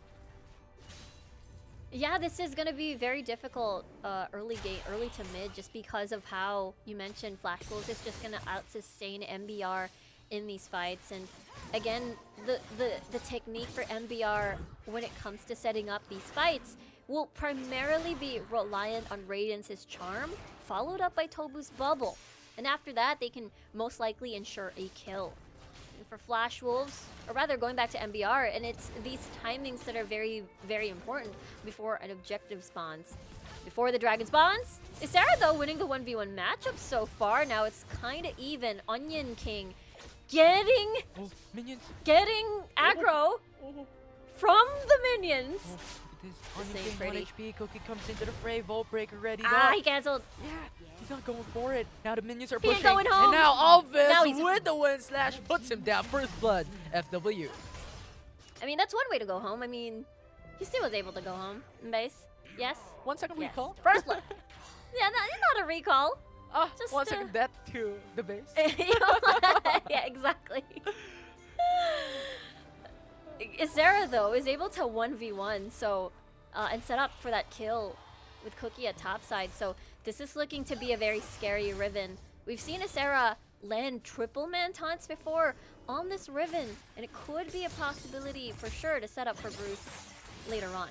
Yeah, and as you stated, the charm from Radiance are important, and MBR just showcased that onto Bruce. But going back just a tad bit onto the analyst desk, I love how TJ stated about this composition difference from Flash Rolls and MBR Esports on the early mid game for Flash Rolls and MBR Esports, and how the 5-minute, 10-minute mark can change things up. Now, Alves would be that front line for MBR to make things happen, and Flash Rolls just has to sustain. Yeah, I love how you brought that up, because the identity of Flash Wolves was, if we're playing with locking, Ziggs, Orianna at the bottom portion of the map. Now, another added combination into the pool, which is the Sona Lux, which is, again, a very plug-and-play duo, because basically what you want to do is make sure that your team doesn't die.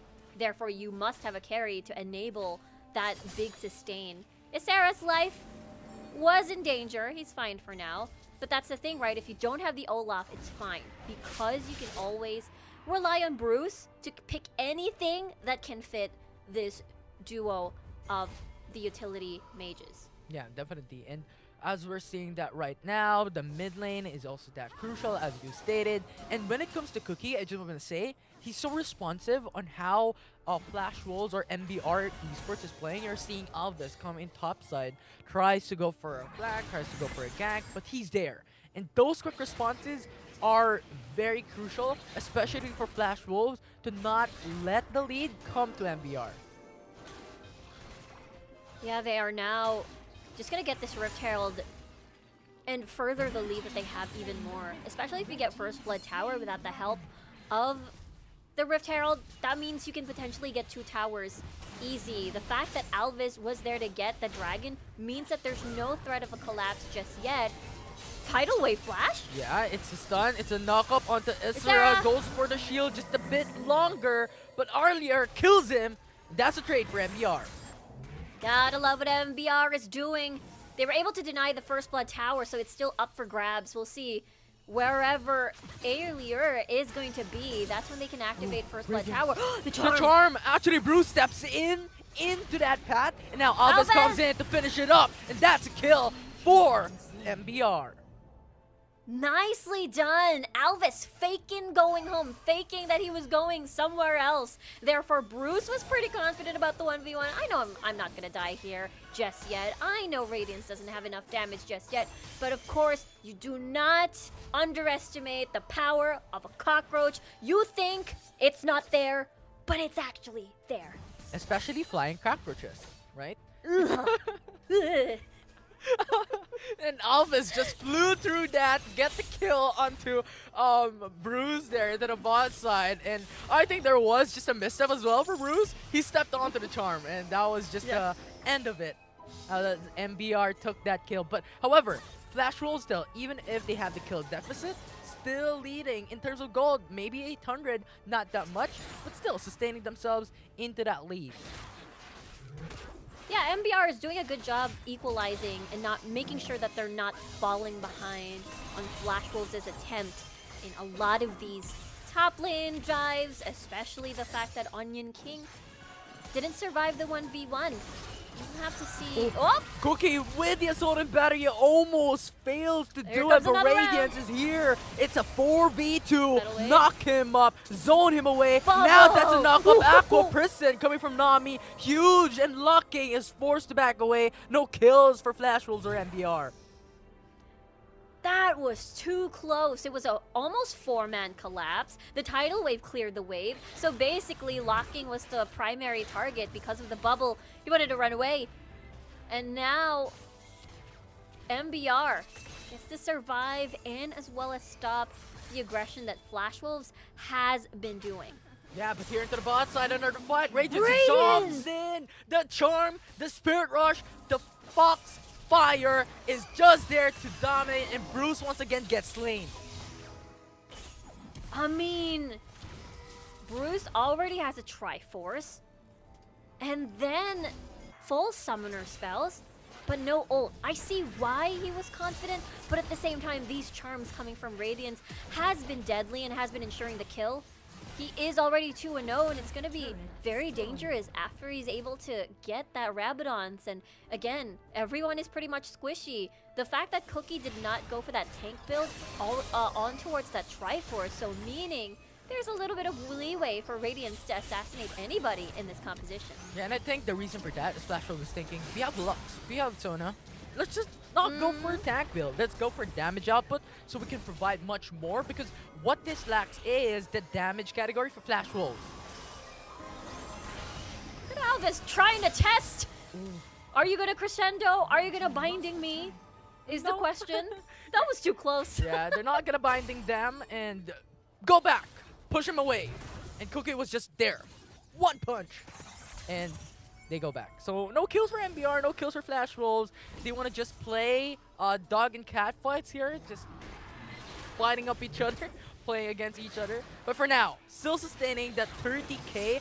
No one in a huge lead, but MBR starting the Ocean Dragon can change things up. They have no vision here. They're not aware that this was happening. So Flash Wolves, right under their noses, MBR now has double dragons.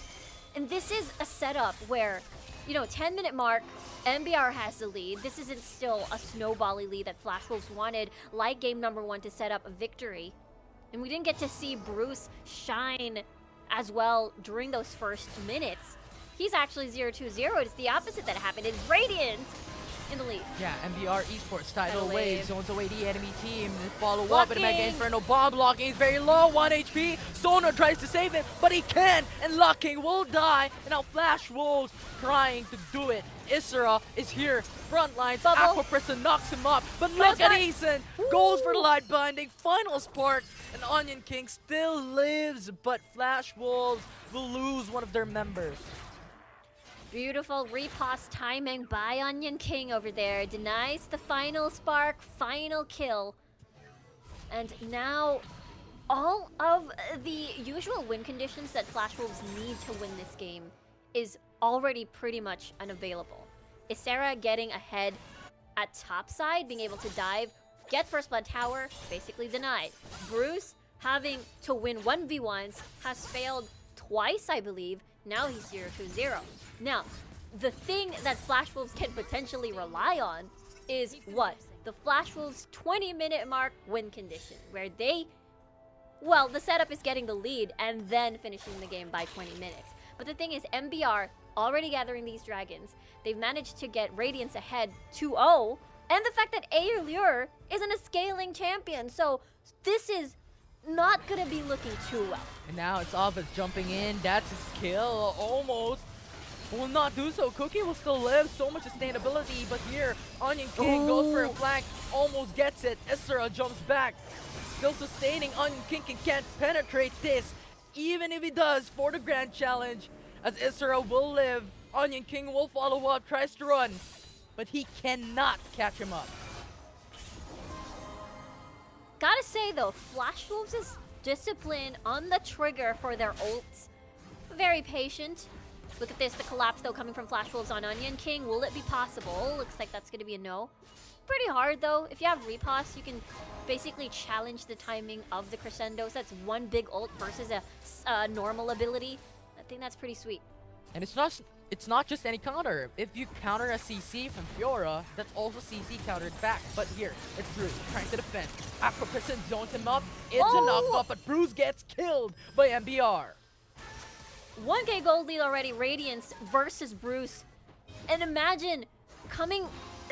The way that Flash Wolves is able to get their victories is always Bruce, early lead, snowball, into locking, contributing to the damage department as well in the later stages of the game. But this time around, it's going to be reliant on Ysera, going to be reliant on Bruce. The dynamic has changed because of the setup, because they're there to make sure that they can, you know, prolong the lives of basically all of the melee champions on the side of Flash Wolves. But now it's looking to be very dire. MBR is setting this up. Look at the vision coming at the deeper ends of Flash Wolves right now.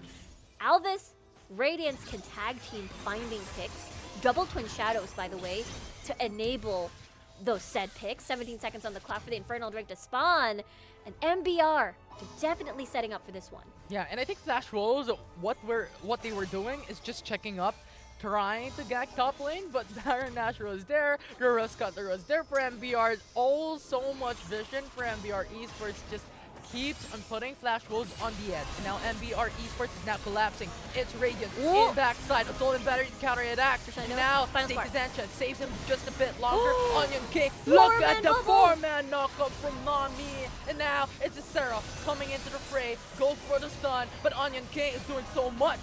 The charm will connect to follow up, and now it's gonna get the kill for MBR. And now it's a 4v5. Bruce coming back into the game, into the fight, because he is gonna get slain with no trades in return. Onion King alone with a 2-for-1 for MBR.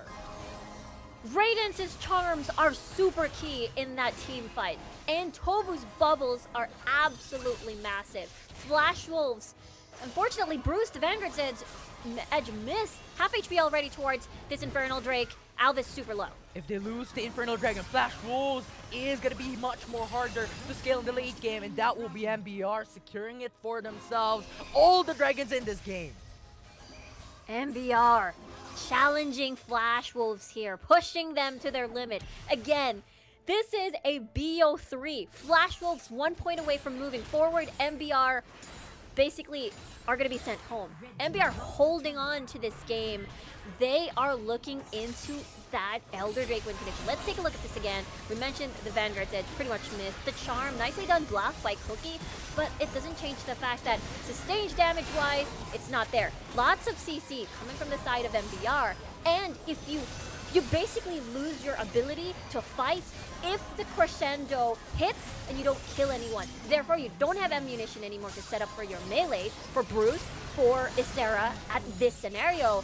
And the fact that this is an 80 carry less setup means you will really lack sustained damage. Yeah, and the DPS will also be lacking. As you stated, no ADCs for Flash Wolves. They're relying on their burst damage potential in this game to succeed up against MBR.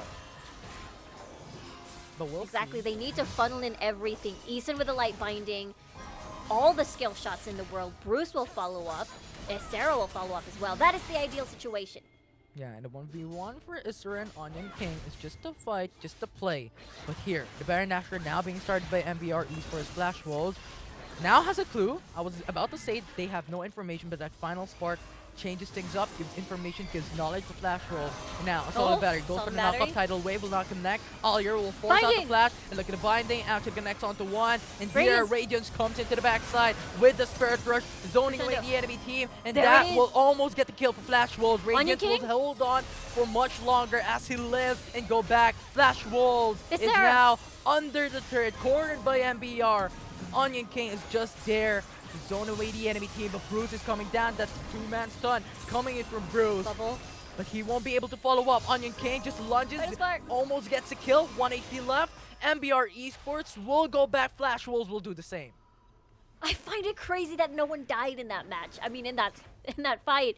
And now look at Bruce having that Sterex, meaning he's gonna survive a little bit more. Death Stance as well, coming from Cookie, and as well as Ysera. That is basically them just trying to survive on top of the healing, on top of the shields that Lock-in and Eason have been providing. Radiance His charms have been killer. Every single time a charm lands, it is most likely a sure kill.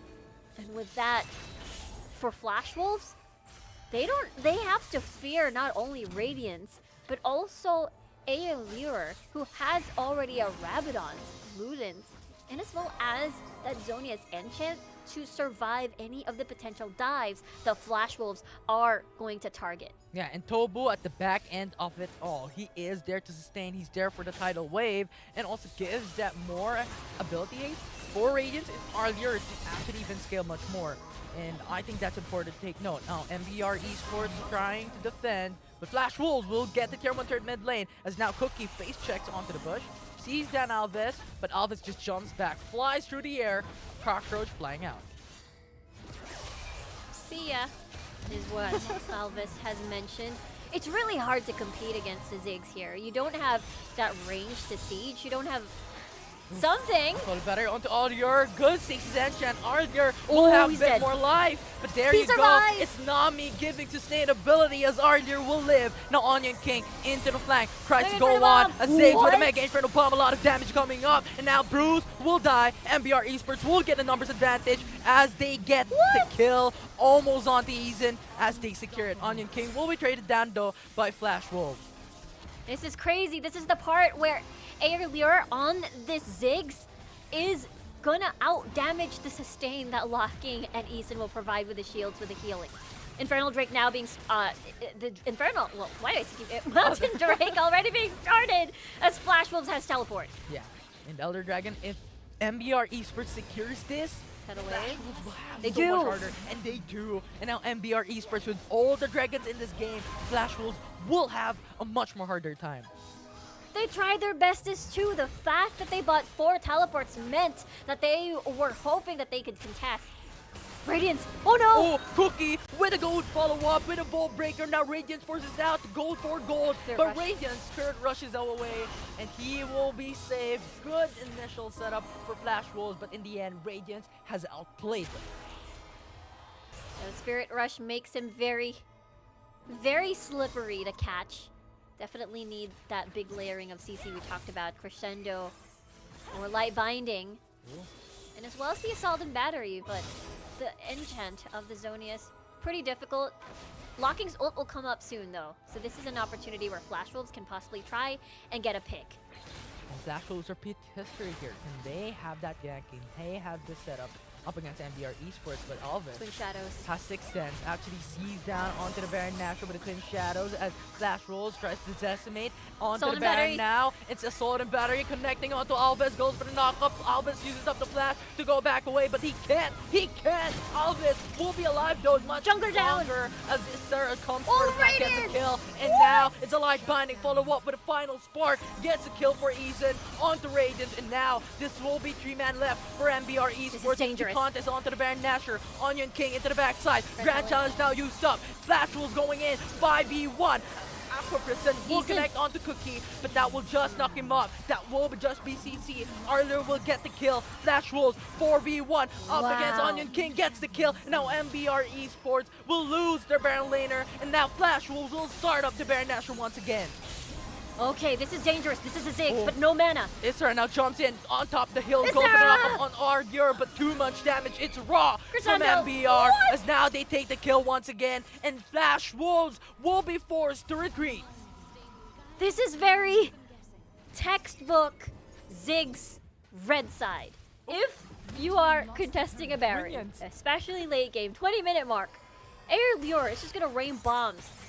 The reason why Flash Wolves is so confident with that is because Allure is running out of mana. He didn't have anything to dish out anymore. But that's really scary and risky, and that's exactly why Asera perished into that Baron. And now it resets again. Flash Wolves has to work hard to get a pick. Oh, so much damage, and actually Locking will just get eviscerated. Now Radiance just jumping around, going around, dashing around, going for so much damage as MBR Esports focus on the Baron Nashor, and they take it. All objectives down the drain. MBR Esports utilizing everything they can to finish this game. The pain of Allure here inflicting towards Flash Wolves.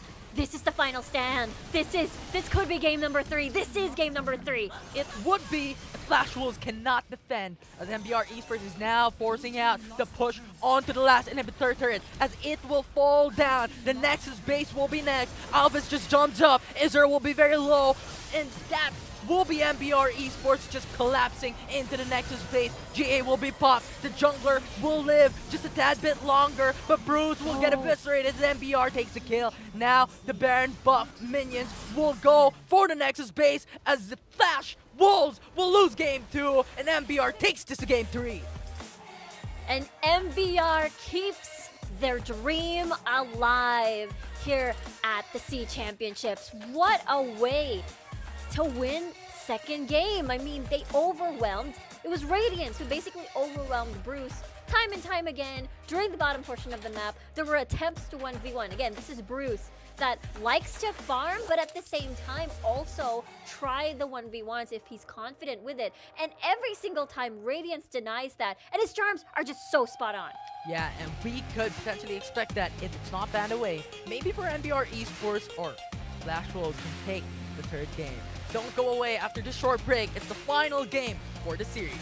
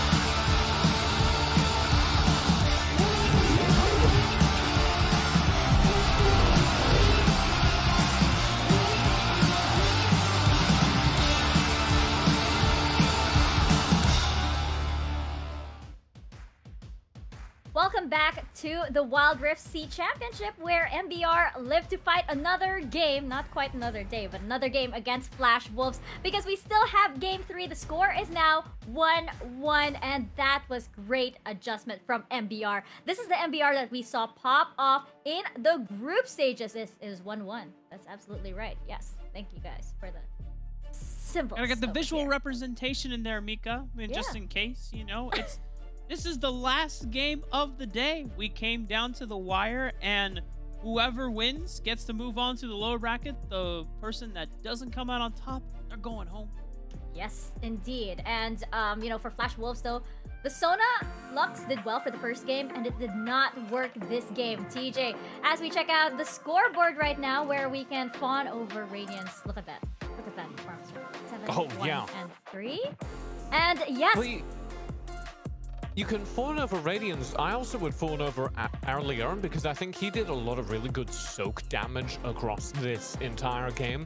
And Radiance was often there alongside Onion King, alongside Alves to threaten the front line, to force those low HP members to die. But yeah, oh my lord, if you look at this damage chart, it tells the story of what was punishing Locking and Eason every time they tried to set up, every time they tried to get in position, get in close range to throw out that CC and start the Sona Lux rolling. Well, if you're playing into people with damage, first of all, you're going to get harassed by Onion King, Alves, and Radiance, who are poking in, who are prodding in. You're also going to get tagged down, bubbled, tidal wave by Tobu, who is on fire this game.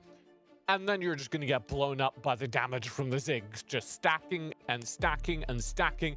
And sure, Sona Lux have sustain. They don't have that kind of sustain. Yeah, and I was talking about like Tobu earlier, because as a support, this guy is insane. Did you see that 5-man bubble? I know that, you know, he's on the Nami, and the win rate of Nami isn't exactly optimal right now, but when it's on Tobu, oh my gosh, this guy just does wonders over here. And you know what? I have to say, Flash Wolves, I mean MBR, they seem to have listened to you, TJ. You know, we did mention earlier that they needed to come out with the damage. And they did this round to combat, you know, all those barriers and heals and shields and I'm always hesitant. Like, first of all, I want to be clear. They did not listen to me. They know what the answer is, and they should get credit for that. Yes. They are a team that is clearly very experienced, clearly knows how to counter this Sona Lux, which is just, hey, they don't actually do that much damage, and they're actually pretty short range. The only thing Sona Lux is actually really good into, and it is annoyingly good into this one specific composition, is bruisers. So Flash Wolves make kind of a draft mistake, I think, by locking in that Sona Lux so early during the draft and giving MBR really a lot of time to plan out their response, which is a ton of frontline dive and the Ziggs and the Tidal Wave to just CC and lock down and burn down those backline threats. So I suspect we're going to throw the entire bath out coming into this next game. And Flash Wolves will probably run a composition they feel more comfortable on. I would suspect we see, if I'm going to hazard a guess, the hyper late game double AD carry composition coming out. And MBR, if they face that, honestly, their best chance is to go with the compositions that got them here, is to go with the new jungle if they can get it, have some tank on the map, and use it as a frontline for front-to-back team fight going into the late game. But they absolutely must either have enough damage to counter that double AD carry that Flash Wolves are so fond of, or have the tools to end the game much quicker than they usually do. Yeah, and Rafa, I have this question actually for you. This is something I feel like we've been wondering ever since we saw the roster of Flash Wolves. Where do you think Demon is? Is he gonna come in for this third game over here? Is it gonna be locking all throughout? Because I feel like if Demon was playing and they were rotating around, you know, that roster, this might have been a different game too. What do you think? Well, I don't think you want to put Demon on Sona duty for if that is your goal for Flash Wolves. Now, if Demon were to be swapped into this third game, then I guarantee we're not going to be getting the same double enchanter composition for Flash Wolves. They want to put Demon on a strong scaling marksman like the Kaisa that can be enabled and facilitated with strong dive compositions. And so we don't have info on which Dragon Laner we're getting for this final deciding game, but considering it is the elimination stakes on the line, I think both TJ and I would agree that you should probably put in one of your best carry players in this last match. Yeah, I would love to see Demon come in and, like I said, pivot to that double AD carry composition. That's what you bring Demon in for. Show us some hard AD. And I think if we live in that world for Flash Wolves, they probably win this game 3, frankly. Because I haven't seen MBR demonstrate they have the tools to go toe-to-toe with what is the best late-game composition on one of the best late-game teams in the world. Yeah, and I feel like, you know, on the side of Flash Wolves, yes, they have the Sonolux working for them right now. Well, not so much in going into game 2, of course. But they are capable, of course, of moving out of that and bringing in, again, the bruisers, the marksmen in. And for MBR, one thing I feel like that we're missing in this puzzle, you know, they were known as the ghost team in the Indonesian region. They were known for bringing out all of those spooky ghosts, even 4 at a time, and we saw that in the group stages, how effective it really was. Why do you think they're holding back right now, TJ? I'm just curious as to why they aren't making their trademark plays over here in the playoffs. Yeah, so what you're referring to is the Shadows Boots enchant, which of course you can tap, and it sends out a little heat-seeking ghost that finds you your nearest opponent. And it's very powerful if you're in a mid-game or late-game scenario and you're trying to find your opponents for skirmishes, for team fights across the map. Because in a game where warding is actually quite difficult, you can kind of cheat it a little bit. The reason MBR haven't run it once today is because they haven't once run a composition that wants to team fight in the late game. They've always been playing these compositions they want to play during the early and mid, and a huge part of that is because they keep having their Nunu taken away, they keep having their Varus taken away, their ideal composition keeps being denied to them. So if MBR draft for the late game, if they draft to match Flash Wolves in the hyper late game, and it goes well for them, they're at an even game state, I do expect to see those shadows return. Yeah, and it should be interesting indeed. And I just noticed that TJ, he just totally didn't. He just didn't mind. He just ignored it. Yeah, no, I'm not paying any attention to your hat because I know what you're gonna do. You're gonna do a segue. You're gonna do a smooth transition. Do you want me to set it up for you? Mika, no, I've noticed you have a hat on. Oh, how about that? Oh, look at that! Whoa, what does it say on that hat, Mika? It says it's One Esports, so I guess you guys can go over to One Esports. GG. Get your daily dose of esports at the home of Esports Heroes. There you go. That's crazy, Mika. That was such a good transition. I loved how you used your hat, and then it was the same as the sponsor. That's so cool. I know! Who knew, right? You guys are amazing. I saw your face, by the way, Rafa, when it came back, and I had my cap on. That's really difficult with my headphones, by the way. But yes, yeah, I was impressed by that, actually. Putting a hat on top of headphones is next level strategy. I'll show you the secret later. But yes, going into game 3 right now with Flash Wolves and MVR. It is down to the wire, and I feel like, you know, both of these teams, we mentioned that Demon is still, you know, unknown, status unknown.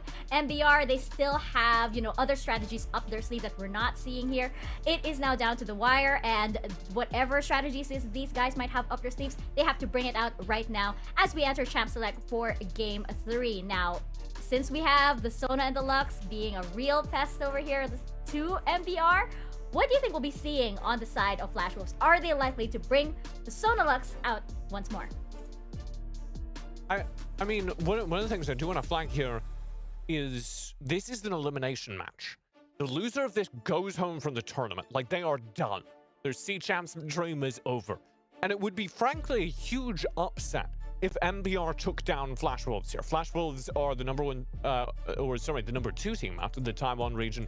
And they're incredibly good. They've got a very long legacy in esports in general, in League of Legends in general, but especially here in Wild Rift, where they've been dominant the entire time that this game has existed. They've always been in that top 2 out of the Taiwan region, always been in the top 4, at least, in SEA. So, as a roundabout way of answering your question, I think the pressure is on Flash Wolves here. And I think we're going to see the very best form, the very safest form of Flash Wolves here. I think we're going to go for the double AD carry composition, and the reason I think we're going to get Demon in here and we're going to do the double AD carry composition is because if they screw this up, it will be such a massive upset. It will be such a massive failure, frankly, for Flash Wolves, considering the expectations they're held to. The pressure is on. They're not going to feel comfortable taking any risks here. Yeah, that's absolutely right. And I feel like MBR Esports, you know, they literally have nothing to lose right now. Nobody expected them to come this far, and even in the Indonesia Icon Series, again, you know, even their own region was surprised by how well they performed. So the fact that they have already, you know, reached here all the way to the playoffs, began in the upper bracket even, that is already, you know, momentous enough. And the fact that this is the first Indonesian team as well to reach the playoffs of the SEA Championships. In the Summer Super Cup, we didn't have any. That is history already made. So you're absolutely right. I feel like there's more pressure on the side of Flash Wolves, the Indonesian team. They are already happy, I guess, you know, and fulfilled with how they perform, where they are right now. For sure, it's going to be exciting to see them in the future. You know, looking into, you know, future Wild Rift tournaments over there. I thought you were I was gonna segue into the future. I like the future is over my side. Yeah, and we have just received word that the players aren't ready for Champion Select. We would normally be going into Champion Select, but just for full transparency, they're taking a little bit more time. Maybe some tech issues, maybe the moment getting to them a little bit, as this is an elimination game. I mean, so I want to take a step back and actually talk about the thread you were pulling on, Mika. And Rafa, I'll throw this to you. But MBR earlier in this tournament talked about this. They said that one of the things they wanted to prove was that they could compete with the very best, even though they're a smaller organization from a smaller region. And I think no matter what happens here in Game 3, the fact that MBR are here should be victory enough.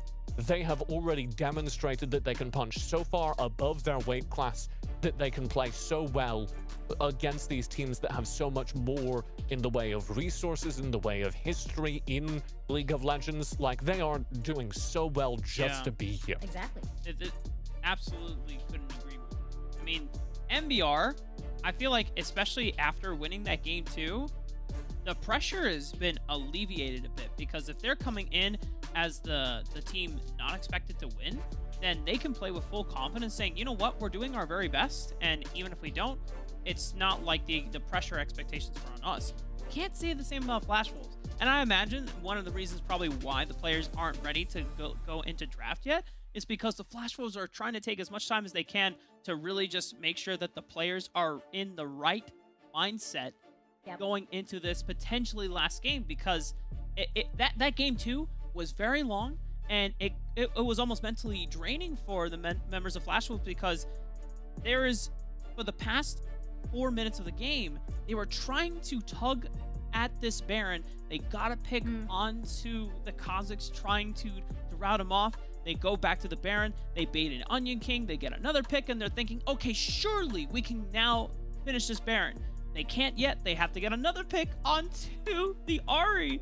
And it's like, all right, now it's just Ziggs and Nami. There's no way that we cannot do this Baron. But Ziggs, the late game, still does a crap ton of damage. And so he throws down the Mega Inferno Bomb, causes one of the members to die, and then Flash Wolf's like, I guess we just can't do Baron. And because they were so committed to trying to get that objective for them, they lost the inhibitor tower on the bottom side of the map. That gave basically a 6-man worth of pressure for the rest of MBR to now force Flash Wolves away from the Baron side. They secure that, and then to be put in that situation where Flash Wolves were so close to just ending the game out, getting rid of the anxiety and the kind of the stress of potentially losing this series and being knocked out early in the tournament, it was lost in that moment, and now they have to play one last game.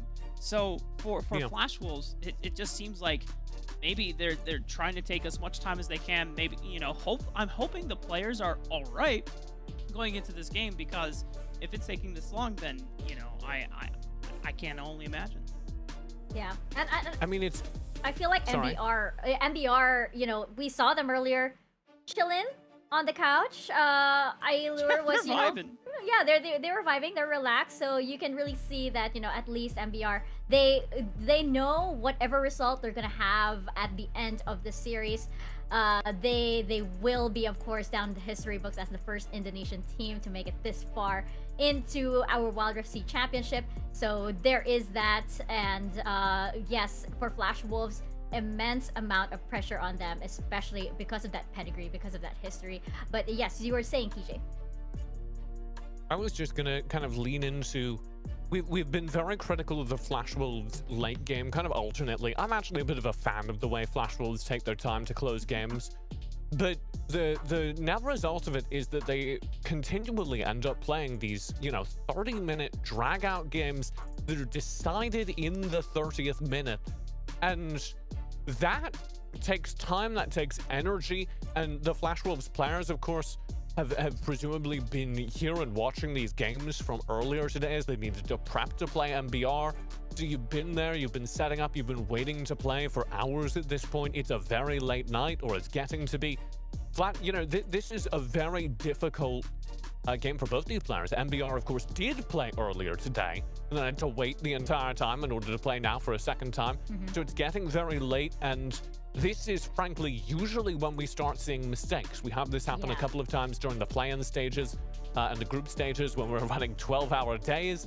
Thankfully, it's not that bad here today yet, but when we were running 12-hour days, your last couple of games, you would notice things get messier and more dangerous. So I think it's a real testament to the caliber of these two teams that we've seen some very incredible play throughout this series. Especially, of course, to MBR, who, as you were saying, are doing incredibly well by their region, incredibly well by their teammates to get this far in the tournament, to punch up against Flash Wolves, and now be in a game number 3 of an elimination match. Exactly, and we will get to that game 3 in just a bit. For now, we have to throw it to a quick break, but when we return, we are going to get the resolution between Flash Wolves and MBR Esports.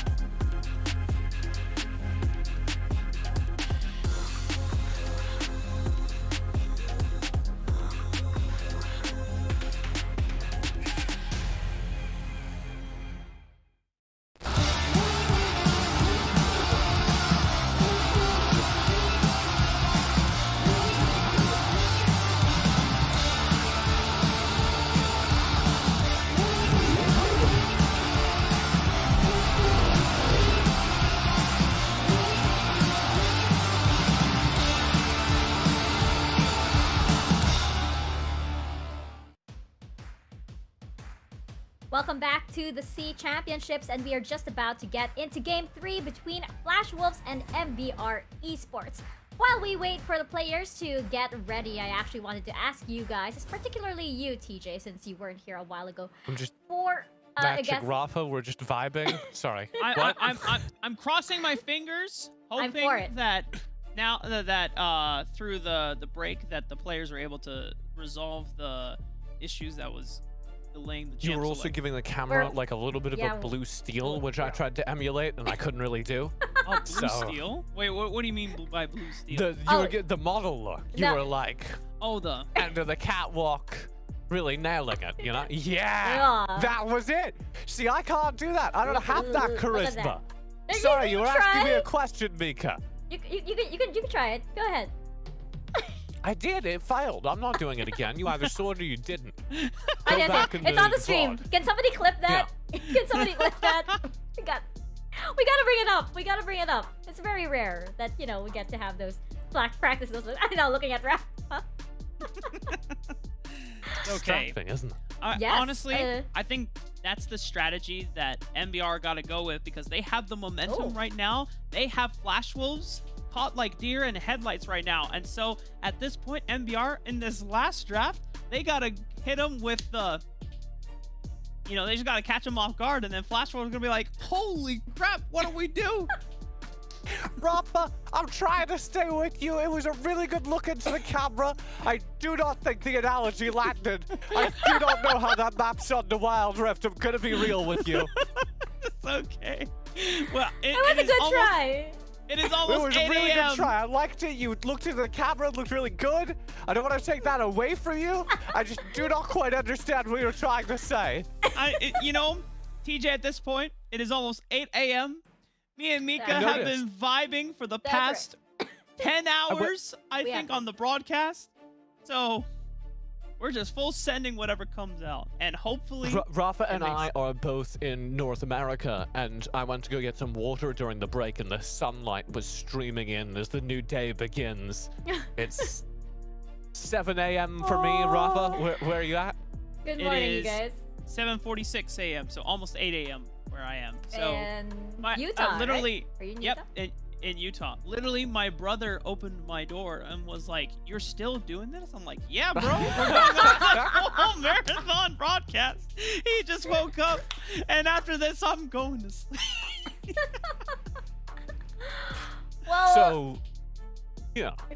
Excuse Rafa for when the analogy gets a little rough, is what I'm saying, you know? it is very early in the morning over there in Utah. But yes, good morning, Rafa. And hopefully after this game 3, you get a bit of rest. But right now, I just want to throw it to some highlights over here. I believe we had an action-packed day, especially in our upper bracket matches. Check these highlights out as we give you the best.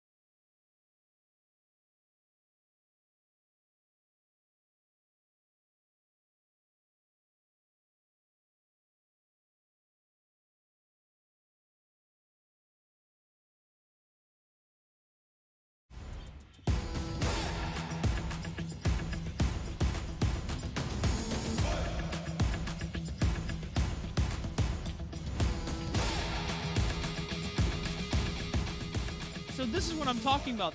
This Baron fight, they got out Alvis, they got Radiance, and then they start up the Baron, and they're like, okay, well, Onion King wants to stall it out, and so they kill Onion King, and they think, okay, surely this Baron is ours, but Ariler has no mana at this point. He literally has no mana, but he then just has enough to throw out a Mega Inferno Bomb, and Flash Wolves are like, oh my god, we can't do Baron anymore. A truly tragic moment And we did just get word that, very briefly, there might have been an interruption for some viewers, so we'd just like to welcome back.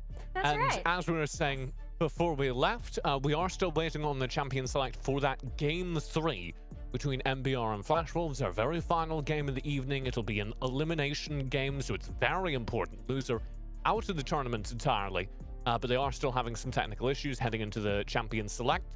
So as soon as that gets resolved, we'll be right into it, I promise. We're not just talking for the sake of it. Yes. And TJ's promises, you know, they're real. They're real. I just have to That's say. not true at all. He My definitely promises keeps aren't worth that. I'm anything. trying to sell this to the audience right now. Sorry. You Yes, you can promise. always You trust promise. me. You promise that we go to a game 3 and we're gonna hold you to that promise right there. But I did want to ask you guys, of course, because we did have a long day. I think you had to say goodbye to Divine Esports a little earlier. I want to kind of like flash back to the upper bracket where we did have our first matches of the day. I know, Raph, it seems so very long ago, almost like, you know, weeks even. But I can't stop looking at you. You're doing the face. It's, you know, it's the long day settling in, and you finally see the, you know, for you guys the sun is starting to set, but for me and TJ the sun has just rose. But you know, looking at our other series matchups that are going to be starting tomorrow on the second day of the playoffs broadcast, I think that is going to be a cool little tidbit that we can start talking about in anticipation after the conclusion of this last game, because SBTC are going to be taking on Team Secret.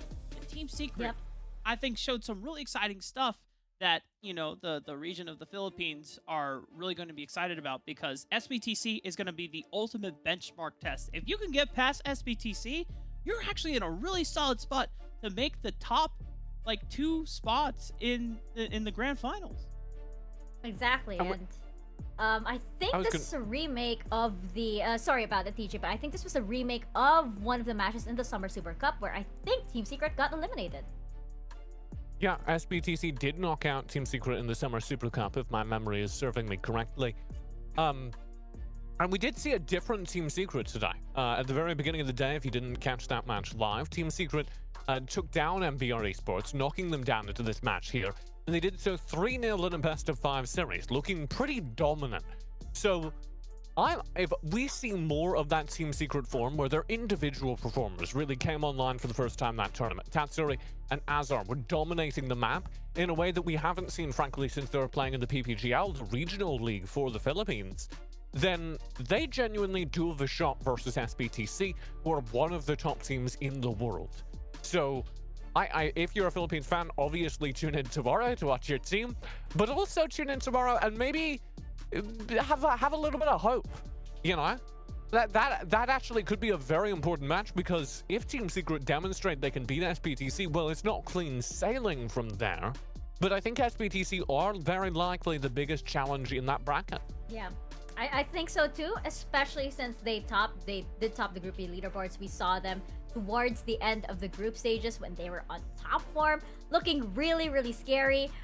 We pointed this out, that Julie and TF, such incredible players that I think every single team needs to fear going into, you know, whether or not, if they fall to the lower bracket, you still gotta be scared of them. And on the side of EVOS Esports, they were looking on top form as well. Their gameplay was excellent against Divine Esports, and yeah, it was something that, again, we didn't quite see in the group stages.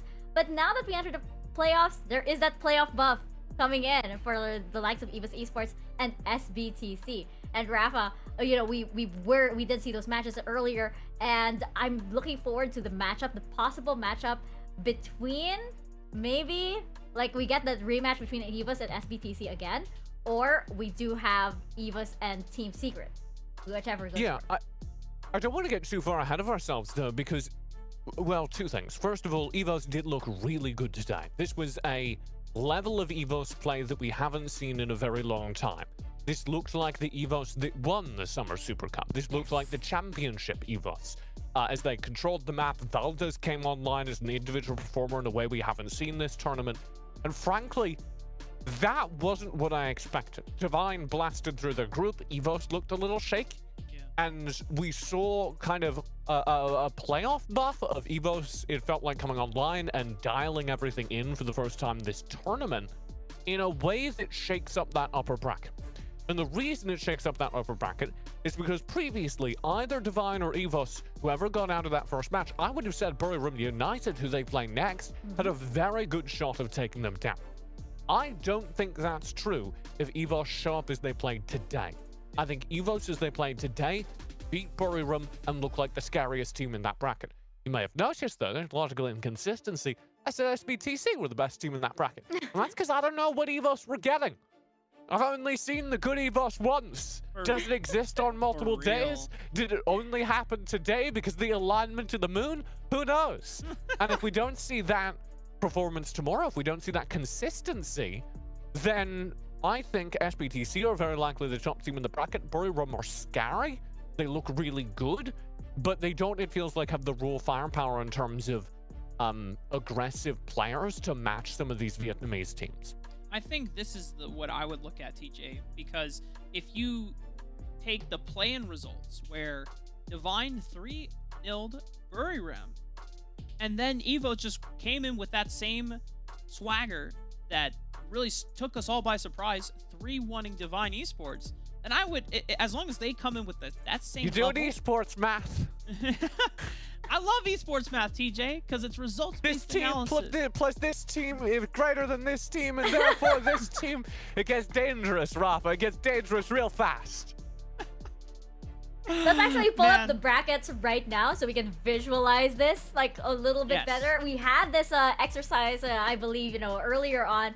We actually get to do it, yay, live on stream right now. So I was actually thinking, and hear me out on this, Bury United versus EVOS. EVOS advance, and that would mean SBTC and Team Secret.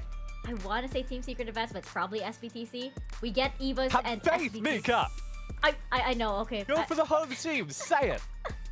I'm just giving, okay, I will show you my alternate timeline a little bit later where Team Secret emerges as the champion, but right now, EVOS and SBTC. Loggers!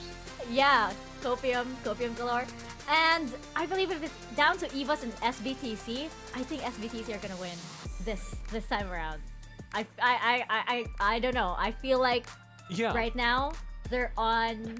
Yeah, they have more adaptability coming into this. The EVOS SBTC matchup is an incredible matchup, and I'd love to see that again. One of the things that's kind of interesting is, of course, the Summer Super Cup Finals rematch would be one team. One team took EVOS to Game 5 in the finals. Very close finals, went all the way down to a final Elder Drake. And one team are already down in the lower bracket. Not only are they already down in the lower bracket, they're awaiting the loser of Bury Room and EVOS. So there is a possibility we get the Summer Super Cup rematch tomorrow.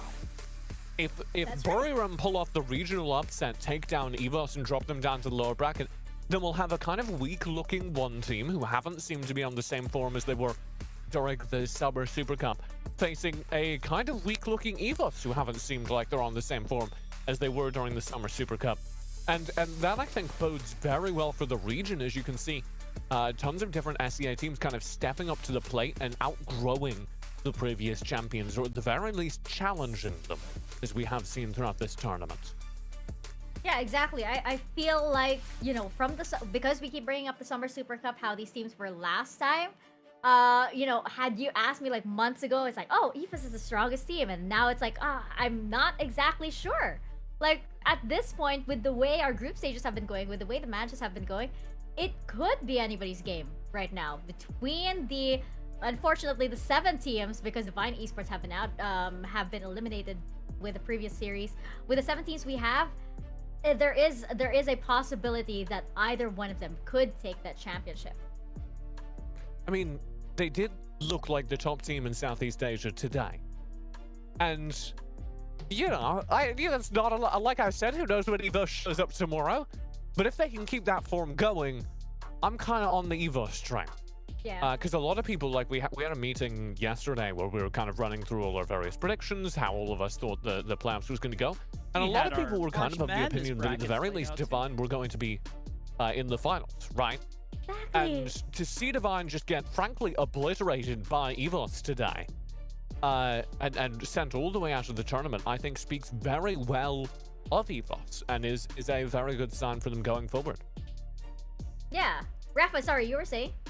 No, I just TJ's absolutely right. When we were all, putting our caster brains together, only Contra was like, nah, EVOS wins tomorrow. And we're like, that's crazy. It's totally Divine. Divine like completely stomped them in groups. And oh my god. SBTC stomped EVOS as well. EVOS just can't handle the Vietnamese aggression. But then EVOS came in prepared. They had ways to diffuse and mitigate any like aggressive plays that they wanted to go for. And in this current form, I'm super excited to see what EVOS can do for the rest of the tournament, because I'm kind of favoring them to now come out through the entire upper bracket, at least through Bury round. And then therefore you still need to get potentially through SBTC. However, if you are in Mika's timeline and if you're in her world, you see Team Secret beating SBTC. And if that happens, then I don't even know what's going to happen for the rest of the playoffs, but it would be an exciting world that we live in. I'm in! I'd watch it. I'm excited. I do also want to take a step back kind of here, and if we can, because again, we are still waiting on a technical issue to be resolved for a very final game of the day. I promise we're not holding you up intentionally. That'll get sorted. We'll get you into Champ Select as soon as possible. But I'd actually kind of like to take a step back here and say, of course, we are qualifying slots for the Horizon Cup. We are qualifying slots for the very first international competition here in Wild Rift. And I've said it a couple of times, I think the best team out of SEA is at the very least one of the top 2 teams in the world. I think there's the possibility that the best teams out of China, we saw OMG and Thunder Talkers, I believe, qualify today.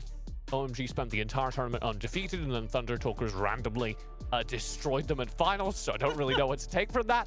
But I do think OMG is incredibly good, and, OMG I think can go toe-to-toe. But if you are looking at the results we currently have, SEA is the best region in the world. That's been true in other mobile MOBAs, and I expect that to be true here today.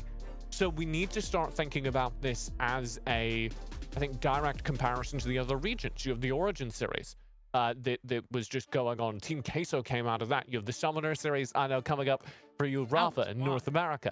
And we need to start kind of measuring these teams up internationally. Yeah. Actually, speaking of the Summoner series, I'm really, really curious, Rafa, as to, who you think the representative will be. Spill the beans. I get to talk about my region. Let's go. All right, so here's the lowdown for anyone that doesn't pay attention to the NA Summoner series. I don't blame you, because when can people find it? If people want to watch North American Wild Rift, where and when can they find it? Well, TJ, starting so the last chance qualifier, which is gonna get the last 2 teams for the regional championships, will be streamed on Nerd Street, I believe. But for the regional championships, will actually be on the Wild Rift Esports channel. So that's right cool. Here, if you're on Twitch. Yeah. So right on the same channel. But for a majority of the coverage has been on Giant Slayer Wild Rift, and that's both for Twitch, and they archive the VODs over on YouTube. So if you are watching us on twitch.tv/WildRiftEsports, that's all one word, no space, Wild Rift Esports, you can hit that follow button and you can tune in to the Summoner series as well. When is that, Rafa? Let's complete the ad. It's going to start October 8th. That'll be the regional championships, and that will determine the #1 seed that will represent NA at the Horizon Cup. Now, currently, the top 2 teams, like, just decidedly, has always been Tribe and Enemy. Now, Tribe has been kind of holding the #1 spot for the longest time, but we just had a third-party tournament through Rift Masters called the Rift Masters Invitational, and Enemy became the first team ever to take a best-of series over Tribe. No other team in North America has been successfully able to take down Tribe. Now, does that mean Enemy are now the #1 team in NA? Currently, by that record, but come to the regional championships, that's where the gauntlet is going to be thrown down. Enemy and Tribe still have that grudge match that they need to resolve, but I still want to give credit to 2 more teams in NA that I think will be dark horses in that tournament, both in Immortals and Sentinels, because Immortals have a really strong way of playing around objective fights, and Sentinels I think have really come out with some of the best drafts and macro gameplay that we've seen so far after, you know, really just taking the entire summer just evolving and powering up, and they are the roster that have been together the longest as well. Now, first of all, I can say this because I'm not casting the region. I'm a huge Sentinels fan, so that's my bias. Go support the Sentinels. Tell them TJ sent you. But second of all, the reason all of this is relevant, I think, to this conversation is because, as you know, if you follow me on Twitter or Ban, the Riot head here of SEA Esports on Twitter, there was recently a little bit of a kerfuffle. There was recently a little bit of maybe Tribe Gaming, the #1 team out of North America, now Immortals, saying that they think they're the best team in the world. And I think that's a lot of fun because, of course, in the mobile MOBAs that I'm used to, North America always got destroyed every season. Whoa! And Southeast Asia always beat them. But many of those players have been world champions in other titles on that Immortals Tribe Gaming side. So there's a ton of experience there. There's a ton of international experience there, and I'm really looking forward to the way that works out. So I'm really interested here. Rafa, you say that Tribe Gaming is the top team in North America. Let's project and say run something like EVOS, since they currently have the crown of Southeast Asia, EVOS draft. What do Tribe usually run? Like, what's their draft like? So, as of recent, Tribe have really prioritized things like the Twisted Fate for their mid laner starting. They want to put starting on a champion that basically really does the same things that G4 does for EVOS. He wants to roam, he wants to facilitate and snowball his side laners, because for Tribe, you're looking at Chuck, who is by far our best Baron laner that we have in the North American region. He mostly plays frontline duty, but if you give him access to things like the Riven, which he has picked up recently, he can put on massive carry performances. But you also have to look at old school Max Green, who are such a solid Dragon duo lane combo as well. So for Tribe, it's all about just trying to facilitate your side lanes. Tigers is also just an amazing jungler that can also roam with G4. So I would really compare Tribe to kind of similar what EVOS wants to do. But I don't... Rafa! What's up? You're forgetting a crucial bit. They don't play nearly as fast. They sit in lane. They're boring. They're gonna get destroyed. Man. Mark my words. North America has nothing. Now you want to talk about Team Queso? Those are my lads. They're also gonna get destroyed by SEA, but they're coming out of Europe and they look really good. They look really hot. I'll go for them. Horizon's gonna be a lot of fun.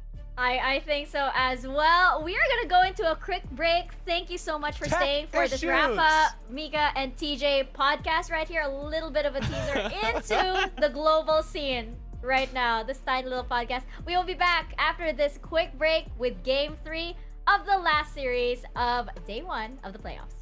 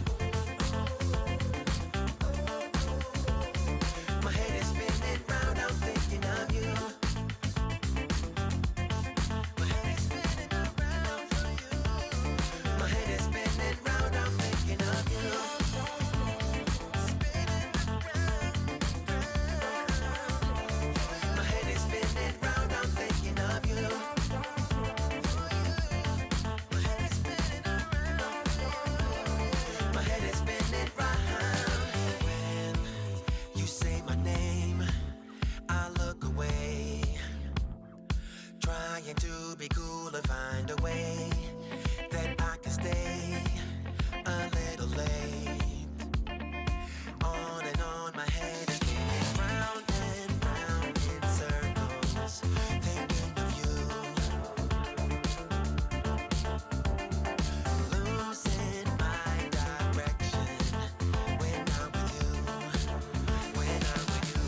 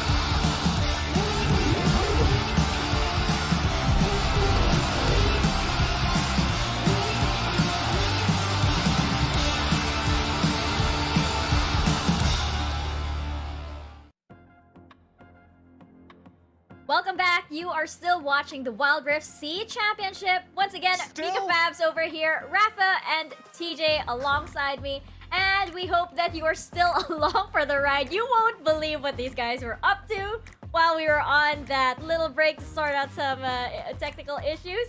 But yeah, that's why they're giggling. Maybe we'll tell you about it another time. But thank you so much for sticking with us down to our final game between MBR Esports and Flash Wolves. This is an elimination game, so it is still very, very important indeed. And we are happy to be back as we jump into Champ Select.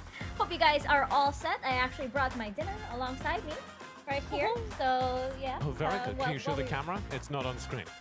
Oh, it is over here. It's actually a tuna tartare. Yeah, I had to rotate it to cover the logo because It's just kind it is of neither. Just kind of a white. Yeah, cup. That could be anything. Yeah, It's I not. have my chopsticks as well. It is neither Franklin Templeton nor One Esports. Unfortunately, Fine, I don't. okay. I don't think they make tuna tartare. Check this out. It's Just a white yet. mug. Wow, I that is might be fascinating. drinking tuna tartare. Nobody knows. If that's you are fascinating. just joining us, or if you've forgotten because it has taken a while, this MBR Flash Wolves series did go to 3 games. Flash Wolves took a pretty dominant game number 1 off of a Lux Sona composition, and truly an impressive performance from Bruce on his mid Ari.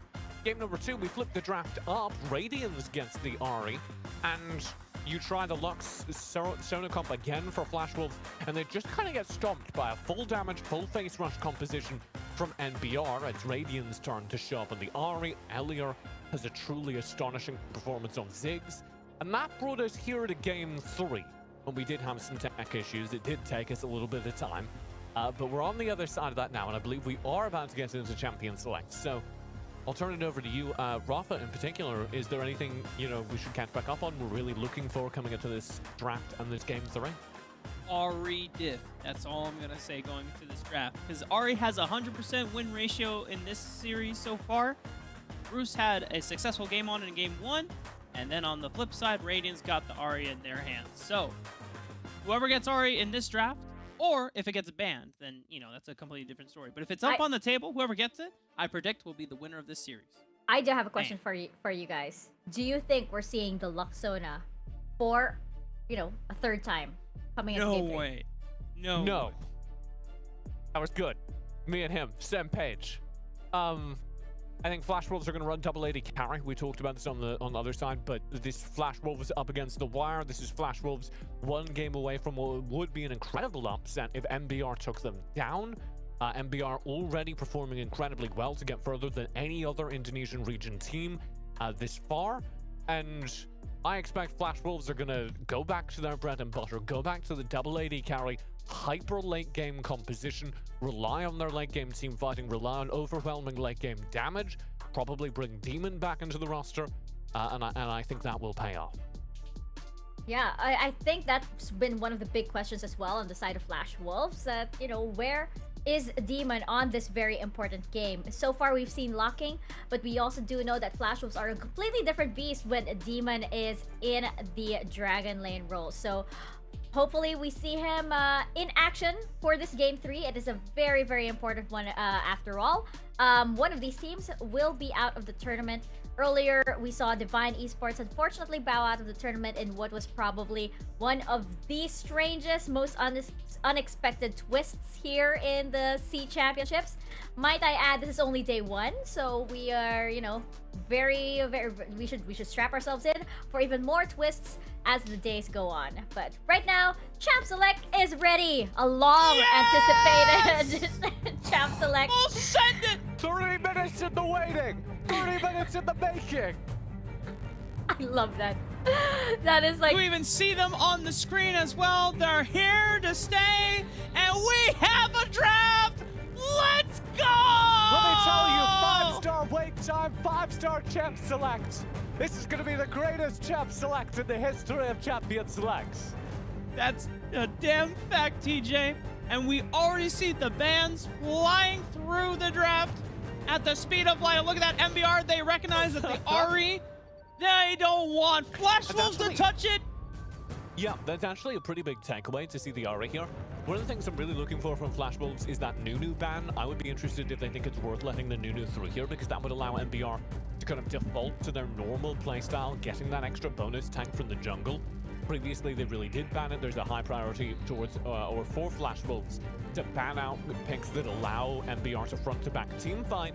But here, after that last game where Alves really did show up playing a very good Kha'Zix, they've opted to go with the Kha'Zix as the second ban. And that is mighty interesting to me. They don't want the assassin in the hands of Alves because one thing we have to know, TJ, it's not Demon that's coming in for Nunu Flash gets Wolves. through. It's locking. And you're right, Nunu is coming through the draft. Now, here's the cutter, though. Does Flash Wolves actually lock in the Nunu? Yeah. It's gonna be really interesting. I don't think we've ever seen Flash Wolves on Nunu. Not ever. yet. But there's a first time for everything, Mika. And it's gonna come in right now. I like it. I like Show it. me the Nunu. I don't think Flash Wolves is first pick worthy against any team other than MBR, who use him so well. Alves is 5 wins, 3 losses on the Nunu over the course of the tournament. Okay. It's almost a surefire win whenever MBR gets it. They get so much extra value, it allows them to stack damage in Radiance and earlier in Onion King's hands, knowing they have that tank player in the jungle. And I think we're gonna see it. We do get the Renekton, the most dominant top laner in Ysara's hands. He'll be very happy to have that. He's incredibly good on the Renekton. MBR prioing these Ziggs that earlier did 60,000 damage on during the last game, during game 2. Kind of sick. It's what kept MBR in the game, but they're And gonna the pair with the Varus. Varus as well. So now good you trial. have insane long-range damage and poke, and also ways to finish off any burst that MBR supplements with and to engage the fight. But they don't have any frontline yet, and Onion King doesn't play tanky frontliners. So... Oh, surely not. So, MBR need this Nunu jungle to make this draft work. The gamble they're taking is that Flash Wolves don't run Nunu jungle, and they don't need to pick it in prio. And that's a smart play, and I like it. I would be incredibly surprised if MBR get all the way through this draft without the Nunu, without the tank jungler. Over on the Flash Wolves side, the reason we both just freaked out is because this is luck Sona yet again. They've run it 3 games in a row, and this game is actually quite dangerous because MBR have a really good late game composition. Between the Varus, between the Ziggs, they're going to be able to poke away at Sona Seraphine, or at Sona Lux, sorry. And that's really worrying, I think, for Flash Wolves. If they draft this playstyle into MBR will go with the Nunu here, and then I want to see them pull out one more assassin, probably a Riven in the top lane, if we can see that, a Riven in the top or jungle, presumably top lane. That would give me a lot of hope here, and I would frankly think the Flash Wolves are in trouble for this game number 4. We will see the Nami again as the support. They're saving, so the reason you go Nami here is because that gives you counter pick for the final picks here. So Flash Wolves are going to lock everything in, and they're not going to know what this top laner is until the very end. So MBR are going to have that advantage. Now this time around, there hasn't been a Jarvan locked in for MBR, so Flash Wolves feel a bit more confident taking the Olaf at this rate because despite all the crowd control, the tidal wave, the chain of corruptions, the Hextech minefield, and even the snowball, you can run through it all with Ragnarok, and Riven's gonna come through for Onion King. I mean, I'll say it. I think Flash Wolves have lost this draft, Rafa. Yeah, they have the Olaf. Yeah, they have a ton of mid-game power. But if Flash Wolves don't win in the mid-game, I don't think they win this game at all.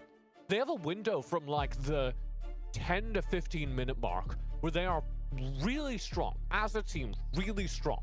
So they need to do 2 things. One, they need to get to the 10-minute mark. They need to bring the bottom lane online, that Sona Lux online, and there's the possibility that they'll just get turbo ganked in the early game and not get to do that. With this composition for MBR, I think that's unlikely. I think they'll probably survive the first 5 minutes pretty comfortably. Then we're going to go to the period of game where Flash Wolves have to win. Because if they don't, You have Varus coming online. You have an incredibly tanky front line from this Nunu. You have the Riven doing so much damage. And of course, you have that Ziggs beginning to stack up sustained damage. With Varus, with Ziggs pumping damage over the top of the front-to-back team comp, it doesn't matter that you're running a ton of stun, that you're running a ton of front-to-back yourself. You are just going to lose to that damage. Sona Lux does not out-damage Ziggs Varus. It doesn't out-sustain it either, which is the big concern for me for Flash Wolves going into this final game, because they're putting a lot of hope and a lot of faith in that they can cleanly execute and close out the game on that mid-game window. I'm not sure if I'm convinced, because if we saw what happened in Game 2, they had a similar window and they couldn't do it because the Ziggs got to the point where they couldn't even safely take Baron when Ziggs was literally the only champion left alive. So if you're MBR and if you're fans from the Indonesian region, I think you're pretty hopeful about moving on to the next round. Yeah. I think it's a very good sign. I do just want to slip one more thing under the wire here. The reason why that mid-game window is so good for Flash Wolves is that Diana. Watch the Diana. If she finds value, Flash Wolves can close this game. And that is additional homework once again for TJ. Now, I know we didn't think that the Sona Lux would get a third game, but apparently they do, up against MBR with that pocket pick in the Nunu and Willem. We're gonna see which team will advance into day 2 of our playoffs and which team will be out of the tournament. Here's game 3. Casters, over to you guys. Thank you very much, Mika. This is the last game, the last series for the day. Flash Wolves up against MBR Esports in a do-or-die match, with MBR going back with Nuno and Willem synonymous to the name of Alvis. Yeah, it's a do or die, just as you mentioned, Infinity. That one game that will determine it all. Who will be able to move on and continue their journey in the Sea Champs, or will go home tonight. It's going to be very exciting, considering the fact that both Ziggs and Varus are on the side of MBR. So this is an insanely very high range, long range composition. But for Flash Wolves, the question would always be, how do you try and reach the backline of MBR? They have Cookie. There's only usually 2 answers, either an Olaf, therefore you ignore everything else in front of you with Ragnarok, or a Jarvan 4. Now you have one option, you got the movement speed coming from locking as well, to send Bruce with that movement speed, possibly try to get that dash on the board, get that big moonfall. And I think it's a little bit difficult if there's a Nunu that would stand in your way. Absolute Zero to zone away the rest of Flash Wolves, and as well as Onion Knight's flanks or possible chaotic attempts to deter any of the Flash Wolves to push forward. Yeah, and I'm glad you mentioned about the backline axis, and I think that's very important for Flash Wolves because, as TJ stated it, it's Varus and Ziggs looking very, very great on top of that pedestal in that late game because of so much damage, and you're looking at Alvis being the frontliners and Onion King actually scaling when it comes to damage and sustainability as well. So it is going to be so much difficult, and Flash Wolves needs to get that early game, and now it's Cookie just jumping in top side, flash over the wall, gets to kill first blood. Axe to the face. Onion gets greeted with that first blood for Flash Wolves, and it was effortless again. This has been the setup since the first 2 games in this series, where Sarah will win the 1v1. If it's not enough, Cookie's just gonna follow and finish off the kill. And that is something that we didn't see in game number 2. Here comes the first gank. Snowball, knock up, look at that, and MBR Esports forces the flash away from Eason. Light Binding will connect though, huge earlier, very low, but no mana as you stated, no follow-up, and Flash Wolves will not be able to secure the kill onto the ADC of MBR. I think that's a pretty sweet deal, the fact that Eason burned a flash and a barrier. Alvis can make a turnaround, can basically make a loop on his route and see if they can immediately destroy Eason, eliminate Eason rather. Ooh. so close. So close. Ignite will burn him away to 1 HP, but no follow-up to actually secure the kill. Look at Bruce though. Moonfall connects onto 2. Huge damage coming up, and Cookie will just secure the kill onto Alves. 1v1. Radiant's up against Cookie, but look at the backside. Tobu comes into the fray, locking as well, and this will be Cookie staying alive. Bruce, very low on HP. Onion King tries to reach him up, but so far so good as Zera locks in intercepts. MBR will not get the kill. Exactly. This is Cookie with 2 kills. Imagine if Eason is involved, if Locking is involved as well. This is the perfect setup for a potential snowbally Cookie on an Olaf, and that's definitely something that MBR doesn't want because CCs don't work on on an Olaf that is currently on Ragnarok mode. So it's gonna be a little bit worrisome for basically Airlier and as well as Radiance, who are very incredibly squishy targets. Yeah, and on top of all that, Ragnarok is not the ultimate that has the longest cooldown, pretty much relatively fast. So I think Cookie will be the center of it all for Flash Wolves. Also, on top of Bruce and Sarah, on how they played in that game number 1 a while ago was phenomenal. And game number 2 was not that great, but I think in this one, Bruce is known to play this Diana very aggressively. And so far, it has shown dividends, getting that first assist or 1 kill into the mid lane up against MBR. Yeah, remember, this is Bruce's constant go-to, even during their local qualifiers in the Taiwan region.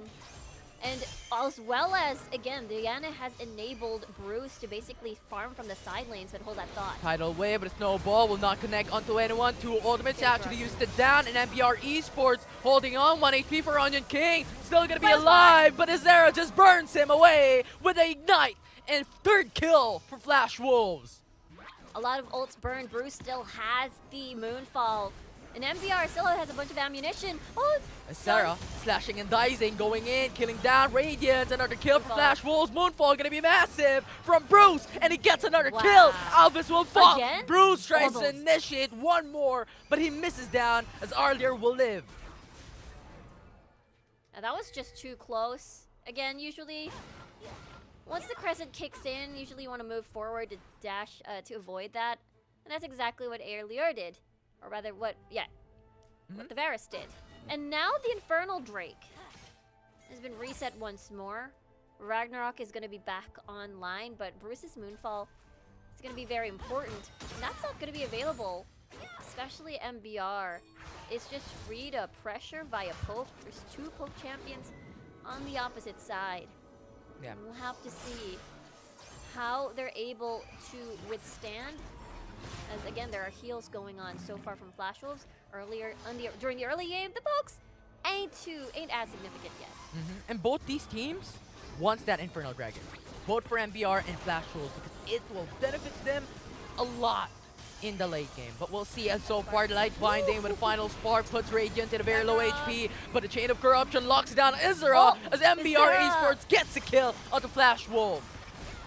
Now Onion King goes back, that's a stun, and Wind Slash will put Bruce in a very low HP. The Ignite will burn him away, but that's a clutch locking with the shield. I don't think the teams can get Infernal Drake anytime soon, as long as the junglers are still alive.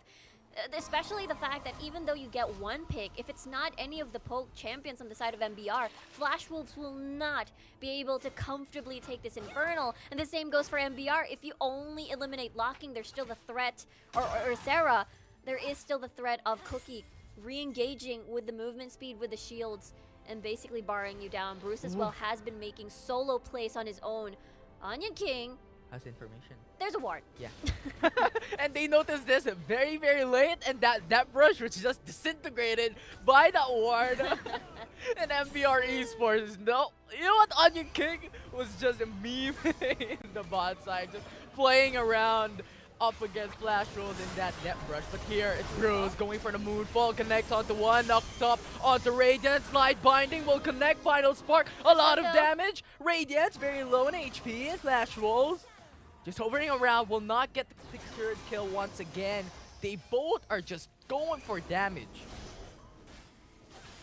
That's the thing. Flash Wolves has burned so many ults. This is the part where MBR By the can way- engage. Yeah, now that's a two-man knock-up, and Onion King just jumps in. But Flash Wolves will secure the Infernal Dragon, and MBR Esports trying to go back, but Azera comes in, slicing and dicing, and now that's a kill, as Radiance will die, and now Tobu will be next. Azera will just jump up, but Tobu will just clutch himself with that movement speed, saving himself. But Flash Wolves gets the 2, and also the Infernal Dragon. Alvis was quite far away. He was busy getting the Rift Scuttler near the Rift Herald. And that's exactly why, you know, Flash Wolves was very brave to basically initiate the Infernal Drake. Jungler opposite jungler far away, that is their cue. And really good stun coming from Ysera as well to deter Alvis from going near and possibly maybe even getting a steal. And I think at that time, you know, MBR possibly could have gotten a trade Rift Herald for Infernal, but they were really adamant about that first Drake of the game. Now, Azera Benchmark. looking for that kill, looking for that hunt, and Bruce will go away, and Moonfall gets the kill. Radiance once again will be slain as Flash Wolves will take it with the Tower First Blood. Tower First Blood, and on top of that, still keeping the Rift Herald into the mid lane. They can definitely get a second tower down and open up mid, just because Radiance is not around. Yeah, and Alvis is just there. Snowball zones them away. But Flash Wolves, in the first 9 minutes into the matchup, gets 2 turrets, the Rift Herald and the Infernal Dragon. Absolutely phenomenal early game here for Flash Wolves.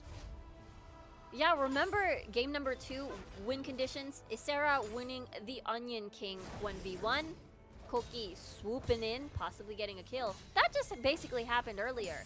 And Bruce getting ahead is also one of the win conditions coming from Flash Wolves. And so far, so good. 2-1-3 already on this Diana. One of his best and frequent picks ever since the local qualifiers. And these are basically the conditions set. MBR has to slow down the game. They have the capability of doing so. They have a lot of wave clear in the form of the Varus and as well as the Ziggs. So we'll see. Now, they're going to set up for another dive here. Alvis, can he stop this? 3-man flank of Flash Wolves setting up. Will not do so, but Ysera in their front lines just went in for the slice. Stuns up Radiance. Will not secure the kill. Not enough damage. MBR Esports will not lose any members out of that. Yeah, that's some nasty damage coming from Ysera here. And look at this. We talked about this before. Bruce on the Diana would always farm in the side lanes. And that's exactly how, like on top of kills, that is exactly how he's able to be constantly generating gold. And the next time you meet, you'll just be surprised. Like, what is this damage? What is this lead? And we're seeing it now on your screen. It's 2k gold lead in favor of Bruce on this Diana. I feel like Flash Wolves are ready to fight again, as we get to see Cookie down below without the assistance of the double utility just yet. But a dive is inevitable. This is happening. Flash Wolves going in top side. Alvis jumps up. It's a knock-up, but here it's a 4-man roam that you can't hide. And Flash Wolves will just push them away, and now MBR Esports will lose another turret bot lane. 7k gold lead already for Flash Wolves. And they're slowly creeping in when it comes to map control, even the vision as well, on the side of MBR's jungle. And it's looking really good so far for Flash Wolves. We talked about the 3 conditions. Even Cookie getting 303 is a huge bonus itself. So now MBR has no access for this dragon unless they get a kill, unless they bait out ults from Cookie, from Locking, from Bruce perhaps. That is the ideal situation. They can bait out ults most likely because they have a lot of poke. And I think that is the ideal situation that they're going to be looking for. And they have to, because if Flash Wolves secures the Ocean Dragon, more sustainability for Flash Wolves in the late game. And if they lose it, MBR Esports gonna have much more harder time to burst them away. And now Flash Wolves going in, secures the Ocean Dragon title away from MBR Esports, zones away the enemy team, but a knock-off, no follow-up though, and Tobu will die, and Flash Wolves will secure another kill for their team. The slow was there, but the damage was not present. Onion King gonna be King's ganked fall. up, and now Isser just jumps in, gets a kill, but Ignite burning him away. Onion King will be burned onions, and Flash Wolves will secure another. Burnt onions. can actually smell it right now. It's not just any burnt onions, it's caramelized onions. Ooh. Yeah. I love it. It's fancy onions. But this is just so crazy now. MBR, they had a phenomenal game, game number 2, where they put Radiance in a champion that is able to play make in the mid lane. And now he doesn't have access to that, basically on the Ziggs, alongside with another poke champion here. Aelure will have to heavily rely on Onion King and Alvis's setups, just to see if they can funnel in all their skill shots. Especially Tobu's bubbles as well are very, very important. But so far, it's looking really dire. There is still that scaling coming from Radiance. We've seen it before. Red side Ziggs able to rain in bombs behind the Baron Pit if ever Flash Wolves attempts to do so. And it's possible because Flash Wolves, they take their time. We're looking into that 20-minute win condition, which is the 4th one for Flash Wolves, and that means Radiance can scale. Yeah, definitely. And pretty much, MBR Esports needs to hold on. They're only building up to their second core items, and that will boost up the damage from Radiance and earlier. If they could utilize that damage output up against Flash Wolves, they could potentially make this back. But for now, Flash Wolves utilizing their gold lead to pressure in MBR Esports, even if it's their very own jungle.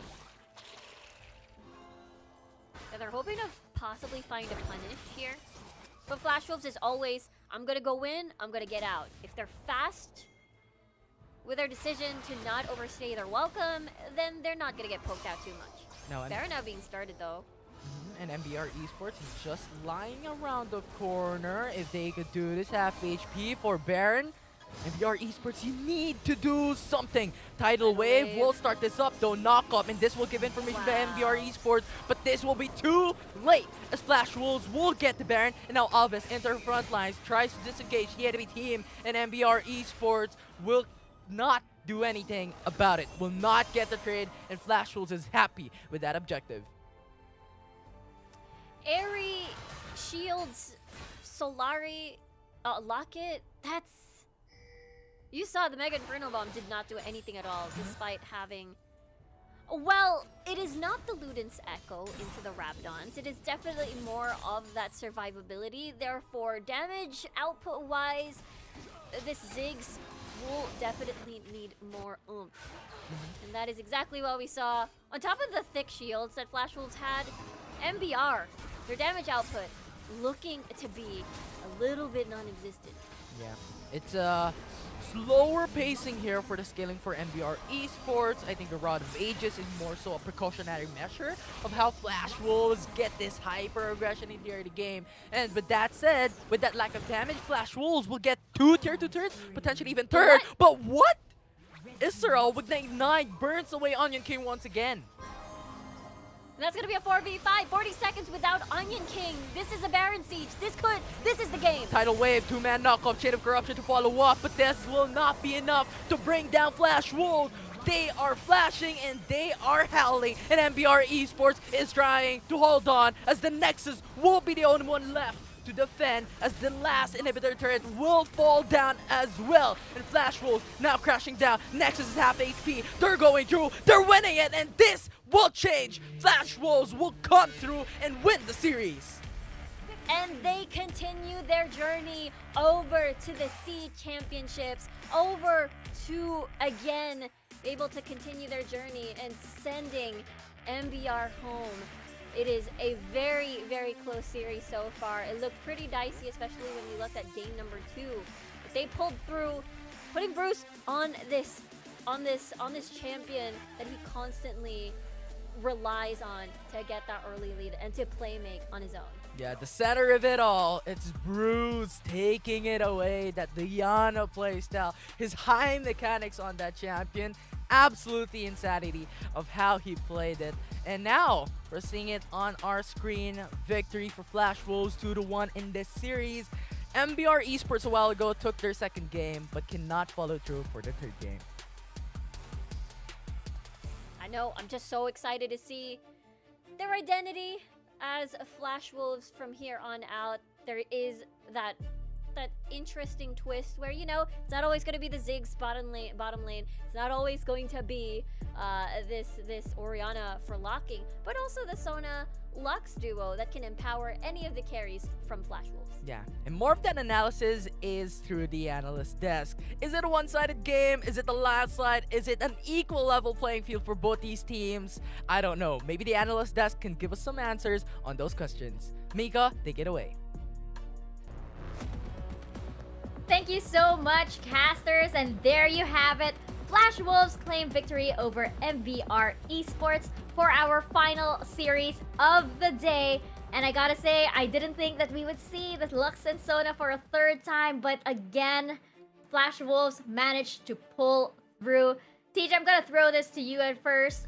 Post-game, we didn't think at first that, you know, Flash Wolves would be able to rally back after losing. You know, we did mention that they were on a time limit, and MBR showed signs of coming back. I mean, like, you know, what do you think about that and how they managed to be able to still get that one up over MBR? Yeah, I mean, I'm glad I fit that last little tag in before we went into game, because I was like, you know, the one thing that Flash Wolves really have going for this draft is that this Diana can take over the game. And I'll admit, it's been a late broadcast. I forgot one tiny detail, which of course is that it was Bruce playing the Diana. So of course he took over the game. Bruce steps up, and as he has so many times this tournament for Flash Wolves, just dominates the mid game, the exact point in which Flash Wolves needed to win, needed to build a massive advantage, and that's exactly what happens. Bruce takes over, starts the ball rolling, and they do so much damage that even though MBR are coming online, even though you can see the damage values starting to build up, they're at a 10,000 gold deficit. And Flash Wolves uncharacteristically really press their advantage, because they know if they keep this game going, it gets a little bit more dangerous, and they're able to break all three inhib turrets and then escort all three waves in simultaneously, and there's just nothing MBR can do about it. They learned their lesson from game 2, TJ. They recognized that the last time they played against the Ziggs and it went super late, they looked at that Baron and they said, if this Ziggs gets 4 or 5 items, we can never take this Baron again unless he's dead. And they have a Nunu as well, so we don't ever want to go late, because then anytime we flip for Baron, we flip for Elder Dragon. If Nunu gets into the pit, it's no longer a flip, it's just there, because you cannot outsmite, consume smite, even when you have Olaf, who you can kind of like cheat your way with it, because smite plus reckless swing gives you a nice bit of burst damage. But I mean, reckless swing max rank I think gives you maybe like about an additional 300, 400 true damage. Consume gives you 980, man.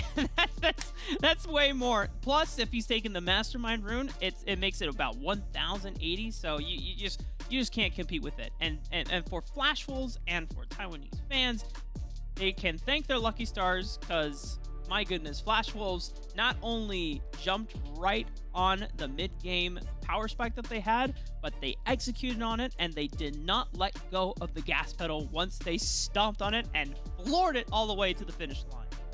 Yeah, definitely. Really, of course, wanted to get into game 3. Definitely said, hey, we are the ones wrapping out this lower bracket series. We are the ones continuing our journey over here.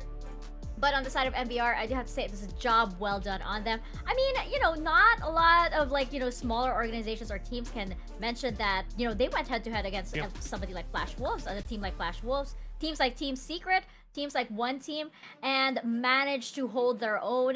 You know, we mentioned that they had a major roster shuffle right before the fall season. So this is still, you know, this is a testament to actually how strong they have been, and I'm really looking forward to seeing them in the future.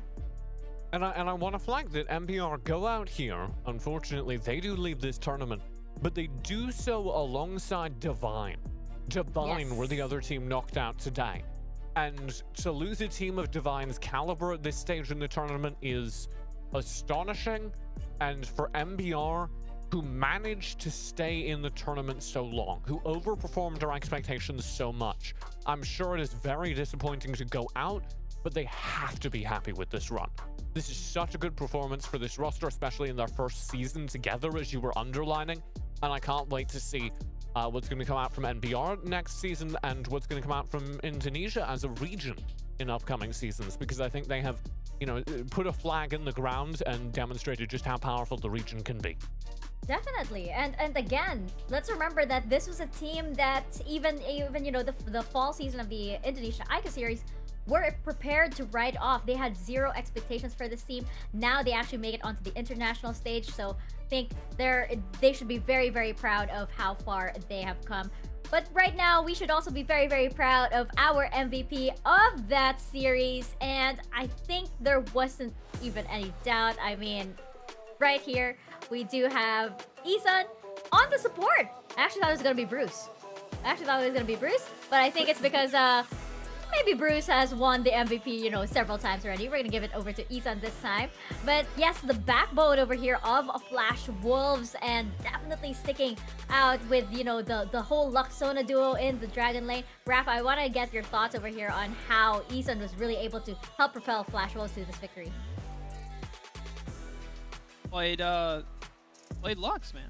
And the Lux... You're right about that. I mean, Flash Wolves were committed to the Sona Lux combo, and it finally paid off. And I will say, even in the game 2 loss, there was a lot of crucial light bindings that Isan landed that set up for great picks, and it really just comboed well with the rest of the composition that Flash Wolves were trying to go for, because a lot of the times the Sona is kind of seen as the enchanter that is doing a lot of the sustaining, giving you the innate movement speed, and then people just look at Lux and like, oh yeah, just throw out Prismatic Barrier and that's it. But Isan was building a lot of damage and was actually threatening in the mid game with crucial picks through light bindings into the final spark, getting a lot of poke damage out, sometimes even forcing members away from the objectives so that they were always secured for the side of Flash. And he was doing so as a damage character. You know, in this composition, when you run Sona Lux, the Lux takes the CS. The Lux takes the creeps in lane. They get the gold. And we saw that. So anytime I see that, you also see it with Senna lanes, where the Senna player is typically the AD carry, and whoever's playing the support takes farm. So whenever I see that and I see the support player pull it off, I'm a little bit proud, because it's just flexibility, saying, okay, it's my turn to step up and be the damage dealer and risk my life to do damage and have to stay safe in order to provide sustain, and it pulled it off very well. So you should be very proud of yourself if you're Isan, demonstrating some flexibility and some dominance here on the main stage. Indeed, and the rest of Flash Wolves as well. They did really, really well, especially with, you know, all of the obstacles that we had, all of the challenges that we had. I still think that, you know, they were able to hold their own, and we will be seeing them again tomorrow as we check out our updated brackets for the day. We are going to head back into the upper bracket, of course, for our first matches for tomorrow, and it is going to be Barrier United Esports and EVOS Esports kicking things off, followed by SBTC Esports and Team Secret. One team with their opponent yet to be decided, and Flash Wolves once again with another mystery opponent over here. We were speculating about this while we had our little mini podcast. Apologies if you missed it. Yeah, it'll be up on the feed later. It will be up in the feed later. You could catch that little mini podcast that we had during the break. But yes, I think it's so interesting that one team could face off against EVOS Esports. And we have this little rematch of the grand finals of the Summer Super Cup. And of course, Flash Wolves could be up against SBTC Esports, could be up against Team Secret as well. We'll find out tomorrow for day 2 of our players bracket. Right now, let's check out the schedules for tomorrow so that you know when to catch, what time exactly to catch your favorite matches. If you are cheering, of course, for your own teams, please do take note of these. And Rafa, I want to get your thoughts over here. I know we were talking a lot about this during the break, but Riot United versus EVOS Esports, SBTC versus Team Secret. Which way do you think it's gonna go? I'm gonna get all your predictions. So for Buriram and EVOS, this is the battle of the Thai regional teams, which is super cool. You're gonna get to see who will take the Thai crown. Before this bracket started, if you had put this matchup, I would have taken Buriram over EVOS, because I thought EVOS were slumping based on their group stage performances, but then they kicked, baby. They took out Divine 3-1, and they're now they're on full G4 now, they're on blast. So I now think EVOS have what it takes to take on Buriram because G4 is ready to reassert himself as the best mid laner in the tournament. Vardez is also looking to take reigns as a king jungler, the best Thai jungler as well. And then if you look at the flip side, SBTC and Team Secret, I want to have a lot of hope for the Filipino region for Team Secret because it would be super cool to see them go all the way. And I know you would too, Mika. But currently, SBTC, just based on what we saw last time, SBTC looked like the most dominant team and what I would consider as my favorites to win the entire tournament. Yeah. TJ, what about you? Just the first 2 games. I'm a little biased. I'll be casting both of them, but I think those are 2 of the best games of the tournament so far. So be sure to tune in. I hear the people that are casting it are really good. Really? Yeah. Oh. That's really great. You know what? They must have a I hear very, they're very incredible. secure... Humble, gracious, and possibly understated. with a secure financial future. You're probably, Oh, I you see. know... You guys, of course, probably, you know, open the doors to your financial future as casters as well! With Franklin Templeton. Get started on your investment journey with one of the world's largest investment managers. Casting financial future. I don't know. Maybe I need some help from Franklin Templeton. That's all I'm saying. It's been a long day. It's been a long day, dude. And that is a wrap on day Help me, Franklin! No, as casters, if you guys are, you know, very good and, you know, very good at your craft, you might as well have a secure financial future indeed. But yes, unfortunately, we say a very bittersweet goodbye to MBR Esports from the Indonesian region and to Divine Esports from the Vietnam region. But tomorrow, the story continues for the rest of our teams here in the playoffs. We will see you back here tomorrow for day 2 of the Wild Rift Sea Championship playoffs. Mika Fabs with very sleepy Rafa and very sleepy TJ right next to me. We are signing off now. They are going to bed. I'll probably go to bed as well. Stay safe, stay healthy, and we'll see you in the Rift.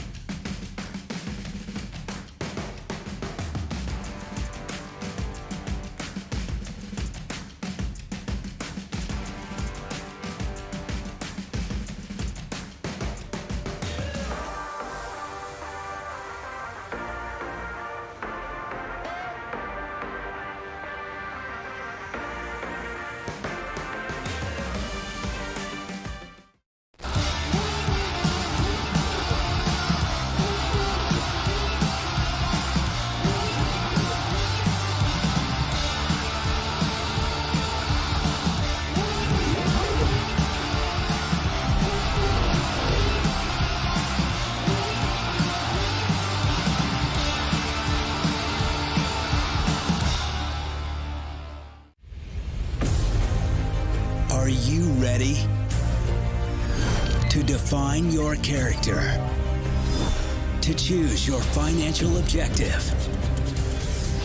To choose your investment strategy?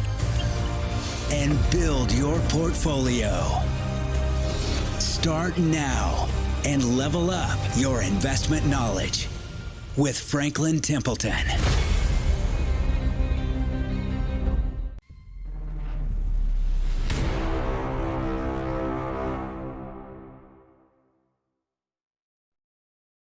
Be my eye. Hello to all League of Legends Wild Rift fans.